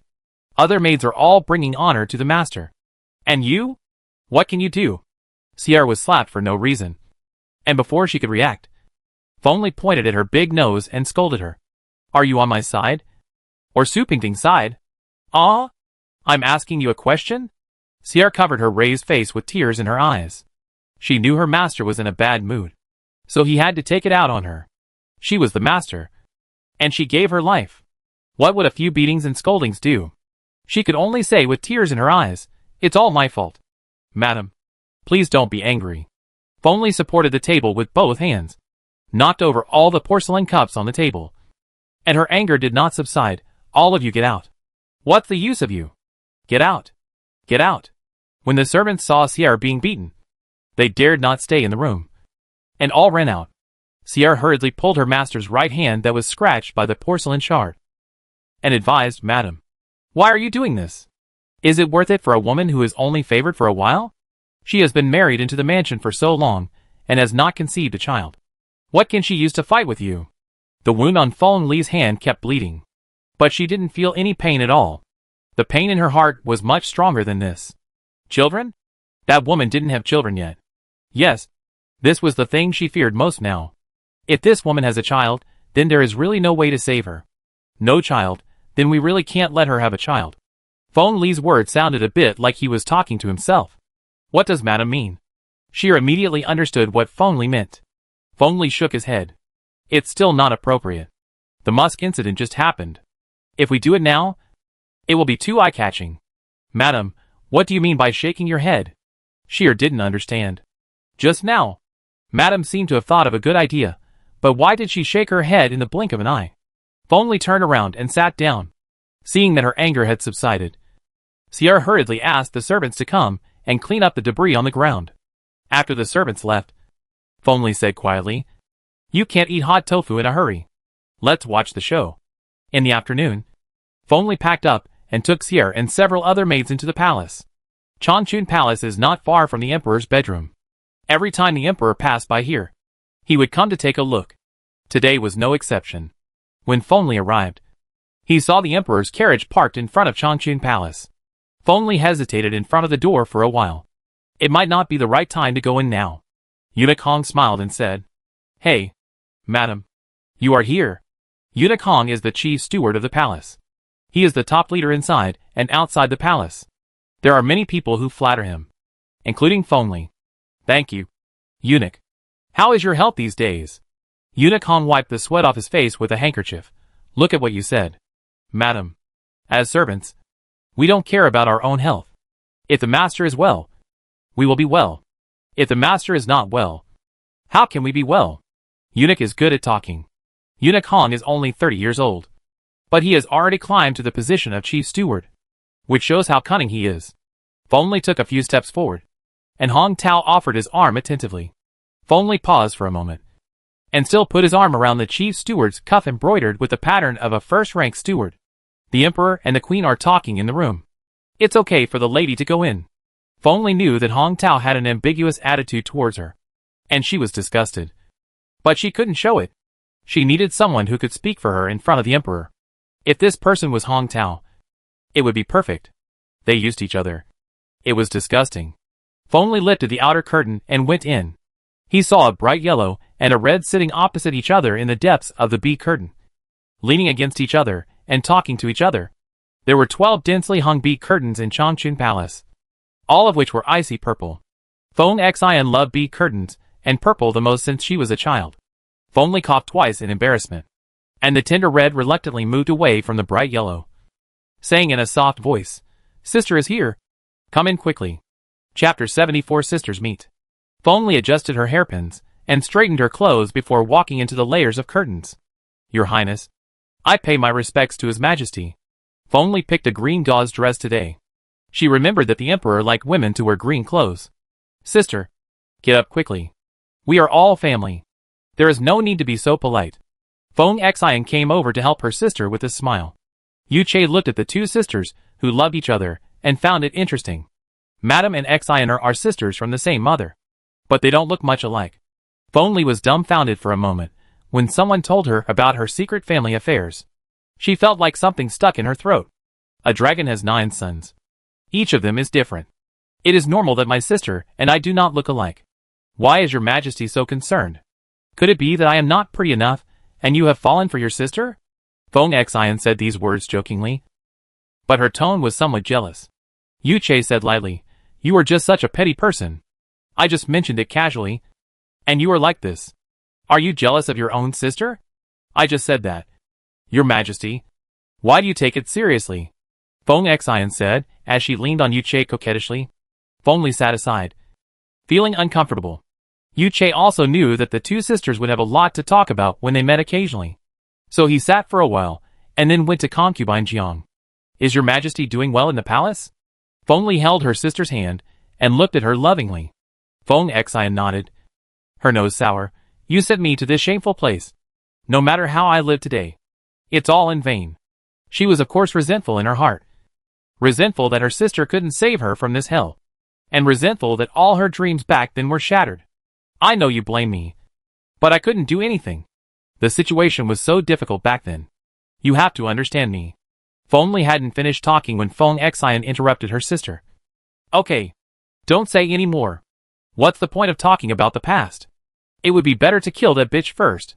Feng Xian peeled a walnut patiently. Her eyes revealed a boldness that was not as fierce as before. Feng Li was very surprised. After not seeing her for a few days, her sister seemed to have become a different person. She had grown up a lot overnight. "I don't want to be as nervous as when I first entered the palace. No wonder the Emperor dotes on her so much now. I guess my sister must have used a lot of tricks. The last time, it was foolproof. But somehow Zhang Yong came out to confess. It's really weird." Feng Xian sneered. "What Zhang Yong and Li Yong? It's just that someone wants to save her. This bitch is lucky. There are always people thinking about her. And there are always nobles to help her in times of crisis. It's really weird." The two sisters were silent for a while, and the room was quiet with only the sound of the parrot flapping its wings. "Why did your Majesty think of raising a parrot?" She wanted to talk about the palace affairs with passion, but she dared not speak in front of the parrot. "Why did your Majesty do this?" Feng Xian put the peeled walnut kernels into her sister's hands, and sighed. "It's been lonely in this palace for a long time. If I don't raise a parrot, I will be bored to death." Thinking of her sister's ups and downs in the deep palace over the years, Feng Li trembled with heartache. How could she not feel distressed when her sister grew up beside her since she was a child? "Your Majesty, please take care of yourself in the future." She held her sister's hand, and the warm feeling slowly flowed from the palm of her hand into Feng Xian's heart. "I know." Feng Xian smiled faintly, and looked around. The maids had already retreated outside the door, so they should not be able to hear the conversation here. Feng Xian leaned close to her sister's ear, and said a few words. Feng Li smiled meaningfully after listening, and looked at her sister and said slowly, "This is a good idea." Yuan Jin had been handling government affairs in the palace for more than 10 days, and only had time to rest in the palace these few days. So there was a sign on the door of the palace saying no visitors allowed.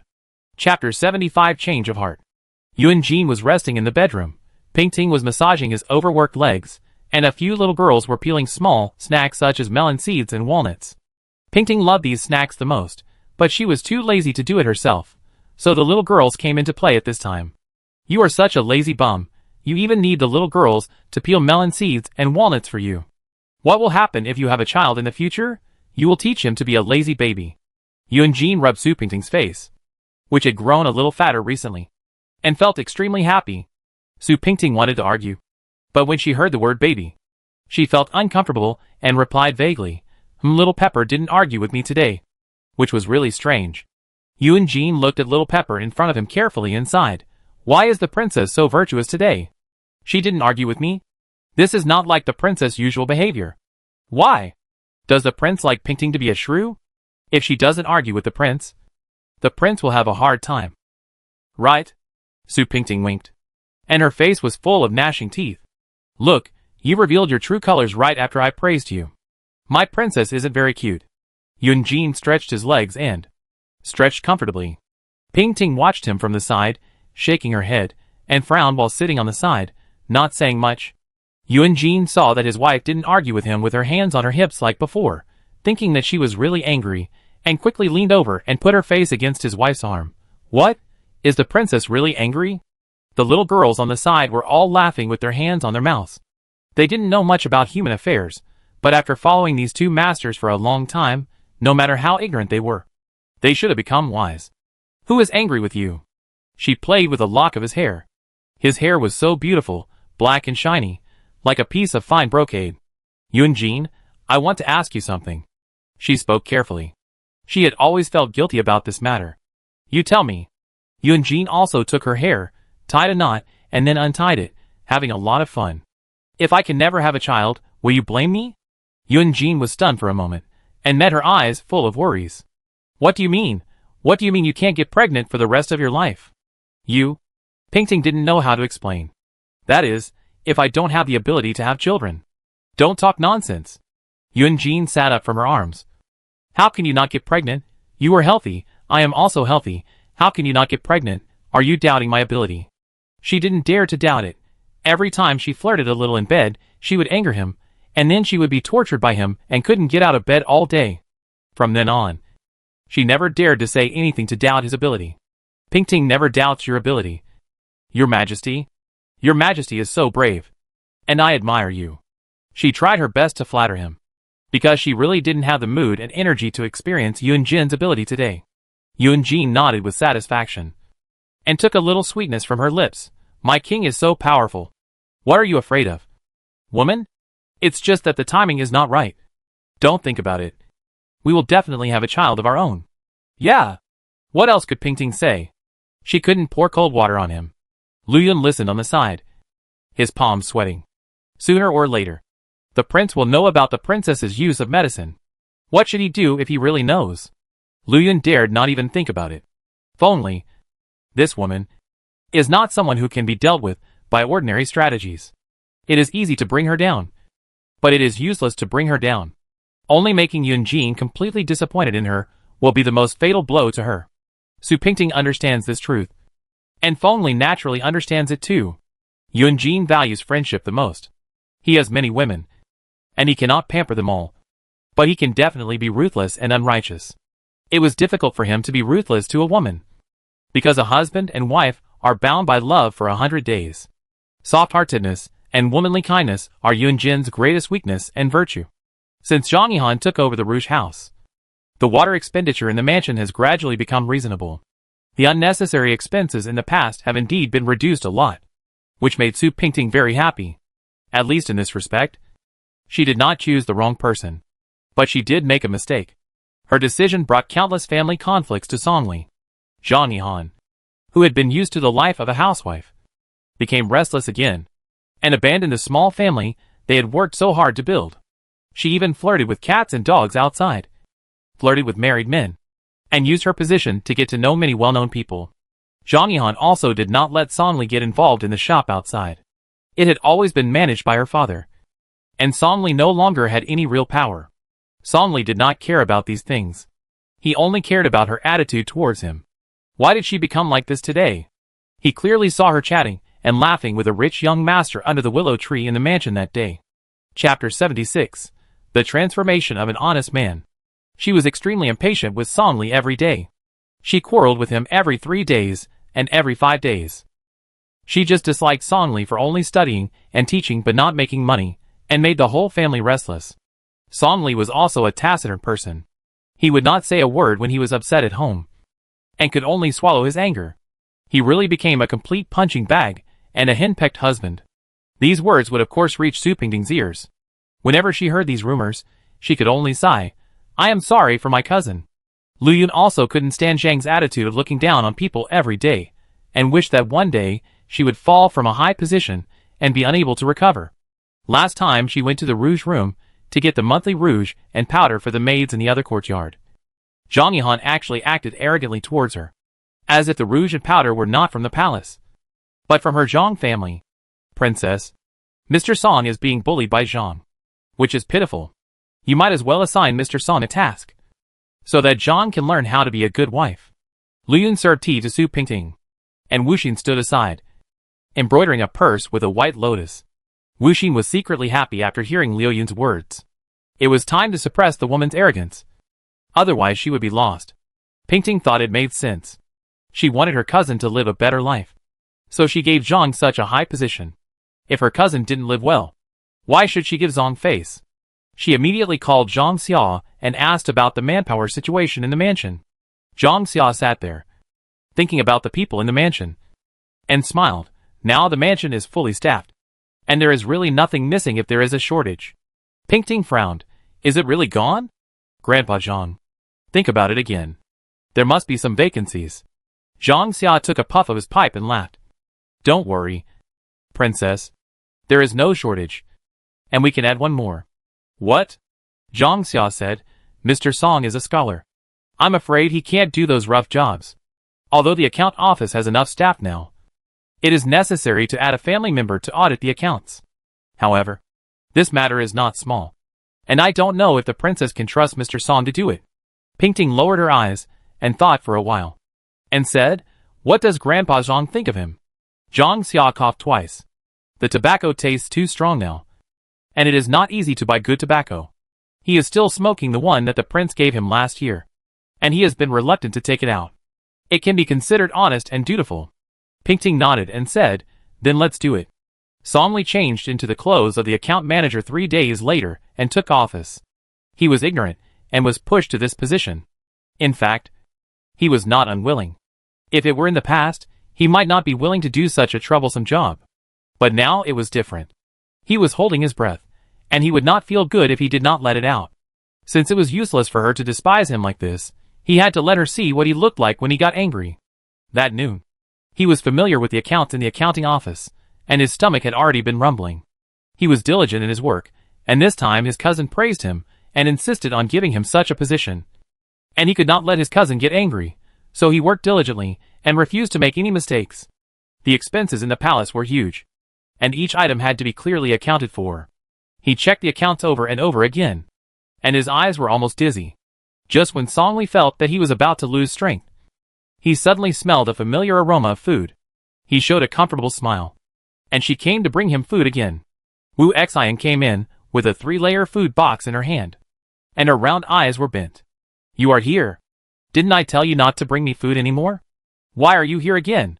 Song Li's first sentence sounded a little expectant, and the latter part had a little more doubt. After all, he was a married man, and if a maid brought him food, people would gossip. But everyone here had left today, and fortunately no one saw it. Chapter 77 Humble Love. Wu Xin did not answer him, but just brought out the dishes in the food box one by one. The first layer was a bowl of white rice and spicy bamboo shoots, the second layer was a bowl of yellow chicken soup with white steam coming out, and the last layer was a dish of braised fish.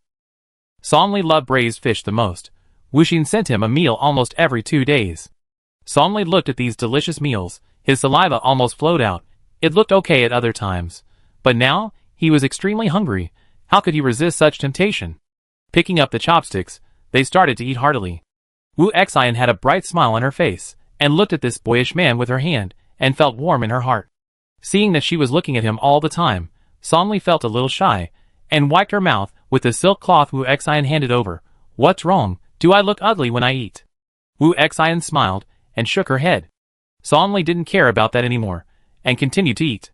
This meal could be said to be a dry one. There was no need to wash the clean bowls and plates. Song Li held his full stomach and burped loudly. He covered his mouth in embarrassment. I'm sorry. The food you cooked is so delicious. Wu Xian smiled and sighed. As long as you like it. But don't send it to me next time. Song Li said this more than once. He knew that it was useless to say it. and she would still send it to me as usual next time. Her reason was, once a teacher, a lifetime of gratitude. She can't do anything else. But she could only make these delicious dishes to repay him. Anyway, the one at home wouldn't cook for him, and he couldn't go out to eat every day. The food in the servants' kitchen in the palace was terrible. Wuxing brought the meal back, and when no one was in the kitchen, he put all the dirty dishes in the sink, waiting for the servants to wash them. For the maids like them who served the princess, they didn't have to do the rough work, because the little maids or servants would do it. "What are you doing here?" Wuxing was startled, and the plate in his hand fell into the pile of dishes with a crisp sound. Luyun stood behind her, looking at the little girl in confusion. This little girl was getting weirder and weirder since she came in. She was so mysterious in everything she did. I don't know what she was up to. Wuxing sighed with a guilty conscience. "I'm late for dinner. Bring the dishes over to wash yourself." Luyun stared at the pile of dishes of different sizes for a long time, then sighed and said, "Wuxing, silly girl. They're already married, so don't make it hard on yourself." Wuxing lowered his head, feeling mixed emotions. She knew that Sister Luyun had known about her crush on Mr. Song for a long time, but she just didn't say it. Now that she had made it clear, she would finally have someone to speak her mind to. "Sister Luyun, I can't help it. I just like him. I like him very much. I know it's immoral, but his wife is not a good wife at all. If he was happy, I wouldn't interfere with his life. But the fact is that he is not living a good life." Wuxing said everything she wanted to say in one breath. She had kept these words in her heart for too long. If she didn't say them, they would probably get moldy. Luyun took her to a secret corner and sat down, holding her hands. "Wuxing, do you know what love is? In my opinion, you are just a child. You are only 16 years old this year." Wuxing nodded firmly. Her feelings were real, and could not be doubted by others. Luyun stared at Wuxing for a long time, and could not speak. She knew that the little girl had been moved and it was useless to persuade her. If Mr. Song also liked her, although Mr. Song was not in harmony with his wife now, he might not be interested in Wuxing. After all, Wuxing still had a scary scar on her face. This was Wuxing's first love, and she couldn't bear to hurt him. Maybe Mr. Song would make it clear in the future, and this silly child would understand. "Wuxing, don't tell anyone about this except me. Okay? And Zhang, you must not let her know that you like Mr. Song. She is not a good person. Don't send her meals anymore. It's really too eye-catching," Luyun said earnestly. In her heart, she really regarded Wuxing as her sister. Wuxing nodded one by one, feeling infinitely grateful. She knew that Luyun was the only woman in the mansion who treated her well besides the princess, and she always listened to her. From then on, Wuxing stopped cooking for Songli, but secretly made some clothes, shoes and socks for Songli to send over. Songli refused her, and she would not take them back, so he had no choice but to accept them. For this little girl, he really had no way. Whether he had no way or didn't want to have any way, in fact, he himself was not very clear. Chapter 78 Forgotten Facts. In a few days, the palace will hold a lantern festival. The princesses and wives of various palaces are preparing lanterns, hoping to win the first prize at the lantern festival and win face for their own princes. Pingting really doesn't know much about lanterns, so she just lets it go and gives this difficult task to the clever Luyun. Luyun made an octagonal palace lantern, which was decorated with embroidery around it, and the outer layer was also covered with very precious moonshadow yarn. The gauze is as thin as mist, and it looks even more dreamy when it is put on the lamp. The 8 corners are decorated with tassels of various colors and round pearls, which look gorgeous and complicated, and even more dazzling when the lights are turned on. Pingting sat aside and watched Luyun's complicated handicrafts, and praised repeatedly, "Luyun, how did you get such a hand? How can you do so many handicrafts? Unlike me, I can't even embroider a shoe upper. Last time, I finally embroidered a pair of boots for the prince, but he was disgusted and embroidered the python's eyes crookedly. The python looked like it was rolling its eyes, which was so funny." Pingting laughed as she said this. Every time Yunjin came back from outside wearing these boots, he would tell her, who laughed at the embroiderer in his palace today for not having good eyesight and embroidering the python's eyes crookedly. Yunjin didn't dare to say that it was embroidered by his famous 4th princess consort. He could only echo how bad the embroiderer's eyesight was. She was really as stupid as a pig.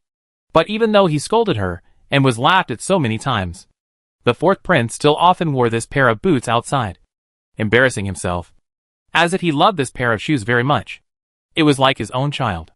No matter how ugly it looked, he still thought it was beautiful and precious. Many people knew about it, and many people came to see this golden python with white eyes, to see what the boots that the prince loved so much looked like. Zhang Xia couldn't stand it anymore, risking his life to persuade, "Prince, can we change a pair of boots? These boots are almost worn out. Can't you change a pair?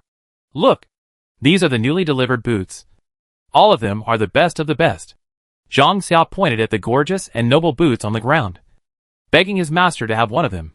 Yunjin glanced around, still picked up the pair of white-eyed python boots, and put them on neatly. "Nosy, this prince likes this pair of boots? What's it to you?"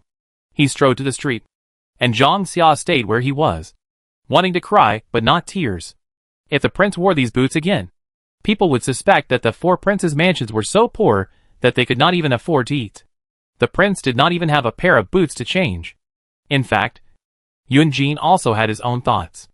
These boots were worn out. So shouldn't this woman make a new pair for her man?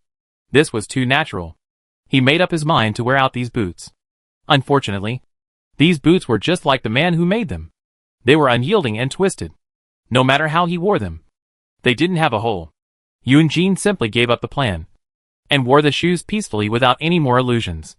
His wife was too lazy to even peel a melon seed, and asking her to make another pair of shoes was more difficult than asking her to climb to the sky. Forget it. Forget it. This is fate. Who made him have such a lazy wife? It was already late at night when Li Yun finished making the lanterns. Yunjin had to deal with government affairs today and slept in Zhongshu Pavilion. And Pingting let her sleep in her bedroom. When they were young, they often slept in the same bed like this. And even later when they moved to Yihua Tower, they would sleep together. Maybe because they are both girls, they can rely on each other. "Lu Yun, tell me, am I doing the right thing?" She was talking about the child. Lu Yun tucked her in, and after she lay down peacefully, she shed tears unconsciously. Pingting looked at her with wide eyes, and said in surprise, "Silly girl, what's wrong with you?" "Nothing. I just felt very touched for a while." Lu Yun wiped her tears. Her eyes were red. "Who bullied you?" "No. Mississippi." The word miss stunned both of them. In the past 2 years since she got married, Lu Yun has been calling her princess. When she first called her miss, they both felt a little strange. Pingting was stunned for a moment, and said, "Lu Yun, what's wrong? You seem strange."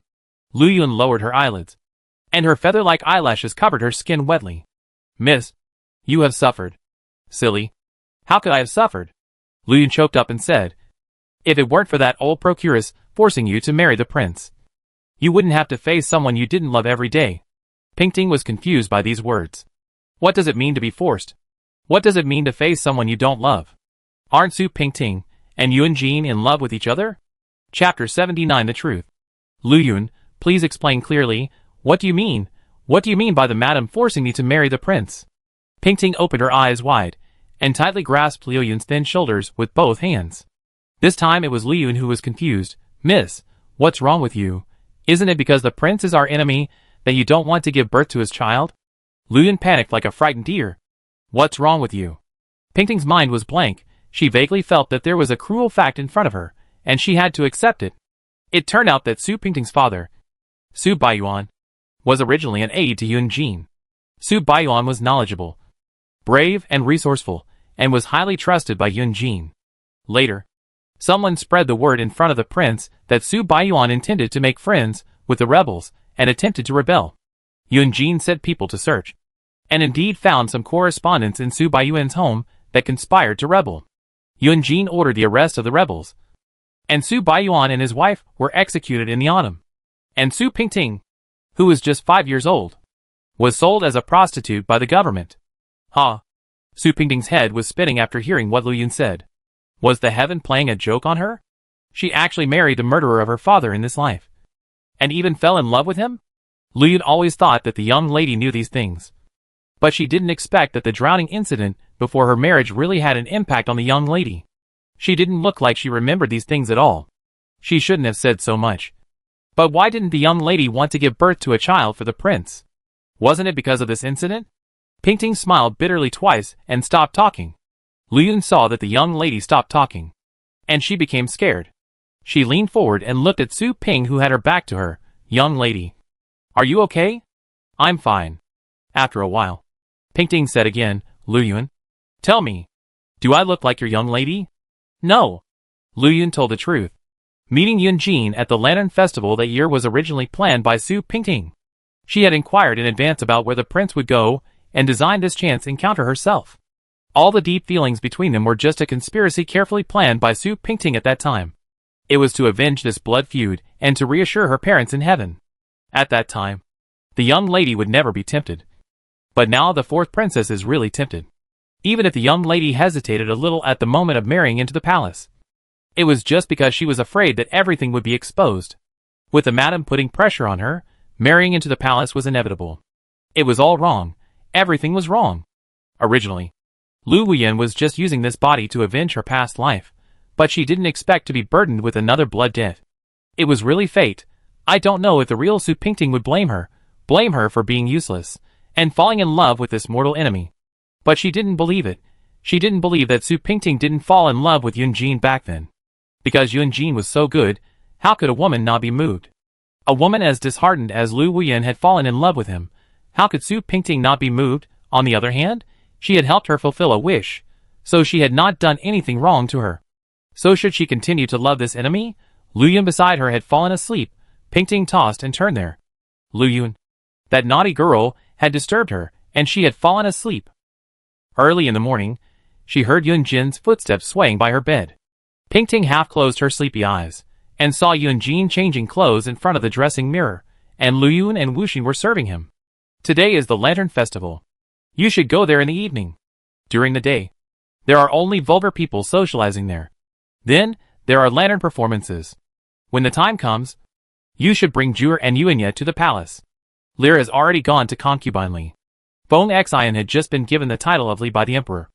And Jiang Yuyan was also given the title of Rou because she gave birth to the third prince Xuanwu. There are only these two concubines in the palace who have been given titles. One is because she gave birth to the crown prince, and the other is of course because of the emperor's favor. This seal really made a great comeback. Yeah. Pingting was not fully awake yet. She turned over and planned to continue sleeping. Yunjin looked at the pink on the bed, and couldn't help but smile indulgently. Hey, you should get up too. I usually let you sleep in, but today some imperial edicts will come to the palace. Are you, the mistress, going to stay at home? Pingting said in a muffled voice. I know, your majesty. Please leave quickly. The palace is still waiting for you to put out the fire. Don't stay here with me. Yunjin knew that she was complaining that he often went to the palace and neglected her. He walked to the bed, picked her up, and rolled her on her lips for a while, and said, Princess, don't be angry. I know I was wrong. Luyun and Wuxin were not surprised, and they just stood aside and watched. Go away. It's so embarrassing. Pingting still knew shame, and she covered herself with a quilt and didn't want to see anyone. Yunjin laughed a few times, and then said a few more words before taking Zhang Xia out of the door. Seeing Yunjin's back gradually disappearing from sight, Luyun secretly breathed a sigh of relief in her heart. It seems that the young lady didn't take what she said yesterday to heart. She was afraid that the young lady would become estranged from the prince after knowing it, and even break up with him. She was so worried that she didn't sleep much all night. It seems that such a thing will not happen. She can finally let go of her heart and just pretend that what happened last night never happened. It's better not to mention it from now on. What blood feud? The most practical thing is that the young lady is living a good life now.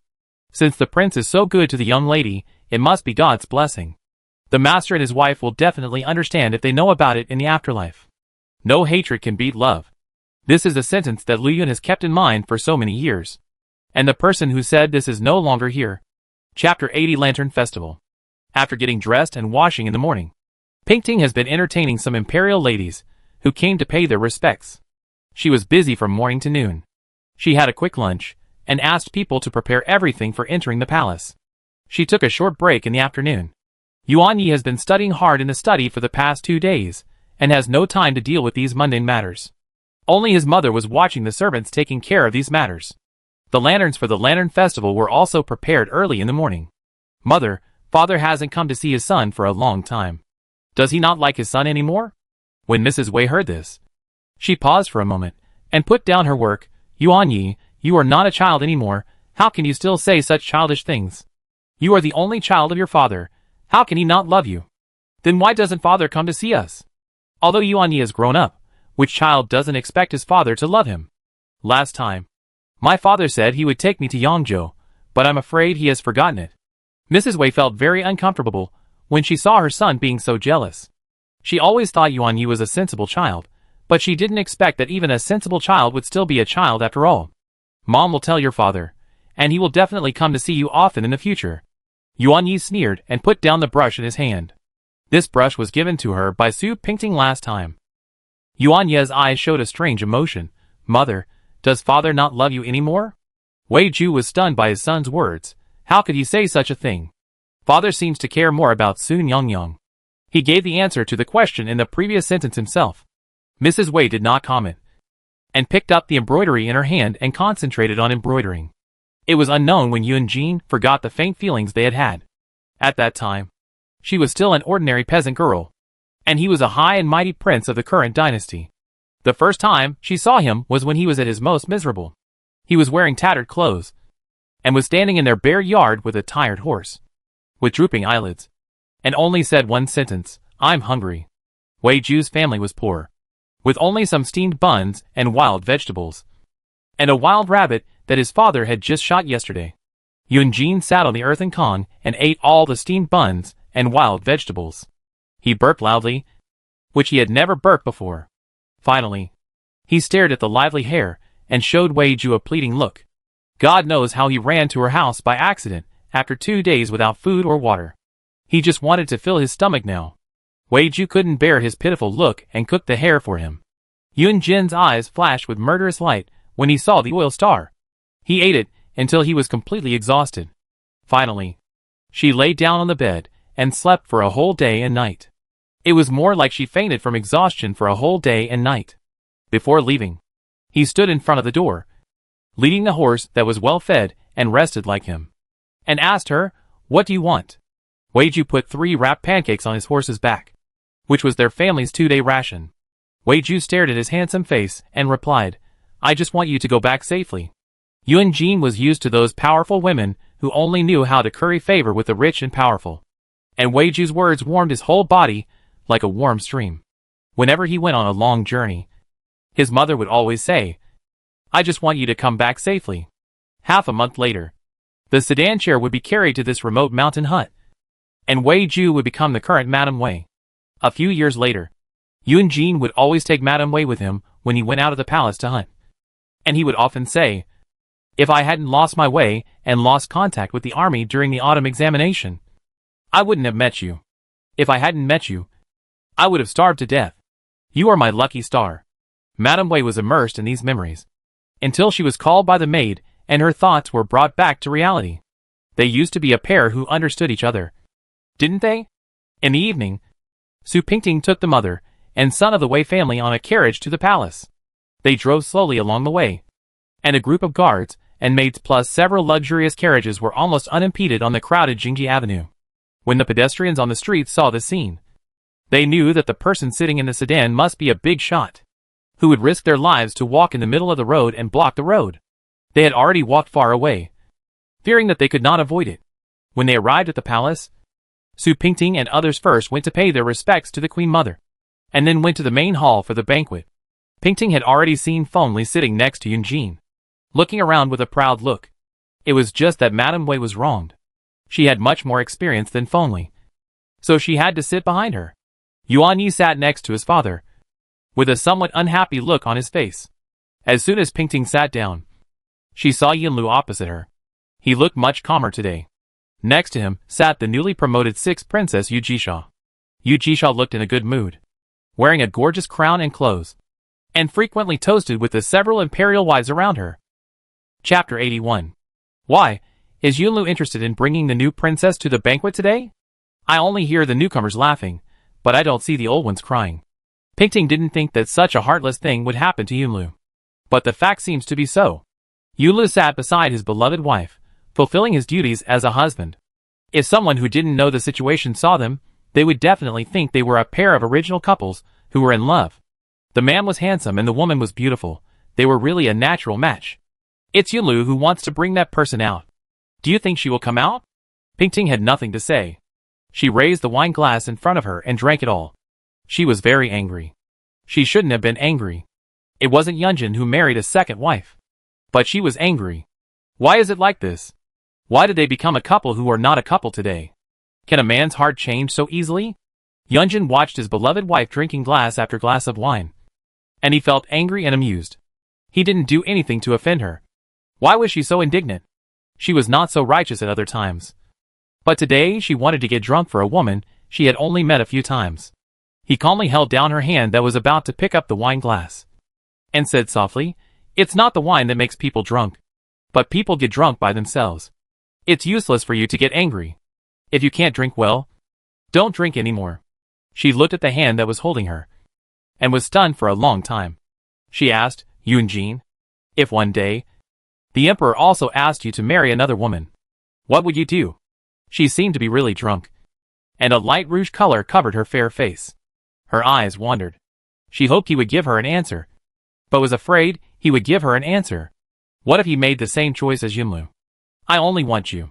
Yunjin's voice was very low. So low that only Pingting could hear it. This kind of conversation should have taken place in New Yunju under the moon and flowers.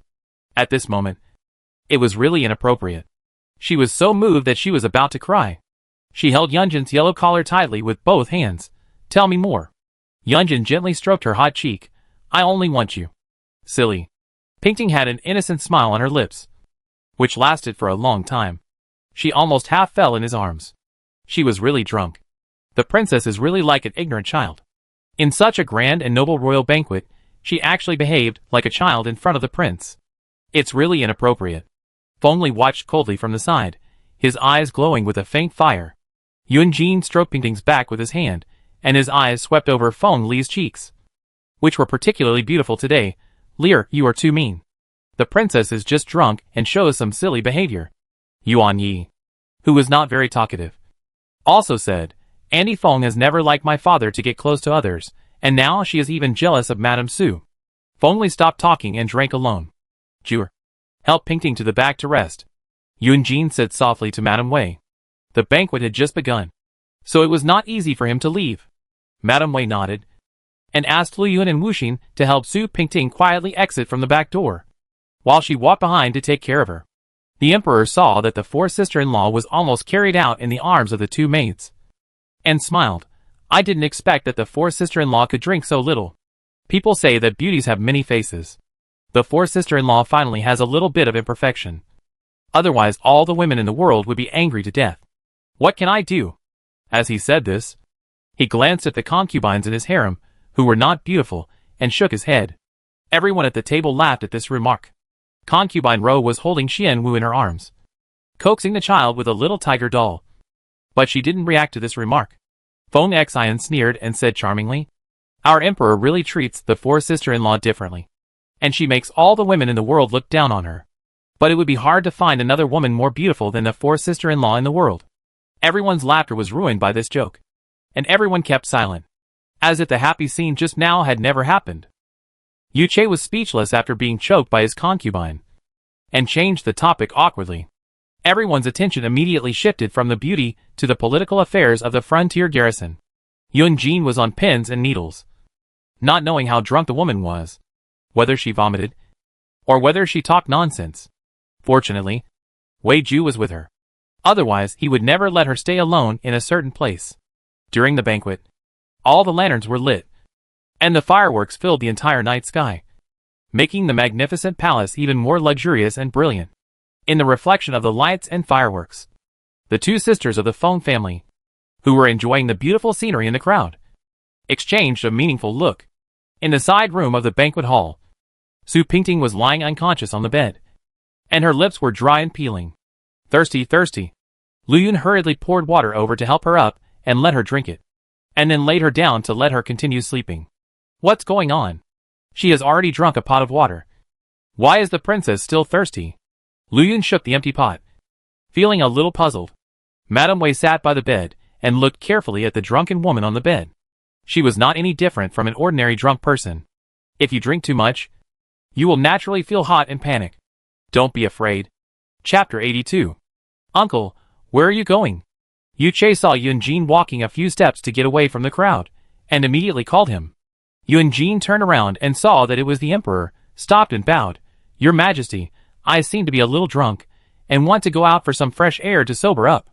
Uncle, you want to sneak out, but you can't think of a good way. We all know that the fourth prince can drink 1,000 cups without getting drunk, so how could he be easily knocked down by foreign wine? Aren't you going to see the fourth princess? Yuche rarely teased his uncle, with a bit of rebellious and unbridled excitement. He was really a little drunk, and the world in his eyes had completely changed. Yunjin probably also felt that the emperor was drunk, and hurriedly called Hong Tao, Eunuch Hong. The emperor is probably drunk. Help the emperor in quickly. Be careful of the cold wind. Hong Tao took 3 or 2 steps forward and supported Yuche, whose steps were a little unsteady. Your Majesty, you are drunk. Let me help you go down and rest. Yuche still muttered, who said I was drunk? I am not drunk. After walking a few steps, it was a bit like the tumbler held in the hands of children. It seemed to be about to fall, but it stood at the last moment. Your Majesty, a scolding voice came from not far away. Concubine and Feng walked over side by side. Concubine had a little anger on her face. Sir Huang, the sisters are waiting for you. Why are you here? Yunjin was really ashamed of having robbed someone else's husband. I came here just to talk to my uncle. The emperor was obviously a little drunk. When he saw Concubine, he straightened his back and didn't want her to see him drunk. Yunjin had a bold idea in his mind. Could it be that the emperor was afraid of his wife? Oh, the fourth uncle is here too, which makes it easier for my sister to find him. Concubine was not sparing in her words. After not seeing her for a few months, the little girl had become much more eloquent. Is it because the fourth prince is worried about his wife? Is he going to see the fourth prince's wife? What is there for the fourth prince to worry about when she is in the palace? Could it be that he is worried that there are assassins in our palace? No, no. Yunjin laughed awkwardly twice, but his words were not sincere. Feng came over with a smile and held his arm, and said, my sister said that the fireworks show in the palace tonight is particularly gorgeous. Your Highness, would you like to go and see it with us? Of course Yunjin didn't want to go, but Feng held his arm tightly with both hands, so he couldn't escape even if he wanted to. Okay. In the side room, Mrs. Wei was already drowsy, with her head propped up by her hands, nodding like a chick eating rice. Su Pingting was sleeping soundly on the bed, her face flushed. Wuxin took a peacock cloak and covered Mrs. Wei with it. Outside, the sound of fireworks and laughter was very noisy, which was completely different from the side room. Luyun walked to Wuxin's side. Wuxin, you take a nap, I'll sleep later. Wuxin nodded, and fell asleep on the table. Just as the second half of the night began, Luyun heard footsteps coming from afar. At this time, everyone was in the hall watching the fireworks and lanterns, so no one should come here. She barely held up her eyelids and asked, who is it? Who is outside? Her footsteps had stopped in front of the door. Liu Yun's eyes were a little swollen from staying up late, and she couldn't see the appearance of the person who came. She only saw a tall woman standing in front of the door. Is Miss Liu Yun here? Liu Yun rubbed her eyes and stood up and said, yes. What's the matter? Aunt? The prince asked Madame Wei to go to the banquet, saying that the Empress Dowager is coming, and asked Madame Wei to go and accompany her. Liu Yun had just answered yes when the woman left. Liu Yun was groggy, and woke up Madame Wei and her maid Xiaotsui, who were already asleep. Madam, the prince asked you to go and accompany him. Chapter 83, Affair. After waking up, Mrs. Wei combed her hair in front of the mirror, instructed Liu Yun to take good care of Su Pingting, and then left with Xiaotsui. Wuxin woke up when he heard the noise. Liu Yun was so sleepy that he could hardly open his eyes, but he still sat in front of Su Pingting's bed, fearing that something might happen to her again. Wuxin patted Liu Yun, gesturing, sister, you should go to sleep too. No, the princess doesn't look well yet, I'm worried. Liu Yun rubbed his eyes, trying to stay awake. Wuxin had no choice but to cheer up and sit beside Liu Yun to keep watch. Main hall. Your Highness. Look, it's Fugue Mandang. Feng excitedly pointed at the gorgeous fireworks scattered in the sky, and held Yunjin tightly. Over there is Jishan Rui. Yunjin's face was tired, and he had no interest in appreciating the fireworks and lanterns. Yu Jisha also pulled Yunlu, and the two stood side by side on the steps, silently watching the lively fireworks in the sky. Fourth uncle seems to be a little worried. Is there anything he can't tell you? Concubine asked knowingly. Her eyes were as charming as water waves. No, thank you for your concern. Concubine. Yunjin turned the ring on his hand, and his voice was full of impatience. Just when everyone was enjoying the beautiful scenery, several young eunuchs suddenly ran over in a panic and knelt at Yuche's feet. He said in a panic, Your Majesty, something happened in the side hall. The emperor subconsciously looked at Yunjin and said calmly, What's the matter? In the side hall, it seems that there is a man lurking. Just now, a few little girls passed by the side hall and heard some dirty noises. In this palace, besides the eunuchs, there is only the emperor. Men of course refer to those men with roots. The side hall is where the fourth princess rests. There are men around, which means that the fourth princess is having an affair in the palace. Yunjin was calm and didn't show any emotion. He asked, Is this true? The eunuchs replied. The little girls are all scared. They are kneeling outside the hall waiting for the news. Eunuch Hong has surrounded the side hall with his guards, waiting for your order. Mrs. Wei had just come from the side hall, and she would never believe that such an indecent thing could happen in the blink of an eye. She knelt down and said, Your Majesty, I just came from the fourth princess. The fourth princess was indeed drunk on the bed. How could she have an affair with someone else? Please judge for yourself. Your Majesty. Concubine sneered beside the emperor and said, You can know a person's face, but not his heart. Who knows if the fourth princess is really drunk, or if she is just trying to find a chance to have an affair with that shameless man?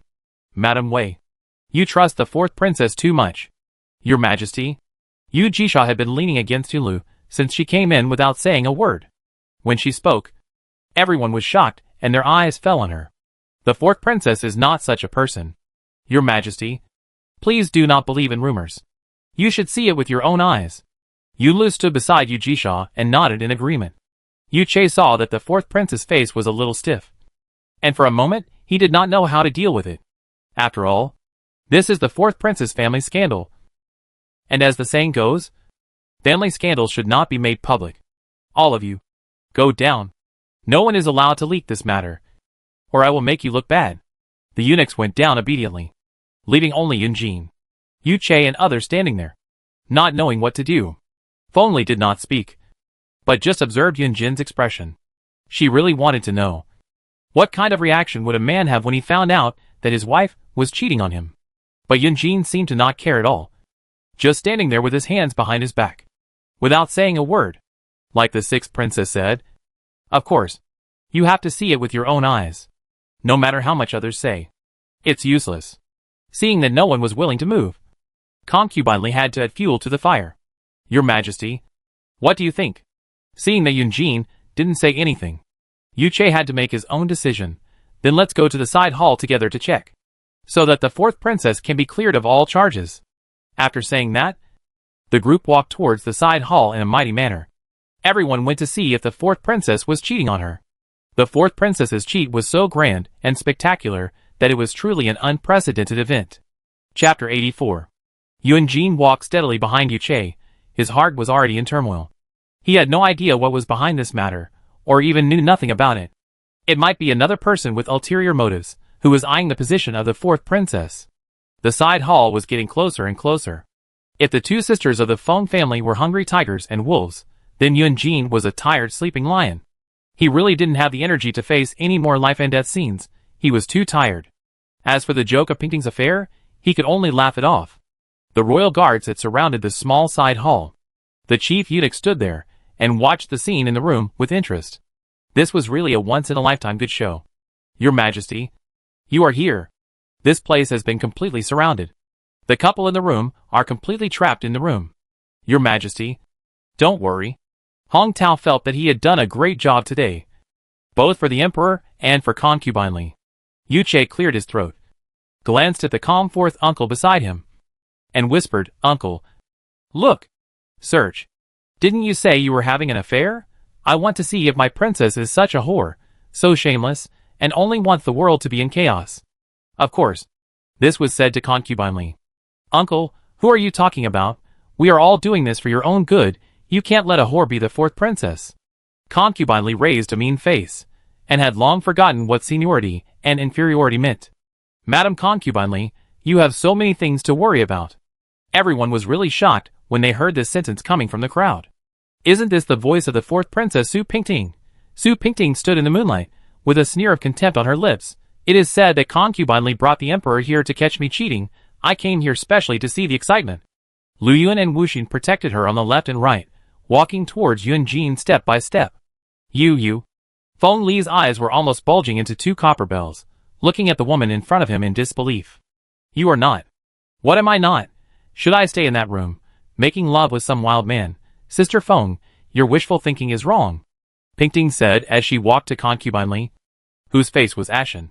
It is hard for Concubine to always think about me, and even know my every move clearly.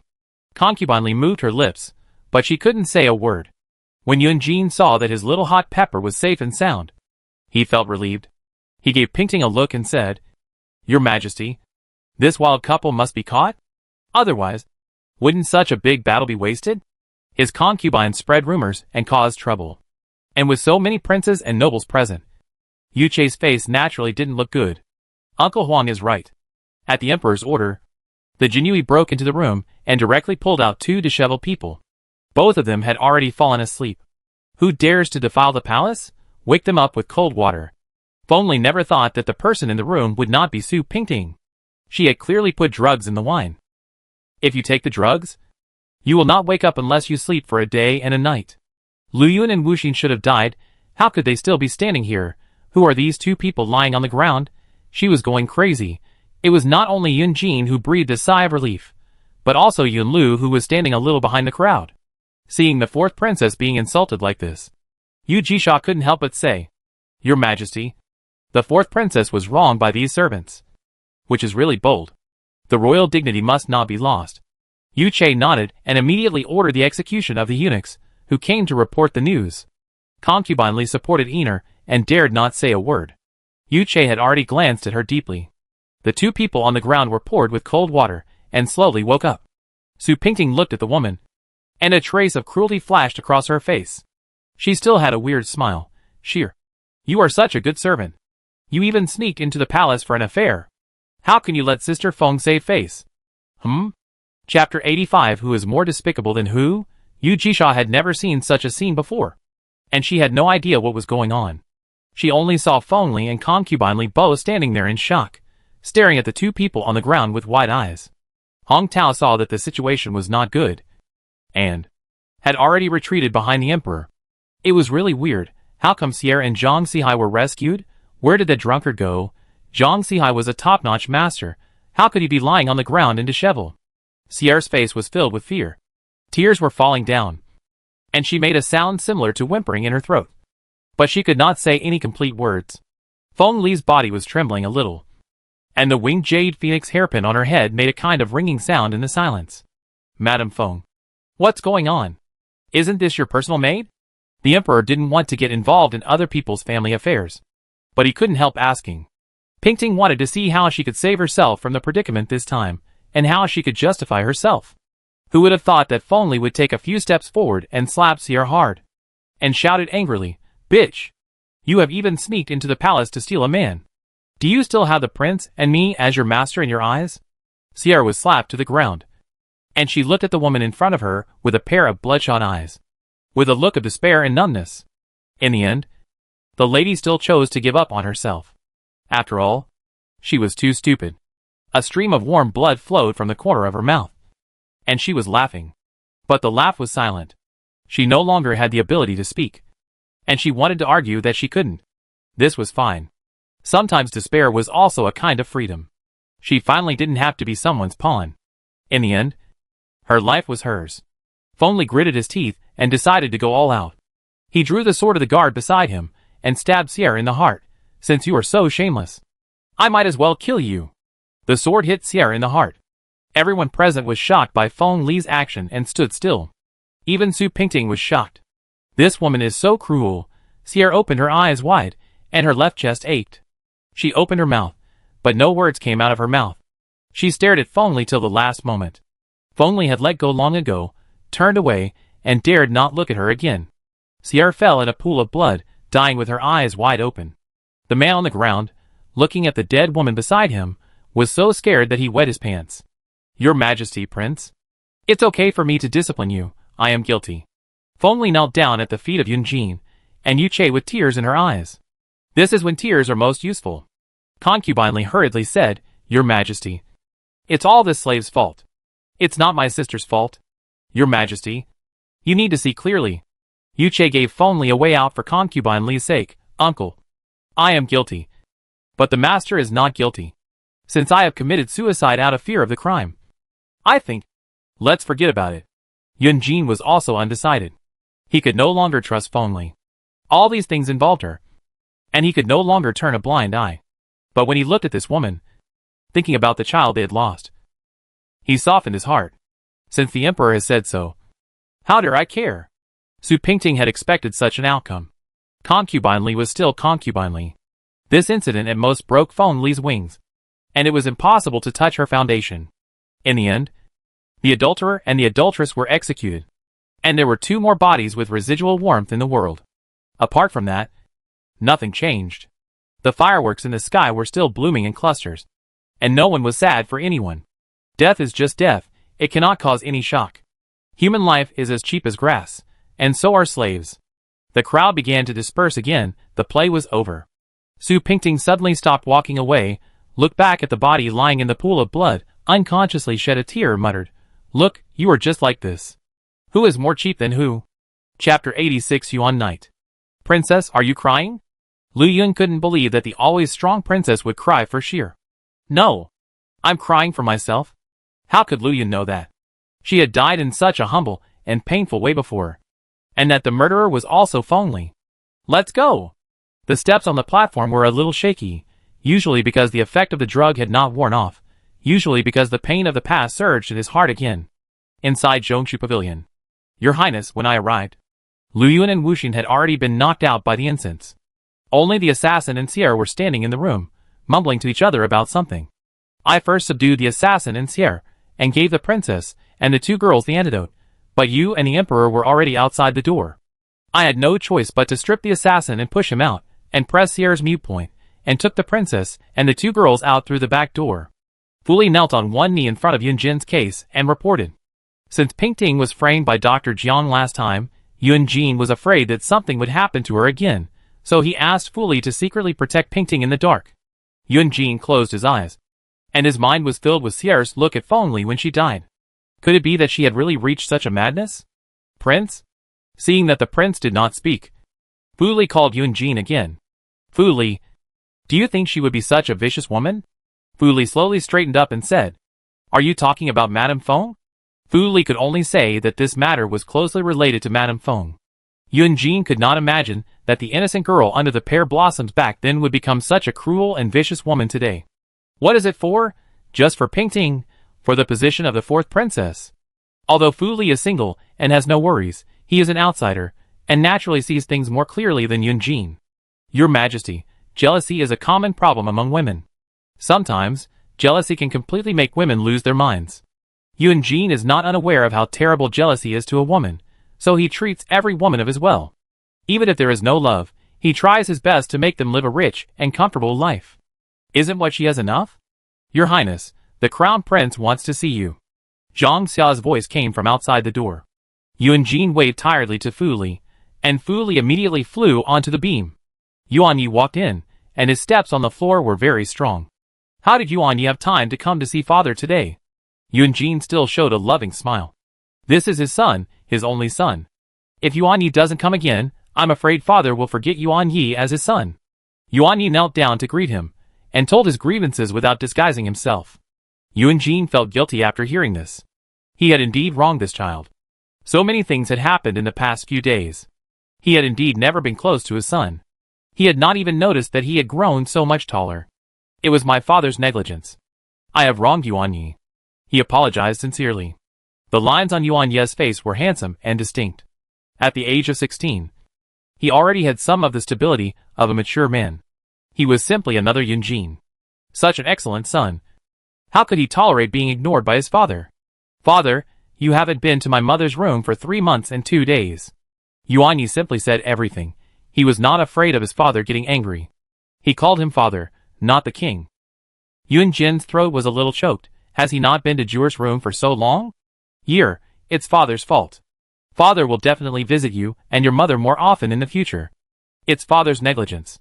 Yuan Ye's mature face flashed a trace of indifference. Father, do you not love mother anymore? No. Yunjin was a little embarrassed by his son's questioning. After all, there was a grown man squatting on the beam. Chapter 87, Haunted. Yuan Ye had not intended to ask about his father's love life, but his mother lived such a lonely life. He really couldn't bear that his mother could only be accompanied by a pile of ancient books all day long. She was clearly less than 30 years old. How could she sleep alone every night? Father, you don't like mother so much? Yunjin didn't know how to answer this child. How should he explain to his son about things like love? Maybe Yuan Yi didn't think he was a qualified husband and father, because he really owed them so much. Yuan Yi, father really is sorry for your mother, and you. Yuan Yi did not allow his father to evade the question. Father, have you ever loved my mother? Or you don't love her at all, and it's just a whim? Of course not. Yunjin denied it. Yuan Yi is 16 years old this year. 16 years old, and he has reached the age where he can feel his own feelings. The ambiguous relationship between his father and mother made him feel uneasy. This was not what he imagined his parents should be like. Father, do you love Mother Su? Yuan Ye's piercing eyes stared at his father's. He wanted an answer. Yunjin subconsciously looked towards the beams. Yuan Yi, you shouldn't ask about these things. Nor should you care about them. Yuan Yi couldn't believe that this wealthy, sophisticated and noble man was the father who took him through the streets and alleys when he was a child, and bought him candy figurines and little tigers everywhere. At that time, he felt that his father was the most amazing person in the world. He can wear the most noble yellow in the world. He can embroider the dragon pattern that only the royal family can have on his clothes. He is tall and handsome, and he controls the world. But the man in front of him, his face is full of fatigue. This conversation ended unpleasantly, but it still had some effect. The next day, Yunjin went to sit in Madame Wei's Xian courtyard, and this sitting lasted for a long time. In the palace, he could see Wei Ju almost every day, so he didn't feel strange, but he didn't know how he should treat Wei Ju. Because she was so good, he had loved her sincerely. When I was young, I didn't know the meaning of music. When I got older, I felt that everything was so vague. Zhu'er Yuanyi came to see me yesterday and said a lot of things. Mrs. Wei seemed to know something immediately, and hurriedly said, Yuanyi is ignorant, Your Majesty. Please don't be angry with him. No, Zhu'er Yuanyi is right. Yunjin held Mrs. Wei's soft and boneless hand. I'm sorry for you. Your Majesty. Don't say such things again. Wei Ju's voice rose a little. Yunjin was shocked by her abnormal attitude. Wei Ju knew that she had just lost her composure, and gradually calmed down. Your Highness, I have made you unhappy. I just hope that Your Highness will stop saying such polite words. There is no apology between you and me. We are a family. Wei Ju is also a woman. It's not that she is not jealous that Su Pingting can get all the love from Yunjin. But she can't be jealous, because the man he loves deeply loves her so much. Since he loves her so much, why should she make things difficult for him? As long as he lives a good life, she doesn't ask for anything. She always wanted him to be well. And as long as he was well, she would be well too. Yunjin had planned to go to the palace today to put an end to Sierra's matter. But when he saw Wei Ju's affectionate eyes, he could not move a step. Zhang Xia, the chief steward, always showed his greatest role at such times. He came in and reported, Your Majesty, there is a ghost in Jinxiang courtyard. And Madame Feng was scared. Haunted? Yunjin and Wei Ju looked at each other. Nonsense! How could there be a ghost in the palace? Who is making trouble out of nothing? Your Majesty, calm down. Zhang Xia said again, it's just some servants' nonsense. But they said it with details, which sounds scary. Look, Mrs. Feng has fallen ill due to fright, and is now seeking a doctor. As the saying goes, if you have done nothing wrong, you don't have to be afraid of ghosts knocking on your door.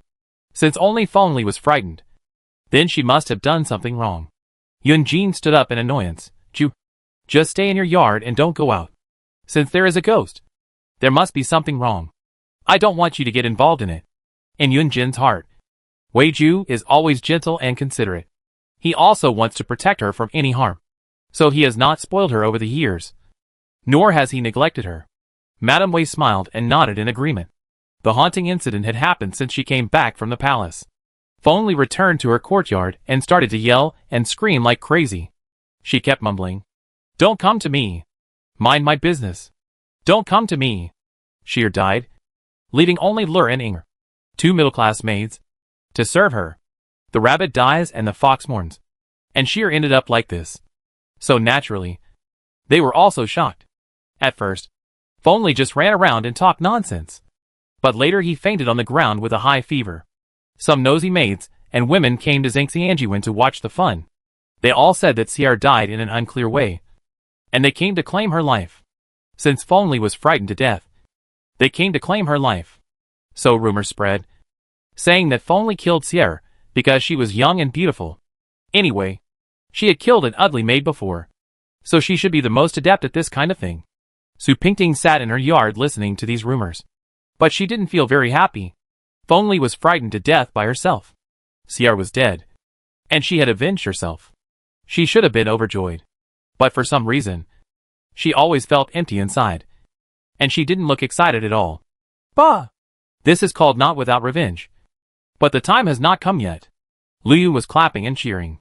The young lady had suffered so much at her hands, and had been tripped up by her. This time, she almost lost her life in Wuxin's. Finally, the heaven had a chance to punish her. Not without revenge. But the time has not come yet? Pingting held a brush in her hand, and the brush moved all over the paper, gradually painting a thick black mass. Lu Yun said, "Miss, you know how Feng secretly plotted to deal with us. Now she has ended up like this. It's God's will. We can finally vent our anger." Lu Yun, "I don't know why. I feel so upset." Pingting sat down on the chair in frustration, threw the brush in her hand on the table, and the ink was completely scattered. She was really not happy at all. Not at all. Why is this? Princess, maybe you are too tired during this period, so you can't be happy. Lu Yun also felt that this reason was far-fetched. But other than that, there was really no other reason that made sense. Why is the princess unhappy? She should be so happy. Chapter 88. Who harmed her? Feng Li was ill for half a month. And she gradually woke up in the middle of the month and began to eat some simple rice porridge. But Feng Li didn't expect that the first person she saw after opening her eyes would be Su Pingting. "Are you disappointed to see me? I guess you must have been looking forward to seeing Yunjin, but it's a pity, he asked me to come and see you." Su Pingting sat on a low stool beside the bed with Tuanque in her arms, with a smile that only belonged to the winner on her lips. "Don't think you won." Feng Li spoke with great force. But unfortunately, she was a little powerless. The excitement pulled the muscles on her face, and her whole face was full of anger. "You hurt her. Sister, you are wrong. I have never hurt anyone. This is retribution. Isn't it retribution that you are lying here and letting me ridicule you?" Pingting sent all the maids away. She didn't want anyone to disturb her good time. Feng Li was so angry at Pingting's words that he kept coughing on the couch, and couldn't speak even if he wanted to. "Sister, please take care of yourself. If anything happens..." "Pingting, I can't take the blame." Feng Li pointed at Su Pingting and said angrily, "If it weren't for you, Xier wouldn't have died. She should have come after you." "Come after me?" Pingting laughed. "Sister, don't forget. You personally stabbed the sword into Xier's chest. Here. Just like this." Pingting pulled out a hairpin and gestured in front of Feng Li, with the hairpin pointing at Feng Li's chest. Feng Li was so scared that she quickly hid back. It would be too easy for Su Pingting to do something to her at this time. Feng Li had just recovered from a serious illness, so she had no strength to resist. "Sister, what are you afraid of? I dare not hurt you. Concubine Li is still watching me in the palace. I dare not hurt you." She just wanted her to be afraid. It would be no fun if she was not afraid. When Xier died, her eyes were wide open. People said she died with her eyes wide open.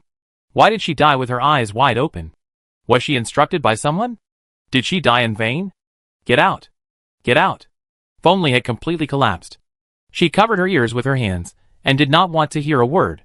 Su Pingting had seen enough, and had played enough. She smiled, threw the hairpin on the ground, and said, "This hairpin is for you. It was recently given by the prince. You can play with it." Pingting walked to the door with Tuanque in her arms, and said to Lurening, "Take good care of Madam. She is still emotionally unstable. Don't let her go out these few days." "Yes." Just like that, Feng Li was confined to Jinxiang Courtyard, and no one dared to visit her. Madame Feng in Jinxiang Courtyard became a mad woman, and no one dared to approach her, and no one dared to speak for her. I heard that Madame Feng is not in a good mood recently. Have you visited her recently? Yuan Jin took Pingting and Wei Ju to eat lunch today. He knew that he could only compensate Madame Wei in these ways. Yes, my sister is not in a good mood. It is better not to come out for the time being. Otherwise it will affect her reputation. Pingting did not blush or her heart beat. At least Feng Li was like a mad beast in front of her. Yuan Jin paused for a moment and said, "Let her reflect on herself." What did the prince say? Pingting felt that her ears were not working well recently. No. Let's eat. Yuan Jin picked up some food for both women, and then he ate. People say that it is a good thing for a man to have 3 wives and 4 concubines. Now he just wants to find out whoever said that, and give him a good beating. Your Highness, you have lost weight recently. Eat more. Madame Wei was as considerate as ever. Yuan Jin glanced at Su Pingting beside him, and took it with a smile. Pingting would never be jealous of such a thing. Yuan Jin has 3 wives and 4 concubines. If she was jealous of all of them, that would be terrible. Moreover, Madame Wei is very kind. Even if she is jealous, it is just jealousy. She will not remember it. Chapter 89. Evil will be punished. Your Highness, are you still worried about Sister Feng? You can go see her. Pingting was kind and considerate. Yuan Jin knew his limits in this matter. It was better not to accept such a joke from his wife. He buried his head in his food, not intending to make any response. If one person did something wrong, others would definitely be implicated. After Sierra's incident, all the maids in Feng's courtyard were fined 1 month's salary, and were not allowed to go home to visit their relatives during the new year. Alas! You say that they are also maids, and they follow the right master, and live a life of luxury. What about us? Not only are their wages deducted, but they also lose their home leave. What do you think is wrong with us? Another maid echoed, who says it's not right? Look at the people in Neo-Yunju, who are all wrapped in silk and satin. Unlike us, our master keeps us under house arrest, and we don't have a good life either. There are many people who are usually offended in Zhengxianjuan. Now that Feng Li has fallen out of favor, his situation is naturally getting worse. Just at this time, Feng Li's bastard father came to the door again. Feng Anlu walked to his daughter's bed with tears in his eyes, and said in a false voice, "My daughter, how can you be so sick? How can Sierra be so bad, and make you like this?" Feng Li didn't even want to look at her father, and turned her head away in disgust. Lure and Inga hurried over and pulled Feng Anlu aside and said, "Old man, please don't shout here, disturbing the lady's rest. Let's talk outside if there is anything." Seeing that his daughter was so sick, Feng Anlu obediently drove the 2 older girls out, and sat down outside. After a long time, he slowly said, "I originally came to see my daughter, but I'm a little tight on money recently. I wonder if Madame has any spare money." Lure was furious when she heard this. Her daughter was so sick, and he was still thinking about asking for money. "Old master, you have seen the situation here. Madame doesn't have any spare money to help you. You'd better go somewhere else." Feng Anli knew that this girl had a bad temper. It would be bad if he provoked her. So he had to smile and said, "Miss, don't think I don't know. Doesn't our madam usually have some money? Why not lend me some? I'll thank you here." Lure would not smile at him, and refused directly. "Old master," I said, "Madam has no spare money. Please go back." Lure would never give it with this attitude. Feng Anlu no longer begged humbly, and just walked away with his sleeves thrown. When he left a sentence. "I think you are riding on the master's head, and it's not certain who will beg whom at that time. Let's wait and see. You are an official after all. How can you be so unreasonable? It's really infuriating." Lure was so angry that he asked the little maid to throw away the teacup that Feng Anlu had drunk from. How could he be the father of the lady? Inger advised, "Forget it. Forget it. He has been like this for a long time. Let him be." Even when Sister Sheer was here, she couldn't control him. "What can we do?" Lure said angrily, "I won't give it to him. We can't indulge him with such bad habits." In Changchun Palace, Hong Tao stood in front of Concubine Li's couch with his back bent, explaining, "My lady, I did find a top-notch expert to knock out the 2 maids that day, but who knew that something went wrong. Your servant is not doing a good job. Please calm down. Your Majesty, you are indeed not doing a good job." Concubine Li's eyes were filled with anger. "This time, I failed to kill that bitch. but instead got myself into trouble. And also implicated my sister. Which was really infuriating. Hong Tao knelt on the ground and walked to Concubine Li. Good, Your Majesty. Don't worry. I will do my best to serve you in the future. Please forgive me this time. Hong Tao was known for being a thief. Otherwise, he would not have sat in this position. He has another problem, lust. Although eunuchs have lost their life force, but lust can be cured in any way. If he can't do it himself, then he can borrow tools.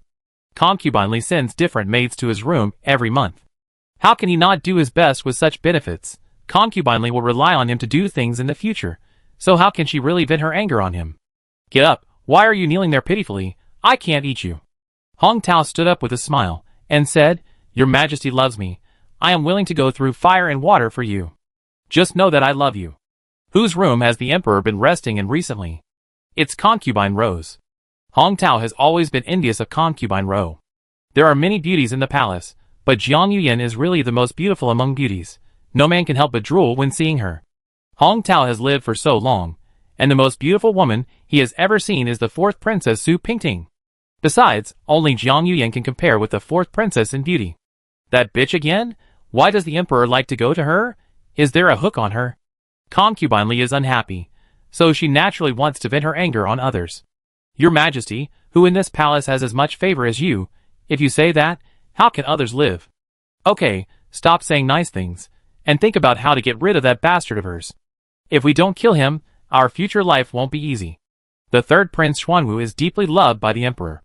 Because he has a string of black moles on his back that look like 7 stars in a row, this means that he is a child of destiny, and the emperor treats him differently from other princes. Chapter 90 Lianchen gets married. According to the rules of the palace, if a maid does not have a good future at a certain age, the master can point her to a good family. Luyun has reached such an age. To be honest, Su Pingting is not willing to let Luyun leave her side. After all, Luyun has been with her since she was a child. Only she can truly care about her. And she trusts her the most. If she leaves, I am afraid she really can't adapt. However, marriage is the top priority for a girl. She can't selfishly keep Luyun by her side. Pingting's candidate is a young man from a noble family under the prince. His family has been doing business for generations. So they are not short of money. But they have never been an official. So their status is not very high. Therefore, they have always been dependent on the 4 princes' palaces, hoping to get their only child an official position. This only child is called Ling Xiao. Although Luyun was born as a maid and could not be her legal wife, being a concubine is already a life of luxury. What's more, she is a person from the prince's palace, and a close mate of the princess. When she arrives at the Ling family, she will be worshipped like a bodhisattva. If you close your eyes and think about it, you can know that Liuyun's future life is the dream of all the maids in the world. Pingting happily mentioned this to Luyun. But Luyun was not as happy as she imagined. Princess, I won't marry. Not marry? Su Pingting was stunned. Why? You are not satisfied with him. He is one of the best. Whether it is character, knowledge, or appearance. Pingting counted Ling Xiao's advantages to Luyun with her fingers. But Luyun was not moved at all. Princess, he is good in every way, but I just don't want to marry him. I want to serve you for the rest of my life. Luyun knelt down, and tears fell down. This scared Su Pingting. Everyone hopes to marry a good husband, but why is this girl so stupid? She quickly helped Luyun up, and said earnestly, This man is really the best. Would you really not consider it again? Luyun shook his head heavily. Princess, let Luyun serve you for the rest of your life. Pingting sighed again. Alas, you silly girl, I have never seen anyone stupider than you. Luyun smiled innocently. I am not stupid. I would rather stay with the princess as a maid. I don't care about those stinky men. Pingting smiled helplessly, and had to follow her. This young master Ling Xiao was disappointed, and felt very hurt. He was originally ready to marry the maidservant beside the princess home in a grand ceremony. But he didn't expect that Luyun would reject him. Merchants are lowly, and it is still difficult for them to marry into the palace. After all, she is from the palace, and her vision is high. He could only sigh helplessly. But Pingting is not a cruel person. Since she can't give Luyun, she can give him another one. Anyway, there are many maidservants in the palace who are jealous and want to become the concubines and masters of rich families. So it's better to reward him. 2 days ago, she went to Yunjin's study to look for Yunjin, and saw a little maid carrying a fruit plate coming out. looking very docile and lovely. She asked around and found out that it was a maid named Lianxing in the mansion, who had been looking forward to having a good husband. Pingting thought later, isn't this the most suitable candidate? Su Pingting immediately called Lianxing's parents to discuss the matter. The two nodded repeatedly and knelt down to thank the princess for her grace. Later, news came that Lianxing herself was also very satisfied with the marriage. What else can be said?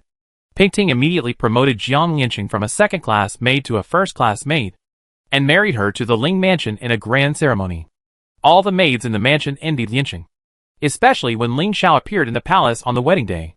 He was so charming and handsome. They all wanted to get into the bridal sedan to marry Lianxing. But who knew that when Lianxing sat in the bridal sedan, she would cry all the time. Her life was changed by others after all. That high-handed woman, she hated her. After the lively wedding procession passed, only a thin and tall man stood in the middle of the wedding road covered with confetti, watching the big red sedan chair that the woman was riding and getting farther and farther away from him. The bright red hurt his eyes. Lianxing, she finally became someone else's woman. Chapter 91 Goodbye Yujisha. As the saying goes, fireworks are in full bloom in March in Yangzhou. Many years ago, Yunjin promised to take Yuan Yi to Yangzhou to see the local customs and people, but he has not fulfilled his promise until today. It happened that Yunjin was sent by the emperor to inspect Yangzhou this year. Yunjin wanted to take this opportunity to take Yuan Yi and several ladies to Yangzhou for a walk. Pingting had always heard about the prosperity of Yangzhou, and she was very yearning for it. Luyun, you should pack your luggage quickly. We will leave in a few days. Bring a few more skirts. Pingting asked the little girls to start packing early in the morning, hoping that Yunjin could leave earlier. Princess, I think you are more anxious than our prince. Luyun packed his luggage, and did not forget to tease Pingting. Of course I am anxious. He has been to all the good places.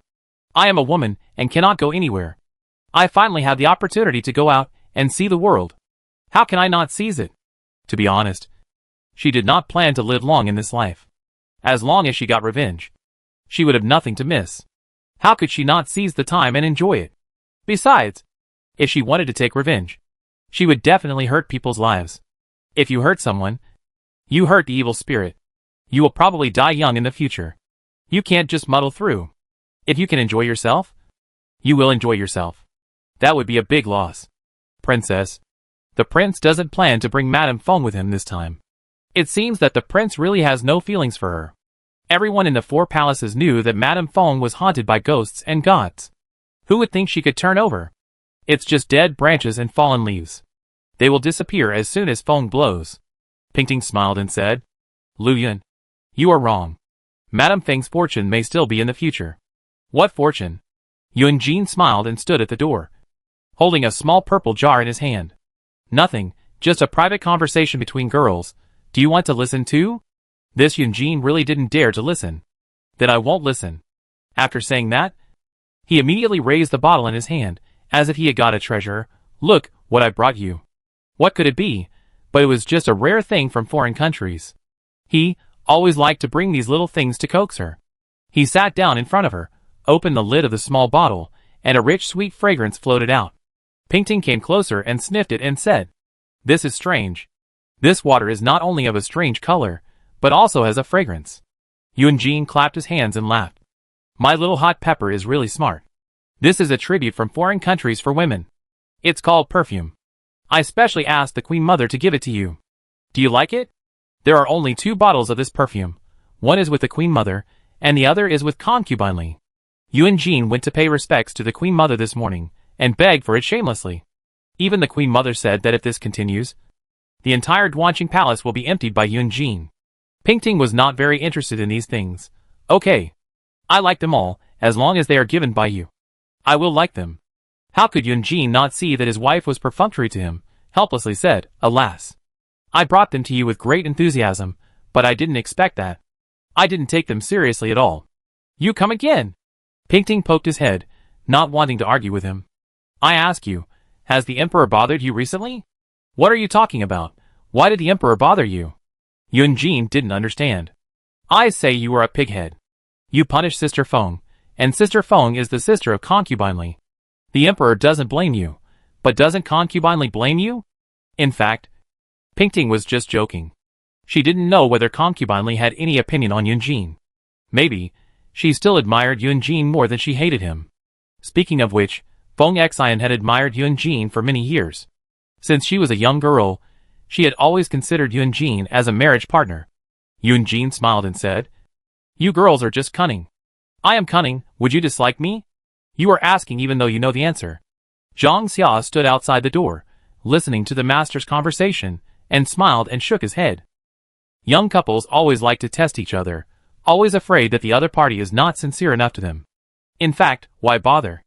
Enough with flirting, business cannot be left unsaid. "Your Majesty, I have something to report." Yunjin's face was obviously full of disappointment. "Come in." "Your Majesty, the Sixth Prince's mansion sent a servant to say, please come to the Sixth Prince's mansion with the princess for a gathering. Since Yunlu married the second princess, he has been living a hermit-like life. Why would he suddenly invite his brother and sister-in-law to the mansion for a gathering? It was probably Yu Jisha's idea. To build a relationship with Yunjin. In fact, the relationship between the two brothers is not about these occasions. Even if Yunlu is depressed now, their relationship will not change. When they arrived at the Sixth Prince's mansion in the evening, Pingting finally understood Yu Jisha's intention. Hey, she is a child of the grassland after all. She is really generous and never beats around the bush. Sister, I don't know what's going on. Since marrying here, the prince has become a different person. And he doesn't talk much all day. The same goes for the elder sister in the courtyard. It seems that I am the only one alive in the whole palace. Yu Jisha raised her wine glass, and her face soon became hot and red. Yunjin and Yunlu had gone to talk elsewhere, and only Yu Jisha and Pingting were in the pavilion. The maids were all driven to stand far away, and were not allowed to get close. She must have been pent up for so many days. If she didn't say these words, she would probably suffocate to death in the Sixth Prince's palace. Chapter 92, Mutual Confession of Love. Although Pingting knew the reason, she didn't know how to explain it to her. Could it be that she was the culprit? She caused the discord between Yunlu and his wife, and then made Yu Jisha suffer the pain of living a widow. She couldn't say it. Maybe Yunlu hasn't understood your good points yet. In the future, everything will be fine in the future. This might be a good way to persuade people. Yu Jisha sneered twice. Sister, you don't know? Since I got married, he has never really smiled at me. Am I really that annoying? If I hadn't pestered him, he probably wouldn't have paid any attention to me. Even the child in my belly was born when he was drunk. Yu Jisha said. Her hand had already covered her belly, and her expression had become much gentler. The day she got Yunlu drunk, Jisha felt very humiliated. She actually had to use this method to get the favor of her husband. The most common thing for ordinary couples to sleep in the same bed, but now he has to do charity. Sister, am I really not as good as the one in Zolongiwen? Pingting was shocked when she heard that she was pregnant. She quickly snatched the wine glass from Yu Jisha's hand. Does Yunlu know? How could he know? How could he know about me? Another helpless bitter smile. Pingting felt that this question was very serious. Jisha, you can't do this. You have to tell him that. This is your child, you don't need to bear it alone. Sister, I just want to know, what am I in his heart? A decoration. She didn't know if she really wanted this child, but this child would definitely keep him by her side. But it is too shameful to tie a man to a child.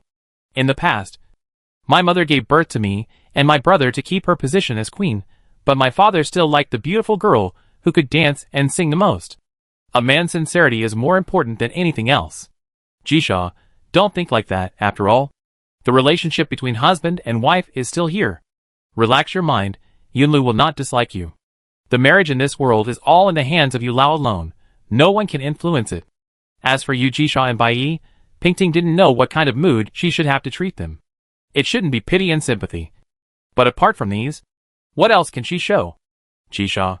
It's time for the four sister-in-law to go back. Yunlu and Yunjin, the two brothers, had stood behind the two of them without knowing when. And the servants did not inform them. Pingting was a little embarrassed, and stood up and walked to Yunjin's side. Sixth brother has not been in good health these 2 days. And the sixth brother's wife has taken the trouble to take care of him. Yunjin seemed to be unaware of the matter between Yunjin and Yu Jisha. And he still gave instructions as before. Sixth brother, you should also treat others well. And don't bully them. Yu Jisha had already wiped her tears and stood aside, with a normal expression on her face. Yunlu stood with his hands behind his back. His royal blue gown fluttered in the wind, and he coughed twice. Jisha immediately walked over and patted him on the back. And Yunlu said thank you. Why don't you wear more clothes when you go out? And the people following you are useless. Seeing how loving the two are. Who can imagine the pain of being behind closed doors? So, life is for others to see. And only you know whether it is good or bad. The two hurriedly said goodbye and returned to the fourth prince's mansion under the moonlight. In the carriage, Yunjin closed his eyes tiredly and leaned on Pingting's shoulder to rest. You say, does Yunlu love Princess Yu Jisha? Yunjin did not answer immediately, but thought about the meaning of Pingting's words. Love. We are already husband and wife. How can we not love each other? Pingting smiled faintly. You men. You can't even lie. Chapter 93. The Trip to Yangzhou. After Yunjin had dealt with all the affairs in the capital, he took Pingting, Weiju and others to Yangzhou. Fengli was still in bed recuperating at this time, so she was not going to get this good thing.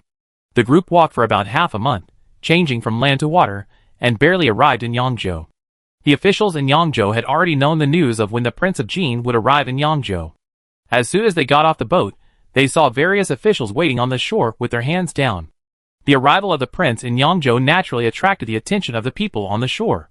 His Royal Highness the Prince of Jin's visit to Yangzhou is a blessing for the people of Yangzhou. Yangzhou Governor Yang Jining had come up to flatter him a long time ago. Yunjin had met him several times when officials came to Beijing to pay homage. He thought he looked upright and a good official. Now he has completely changed his face. It is true that all officials are greedy, and no one does not want to climb up. The mansion that Yang Jining prepared for Yunjin is a famous garden in Yangzhou. The landscapes and gardens inside are all top-notch, and it is the most suitable place for living and health preservation. It was almost evening when everything was packed up. Everyone was exhausted and turned off the lights and went to bed early. The next morning, Pingting dressed herself up beautifully and started to stroll around Yangzhou city. Yunjin Sheng was handsome. Pingting and Wei were as beautiful as fairies. And even the half-grown Yuan Yi had outstanding looks, with a group of servants following behind them. Pedestrians on the street looked at them sideways and talked about them. Such a big family walking on the street. Even if they didn't wear any fancy clothes, it would be hard not to attract attention. Although Yuan Yi was accompanied by his father, he did not look that happy. Wei was used to staying alone in the mansion and did not like crowded places. Yunjin was not happy because he saw that Yuan Yi was not very happy. After counting, Su Pingting was the happiest. She had lived for 2 lifetimes and had never left Kyoto, except for the last time when the emperor went to Jiangnan. Because he was accompanying the emperor on a tour, he did not have a good time. This time I made up for the regret of last time, thinking that I could have fun to my heart's content. The morning market in Yangzhou and the morning market in Kyoto seemed to be no different. There were all kinds of breakfast stalls on the roadside, either steamers or wonton stalls, fried cake stalls, etc. If I didn't have breakfast in the morning, I would definitely drool. The steamer was emitting hot white smoke, and the streets were crowded. This was the fireworks of the world.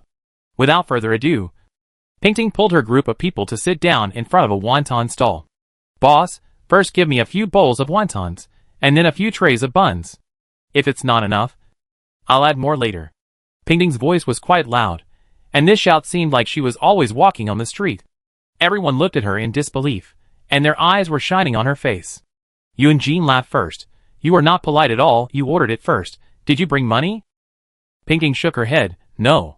But when women go out shopping, it is always the men who pay the bill. This, husband. Don't you know? Yunjin blew the wontons in front of him in a very professional manner, and pretended to be stupid. I didn't know there was such a custom in the folks. The two of them talked back and forth, and no one was willing to pay the money. Madame Wei sat aside, with a somewhat embarrassed look on her face. Yuan Yi sat up straight, eating wontons in a serious manner, still looking like a royal son. You. This is outside. You can relax a little. Don't be too restrained, Yunjin said gently. Your son knows. Yuan Yi was still serious. Pingting watched the father and son exchange polite words, and she ate wontons happily. Sister, eat more. We will have fewer opportunities to go out in the future. Eat more. Madame Wei took it with a smile, and the two women were very happy. After a whole morning, from the common streets to the elegant tea houses, except for those red light districts, Pingting and her group visited almost all of Yangzhou city. Other things were fine, but the jewelry in Baoquai Tower was really beautiful, which fascinated the two women so much that they couldn't move. Yuan Jin and Yuan Yi, two grown men, stood aside, boredly watching the two women picking and choosing among a group of dazzling jewelry. It can be seen that the two ladies are from wealthy families, and their temperament is extraordinary. I guess the lady's family must be an official. The shopkeeper is busy with business all day long, and his eyesight is quite sharp. Mrs. Wei smiled but did not answer. Pingting was in a playful mood, and deliberately joked with the shopkeeper. She held a gold-plated silver hairpin inlaid with gemstones and swallowtail butterflies in her hand, and smiled. Then guess, how high is the official in our family? The shopkeeper smiled. I can't guess, the lady is too noble, if I guess wrong, I will be offended. That's what he said, but businessmen's mouths and hands are never idle, and he guessed, the lady's family must be a third-rank master. Su Pingting and Wei Ju smiled at each other, and shook their heads. The shopkeeper guessed again, it must be the second rank.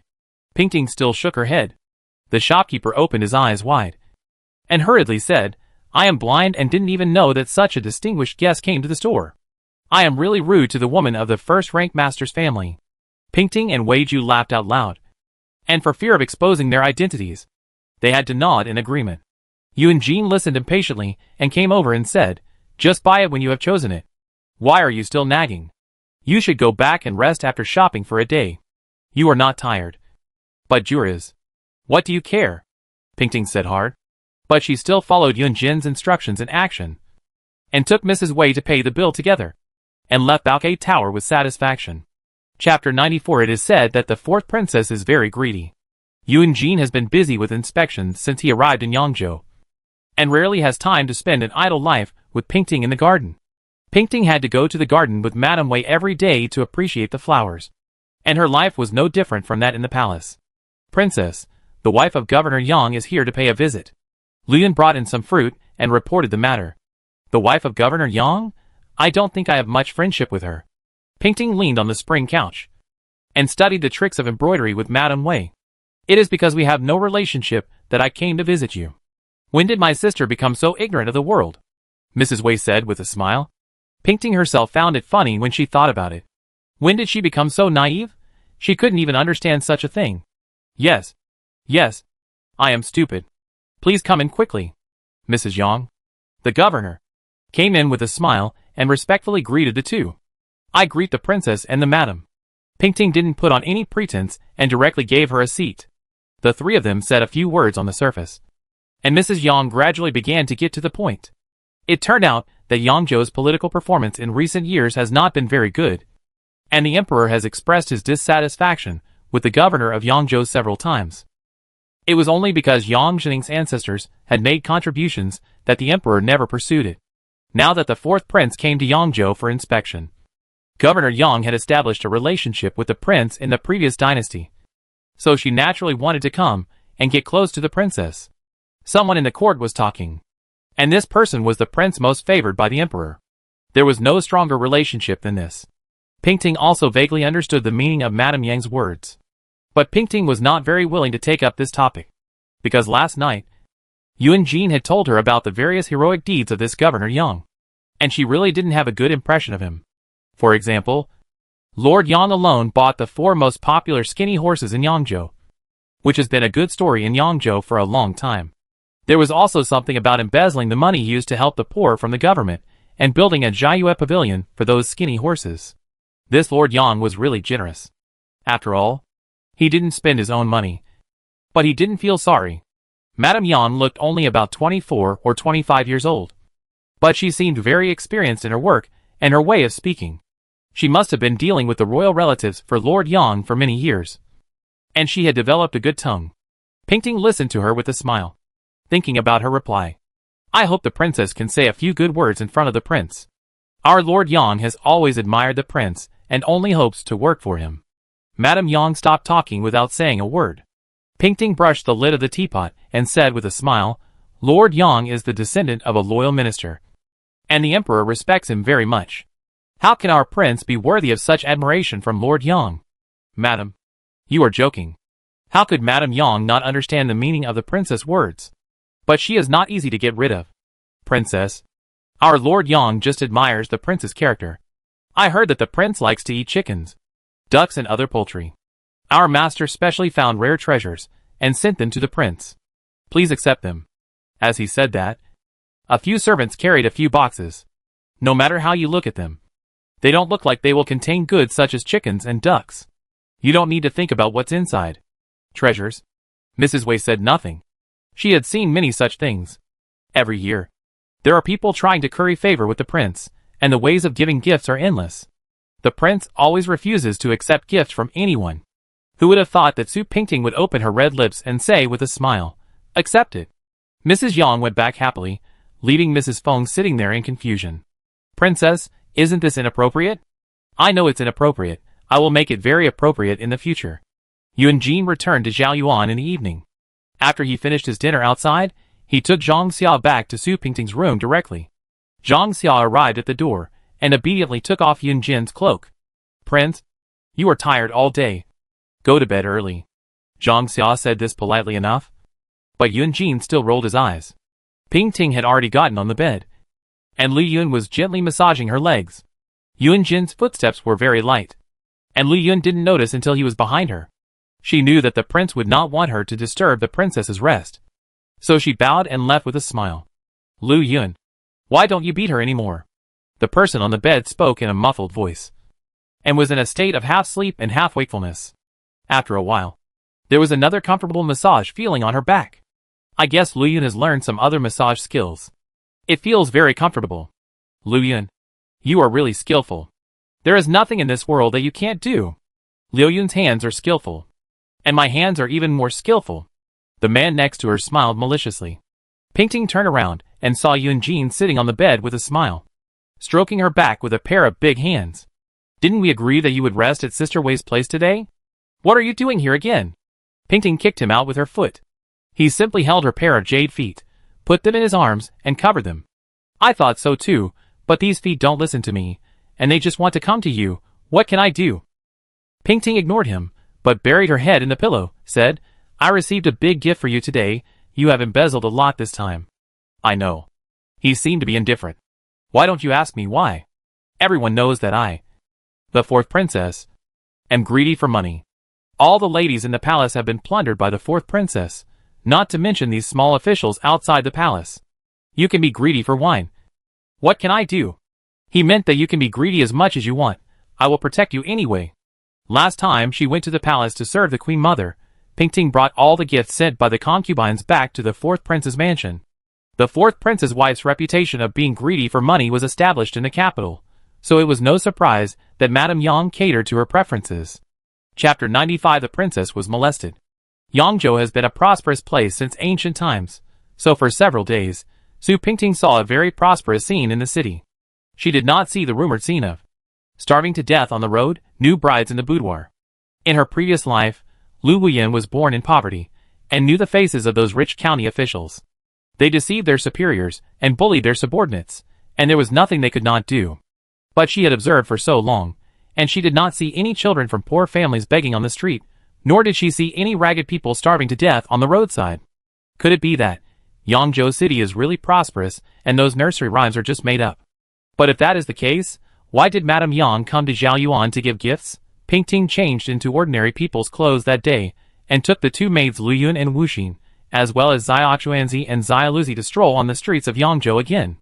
On the one hand, it was to stroll around and have fun, and on the other hand, it was to see the customs and people of Yangzhou. The first few times she came out, although it was said that no one knew that this was the prince and princess's tour. Lord Yang must have known about this in secret. There is no place in Yangzhou that is not under his surveillance. It is probably impossible to see the local customs and practices of Yangzhou. This time, they quietly came out from the corner gate and changed into ordinary clothes, so they probably would not be noticed. After walking around the street for a few times, they bought a few famous Yangzhou snacks and some clothes. In fact, Pingting had made up her mind not to buy any jewelry or clothes before she went out. It was a pity that women were animals, who could not control their own thoughts. When they saw those jewelry and clothes, they raised their hands and surrendered obediently. Princess, I see that Yangzhou is indeed very prosperous. You can't believe everything those maids say. There are no beggars on this street. I see that everyone is well fed and well clothed, and every family is smiling. Lu Yun was biting a hot bun in her mouth. It was so hot that she couldn't speak clearly. Pingting smiled and didn't comment. Just as they walked to the corner of North Street, a dirty child suddenly came out of the crowd and fell on Luyun. Ah! Where did this child come from? Luyun stepped back in fear. It was not right to hide. Nor was it right not to hide. The child was so thin. And his clothes were patched and tattered. Xiao Xuanzi grabbed the child by the collar and scolded. What are you doing? You are just bumping into people. Don't scare him. Pingting hurriedly stopped Xiao Xuanzi from throwing the dirty child aside. The child sat on the ground in shock, staring at the group of people around him with his round eyes. Probably confused. What's your name? Where do you live? Pingting was of course thinking of sending the child back to his parents. The child did not answer. But another man's voice sounded at the right time. What kind of family can he have? A lowly creature. How can he have a family? When the child heard this, he immediately jumped up from the ground and rushed towards the direction of the voice. How much strength could a child have? Soon, he was grabbed by several thugs around the man and thrown to the ground. Hey! What are you doing? He is just a child. Do you have to do that? Pingting couldn't bear it anymore. So she went up and helped the child up. The voice just now sneered and said lazily, Who is so desperate that he dares to act wildly on my territory? The man walked out of the crowd. It turned out to be a rich young man. He was dressed in silk and satin, jade pendants and fragrant rings, holding an ivory fan in his hand, and exuding the fragrance of a brothel. Pingting had seen many such dandy boys in Iwa Tower. They were nothing more than bullying others by taking advantage of their power. They relied on their family's power, but they took advantage of their father's power. Pingting helped the child up and protected him behind her. Originally, she didn't want to cause trouble, but this person spoke so arrogantly. She really couldn't just sit back and watch, and put into practice the spirit of tolerance that Yunjin taught her. The whole world belongs to the king. I don't know. To which family does this Yangzhou city belong? Could it be that you are the current emperor? This young lady's words are really interesting. I'll tell you. In Yangzhou city, I'm afraid the emperor's words are not as useful as mine. The man opened his fan and smiled frivolously, staring at Su Pingting from head to toe. He originally thought that she was a plain-looking, unable to read eyes young woman. He didn't expect that this woman was so beautiful. The most beautiful skinny horse in Yangzhou city might not be as good as her. Seeing that the man was staring at Su Pingting with his thief eyes, Xiao Luzi hurriedly came up to protect Pingting behind him. Who are you? Where are you looking with your thief eyes? The man pushed Xiao Xuanzi aside with contempt, and approached Su Pingting even more. Who am I?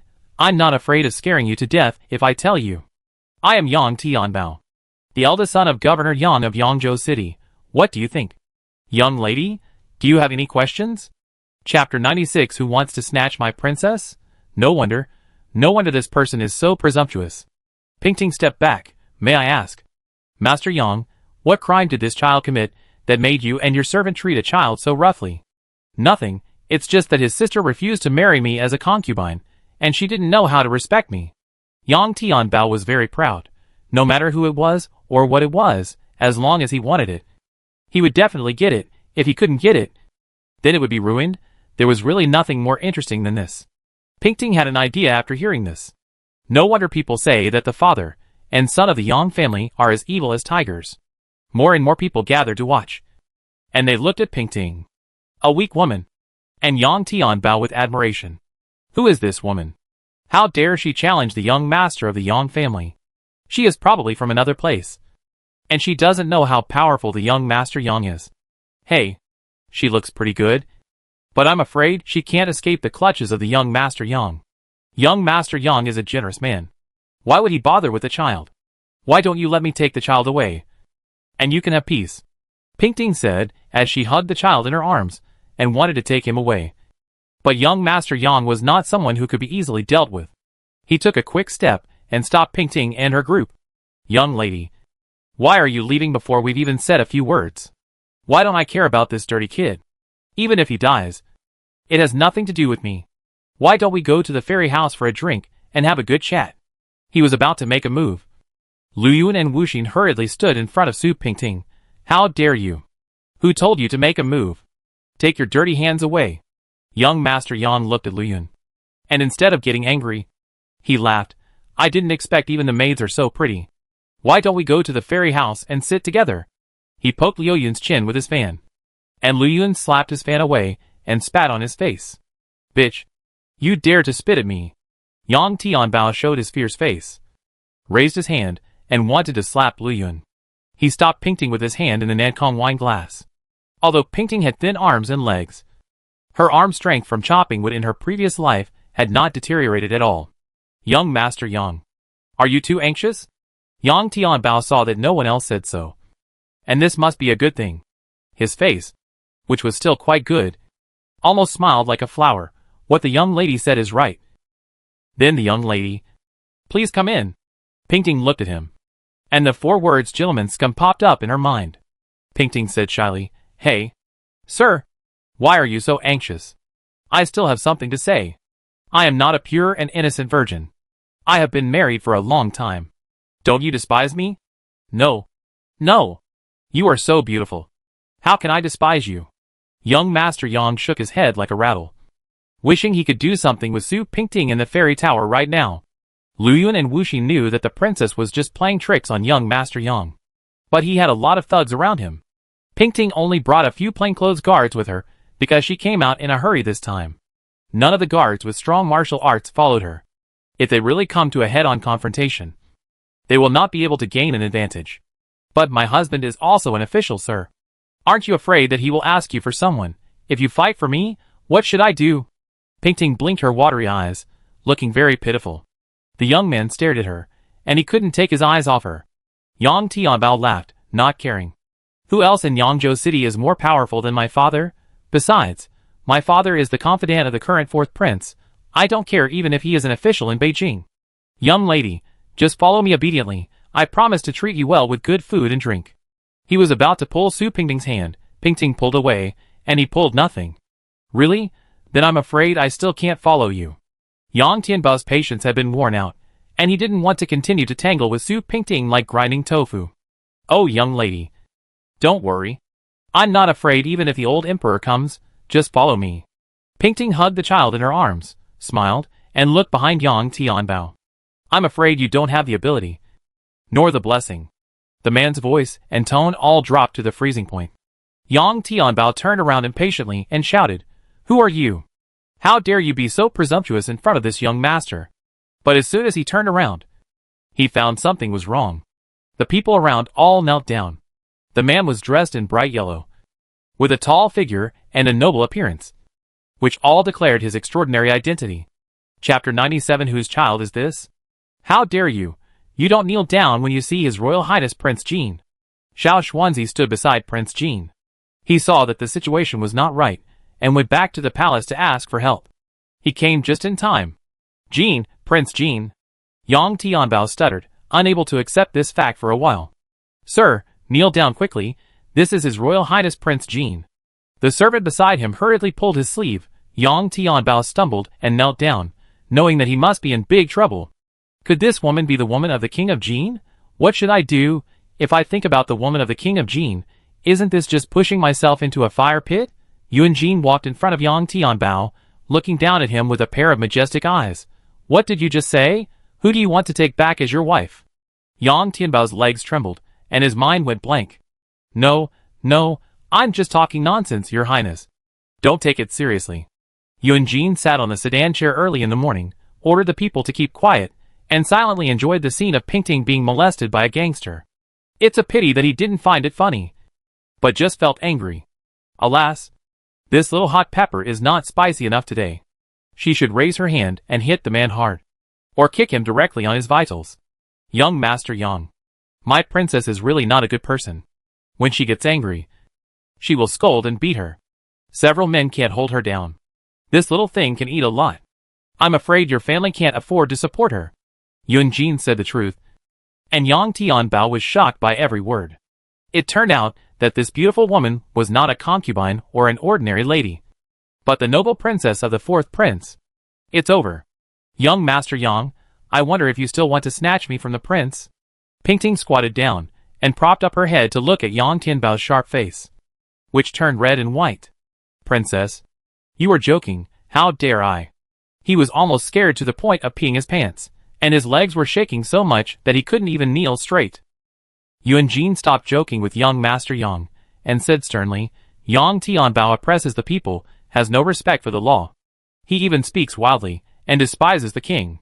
Come here, drag him to the Yangzhou prison, and detain him temporarily. All the servants, detain him together. The people kneeling on the ground almost wanted to stand up and cheer immediately. Young Master Yang usually did many evil things, and today someone finally punished him. It was really God's mercy. When Yang Tianbao heard this, he fainted immediately. The imperial guards would not pity him, and dragged him into the spacious Yangzhou prison. You girl, you didn't bring more followers with you. If something really happens, what should we do? Yun Jin nodded at Pingting's head, with a hint of regret. I was just out for a stroll, and I never thought something like this would happen. She then remembered the child in her arms, who still had his eyes open, looking at the people around him in confusion. Although he was young, he knew that yellow was the color of the royal family, and ordinary people were not allowed to wear it. In addition, everyone knelt and kowtowed to the man in yellow, and even Yang Tianbao was beaten. So he must be a powerful official. Please, sir, save my sister? Please, sir, save my sister? The child knelt down at Yun Jin's feet, hugged Yun Jin's legs, and tears fell down. This child must have suffered a great injustice to be like this. Not to mention Su Pingting. Even Wu Xian felt very distressed when he saw it. Where did this child come from? Yun Jin looked at Su Pingting in confusion. It's not my child anyway. Pingting took the child and brought him back to the palace. Eat more. Eat slowly. Don't choke. Pingting hurriedly patted Xiaobao's back. But Xiaobao still stuffed food into his mouth regardless. And it looked like he hadn't eaten for several days. When Lian helped him take a bath, he asked his name and found out that his name was Xiaobao, and he was 8 years old. He also found out that he had a mother and a sister at home. His sister was called Qing, and his father died when he was 2 years old. The family depended on his mother to wash clothes and mend clothes for others. Although they didn't live a rich life, they had enough to eat. Who knew that when the elder sister was 18 years old, she ran into Yang Tianbao, a bully in Yangzhou, on the street. From then on, life at home was like hell. Yang Tianbao insisted on forcing the elder sister to be his concubine. The elder sister refused to obey, so he came to make trouble again and again. The family had not had food for a long time. The elder sister was also taken back to the mansion by him. She must have been insulted by that beast. When he thought of this, Xiaobao wanted to beat the man surnamed Yang to death. But he was just an 8-year-old child. What could he do? After listening to Liu Yun's story, Pingting cursed the beast Yang Tianbao in her heart. Xiaobao, eat more. Don't be anxious. Pingting picked up some food for him and touched his round head. Xiaobao swallowed the food in his mouth. Thank you, madam. I haven't eaten such delicious food for a long time. It's really delicious. Xiaobao, let me ask you. Is your sister still in Yang Tianbao's house? Yes. My sister has never come back since he took her away. She must still be in his house. Madam, you must help me rescue my sister. Xiaobao's tears had just stopped, but now they were about to flow again. Pingting wiped his greasy mouth. Okay. Stop crying. Madam, I will definitely help you. You, pick some delicious food and nice clothes. Take the carriage that madam prepared for you, and take them home to give to your mother. Okay? Xiaobao nodded vigorously and smiled happily. Chapter 98 Beauty Trap. Yun Jin was reading in the study, and only Zhang Xia was serving him with pens, ink and tea. Pingting pried through the crack of the window, and saw that Yun Jin's desk was piled with official documents and secret reports. It seemed that he had been working hard here for a whole morning. At this moment, his mood was probably between bad and not very bad. Forget it, for Xiaobao, I have to give it a try. Hey prince, the princess is here. Zhang Xia smiled and gently reminded Yun Jin in his ear. Pingting walked in very gently, with a little more charm than usual. After all, she came to ask him to do something. The famous fourth princess is here. Should I stand up to greet her? Although Yun Jin did not raise his head from the pile of documents, his eyebrows were raised, and the corners of his mouth were also raised. I pay my respects to the prince. Pingting's voice was almost squeezed out of water. Zhang Xia couldn't stand it anymore. He knew it was not the time for him to stay here, so he found a reason to leave. Yun Jin paused writing, thought for a moment, and still held back his laughter. Seeing that he didn't respond, Pingting was too lazy to pretend. She walked to his side and took away the pen from his hand. Can you help me? Yunjin raised the corner of his mouth and said with a wicked smile, I can't help. Why can't I help? Xiao Bao is not our child. Why should I help him? I am a prince, not a bodhisattva in the temple, who will respond to every request. Pingting knew that he was not such a heartless person. Otherwise, how could he know that the child's name was Xiao Bao when he was in the study? He had sent someone to ask about the situation, and the things he brought back for Xiao Bao were much more than what she had prepared. This person always likes to do things without saying anything, and waits for others to ask him for help. Pingting had no choice but to sit on his lap, and said softly, Yunjin, you can help Xiao Bao. His sister is still suffering in the Yang mansion, and his mother is still sick at home. What can you do with a little kid like him? Good Yunjin, you can help him. She swayed on his lap, and if anyone came in and saw this scene, they would definitely think that the two were doing something shameful and unspeakable. Yunjin couldn't stand being shaken by her. He kissed him twice on the neck gently. He couldn't stand this beauty trap. Alas, you don't know that this matter involves the Yang family. You don't really think I can keep Yang Tianbao for a long time. This is just to teach him a lesson. I can only teach him a lesson. If we rescue Sister Xiao Bao, we must search the Yang mansion in a big way. If we search, Yang Jining will not look good. Pingting knew this. But Xiao Bao was really pitiful. She couldn't bear it. Seeing him sitting in the carriage and going home with great expectations today. She couldn't bear to disappoint him. I also know the truth behind this. But saving people is like putting out a fire. Yunjin, while acting like a spoiled child, she twisted his ears twice, which was considered coercion and inducement. Yang Jining controlled the troops of Yangzhou, and the finances of Yangzhou were also controlled by him. It was really difficult to move him with these two items. Although he was just a minister after all, it was not impossible to ruin his reputation. But it is always more cost-effective to have one more loyal minister than one more mortal enemy. If you want someone, going to them is one way, and letting them come out obediently is another way. Why both of them have to tear each other apart? Yunjin hugged the person in his arms, and pinched her fleshy chin. Don't worry, madam, I will definitely rescue Qing'er for you, and reunite Xiaobao's family. But for this matter, madam, please don't interfere. You may not be able to do it if you interfere. You underestimate me. I really don't mean that. In the afternoon, Yang Jining hurried to Zhaoyuan, knelt down in front of Yunjin's study for a long time, and apologized. Yunjin of course asked him to kneel on purpose, to dampen his spirit, and secondly to let Yang Jining know that this matter made him, the prince, very angry. If he didn't handle it properly, he would not let it go. Yang Jining knelt from the afternoon to the evening, and no one could persuade him.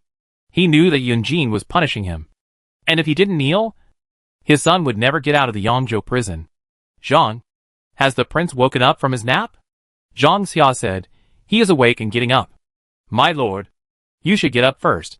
Yang Jining waved his hands, pounded his two knees and half of his calves, which had been numb from kneeling, and insisted on waiting until Yunjin came out of the room.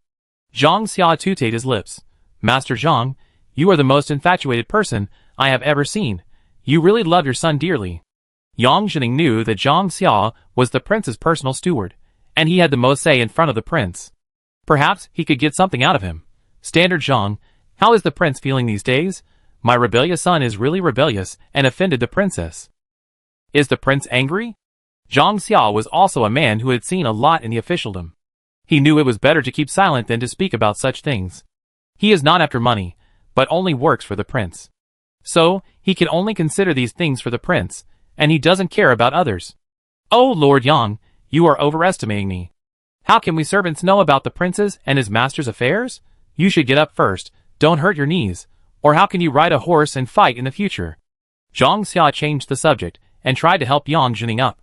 Yang Jining was determined not to get up, so Zhang Xia didn't force him. Chapter 99 Yang Tianbao is released from prison. Zhang Xia. Yunjin's voice came from the inner room. Zhang Xia quickly opened the door, and went in to serve. Yang Jining quickly braced himself, waiting for the fourth prince to come out. Yunjin wore a white robe. His hair was half loose and draped over his back, one hand behind his back. Prince, it's all my teaching, but the rebellious son offended the princess, which is unforgivable. Please forgive me. Your Majesty. Yang Jining knocked his head heavily on the bluestone slab, breaking a layer of skin on his head. Master Yang. What are you doing? Although it is said that a son's failure to teach his parents is the fault of his father, you really don't have to do this. Get up quickly. Yunjin waved his hand, and a servant immediately came over to help Yang Jining up. Yang Jining stood up with difficulty, his knees still shaking uncontrollably. He had kneeled for so long, and he had already used up all his strength to stand up. The servants also felt that his body was not under their control, so they had to help him stand there. Yunjin naturally understood the purpose of his trip, and this kneeling was not in vain. If this old fox is really driven to anger, things will be difficult to handle. Lord Yang, I understand that you love your son dearly, but my princess is really frightened by young Master Yang. If I release young Master Yang like this, I am afraid that I will not be able to face him well. Lord Yang said, Your Highness is right. I will definitely teach this rebellious son a lesson and ask him to come to Zhaoyuan to confess his crime. Your Highness, whatever punishment you give him is appropriate. I only ask your Highness to spare this rebellious son's life. This is the only child under my knees. Please have mercy on him. Yunjin had not yet said that he would release Yang Tianbao, but Yang Jining had already started talking about what would happen after he was released. He was confident that his son would definitely come out. Yunjin smiled, but this smile was meaningless. Yang Jining seemed to have a lot of secrets. Whether the prince was angry or not, he couldn't tell.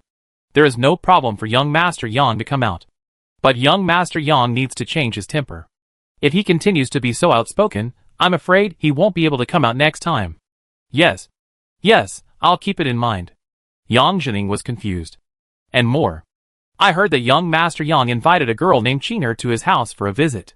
She hasn't returned home yet. Is it? Don't worry, Your Majesty. I'll immediately send someone to send the girl home when I get back. I'll make sure she returns home safely. Don't worry, Your Majesty. Yang Jining broke out in a cold sweat, and could only agree repeatedly. Could this woman be a relative of Your Majesty's? Otherwise, why would Your Majesty be so concerned? As for other things, did Your Majesty already know about them? It seems that Your Majesty has already believed some of the rumors outside. And Your Majesty must have also known about the skinny horse and the moon-picking tower. That's good. Yunjin nodded. Yang Jining thanked her profusely and went back. And that night, he sent Qing'er back without losing a single hair. A lot of gold and silver were also added. Of course Qing'er would not take them, and she immediately threw those things out of the hut at home. It was her bad luck that the beast insulted her. If she asked for money from the beast, she would really become a prostitute. She was also wondering why Yang Tianbao sent her back for no reason.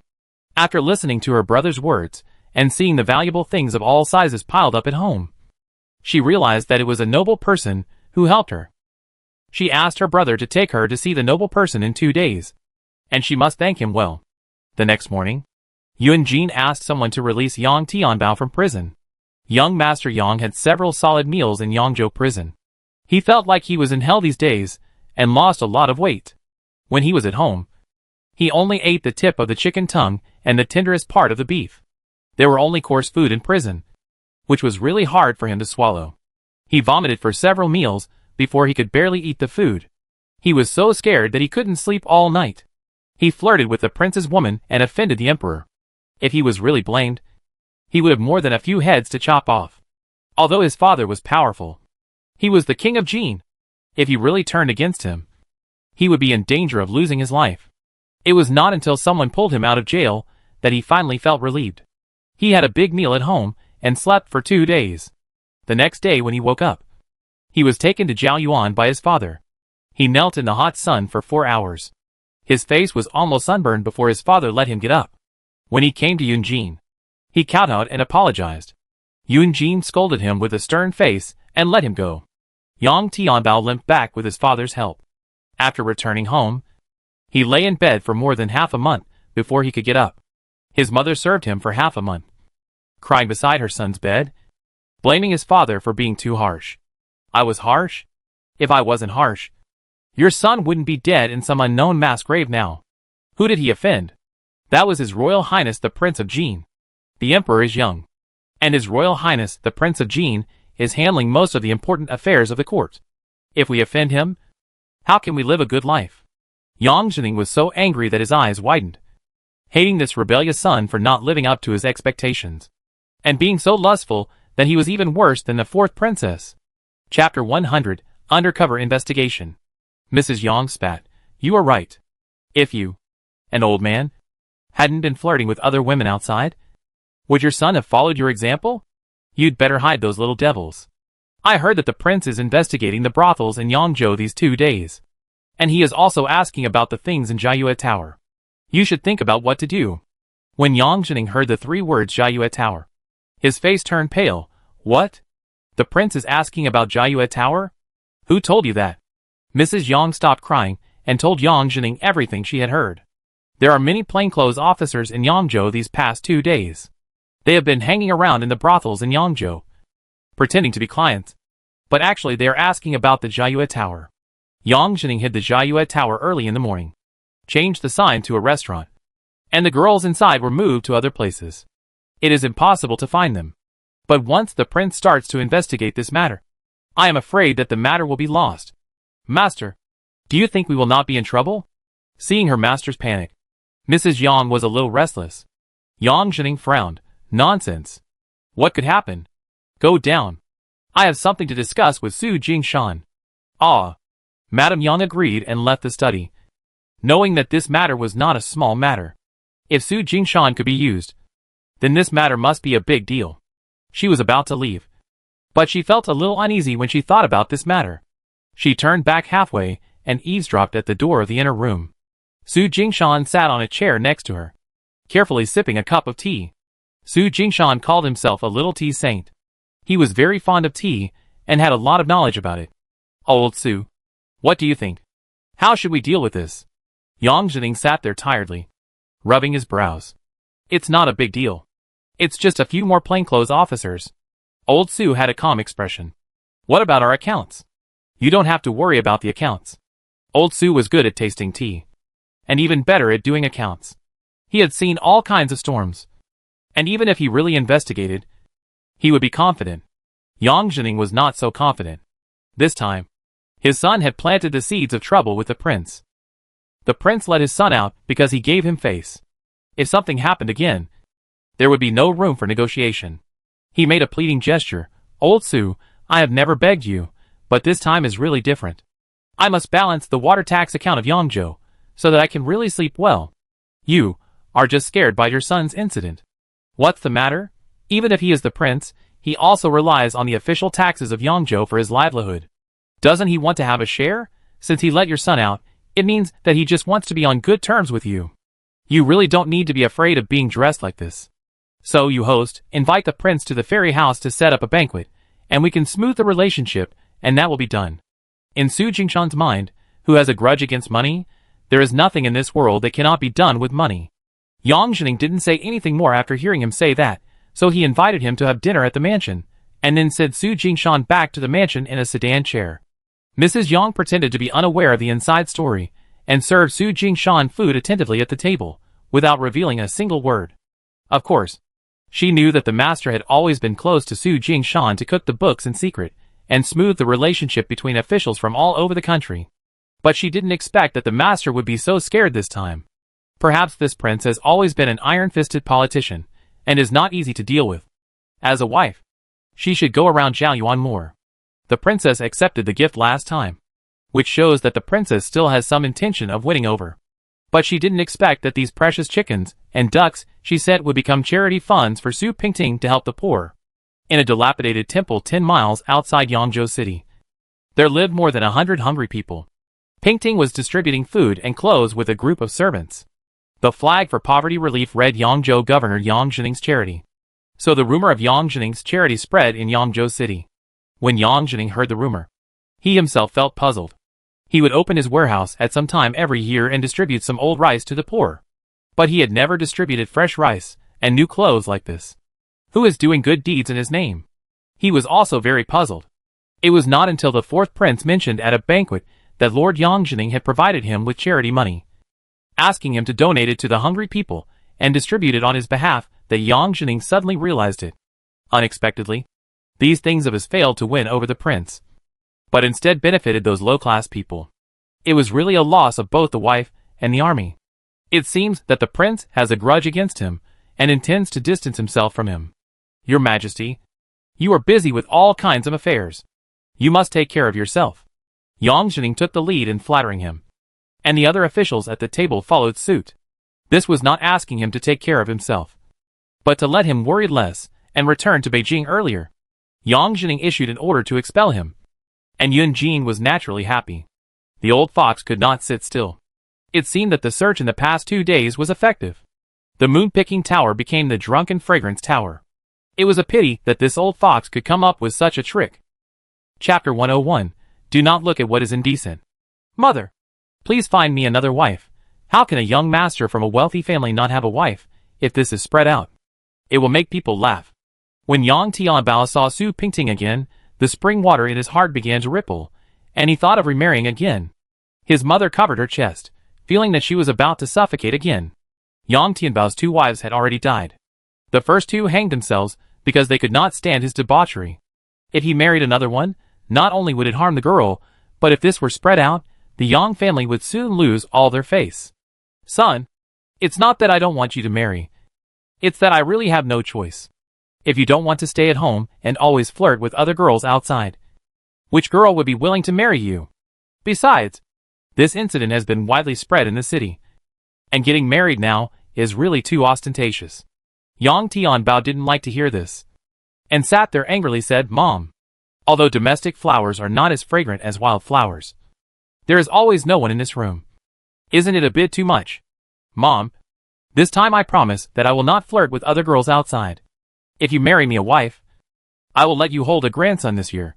Speaking of this, Mrs. Yang was anxious. Yang Tianbao is already quite old, but he still has no child.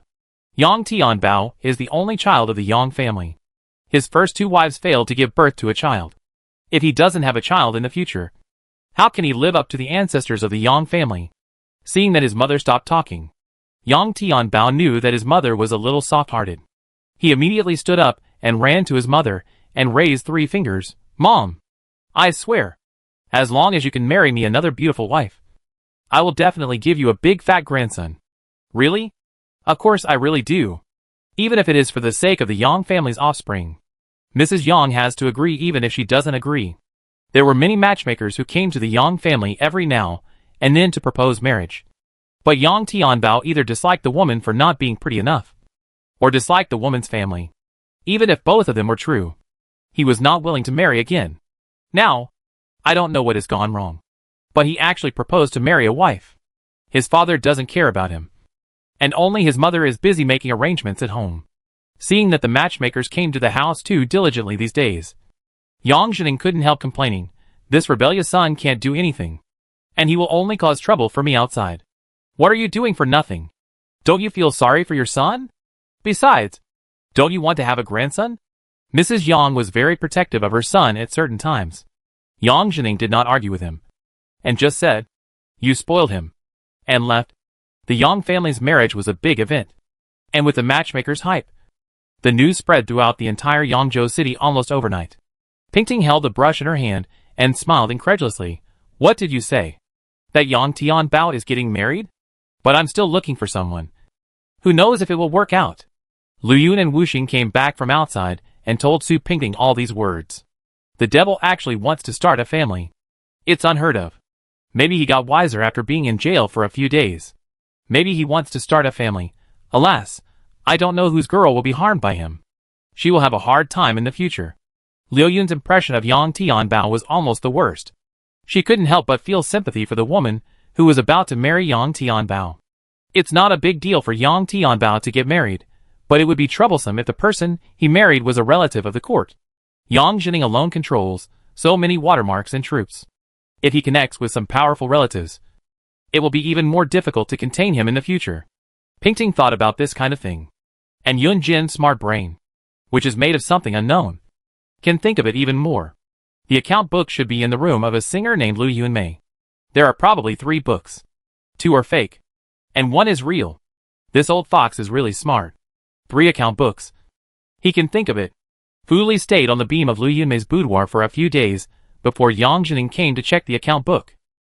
During this period, he saw a lot of indecent things, which was really not what he wanted. Every time Yang Jining came, he blocked his ears and closed his eyes, just thinking that he was blind and deaf. I really don't know where Yang Jining got such good physical strength at his age. The bed creaked all night. Chapter 102. The prince is very naive. Yuan Jin laughed. I really thought that Yang Jining had some great ability, but I didn't expect that I overestimated him. Even if there are 3 account books, he puts them in the same place. If he wants to steal all of them, he can just take them away. Who would be interested in guessing which one is right with him? Idiot. Idiot. What about the account books? Should I take them or not? Take them. Of course. But, let's make 3 identical copies for him. Let Yang Jining suffer for himself. Yuan Jin stroked the white marble dragon bead in his hand, and gave Fu Li a simple look. Fu Li now doesn't quite understand some of Yuan Jin's expressions, because he feels that the prince's expressions are becoming more and more like another person. Very childish. And even revealing a damn innocence. These superficial expressions should not appear on the face of a person like the prince, who holds the power of life and death, which is really inconsistent with his status. Prince? You mean to tear your face with Lord Yang? Which is not good. Now most of Yangzhou's military power and finances are still in his hands. Besides, his family has been loyal for 3 generations. And I'm afraid the emperor won't want to touch him. Who said I want to touch him? Aren't you going to take his account book back? Fu Li felt even more puzzled. Why steal his account book if you don't punish him? Isn't this a waste of effort? Yuan Jin picked up a secret report and read it. With a smug look in his eyes, the hermit has his own clever plan. Madame Yang picked for a few days, and finally chose the daughter of Zhang Ziqing, the governor of Yuzhou. Although Zhang Ziqing was not a royal relative, he had a lot of military power in his hands. The emperor always liked to give military power to ministers with poor family backgrounds, fearing that the military power would be held by powerful officials and would be difficult to control in the future. If she could marry Zhang Ziqing, the forces of the 2 families would be combined into one. And then she would not be afraid of anyone. Yang Tianbao didn't care about these things. He just wanted to know whether the daughter of the Zhang family was pretty. Zhang Ziqing's daughter was named Zhang Yan. She was famous for her beauty. In addition, the matchmaker's clever mouth could turn black into white. Yang Tianbao had been greedy for a long time and wanted to marry Zhang Yan home the next day. Mother, let's choose her. What else are you considering? Madame Yang didn't want Yang Tianbao. This matter was a big deal. Not a child's play. If the daughter of the Zhang family married and didn't get along with Yang Tianbao, it would be considered an offense to Zhang Ziqing. So she had to have a good talk with her son. Son, if you really want to marry someone, you must promise me one thing. Yang Tianbao was so anxious that he was like an ant on a hot pot. How could he not agree? Mom, don't worry. As long as you can marry Miss Zhang to me, I will definitely treat her well. I will agree to it even if you are picky. Mrs. Yang saw her son swearing like this, thinking that maybe her son really wanted to live a good life. So she didn't say anything more, and set a date for the wedding. When the date came, she would marry the daughter of the Zhang family. Yuan Jin has been in Yangzhou for more than a month. According to the schedule, it is time for him to return to the capital. But Yuan Jin is not in a hurry to go back. He has not finished his business yet. So how can he go back in a hurry? Prince, I heard that the son of the Yang family has betrothed the daughter of the governor of Yuzhou. Zhang Xia came to change the tea for the prince. This cup of tea was poured half an hour ago, and the prince has not touched it yet. Zhang Ziqing's daughter? Yuan Jin did not expect Yang Jining to have a good eye. Did Zhang Ziqing agree? I remember that he is very capable. How could he want to marry his daughter to someone like Yang Tianbao? Isn't this harming his own daughter? Of course, he would agree to the marriage of the governor of Yangzhou. This is not a losing business. He just needs a son-in-law who is a royal relative. He is so happy. Zhang Xia had met Zhang Ziqing before, but he did not have a big impression of him after a quick meeting. He only remembered that he was a calculating and flattering person. Then I'm afraid I'll spoil his fun. Pingting didn't react when she heard that Yang Tianbao was going to marry Miss Zhang. As the saying goes, if it doesn't concern you, you should stay out of it. Even if Yang Tianbao is no longer a good-for-nothing, she really doesn't need to interfere in this matter. Princess, Xiaobao and Qing'er want to see you. Lu Yun took the 2 sisters to the side hall early in the morning to wait, and let them in after the princess was completely familiar with them. Pingting smiled and asked them to come in quickly. Xiaobao's sister is really beautiful, even though she is wearing coarse cloth and has no rouge or powder on her face. She still looks beautiful and charming. No wonder Yang Tianbao is determined to get Qing'er. If Yuan Jin hadn't helped, he would never have given Qing'er up. Thinking of this, Su Pingting realized something. Qing'er is fine now that she is here.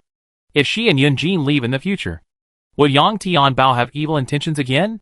This is very likely to happen. The emperor is far away. Once they leave, they will rarely come back. Even if Yang Tianbao wants to catch Qing'er back, it will be easy. No wonder Qing'er's face is always covered with worries. After saying thank you, she hesitated as if she had something on her mind. Maybe he wanted Pingting to take the three of them away from this place of trouble. But he was too embarrassed to say it. After all, the princess has helped them a lot. Chapter 103, The Godson of the Princess. Qing'er, I originally wanted to discuss something with you, but I never had the time to visit you at your house. Now that you are here today, I will talk to you for the time being. Pingting spoke first, helping people to the end, sending Buddha to the west. Why let such a good girl fall into the tiger's mouth again? Qing'er saw that the princess had something to say, so she swallowed what she wanted to say and listened respectfully. Speaking of which, if I hadn't met Xiaobao on the street again, there wouldn't be so many things that surprise me. This is the fate of our two families. So, I hope you can come to the fourth prince's mansion to help, so that you can stay by my side for a long time and work for me.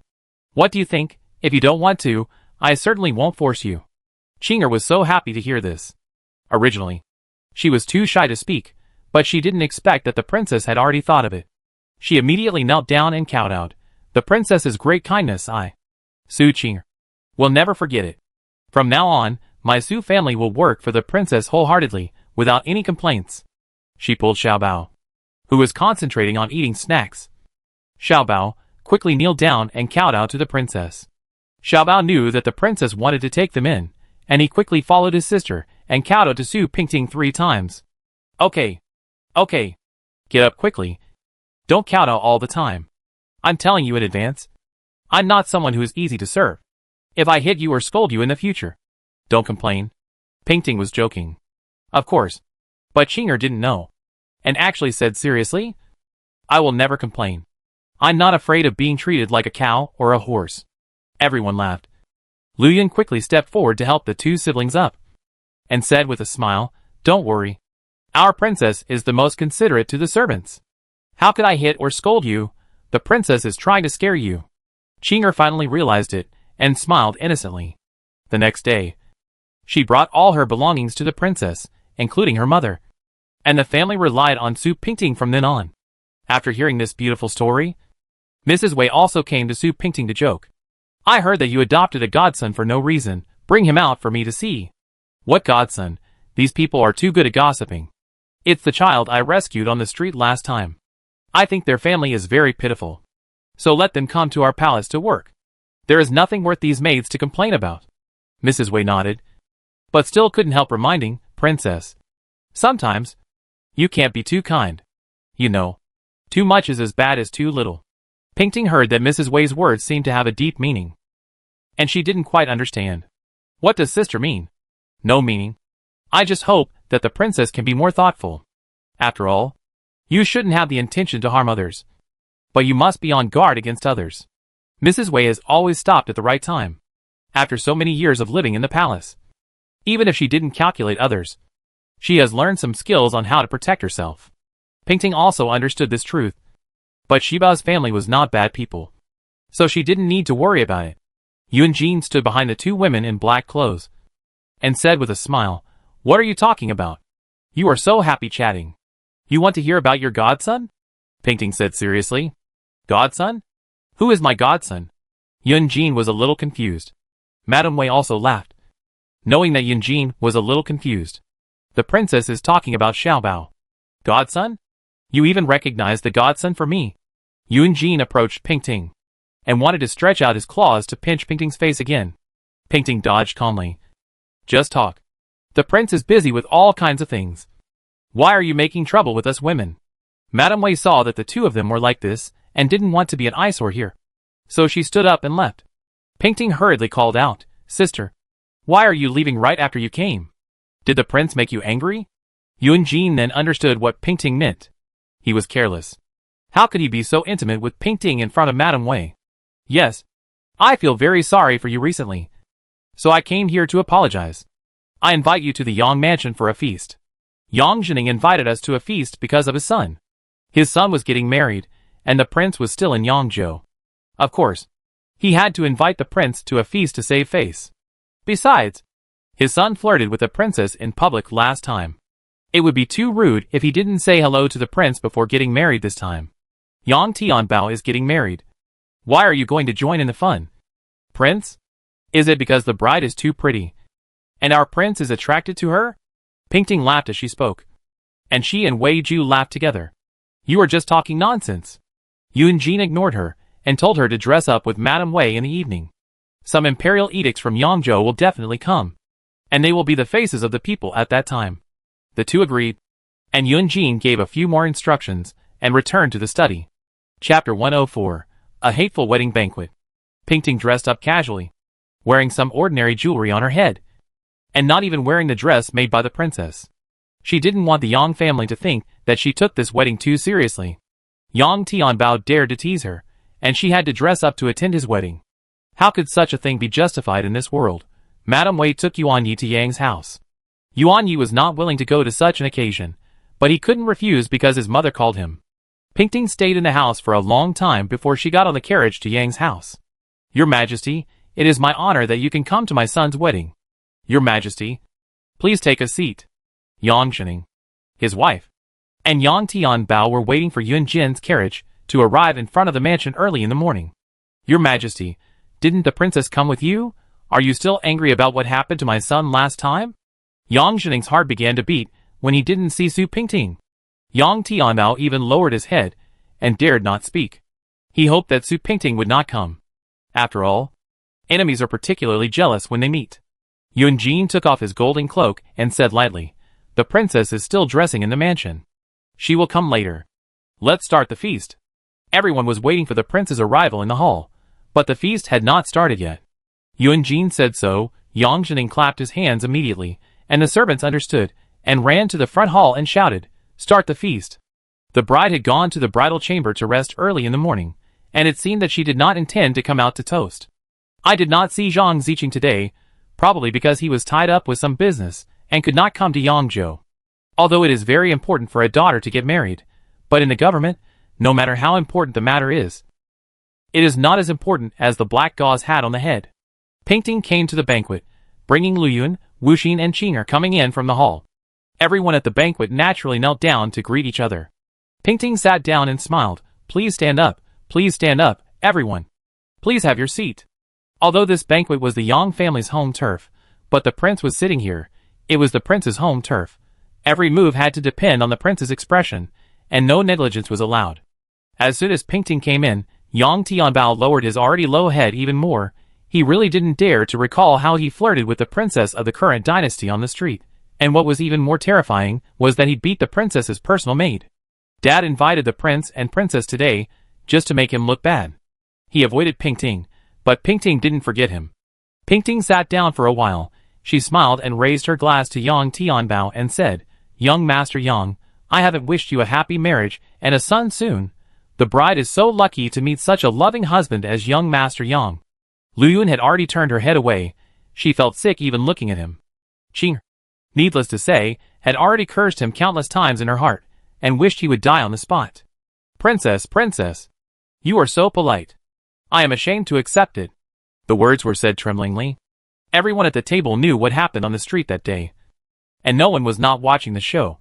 Pingting drank the glass of wine. Yang Tianbao was about to sit down. Pingting said again, "It is said that Mr. Yang is particularly knowledgeable about girls. I wonder if Mr. Yang knows which rouge shop in Yangzhou City is the best. This princess has been looking for a long time, and has not found a satisfactory one. Please give me some advice." This is a slap in the face of Yang Tianbao in public. Even if these people are so unbridled in private, they must behave themselves in such an official occasion. Everyone knows clearly what they can say, and what they cannot say. The princess teased the eldest son of the Yang family like this, which shows the princess' attitude towards this son Yang. Yang Tianbao's forehead was sweating. He glanced at the fourth prince on the seat. The prince was calm as water, and was not affected at all. His father sat there with a dark face, and was so angry that he almost fainted on the spot. He had no choice but to bite the bullet and answer, "Princess, you are joking. How can I know about women's things?" "Oh, really? It is said that Sun Yang is romantic and affectionate, and often interacts with girls. I thought you knew a little bit about these things. Since young Master Yang doesn't understand, I'd better ask someone else. When the princess spoke, everyone else kept silent. In such a large banquet hall, there was no sound of human voices, or the sound of dishes and chopsticks colliding. Only the voices of Su Pingting and Yang Tianbao were heard alone.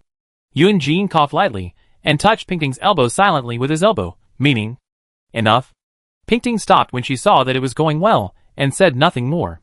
Yang Tianbao then sat down tremblingly, his heart beating wildly. Pa, he has come to this day. Qinger spat softly. Pingting turned around and smiled at her, meaning, look, I vented your anger for you. The banquet was tasteless. Pingting said she was not feeling well, and returned to the palace early. Chapter 105 Return to Beijing. You spoke very freely at the Yang family today. Yun Jin had finished his bath, and was lying on the bed. Pingting was combing her jet-black hair. This hair was black and thick, and it was quite troublesome to comb it. During the day, she had to put her hair up, and put hairpins in it. In this world, there is nothing more troublesome than being a woman. She disagreed with Yun Jin's statement. What is talking? This is clearly scolding. Your Highness, I was already generous by not returning the slap that Lu Yun gave her. Does your Highness want me to let bygones be bygones? Yun Jin did not dare to expect that little Pepper could let bygones be bygones. It was good that she did not turn the wedding scene upside down. Honestly, aren't you angry that I treat the father and son of the Yang family like this? Why should I be angry? You use a pair of beasts to do things, and I can only turn a blind eye to the beasts. Why should I be angry? Pingting said this because she was obviously angry. Women always like to say one thing and mean another. Look at you. I have a reason to do this. And you will know when the time comes. Anyway, remember, Xiaobao's family's suffering will not be in vain. Liu Yun's slap will not be in vain. And the suffering of the people of Yangzhou City in their ears will not be in vain. Pingting certainly knew that Yun Jin was not such a person who could not distinguish right from wrong. But she just didn't want a villain like Yang Tianbao to be so proud. Now that the Yang Jiahe and Zhang families are getting married, it is obviously a big worry. But Yun Jin doesn't think so. Aren't you afraid that the tigers and lions will unite and eat you? The animal trainer. One day, Yun Jin closed the book and laughed loudly. My wife. Are you so eager to be a widow? An embroidered shoe flew to Yun Jin's chest quickly and accurately. Go to hell. In May, Yun Jin and his group set off to return to the capital. Su Qinger happily left Yangzhou with her mother and brother and headed for the capital. Originally, they could only ride in the carriage of the third-class servants and squeeze together with other maids. But Xiaobao was the godson of the princess for a long time, so everyone naturally regarded him as a child with some relationship with the princess, and they did not dare to neglect their family and arranged a separate carriage for the three of them. Yun Jin's trip to Yangzhou was not in vain. At least he brought back 3 account books, which were very useful. Fu Li slept in the trees or in the prince's study along the way. In short, she could not be seen by others. Being the prince's personal bodyguard is not an easy job. You have to be able to climb rooftops and walk on walls. Pingting and Madame Wei brought back several carriages of things. All kinds of silks, rouge and powder. Some for their own use, some for the servants and the wives of officials.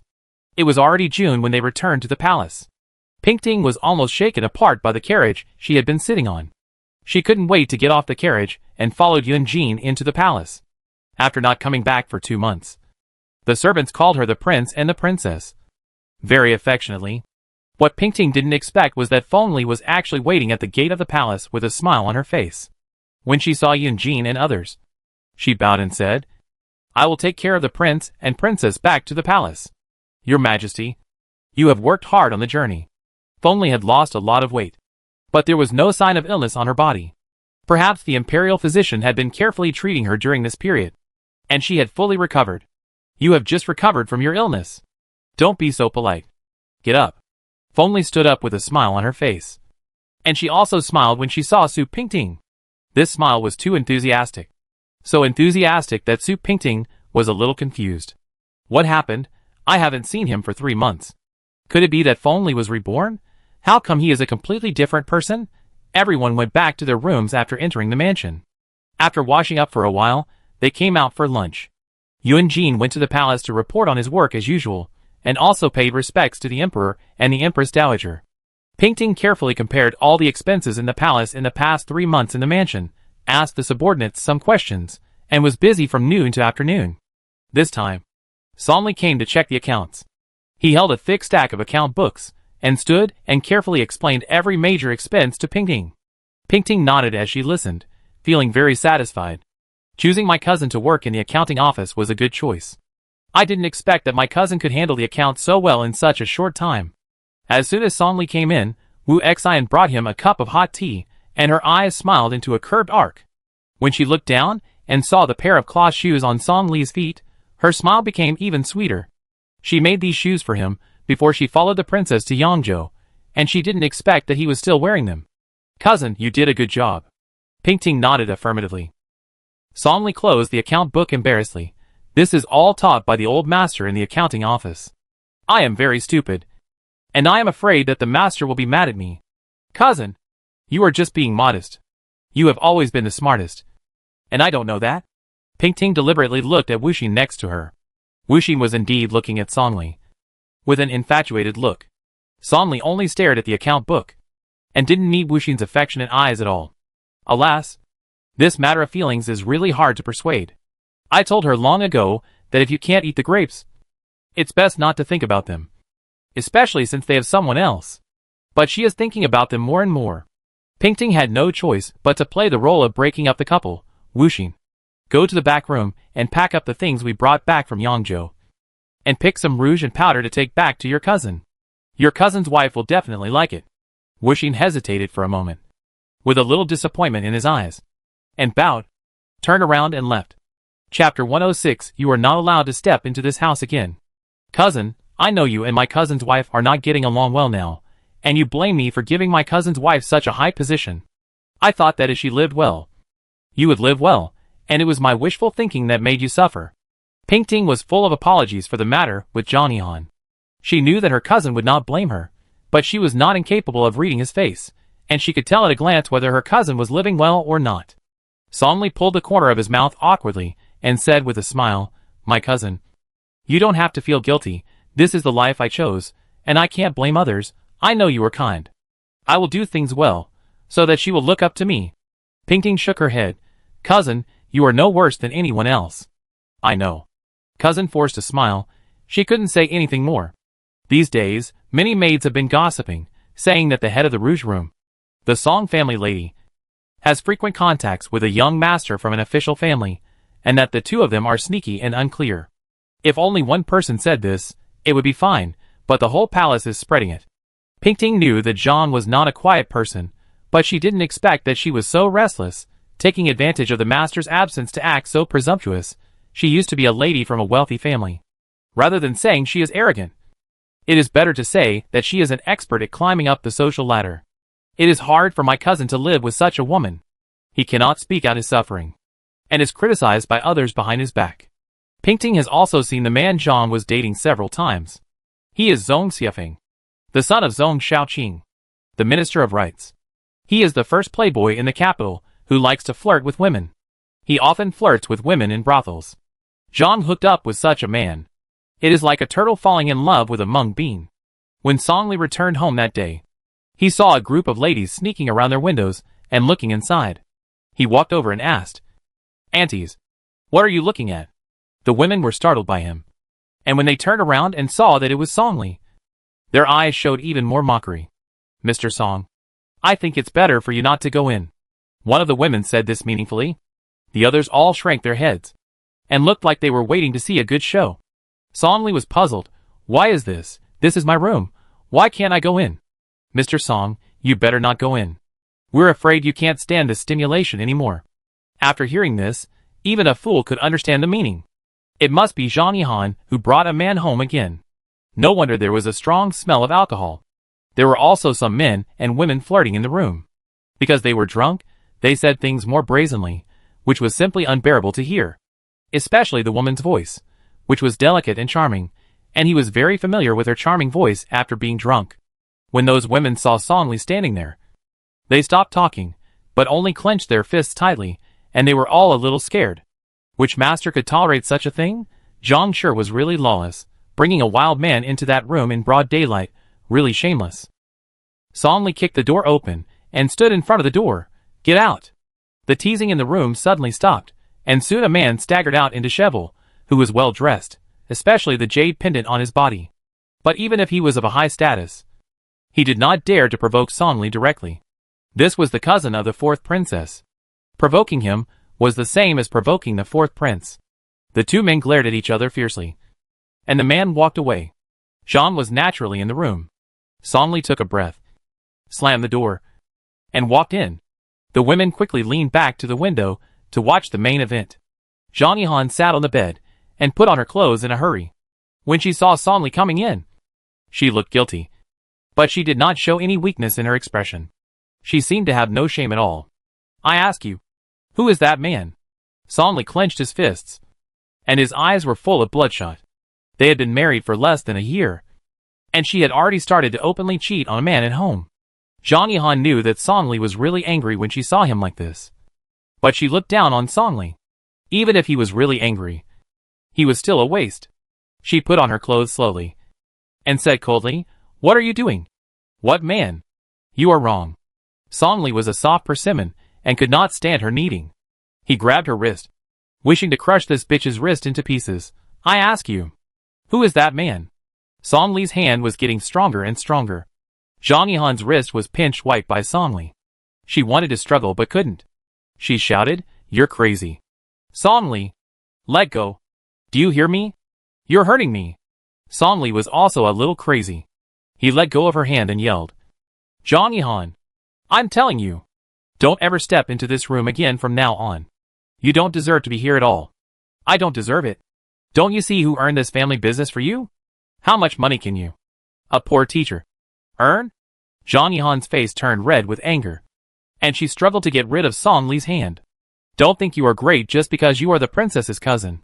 You are still a servant who obeys others' orders, even if you are an accountant now. What can you do? You should hold this position firmly first.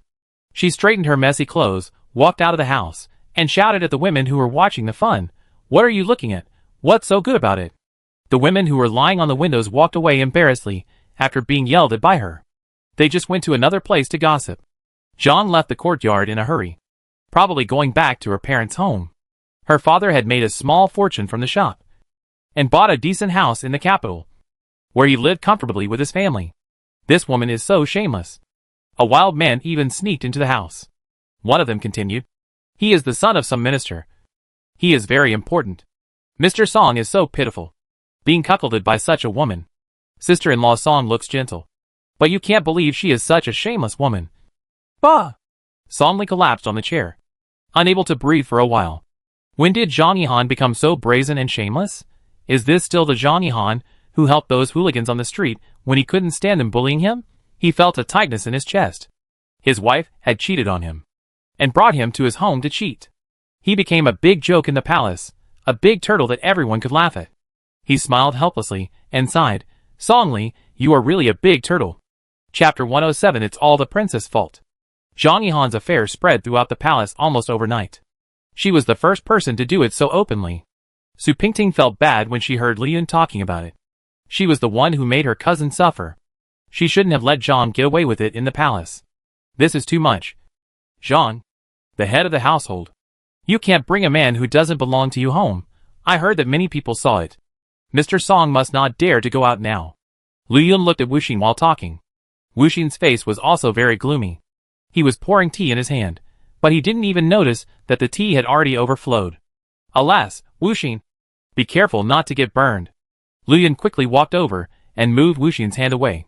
Wuxin finally came back to his senses, wiped the table in a hurry, and went downstairs with a red face, carrying the teapot. Liyun looked at Wuxin's absent-minded back, and couldn't help sighing, alas. Wuxin is also a fool. Pingting took a sip of tea and said, What if she is foolish? I don't think my cousin has any intention towards her.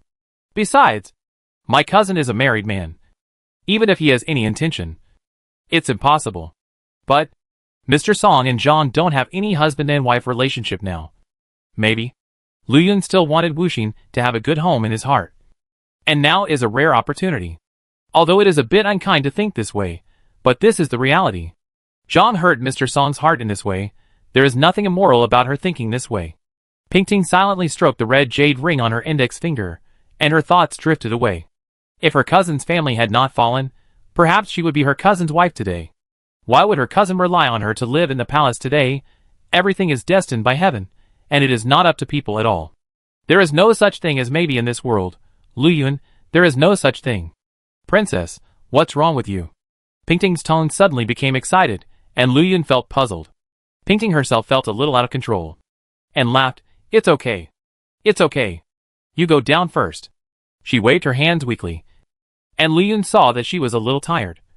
So he walked out. At night, Pingting lay beside Yunjin, unable to fall asleep for a long time. Yunjin was wearing Yunzi pajamas, and had already fallen asleep peacefully. Yunjin didn't sleep like other men, who always snored loudly. Yunjin just slept quietly, breathing evenly. He was a handsome man. Handsome from the inside out. Such a good man, she should cherish him. Yunjin snorted softly, and his mouth curled up slightly. Perhaps he had a beautiful dream. Even in his dream he was laughing. What is so happy that you have to laugh in your dream? Pingting said softly, and one hand touched his relaxed brows. Because I dreamed of you. Yunjin suddenly reached out and held her wrist, showing a wicked smile. Pingting was startled, and hit him. You were asleep. How did you wake up again? You pretended to sleep to scare me again. Who said I pretended to sleep to coax you? You spoke too loudly, and disturbed my sleep. Yunjin spoke righteously, and was very reasonable. Pingting stopped talking. Just gently scratched the lines on her back with her hands, staring at the scarlet gauze curtain absent-mindedly. What are you thinking about so absent-mindedly? Thinking about my cousin. Yunjin understood, and held Pingting's hand even tighter. This is not your fault. You don't have to feel guilty. After all, it was my own decision to let Zhang be the head of the Rouge Room. If you don't observe your husband's chastity in the palace, you should be kicked out immediately. Yunjin hated this kind of shameless woman the most. Last time in the garden, he was disgusted by this woman, and now she is becoming more and more shameless. Pingting sighed. What do you know? How come I don't know? My cousin still likes her. Otherwise he wouldn't be so silent. He didn't even write a divorce letter. But he still has feelings for her. Women's thoughts are deeper than men's. Yunjin pulled the quilt over her head, and covered her tightly in the quilt. You just think too much. Go to sleep for me. Yunjin. Pingting struggled slightly. Go to sleep for me. Chapter 108 Divorce Letter. After that incident, Zhang Yihan worked in the Yinji room during the day, and went back to her parents' home at night. Everyone was pointing fingers behind her back, but she seemed to be unaware, and just did her own thing. Anyway, she was the head of the room, so what could they do? She was determined to separate from Songli, and if she didn't, she might not be able to separate. She was now hooking up with Zhong Xiafeng, and if she could be a concubine in Zhong Xiafeng's house, it would be better than being a head of the 4 princes' palaces. The head was just a servant in the palace, and she wanted to be the master who was high above her. Although her parents did not agree with her and Song Li's separation, things had come to this point, and it would be embarrassing to continue living together. It would be better to break up. Song Li had been staying in the accounting office for some time, and he hardly left the accounting office except for eating and sleeping. Although they were still married, their lives were no different from being separated. Mr. Song, I'm not saying anything, but to be honest, aren't you too frustrated? Mr. Sun in the accounting office was an old man in the palace, and it was he who taught Song Li the skills of managing accounts. Now that his apprentice has been bullied like this, he, as a master, can't stand it any longer. The abacus in Song Li's hand clattered. It's okay, Mr. Sunday. It would be strange if it was okay. His wife ran away with someone else, and he dared to walk around in the palace with a swagger. This is simply a joke. This young man is too careless. He can live like nothing happened after such a thing happened. Mr. Song, a whore like this should be divorced with a letter of divorce. You are not paying any attention to it now. It is really not a manly attitude. A manly attitude? Song Li stopped what he was doing, and seemed to be thinking about something. What a man should do, beat Zhang Yihan roughly, and then drive her out of the house.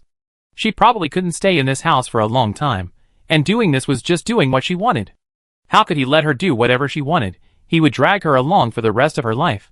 She was unkind, so don't blame him for being unjust. As expected, Zhang came to the yard every few days to coax him, and asked him to write a divorce letter to divorce her. Song Li ignored her, and if he didn't write a divorce letter, it would be useless for her to cry. make a fuss, or even hang herself. After a long time, she was unwilling to come to the palace anymore, and the two of them just kept wasting time to see who could outlast the other. Later, Zhang Yihan simply stopped coming to the palace. Zhong Xiefeng served her with delicious food and drinks. So why should she come to the palace and suffer the hardship of being a servant? Pingting found Song Li and advised him earnestly, "Cousin, since it is impossible to save the relationship, why not let it go? There are always better people in the world." Song Li squeezed out a dry smile on his thin face. "My cousin, let me make the decision this time." Days passed, and Zhang Yihan never appeared in the palace again. This person disappeared without a trace, just like a person who evaporated from the face of the earth. Wuxin has become more and more strange recently. He serves the princess less and less, and instead keeps going back and forth in the accounting office. He either delivers food or clothes. No one sews Song Li's clothes for him, so they are always torn in places. Wuxin always forces him to stay where he is, and sews them up for him stitch by stitch. Lu Yun sees it, and feels helpless. Pingting is in a state of panic at this time, but Feng Li is happy to watch the fun by moving a stool. This is a family member slapping a family member in the face. This drama is really exciting. That bitch should feel better now. It's a dog-eat-dog situation, and no one knows who will get the upper hand in the end. Lur pinched her shoulders and said, "Of course, you, madam, are the winner. We asked Zhong Xiefeng to seduce that little bitch Zhang Yihan, just to embarrass the princess. Now the princess is in trouble. This is retribution." Zhong Xiefeng's father and Feng Anlu are from the same hometown. Both of them passed the imperial examination in the same year, and they had frequent exchanges with each other. Originally, Feng Li just wanted Zhong Xiefeng to make the Song Li family restless, but she didn't expect Zhang Yihan to really like Zhong Xiefeng, and was reluctant to let him go. "Then we will use the same trick against them. Let Song Li wear a big green hat," who told him that he failed to help Feng Li to bring down Su Pingting. He should learn a lesson. Zhong Xiefeng is just playing with Zhang Yihan, playing with women while doing things for Feng Li. It doesn't delay either. Zhang Yihan is now hanging out with Zhong Xiefeng all day, and has no idea that Zhong Xiefeng is just playing with her. She is only thinking about how to marry into Zhong Xiefeng's family, but Song Li just won't divorce her, which is really infuriating. "Son, I'm not saying anything bad about you. You and Song Li are living well together, and he's successful now. Why do you want to break up with him?" Zhang Yihan's mother certainly didn't know that her daughter had hooked up with a more powerful man. She just thought that her daughter was too good to be true. Zhang Yihan impatiently stirred the bird's nest. "Mom, what do you know?" "I don't know anything. I just know that Song Li is someone I can rely on. If you miss him, it will be hard to find him again. Didn't you insist on marrying him? Why did you change your mind this time?" "Oh Mom, don't worry about my business. You just need to manage the store well with Dad. I can handle other things by myself. Don't mess with me." Zhang Yihan was afraid that her mother would keep nagging her. She put the bird's nest in her hand on the table on the couch, and then she fell down and closed her eyes to rest. Her mother sighed and said, "Yihan, don't think I'm nagging. I've been through it, and I know it clearly. This Song Li is definitely a good man."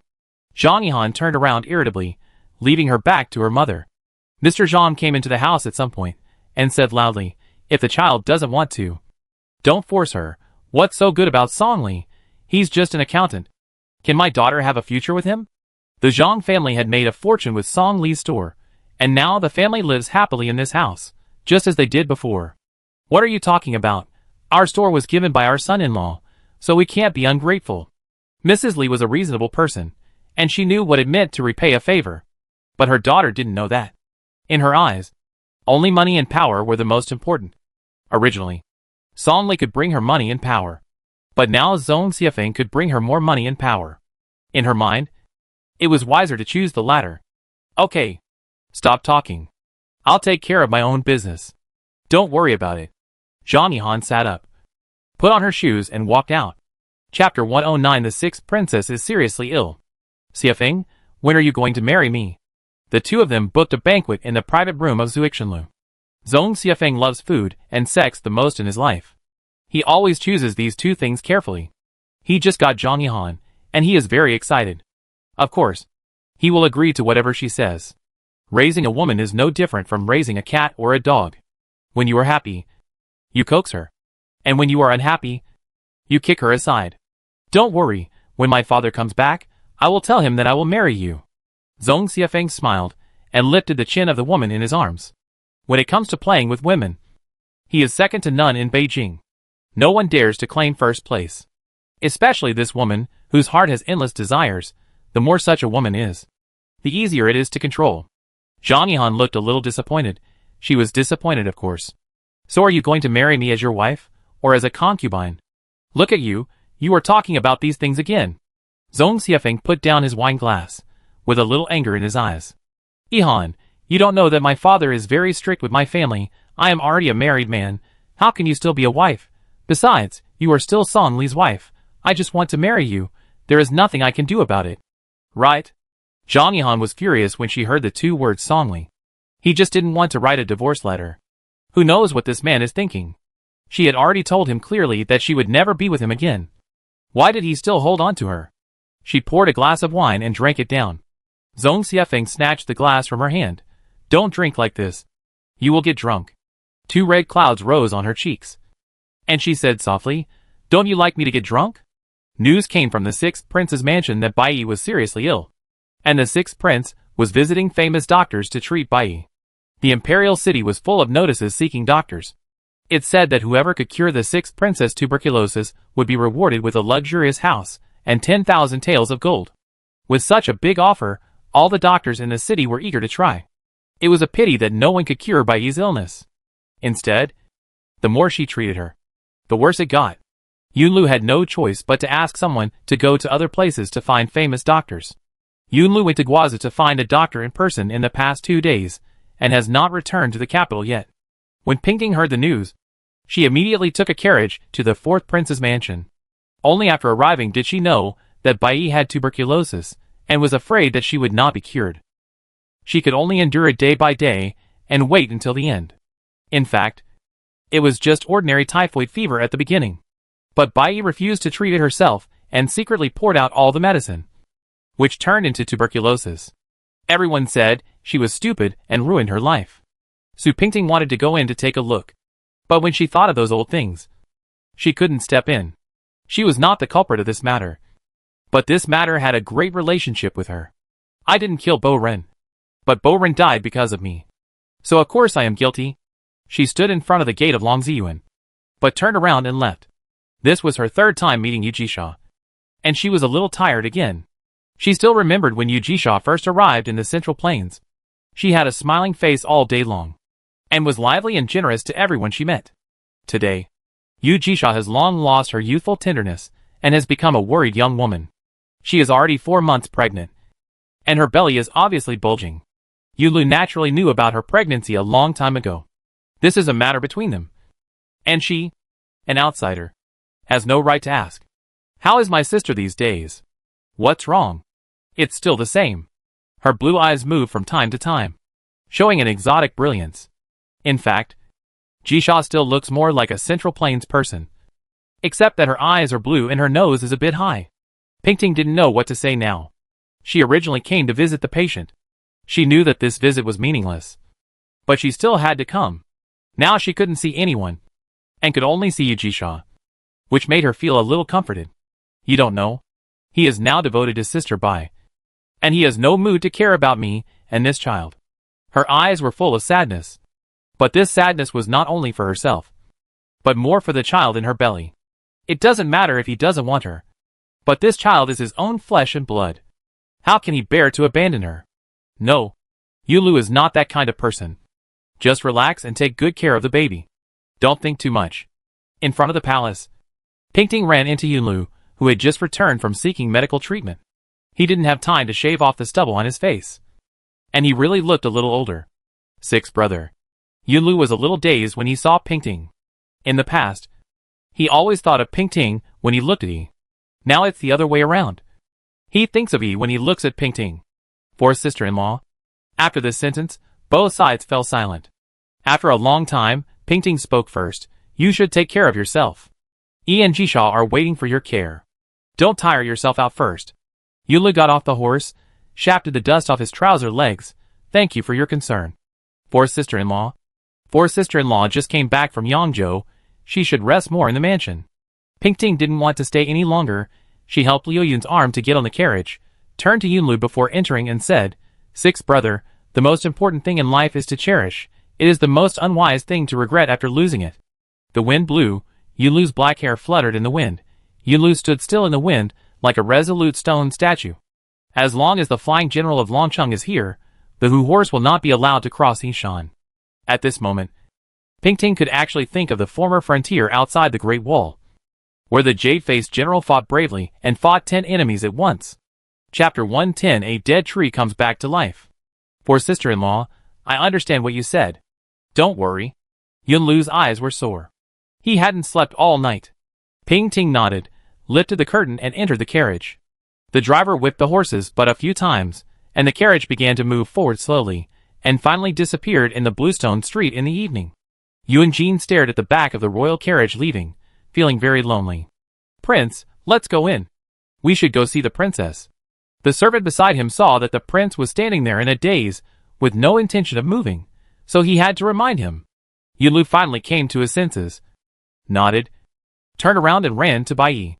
He hadn't eaten for a long time, and it was difficult for her to even swallow medicine. Yunlu was anxious, trying every way to get her to eat, but she just clenched her teeth tightly. She wanted to die, and no one could persuade her. Don't torture me like this.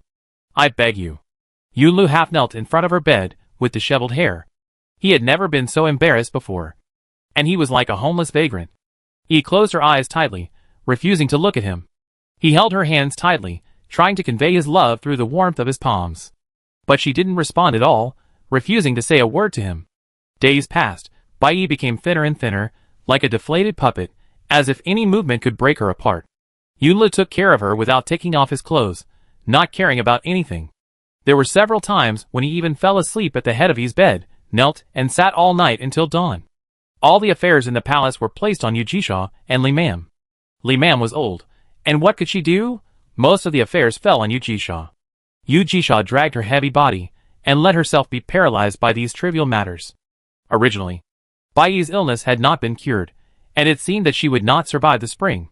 Who knows what happened? Bai's illness actually began to improve. Gradually, she began to take the initiative to ask for some food. This shocked all the maids and servants around her, not to mention Yunlu. The sixth princess began to eat on her own initiative, just like a dead tree coming back to life. Yunlu was overjoyed and stayed in Yi's room all day, serving her food and clothing. The sixth prince's mansion had not yet finished its affairs, but the fourth prince's mansion had already started to make trouble. Zhang Yihan ran to the palace angrily to find Sonli to argue, and blocked Sonli at the gate of her own courtyard, insisting that Sonli write a divorce letter. How could Sonli be willing to pick up the pen? He went back to his room in a huff and sat there, refusing to write the divorce letter. "Sonli, what do you mean? We are in this relationship now. Why are you still dragging on?" Zhang Yihan argued, as if it was Sonli who did something wrong and caused the breakdown of their relationship. Sonli flipped through an old song poetry book and said coldly, "Why are you yelling here? Do you still have any of the same attitude as before? Before? Do you still remember the past? If my family hadn't fallen into poverty, would I have married a poor teacher like you? You can't even have enough food to eat, and you still have the nerve to come and get a wife. Don't delay any longer. Write the divorce letter quickly.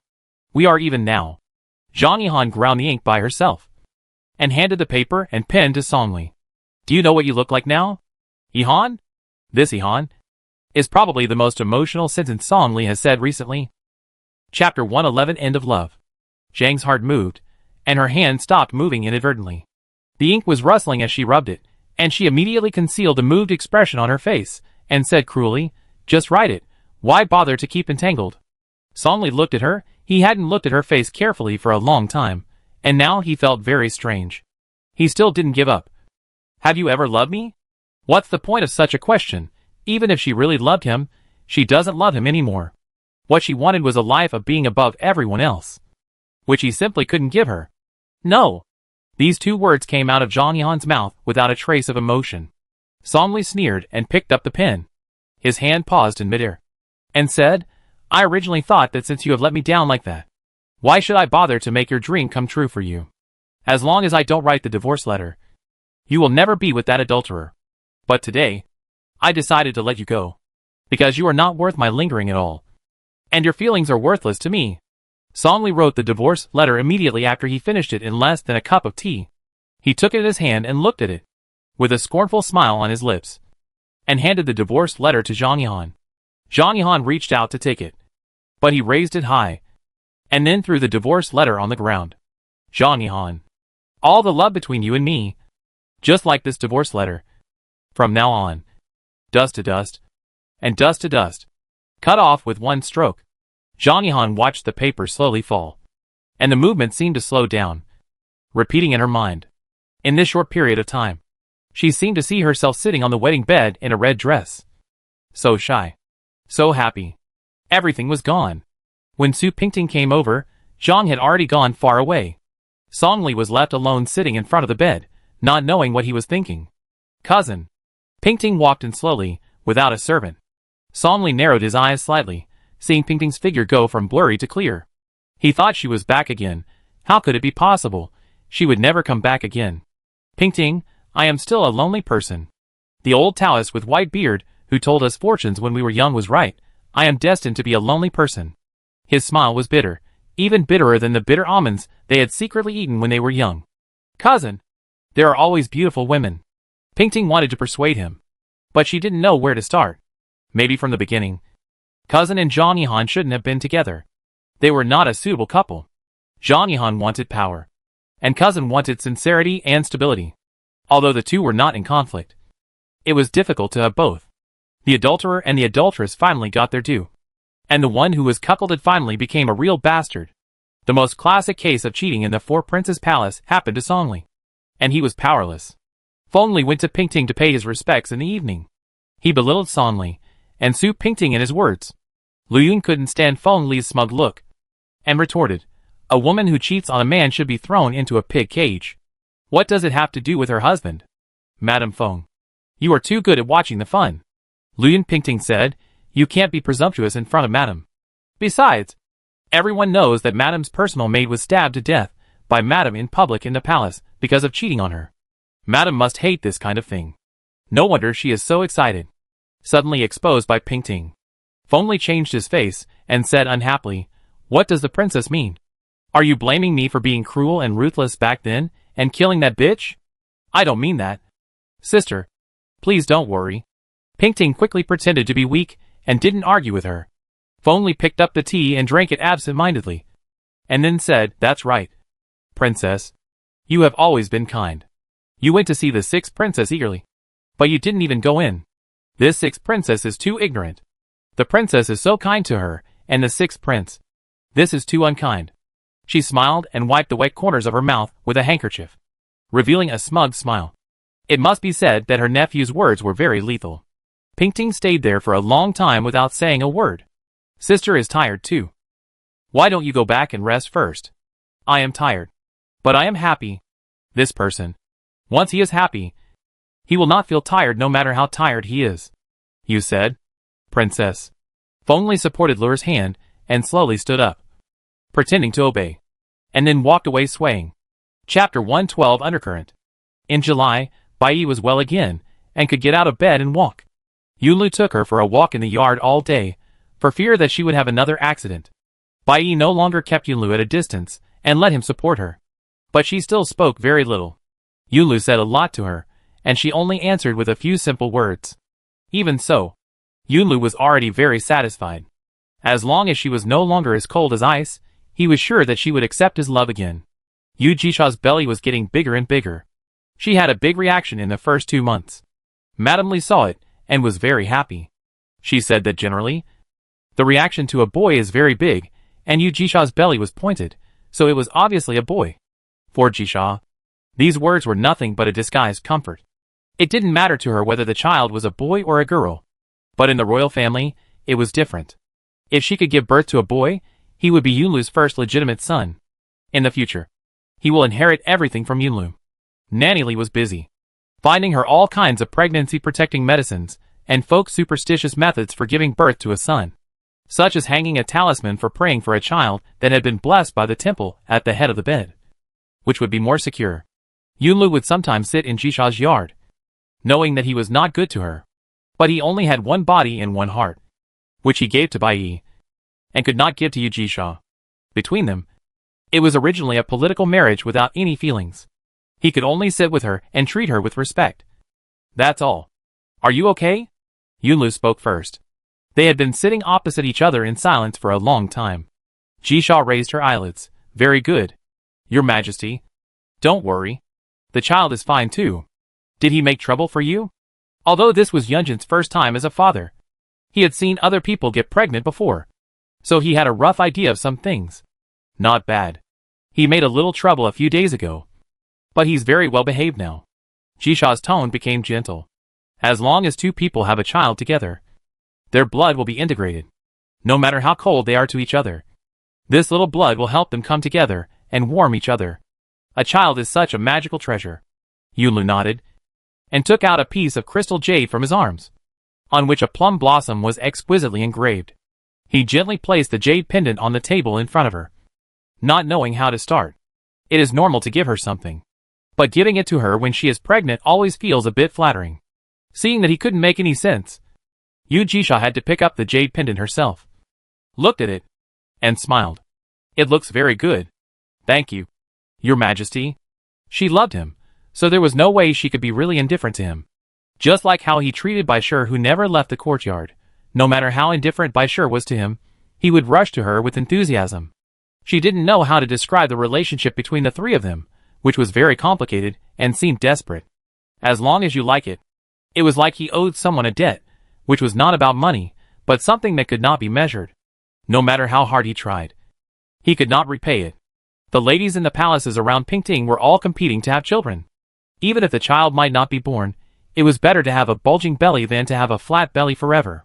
Pingting would also look at her belly that was as flat as a table in a daze, and sigh. It was not that she didn't want to have a child, but that she couldn't have one. She was reborn. She couldn't guarantee when she might die again. Bringing a little life into this world was such a great thing. How could she be a mother who might disappear at any time? She couldn't waver. Princess, the prince said that you should go to the Queen Mother's palace to sit for a while in the next 2 days. She misses you very much. We have been in Yangzhou for so many days. You should really go to the palace to sit for a while. Lu Yun saw the eunuch in the palace sitting in the prince's study for a long time in the morning, and guessed that the Queen Mother had sent someone to the palace to invite the princess. Since the last time she was in the palace to serve the sick, the Queen Mother treated the princess as well as her own daughter. She missed her so much after not seeing her for half a month. And the princess often went to the Queen Mother's palace to sit for a while. Pingting hummed, and continued to read her song poems. After turning 2 pages, she looked up and asked, Did Yang Jing come to Beijing these 2 days? I heard Wu Xin say that she saw Yang Tianbao shopping with his newly married wife on the street. Is it true? How could Liu know this? She stayed in the palace every day, and she was not so well informed.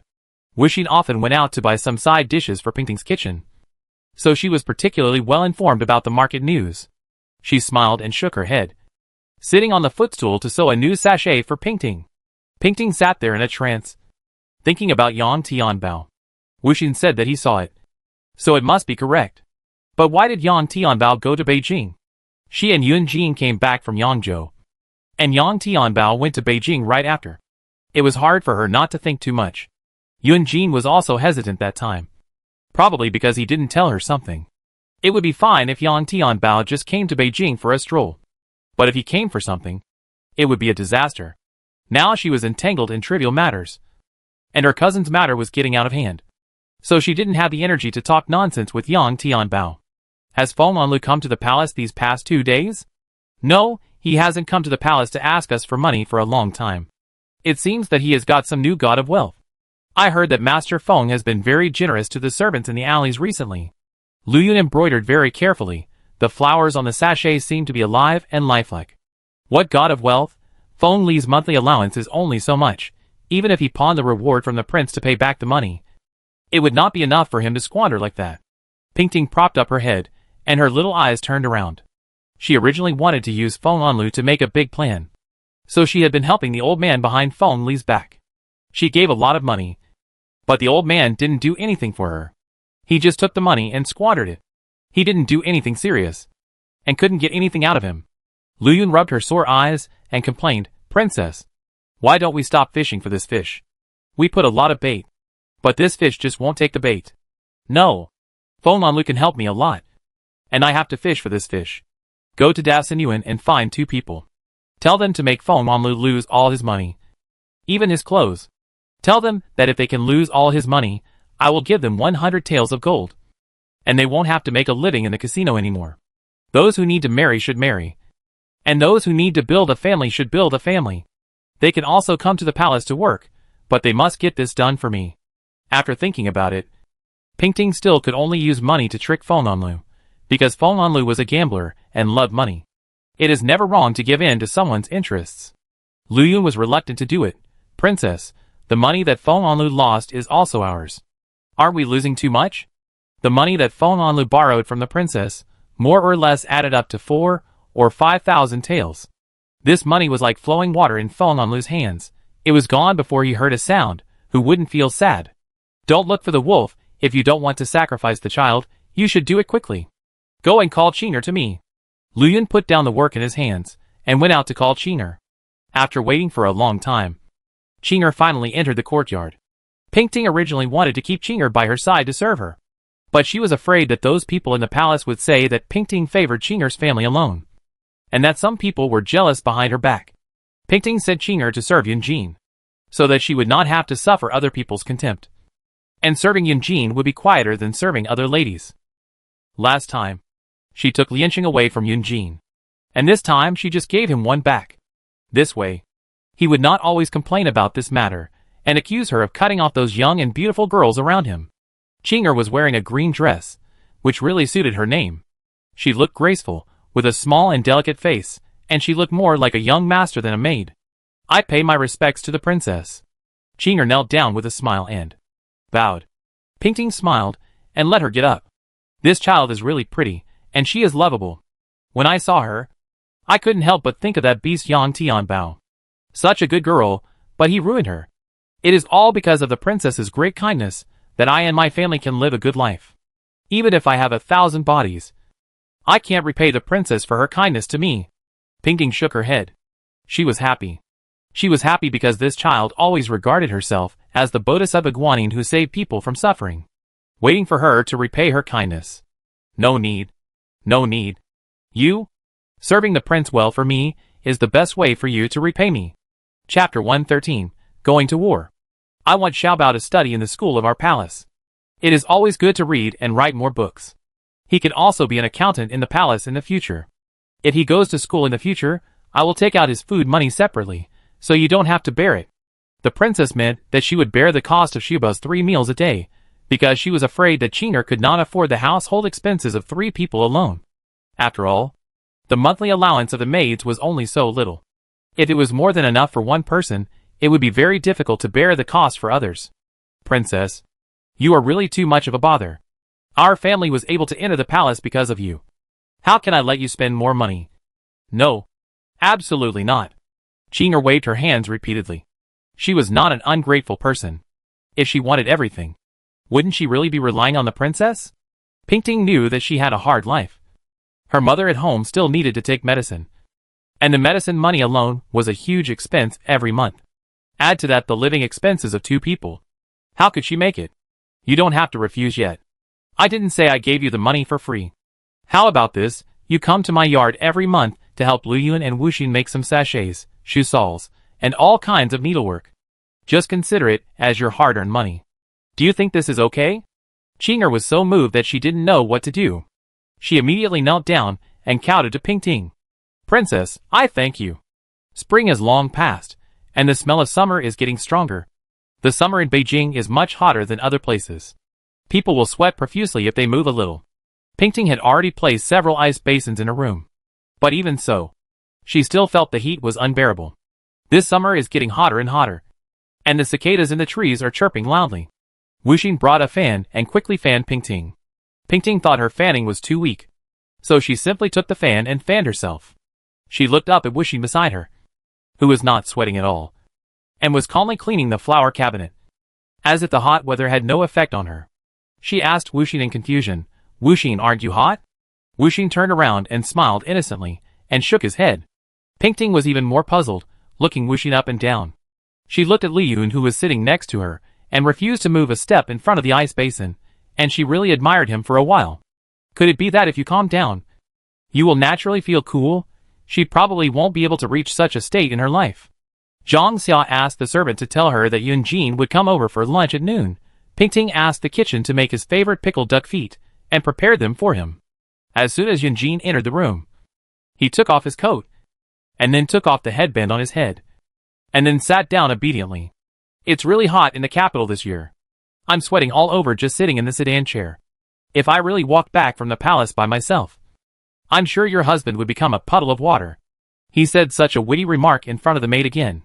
Pingting glared at him, and he restrained himself a little, except for the new maid who blushed after hearing this. The other maids were all calm and composed, and they were not surprised. Their prince is usually majestic outside, but he is a shameless, clingy person in front of the princess. Pingting served him a bowl of sour plum soup and placed it in front of him. Since it's hot, drink more sour plum soup to relieve the heat. Yunjin saw Pingting like this, and knew that she was probably not in a good mood today. He drank 2 sips of sour plum soup, thinking in his mind whether he could tell the little hot pepper in front of him about that matter. He ate another pickled duck's foot, and he made up his mind before finishing this duck's foot. I heard that the health of the 6th brother's wife has just improved recently. Won't you go to the 6th prince's mansion tomorrow to take a look? Pingting ignored him, and just lowered her head to eat. The chopsticks used in the palace are ivory inlaid with silver. They are not comfortable to hold in the hand, and are extremely heavy. She picked up the food left and right, but she couldn't pick up the stir-fried loofah in front of her. Yunjin helped her pick up the loofah and put it in the bowl and said, "Actually, you haven't been to Baiyun Temple for a long time. Why don't you go to the temple to burn incense tomorrow and see if the incense in our palace is strong enough? Or go and look for a match for Yuan Yi. I have my eyes on a girl. She is beautiful and has excellent character. You can go tomorrow. I will ask someone to prepare a carriage for you. Stop being so attentive. What is the matter?" Pingting put down her chopsticks. She didn't want to hear Yunjin beat around the bush. Every time he did something bad, he would make something inexplicable first. Yunjin patted his thigh and showed an extremely honest smile. Today, the emperor said that the enemy army has invaded the northwest border recently. There are not many military generals in the court, and you want to send me to lead the troops to the battle. You are not a military general. Why do you want you to go to the battle? She understood as soon as she said it. Yunlu could not lead the troops at this moment. There were other generals to charge into battle. Yunjin was just going to stabilize the morale of the army. The emperor's plan was really good. After all, Yunjin was the only prince who was still in the capital. How long will it take? 3 months? Or half a year? Pingting counted the time when Yunjin might leave, and she gradually felt uncomfortable. Yunjin's face was also covered with worry. He sighed. There is no fixed time for marching and fighting. If you win, you return to the court. If you lose, you have to continue fighting. But there will always be victory. Your husband will definitely come back to see you on a fine horse, and let you, the 4th princess, have a good time. Yunjin saw that Pingting's face was full of worry, and he laughed to comfort her. The battlefield is ruthless, and who can say what will happen? What if Yunjin was hit by someone's arrow? She didn't dare to think about it anymore. Since Yunjin wanted to get rid of her tomorrow, it was probably because he was going to host a banquet for the generals who were going to the war together in the palace tomorrow. As a farewell dinner, she picked up the chopsticks again, picked up a piece of white fungus and chicken shreds, and put it in her mouth. It must be said that the food that was usually extremely delicious tasted like chewing wax at this moment. Yunjin knew her worries, and he waved his hand to ask the waiter to go down and move the stool next to Pingting. Originally, the two of them were sitting opposite each other, but now in this posture, it looked like Pingting was half hugged by Yunjin. Don't worry. I'm tall and skilled in martial arts. I'll be majestic and invincible on the battlefield. Others will just run away in fear. But I won't get hurt. It would have been fine if he hadn't said that. But she became even more worried when he mentioned his martial arts. When she thought of the last time a mouse came out of her room, Yunjin was so scared that he stood there unable to move. And Pingting chased the fat mouse out in the end. She felt that if Yunjin went to the battlefield, his life would be in danger. The rat last time. That was because I underestimated the enemy. There is no need to mention it again. He immediately protected his dignity, and did not allow the person in his arms to continue. Don't worry, my lady. He nestled her head in his arms. Yunjin went to war half a month later. He wore the armor bestowed by the emperor, and said goodbye to everyone in front of the mansion. Mrs. Wei's eyes were red, and her eye circles were swollen. She must have cried all night last night. Feng Li's eyes were also red, and she stood beside Yunjin, and asked about his well-being. Yunjin had said everything he wanted to say to Pingting last night. So Pingting was not only upset in her heart today, but also physically upset. This damn devil had tortured her so much last night, as if he was treating this as the last time. And he didn't stop until he fell asleep from exhaustion. This was the most unlucky. But at this point, of course, we had to cherish every moment we were together. When the auspicious time came, Yunjin led the army away in a mighty manner, leaving only 3 pairs of reluctant eyes staring at his back in silver armor. He could leave with peace of mind this time. Yuanyi was old enough, and he could handle everything. With Princess Pingting in charge of the palace, he didn't need to worry about this at all. He even left Fu Li in the palace, asking him to protect the people he should protect. But for some reason, his heart was beating fast, and he was sweating. He was anxious. But there was no reason. When he got on the horse, the stirrup broke for no reason. This was not a good sign.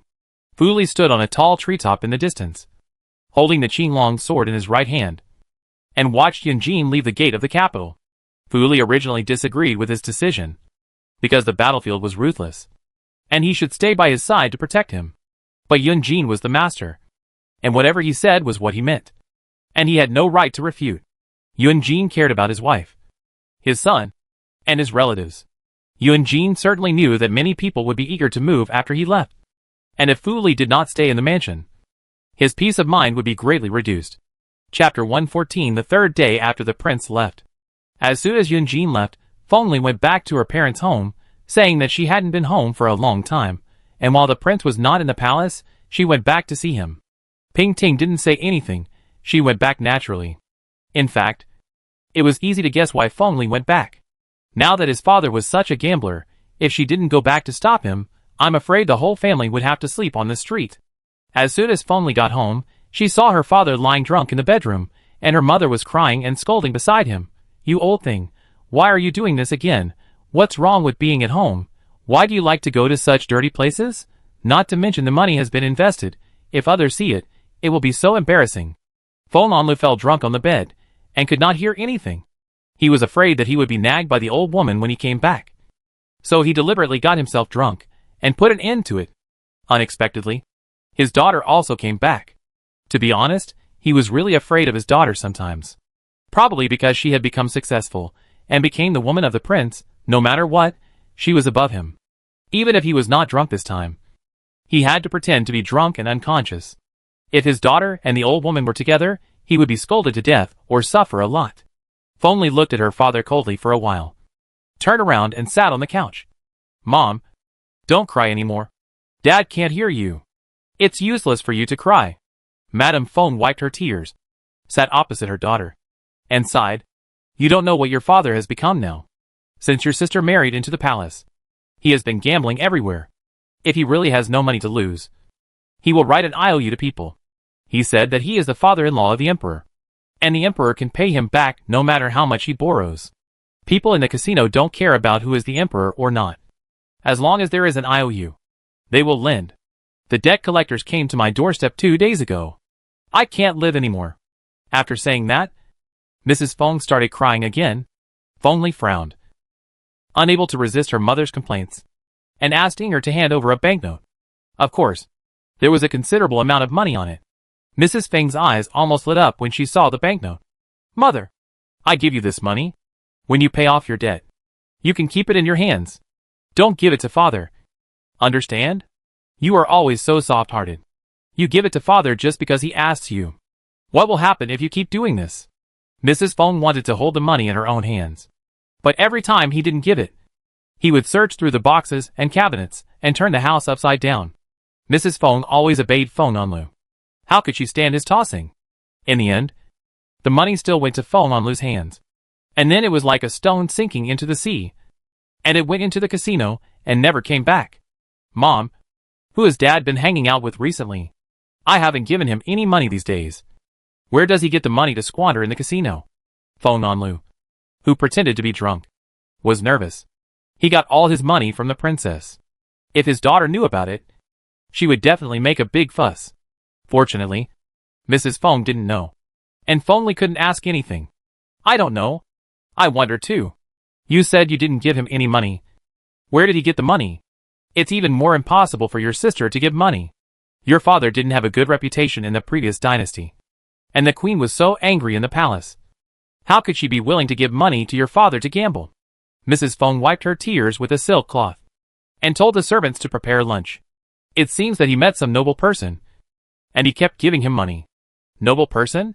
Feng Li picked up a cup of tea and thought his mother was a little funny. Lear, your brother is grown up now. Can you help him get a position in the court? Mrs. Feng put on a smiling face, which was no different from the smile she put on when she asked others to do something for her. A daughter who is married off is like spilled water. She understood this truth deeply. But she shouldn't understand this truth too much, because she only felt that she was a family member when she asked Feng Li to do something. And it was her duty to help her family. When she didn't ask for anything, Feng Li was like spilled water. Mother, my brother is only 18 years old now. How many people of this age are officials? You are too impatient. Besides, you should go find your second daughter. Your Majesty is the Emperor's favorite concubine. There is nothing she can't do. My mother has always favored my younger brother and sister since they were young. As the eldest sister, she always gives in to them. Feng Li is a jealous person. Although she always advises herself not to care about these things, she still feels jealous in her heart. She hated to love her sister, but every time she thought of her mother, she was still jealous of her sister. Why? Why could she be loved by her father and mother since she was a child? When she grows up, she can marry the emperor. But she can only be a princess? Mrs. Feng knew that Feng Li was a little unhappy, so she quickly changed the subject. The mother and daughter chatted for a while, and then went to the hall to eat. Princess, should our big fish be hooked? How much bait has been spread? If you don't feel sorry for her, I will. Liu was combing Pingting's hair, thinking about the silver that was equivalent to throwing away in vain, and his heart was broken. Pingting chose a pair of sterling silver tassel earrings and looked at herself in the mirror. Why are you in such a hurry? This fish will be hooked in 2 days.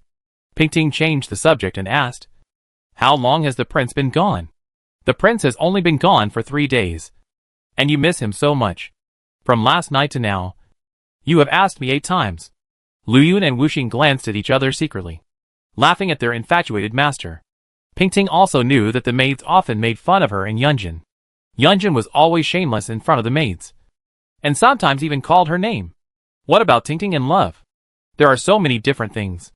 Princess, what do you think the prince is doing now? Lu Yun was trying to hold back his laughter, and was still teasing Pingting. He's probably on the march. With the army's pace, they should have just passed Xian Pass. Pingting actually counted on her fingers. Do you think the prince can eat and sleep well? The food and accommodation in the palace are so good. But he is still picky. Now he has nothing to choose from. Let's see what he will do. It sounded like she was making fun of Yunjin. But in fact, she was just worrying about her man's food and daily life. Lu Yun and Wuxing held back their laughter and came up to help her put on clothes. Today was the day to go to the palace to see the Queen Mother, and she couldn't delay it. Chapter 115. Entering the palace to watch a play. Pingting entered the Duanqing Palace and saw the Queen Mother sitting in front of the window, reading a Buddhist scripture seriously. Your servant pays respects to the Queen Mother. May the Queen Mother be blessed. She quietly walked to the Queen Mother and paid her respects. Oh, my girl, you are here. Get up. Get up. Sit down, sit down. The Queen Mother smiled happily when she saw Pingting, and quickly asked Pingting to sit down. Pingting supported Wuxing's arm and sat down opposite the Queen Mother. The Queen Mother looks really good recently. She is getting younger and younger. Wu Yan used to use these words to tease her grandmother. The old lady likes to hear these words when she is old. Just like a child. She can be happy for half a day, as long as she is given a little candy. The Queen Mother really couldn't stop laughing. She said, you are such a clever little ghost. You are so sweet. She took Pingting's other hand and held it in hers, with a loving look on her face. Many years ago, the Queen Mother also had a daughter, Princess Jingru of the previous emperor. When the princess was 15, she accidentally fell into the lake and drowned. The Queen Mother was heartbroken. Princess Jingru had a light red mole between her eyebrows. So every time she saw the light pink mole between Pingting's eyebrows, she would think of her own Princess Jingru. She always felt that she had let her daughter down and had always wanted to make up for it. Now her daughter seemed to have come back in another way. Perhaps, Pingting was her daughter's reincarnation. So she had always been particularly close to Pingting, just like she was close to her own daughter who died young. You seem to have lost some weight recently. Is it because you and Jean is not in the mansion, and you have too many things to do? Or do you not know how to take good care of your body, and stay up late to play?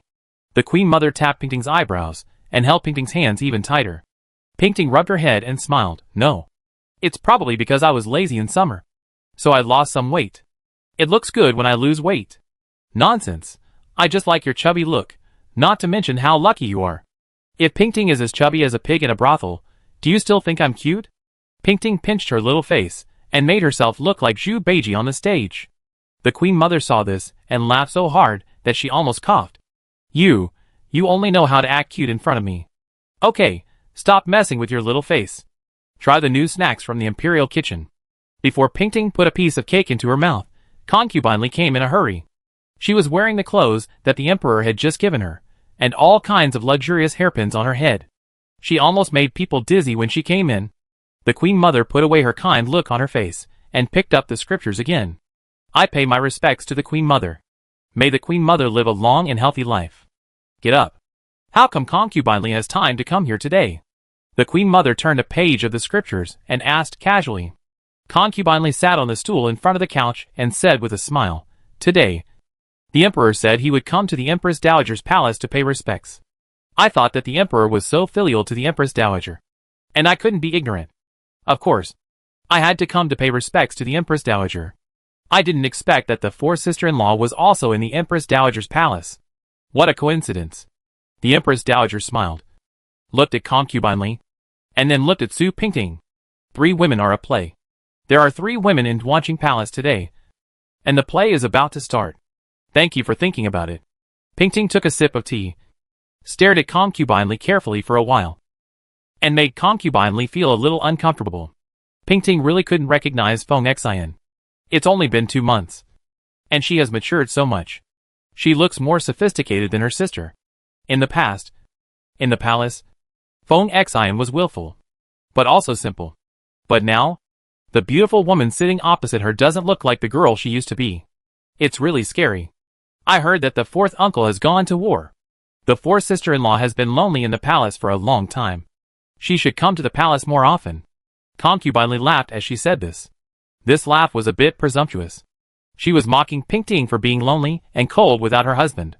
Pingting also laughed. Then I will bring Sister Feng with me when I come. You 2 sisters haven't seen each other for a long time. You should see each other more often. I don't have your man to warm my bed. But does your sister have one? Okay.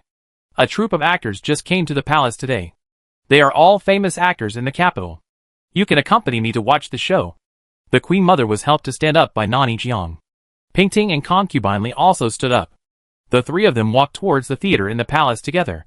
Watching the 2 of them was not as exciting as watching the plays in the theater. The Queen Mother had seen all kinds of plays. She had long been tired of the intrigues between women, so she had to find a place to exchange excitement for intimacy. Pingting watched the plays in the palace for a whole day. The Queen Mother became happier and happier, and she ordered all the plays on the playlist. Who knew that the Queen Mother was so energetic? She watched from noon to night before she felt sleepy. The singing on the stage was lively. Su Pingting and Concubine yawned under the stage, and barely kept up their spirits to accompany the Queen Mother to watch the play. Pingting then got away, and tiredly sat in the carriage back to the palace. Chapter 116 Phone on Lu borrows money. As soon as Pingting returned to the palace, she quickly washed up, and laid down on her comfortable bed. Oh! It's still comfortable to lie down. Princess, if you are tired, go to bed early. You have been tired all day. Lu Yun made her bed, and waited to turn off the lights for her. Pingting thought for a while, suddenly sat up, moved her body inside. Lu Yun, you sleep with me tonight. Lu Yun held the oil lamp and hesitated. It's not good. What's wrong with it? I am the master, you have to listen to me. Come up quickly. Pingting brought up her identity as a princess, and Lu Yun had to obey. In fact, Lu Yun had some concerns in his heart. After all, it was because he slept with the princess last time that the sad things happened. This time, he must not repeat the same thing, lest he make the princess feel uncomfortable. Lu Yun, tell me, where is the prince now? Pingting raised her head and asked Lu Yun seriously. Lu Yun smiled helplessly. Princess, you have asked me for the 9th time today. The prince has just passed Xian Pass. Oh, Xian Pass. Just arrived at Xian Pass. It's really slow. Why hasn't it reached the northwest border yet? If he doesn't come, there will be no war. If you don't fight, you can't win, and if you can't win, you can't come back soon. He should fly to the border like an arrow, and win a good battle. Then fly back to her like an arrow. She missed him very, very much. In the past, he could always warm up the quilt in advance to make her more comfortable, but now she can only warm up the cold quilt little by herself. Once you get used to someone, after a long time, once he is gone, everything becomes unaccustomed. Before Feng Li came back from her mother's house, Feng Anlu came to the palace first. Of course, he came straight to Niu Yunju. What big thing could he do? He lost all his money again, and owed a lot of gambling debts. He came to ask the 4th princess for help. Lu Yun was scared when she saw Feng Anlu now. The money was almost like a river in his hands, and he was still licking his face to ask for it. If the princess hadn't told her to hook up with this old man, she would have wanted to beat this plague god out of the yard with a broom. Hey, Miss Lu Yun. How are you? How are you? Lu Yun showed a big smile against his will, and said, Master Feng, you are here again. Lu Yun gritted his teeth when he pronounced the word again. Feng Anlu walked in with a swagger, and went to the side hall to wait for the 4th princess to come. This time he was really desperate. If he didn't get some money to pay off his debts, Zhao Motzi would probably find someone to block him at home and break his legs. Since his 2 daughters didn't give him money, he might as well try his luck with the princess. Maybe the princess would be kind and give him some money again. Who knew that the 4th princess would change her usual amiable attitude today and said coldly that she couldn't borrow the money. Feng Anlu was really anxious now, and he swore and swore that he would definitely pay back all the money he borrowed in the future. This was equivalent to farting. He had borrowed so much money from Su Pingting. If this time is included, the total amount would be almost 10,000 taels. What would he use to pay it back? He might have to mortgage his mansion to pay it back. Master Feng, it's not that I won't help you. Think about it. Before you came back, I didn't lend you the money. It's just that the money in the palace is really hard to turn around recently, and I have no choice. Pingting led Feng Anlu into the trap step by step. Feng Anlu was driven to despair by gambling debts, and he might do anything. If he didn't dig something out of him now, this opportunity would be hard to come by in the future. Feng Anlu was so anxious that he jumped up and down. However, the only one who could lend such a large sum of money was the 4th princess. If she didn't lend him the money, he would really hang himself. Princess, please lend me one more time. This time it's really urgent. Lord Feng, you always say you need it urgently. Lu Yun brought him a cup of tea and complained unhappily. Our princess is not a cash cow. Your own daughter is reluctant to lend you money. Our princess is kind-hearted and has helped you so many times. Please don't be ignorant of the importance of this. Lu Yun used both kindness and force, and spoke and acted according to Pingting's eyes. Feng Anlu sighed. What's the use of having a daughter? After all, she is not your own. Feng Anlu suddenly interrupted and stopped talking. Su Pingting heard that this was very meaningful, smiled, and asked, What's not your own? Oh, I said, if you didn't raise her by yourself. It's different. She grew up with her grandparents when she was a child, and she is not very close to me and her mother. Feng Anlu hurriedly made up an excuse, which sounded like there was no big problem, and was also reasonable. Chapter 117 Feng Li's Life Experience. Of course, I know the difficulties of Lord Feng, but even if he is a prince, it is impossible for him to have so much spare money to lend. Unless what? Feng Anlu has grabbed a life-saving straw, and is not going to let it go. Unless, never mind, I won't say anything. Pingting hesitated to speak, and slowly let the big fish bite the hook. Feng Anlu had no intention of talking to Pingting in a cover-up, and said bluntly, Princess, please tell me if you have something to say, as long as it is something that I, Feng Anlu, can do. I will go through fire and water without hesitation. Pingting smiled, and picked up the tea in front of her. Even a tiger will not eat its own cubs. I wonder if Feng Anlu will be more poisonous than a tiger. Or maybe, Feng Li is not his son at all. Feng Anlu's words just now made Pingting more confused. Feng Li and Feng Xian looked similar at first glance. But they were not very similar if they looked closely. Especially their eyebrows and eyes. They were almost not alike at all. Feng Anlu also knew the principle of giving money to others to get rid of their misfortunes. Since the princess said she had something to ask for, it must be something she could do. So it was okay to agree. Princess, just tell me. If I can do it, I will definitely do it for you. Then I'll just say it straight. Pingting gave Liyun a look. And Liyun immediately went down with a few maids. Pingting then said, I wonder if Lord Feng knows a saying, other people's children, you can never raise them well. Feng Anlu certainly knew what Su Pingting meant. Feng Li was not his biological daughter. How did she know? He did not speak, but let Pingting continue. He did not know what to say, and felt that he was completely confused. Lord Feng, you also know that your daughter and I have never gotten along. If Madame Feng was not your biological daughter, why would you work so hard for her? You only have one daughter. Concubine Li in Changchun Palace. If one of your daughters is useless, it will probably not be a problem for you. Su Pingting said, while observing the expression on Feng Anlu's face. He would be tempted. After all, an insignificant person is exchanged for 10,000 taels of gold. He, a money grubber, will definitely make the right choice. I don't quite understand what the princess means. Feng Anlu was still hesitating. Pingting stopped talking, and just asked Liyun to take out a stack of silver notes. Master Feng, this is 10,000 taels of silver notes. If you understand what I mean, this banknote will be yours. If you don't understand, you will never get this money. Pingting's money is the surplus of Yang Zhening's last charity donation. And now it is of great use. I heard that Zhao Mozi is a bad man. Even if officials owe money, he can get the money from private hands. You, think about it. Half temptation and half threat. He is a hard man. And he will not be unmoved. Feng Anlu stared at the thick stack of banknotes. His mind was torn between his conscience and his desires.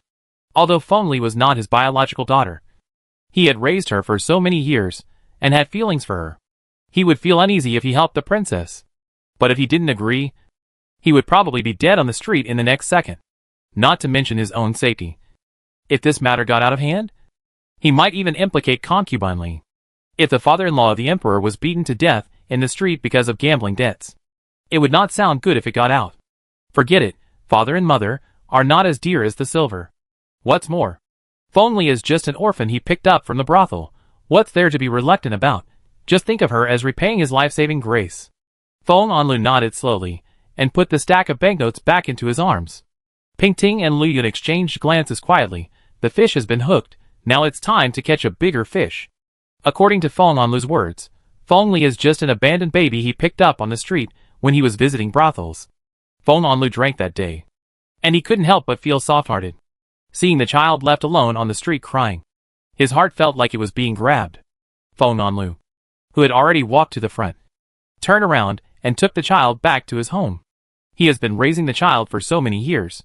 It's strange to say, since Feng Anlu picked up the child, his luck has been getting better and better. He has risen all the way to the top and became an official under the fourth prince. The child even became the prince's wife. All this seems to be the blessing of his good deeds. Unexpectedly, the child became more and more disobedient as he grew up. Since he became the wife of the prince, he no longer took them seriously. The family gradually became estranged. Feng Li certainly knew her life experience, but she always avoided others mentioning her life experience. After all, she was abandoned in the red light district. Most of the abandoned babies in the red light district were the children of prostitutes. The prostitute happily gave birth to a fully grown child. But she didn't expect her lover to run away and ruthlessly abandon her. Then this child is no longer a happy future, but an endless nightmare. Throwing her away is an inevitable choice. As a princess, how could she admit that she is the child of a prostitute? This is a humiliation. She will not let anyone know. Pingting felt disappointed after hearing this. After all the twists and turns, Feng Li actually had such a life experience. She herself was already unfortunate enough. How could she impose her misfortune on others? She had the heart to beat a young girl to death. Wasn't she afraid that this retribution would fall on her again one day? She asked Feng Anlu to go back first, not to reveal any clues, and to be available at any time if he was needed in the future. Feng Anlu naturally agreed. He was only after money, and he didn't care about anything else. As long as his son and little daughter were fine, he didn't care about anything else. Chapter 118 Yang Tianbao shows up. It was half a month later when Feng came back from her mother's house, bringing some gifts from her family to reward the servants. Pingting remained calm, just sitting idle in her room, trying her best to ignore what was happening outside. Feng Anlu definitely didn't dare to tell Feng Li a word when he returned home, just saying that an old friend had lent him a large sum of money. Feng Li asked him who the old friend was, and he just made up a random person to get away with it. Feng Li did not ask any more questions, and just let it go. Let him be. At worst, he would be beaten up. He would learn his lesson in the future. Feng Anlu changed his previous confrontational attitude towards Feng Li, and showed concern for his daughter. He was either a traitor or a thief. Although Feng Li did not want to think of her father like this, she could not rest assured about her father. She returned to the palace with doubts. She thought about it all the way in the carriage, but could not figure it out. Even if her father had some enlightenment or was enlightened by someone, he should not have changed so quickly. Feng Anlu had already become a traitor. And of course he felt guilty. So he was courteous to Feng Li to make up for his guilty conscience. After Feng Anlu left, Pingting sat on the couch in silence for a long time. Feng Anlu was stupid and vicious. And he could even betray his daughter whom he had raised. If he had enough capital to betray her in the future, he would also betray her. Therefore, she had to make good use of this Lord Feng before he betrayed her. Feng Li probably would never have thought that her father would help others to hurt her. However, what shocked her even more was the matter about Song Li and Zhang Yihan that Feng Anlu told her. Feng Li really took advantage of every opportunity, hoping that the world would not be in chaos. She just took advantage of Zhang Yihan's desire to make Song Li and her, the fourth princess, restless. She was very resourceful. A mere Zhong Xiafeng could make Zhang Yihan abandon her cousin. Zhang Yihan was really short-sighted and mean. She could openly have an affair with Zhong Xiafeng in the palace. Her cousin was more than just a gentleman in the first house of the palace. She would regret it in the future.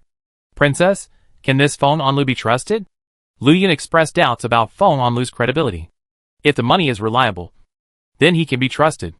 Lu Yun did not comment. Wu Xian came in from the outside, bringing a group of servants to change the ice basin in the room. Pingting looked at Wu Xian and thought of her cousin. Perhaps now, only Wu Xian still cares about her cousin. Maybe Lu Yun was right, now is a good opportunity. However, she was really unsure whether her cousin had that kind of feelings for Wu Xian. It's better to turn a blind eye and let them develop on their own. Wuxin, there is a new tribute of medicine in my enamel box. It is said to be very effective in relieving eye fatigue. You can take some. You stay up all night sewing things. Don't hurt your eyes. Pingting said something else. She just wanted to reveal one meaning. That is, she acquiesced to Wuxin's relationship with her cousin. She knew that Wuxin was busy sewing and mending for her cousin all day. And she also knew that this medicine would eventually be used on a certain accountant who overused his eyes. Wuxin half blushed as she went to get the potion, but there was still a hint of joy in the corner of her eyes. Lu Yun knew what Pingting meant, but he still laughed along. The stone for building the wall came later. Wuxin has only been with the princess for a short time, and the princess already loves her more than me. I sew a sachet and a shoe insole for the princess every day, but in the end, I can't even get a potion. What a miserable life. Pingting knew she was joking, and she pinched her waist. You are the only one who has so many witty words to say. I usually give you a lot of good things, but you even want to drink a potion. So Wuxin is fighting for it. Wuxin, bring the potion. Pour it into her stomach, and let your sister Lu Yun drink it to her heart's content. The little girls all laughed when the princess said this. The little girls, who were napping nearby, were awakened by the laughter, and went to sleep in a quiet place. That night, the bottle of potion was delivered to Song Li in the accounting office, along with 2 pairs of insoles and a new blue dress. These were made by Wuxin, who stayed up late at night. The stitches were extremely delicate, for fear that the person wearing the dress would be pricked. How could Song Li not know the good intentions of the people who did these things? To be honest, Song Li always treated Wu Xian as a little sister, and had no such thoughts at all. She was nice to him before, and he could never refuse, because she always had various reasons, which seemed so reasonable, and he had no reason to refuse. Now this love is getting stronger and stronger, and he can't refuse it even if he wants to. He stroked the blue clothes in his hands, and a warm feeling spread in his heart. Hey, this little girl is just so disobedient. I told her not to do it anymore, but she still persevered in doing it for him one by one. He smiled and shook his head. His eyes were full of smiles. This smile came from his heart, and he himself didn't know it. There were a lot of things in the account office these 2 days, and he was often too busy to eat. Song Li brought some big cakes and water, and made do with pickles for lunch. Once Wu Xian came to bring him food, and frowned when he saw the big cakes and pickles, and directly poured them out. Song Li couldn't stop him. Hey! Hey! Hey! Why are you pouring it out? It's quite good. I can chew it when I'm hungry later. Song Li cried and screamed. But he still couldn't save his beloved pancake and pickles from Wuxin. Wuxin opened the food box, and a soul-stirring aroma of rice floated out. Song Li immediately forgot about the pancake and pickles that had shared his hardships, and instead embraced the box of delicacies. Wuxin sat beside him with his head propped up, watching him wolf down the food, with a sweet smile on his lips. Whenever this happened, she would think, if she wasn't dumb, if she didn't have that scar on her face, maybe everything would be different. Su Pingting originally wanted Feng Anlu to do something to distract Feng Li's attention, but she thought it was inappropriate. After all, Feng Li was not a fool. Her father's sudden change of temperament would make anyone suspicious. Sooner or later, the suspicious eyes would fall on Su Pingting. So why should she alert the enemy? It would be better to wait a little longer, until she was absolutely sure, and then it would not be too late to take action. Feng Li is now honest. Yunjin is not in the palace, and everyone can live in peace for a while. Who would have thought that just after Su Pingting had been safe for a few days, another uninvited guest would come to visit? Yang Tianbao, wearing official clothes, brought his wife to the palace to meet Su Pingting. The group was dressed beautifully, which was very eye-catching. Su Pingting received these people in the main hall with a hint of curiosity, and called Yuan Yi to accompany them. She didn't know where Yang Tianbao got the nerve to come to the palace to make himself unhappy, or he still thought he could cling to Yunjin's thigh, and came to show his courtesy again. It would be terrible if there was no man in the palace to show off. And Yuan Yi certainly did not fall behind. Although his clothes were not as exaggerated as Yang Tianbao's, they were also noble and gorgeous, which was in line with his status. The mother and son standing together fully demonstrated what it meant to be noble and cold, and they were more beautiful than the others. Chapter 119. A fallen flower stands alone. Yang Tianbao and his wife Zhang Yamen greeted each other, and Pingting gave them a seat. The two sat down, and they looked handsome and beautiful. Miss Zhang was round and plump, and was indeed a beauty. She looked happy, and she was probably very satisfied with her husband. Yang Tianbao seemed to have changed since he got married. He was very considerate and tender to Zhang Yamen, and he was not cold and violent like before to those ladies. The maids in the mansion all felt strange. The playboy Yang suddenly changed his temperament. Could he be possessed by evil spirits? Actually, Yang Tianbao had his own wishful thinking. His father had always looked down on him. Now that Yang Jining was old, the lucrative post of governor of Yangzhou would sooner or later fall on him. The eldest son of the Yang family. But his father was a shrewd old fox. If he didn't want to hand over power, even if Yang Tianbao became the governor of Yangzhou, he would not be able to control any real power in Yangzhou. So he was now wholeheartedly trying to please his father and establish the image of a good man. He was now the Sima of Yangzhou, working under his father. This time, I came to Beijing just to take care of various officials in the capital. I heard that I also brought a lot of skinny horses from Yangzhou for those dignitaries to taste. This time I came with a few small gifts. I hope the princess will accept them. Pingting smiled, looked at the boxes with copper locks. What rare birds are they this time? The prince is not in the mansion. I'm afraid no one will eat them even if Mr. Yang gives them. Yang Tianbao knew that Pingting was making things difficult for him, and hurriedly replied with a smile. These are just some specialties of Yangzhou and rouge and powder. Just think of it as a way to please the princess and all the ladies. Yuan Yi also looked at Yang Tianbao. His eyes were filled with his usual cold aura. Yang Tianbao felt a little numb on his back when he was stared at by this arrogant prince. He sat for a while, then found an excuse to go back. Mother, I'm afraid this man is not easy to get along with. Why don't we get along with him? Yuan Yi and Pingting walked side by side in the garden. He couldn't understand his father's thoughts.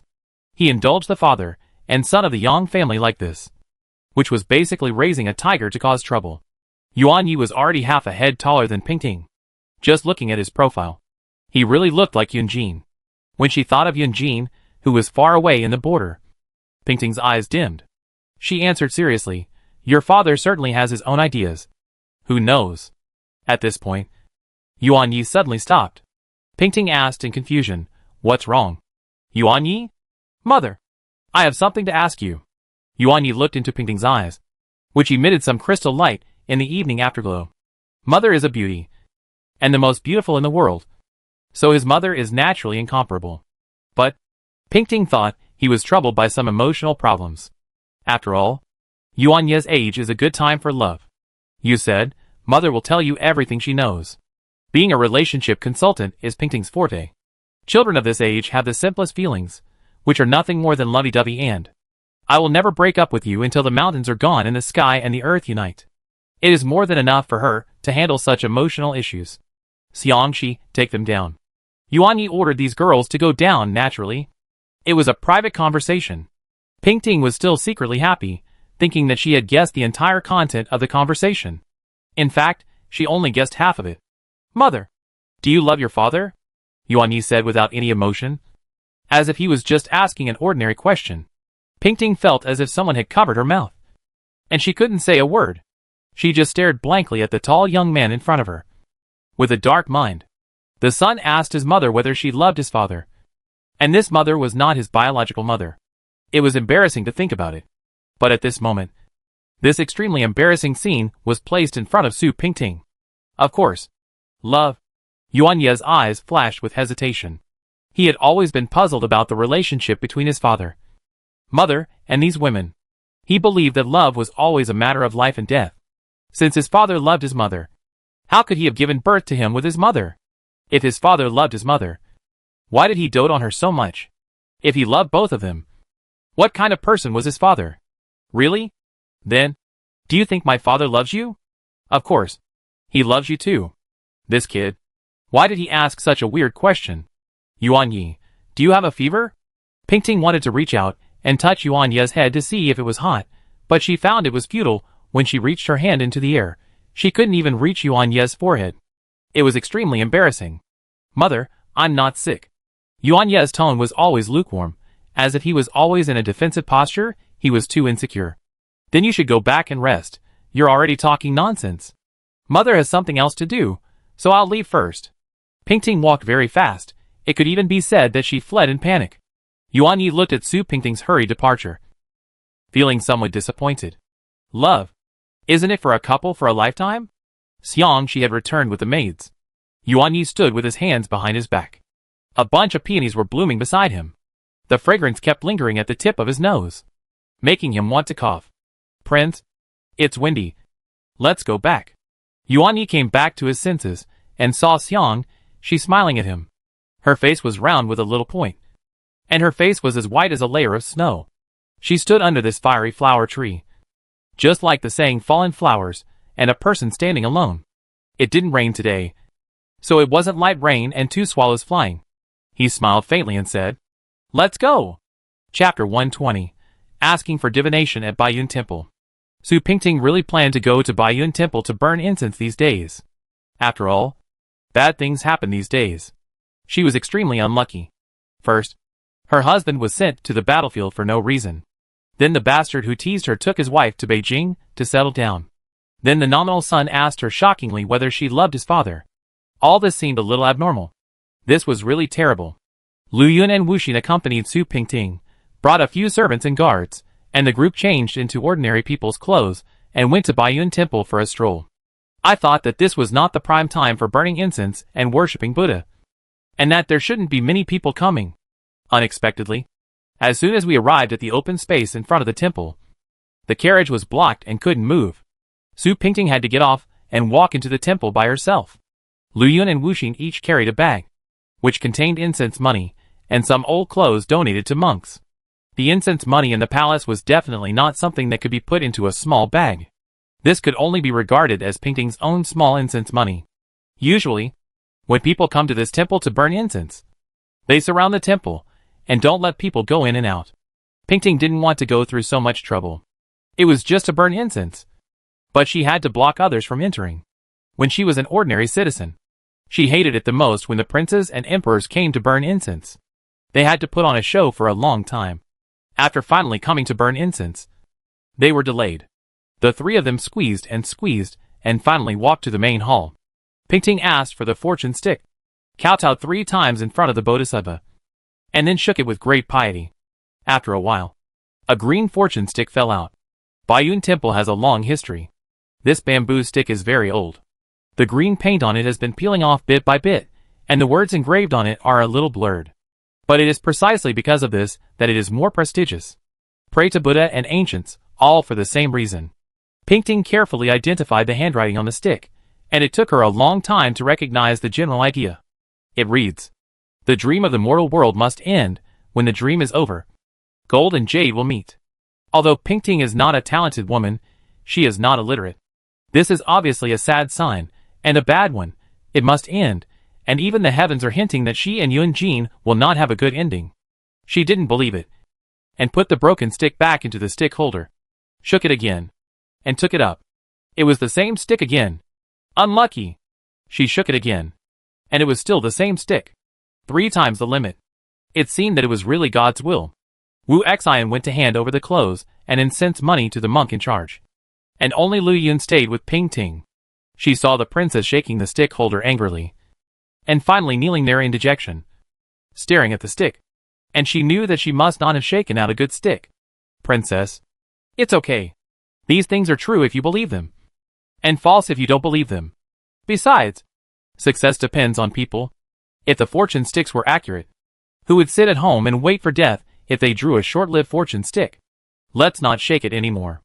"Ah," Lu Yun said, as he took the fortune stick holder from Pingting's hand and helped her up from the cushion. Wuxin had just delivered something, and the host came over to talk about Buddhism. The 3 of them were ready to go back. Pingting originally wanted to walk around the temple and eat, but now she was in no mood at all. It was all because of that broken fortune stick. As soon as the 3 of them left the temple gate, Lu Yun suddenly screamed, "Ah! What are you saying? Did you see a ghost?" Pingting's mood completely hit the bottom. And of course her temper was not very good. Lu Yun stammered, "Isn't that the 6th prince and princess? They also came to Baiyun Temple to burn incense. What's the big deal? Can't the 6th prince burn incense?" Pingting didn't even raise her head. Her mind was full of those 2 lines of poetry, and the 3 words, "It must end eventually. You must end eventually. You are so unlucky." Lu Yun clenched Pingting's wrist and whispered, "That's not Princess Yu. It's the original 6th prince's princess." Pingting raised her head almost immediately, and saw Yunlu supporting Baiyi and walking over from the steps to the internet hall. It seems that Baiyi's illness is indeed cured. She can take a carriage to such a far place to burn incense. She is probably fine. This time she came here to fulfill her wish. Yunlu didn't know how many bodhisattvas she had prayed to, and how much incense she had burned when Baiyi was sick. Now that her wish has come true, she should come to the temple to thank the bodhisattva. She should not be an eyesore here when the couple is harmonious. After all, she is one of the instigators. Although it is not her fault.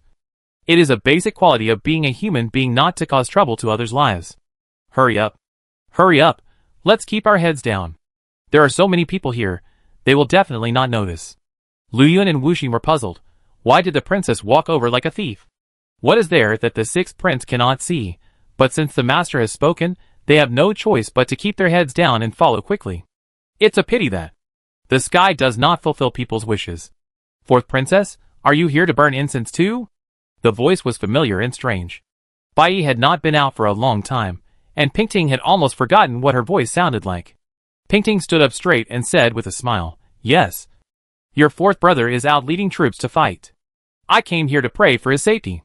She thought to herself, "Yunjin, I will definitely pray for your safety next time. I will just owe you this time."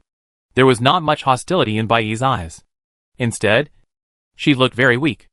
After recovering from a serious illness, she felt light and fluttery. Yunlu said, "Sister-in-law, it's all my fault. If I hadn't taken care of ye, my brother wouldn't have had to go to the battlefield. My brother has always helped the emperor deal with state affairs. This is his first time on the battlefield.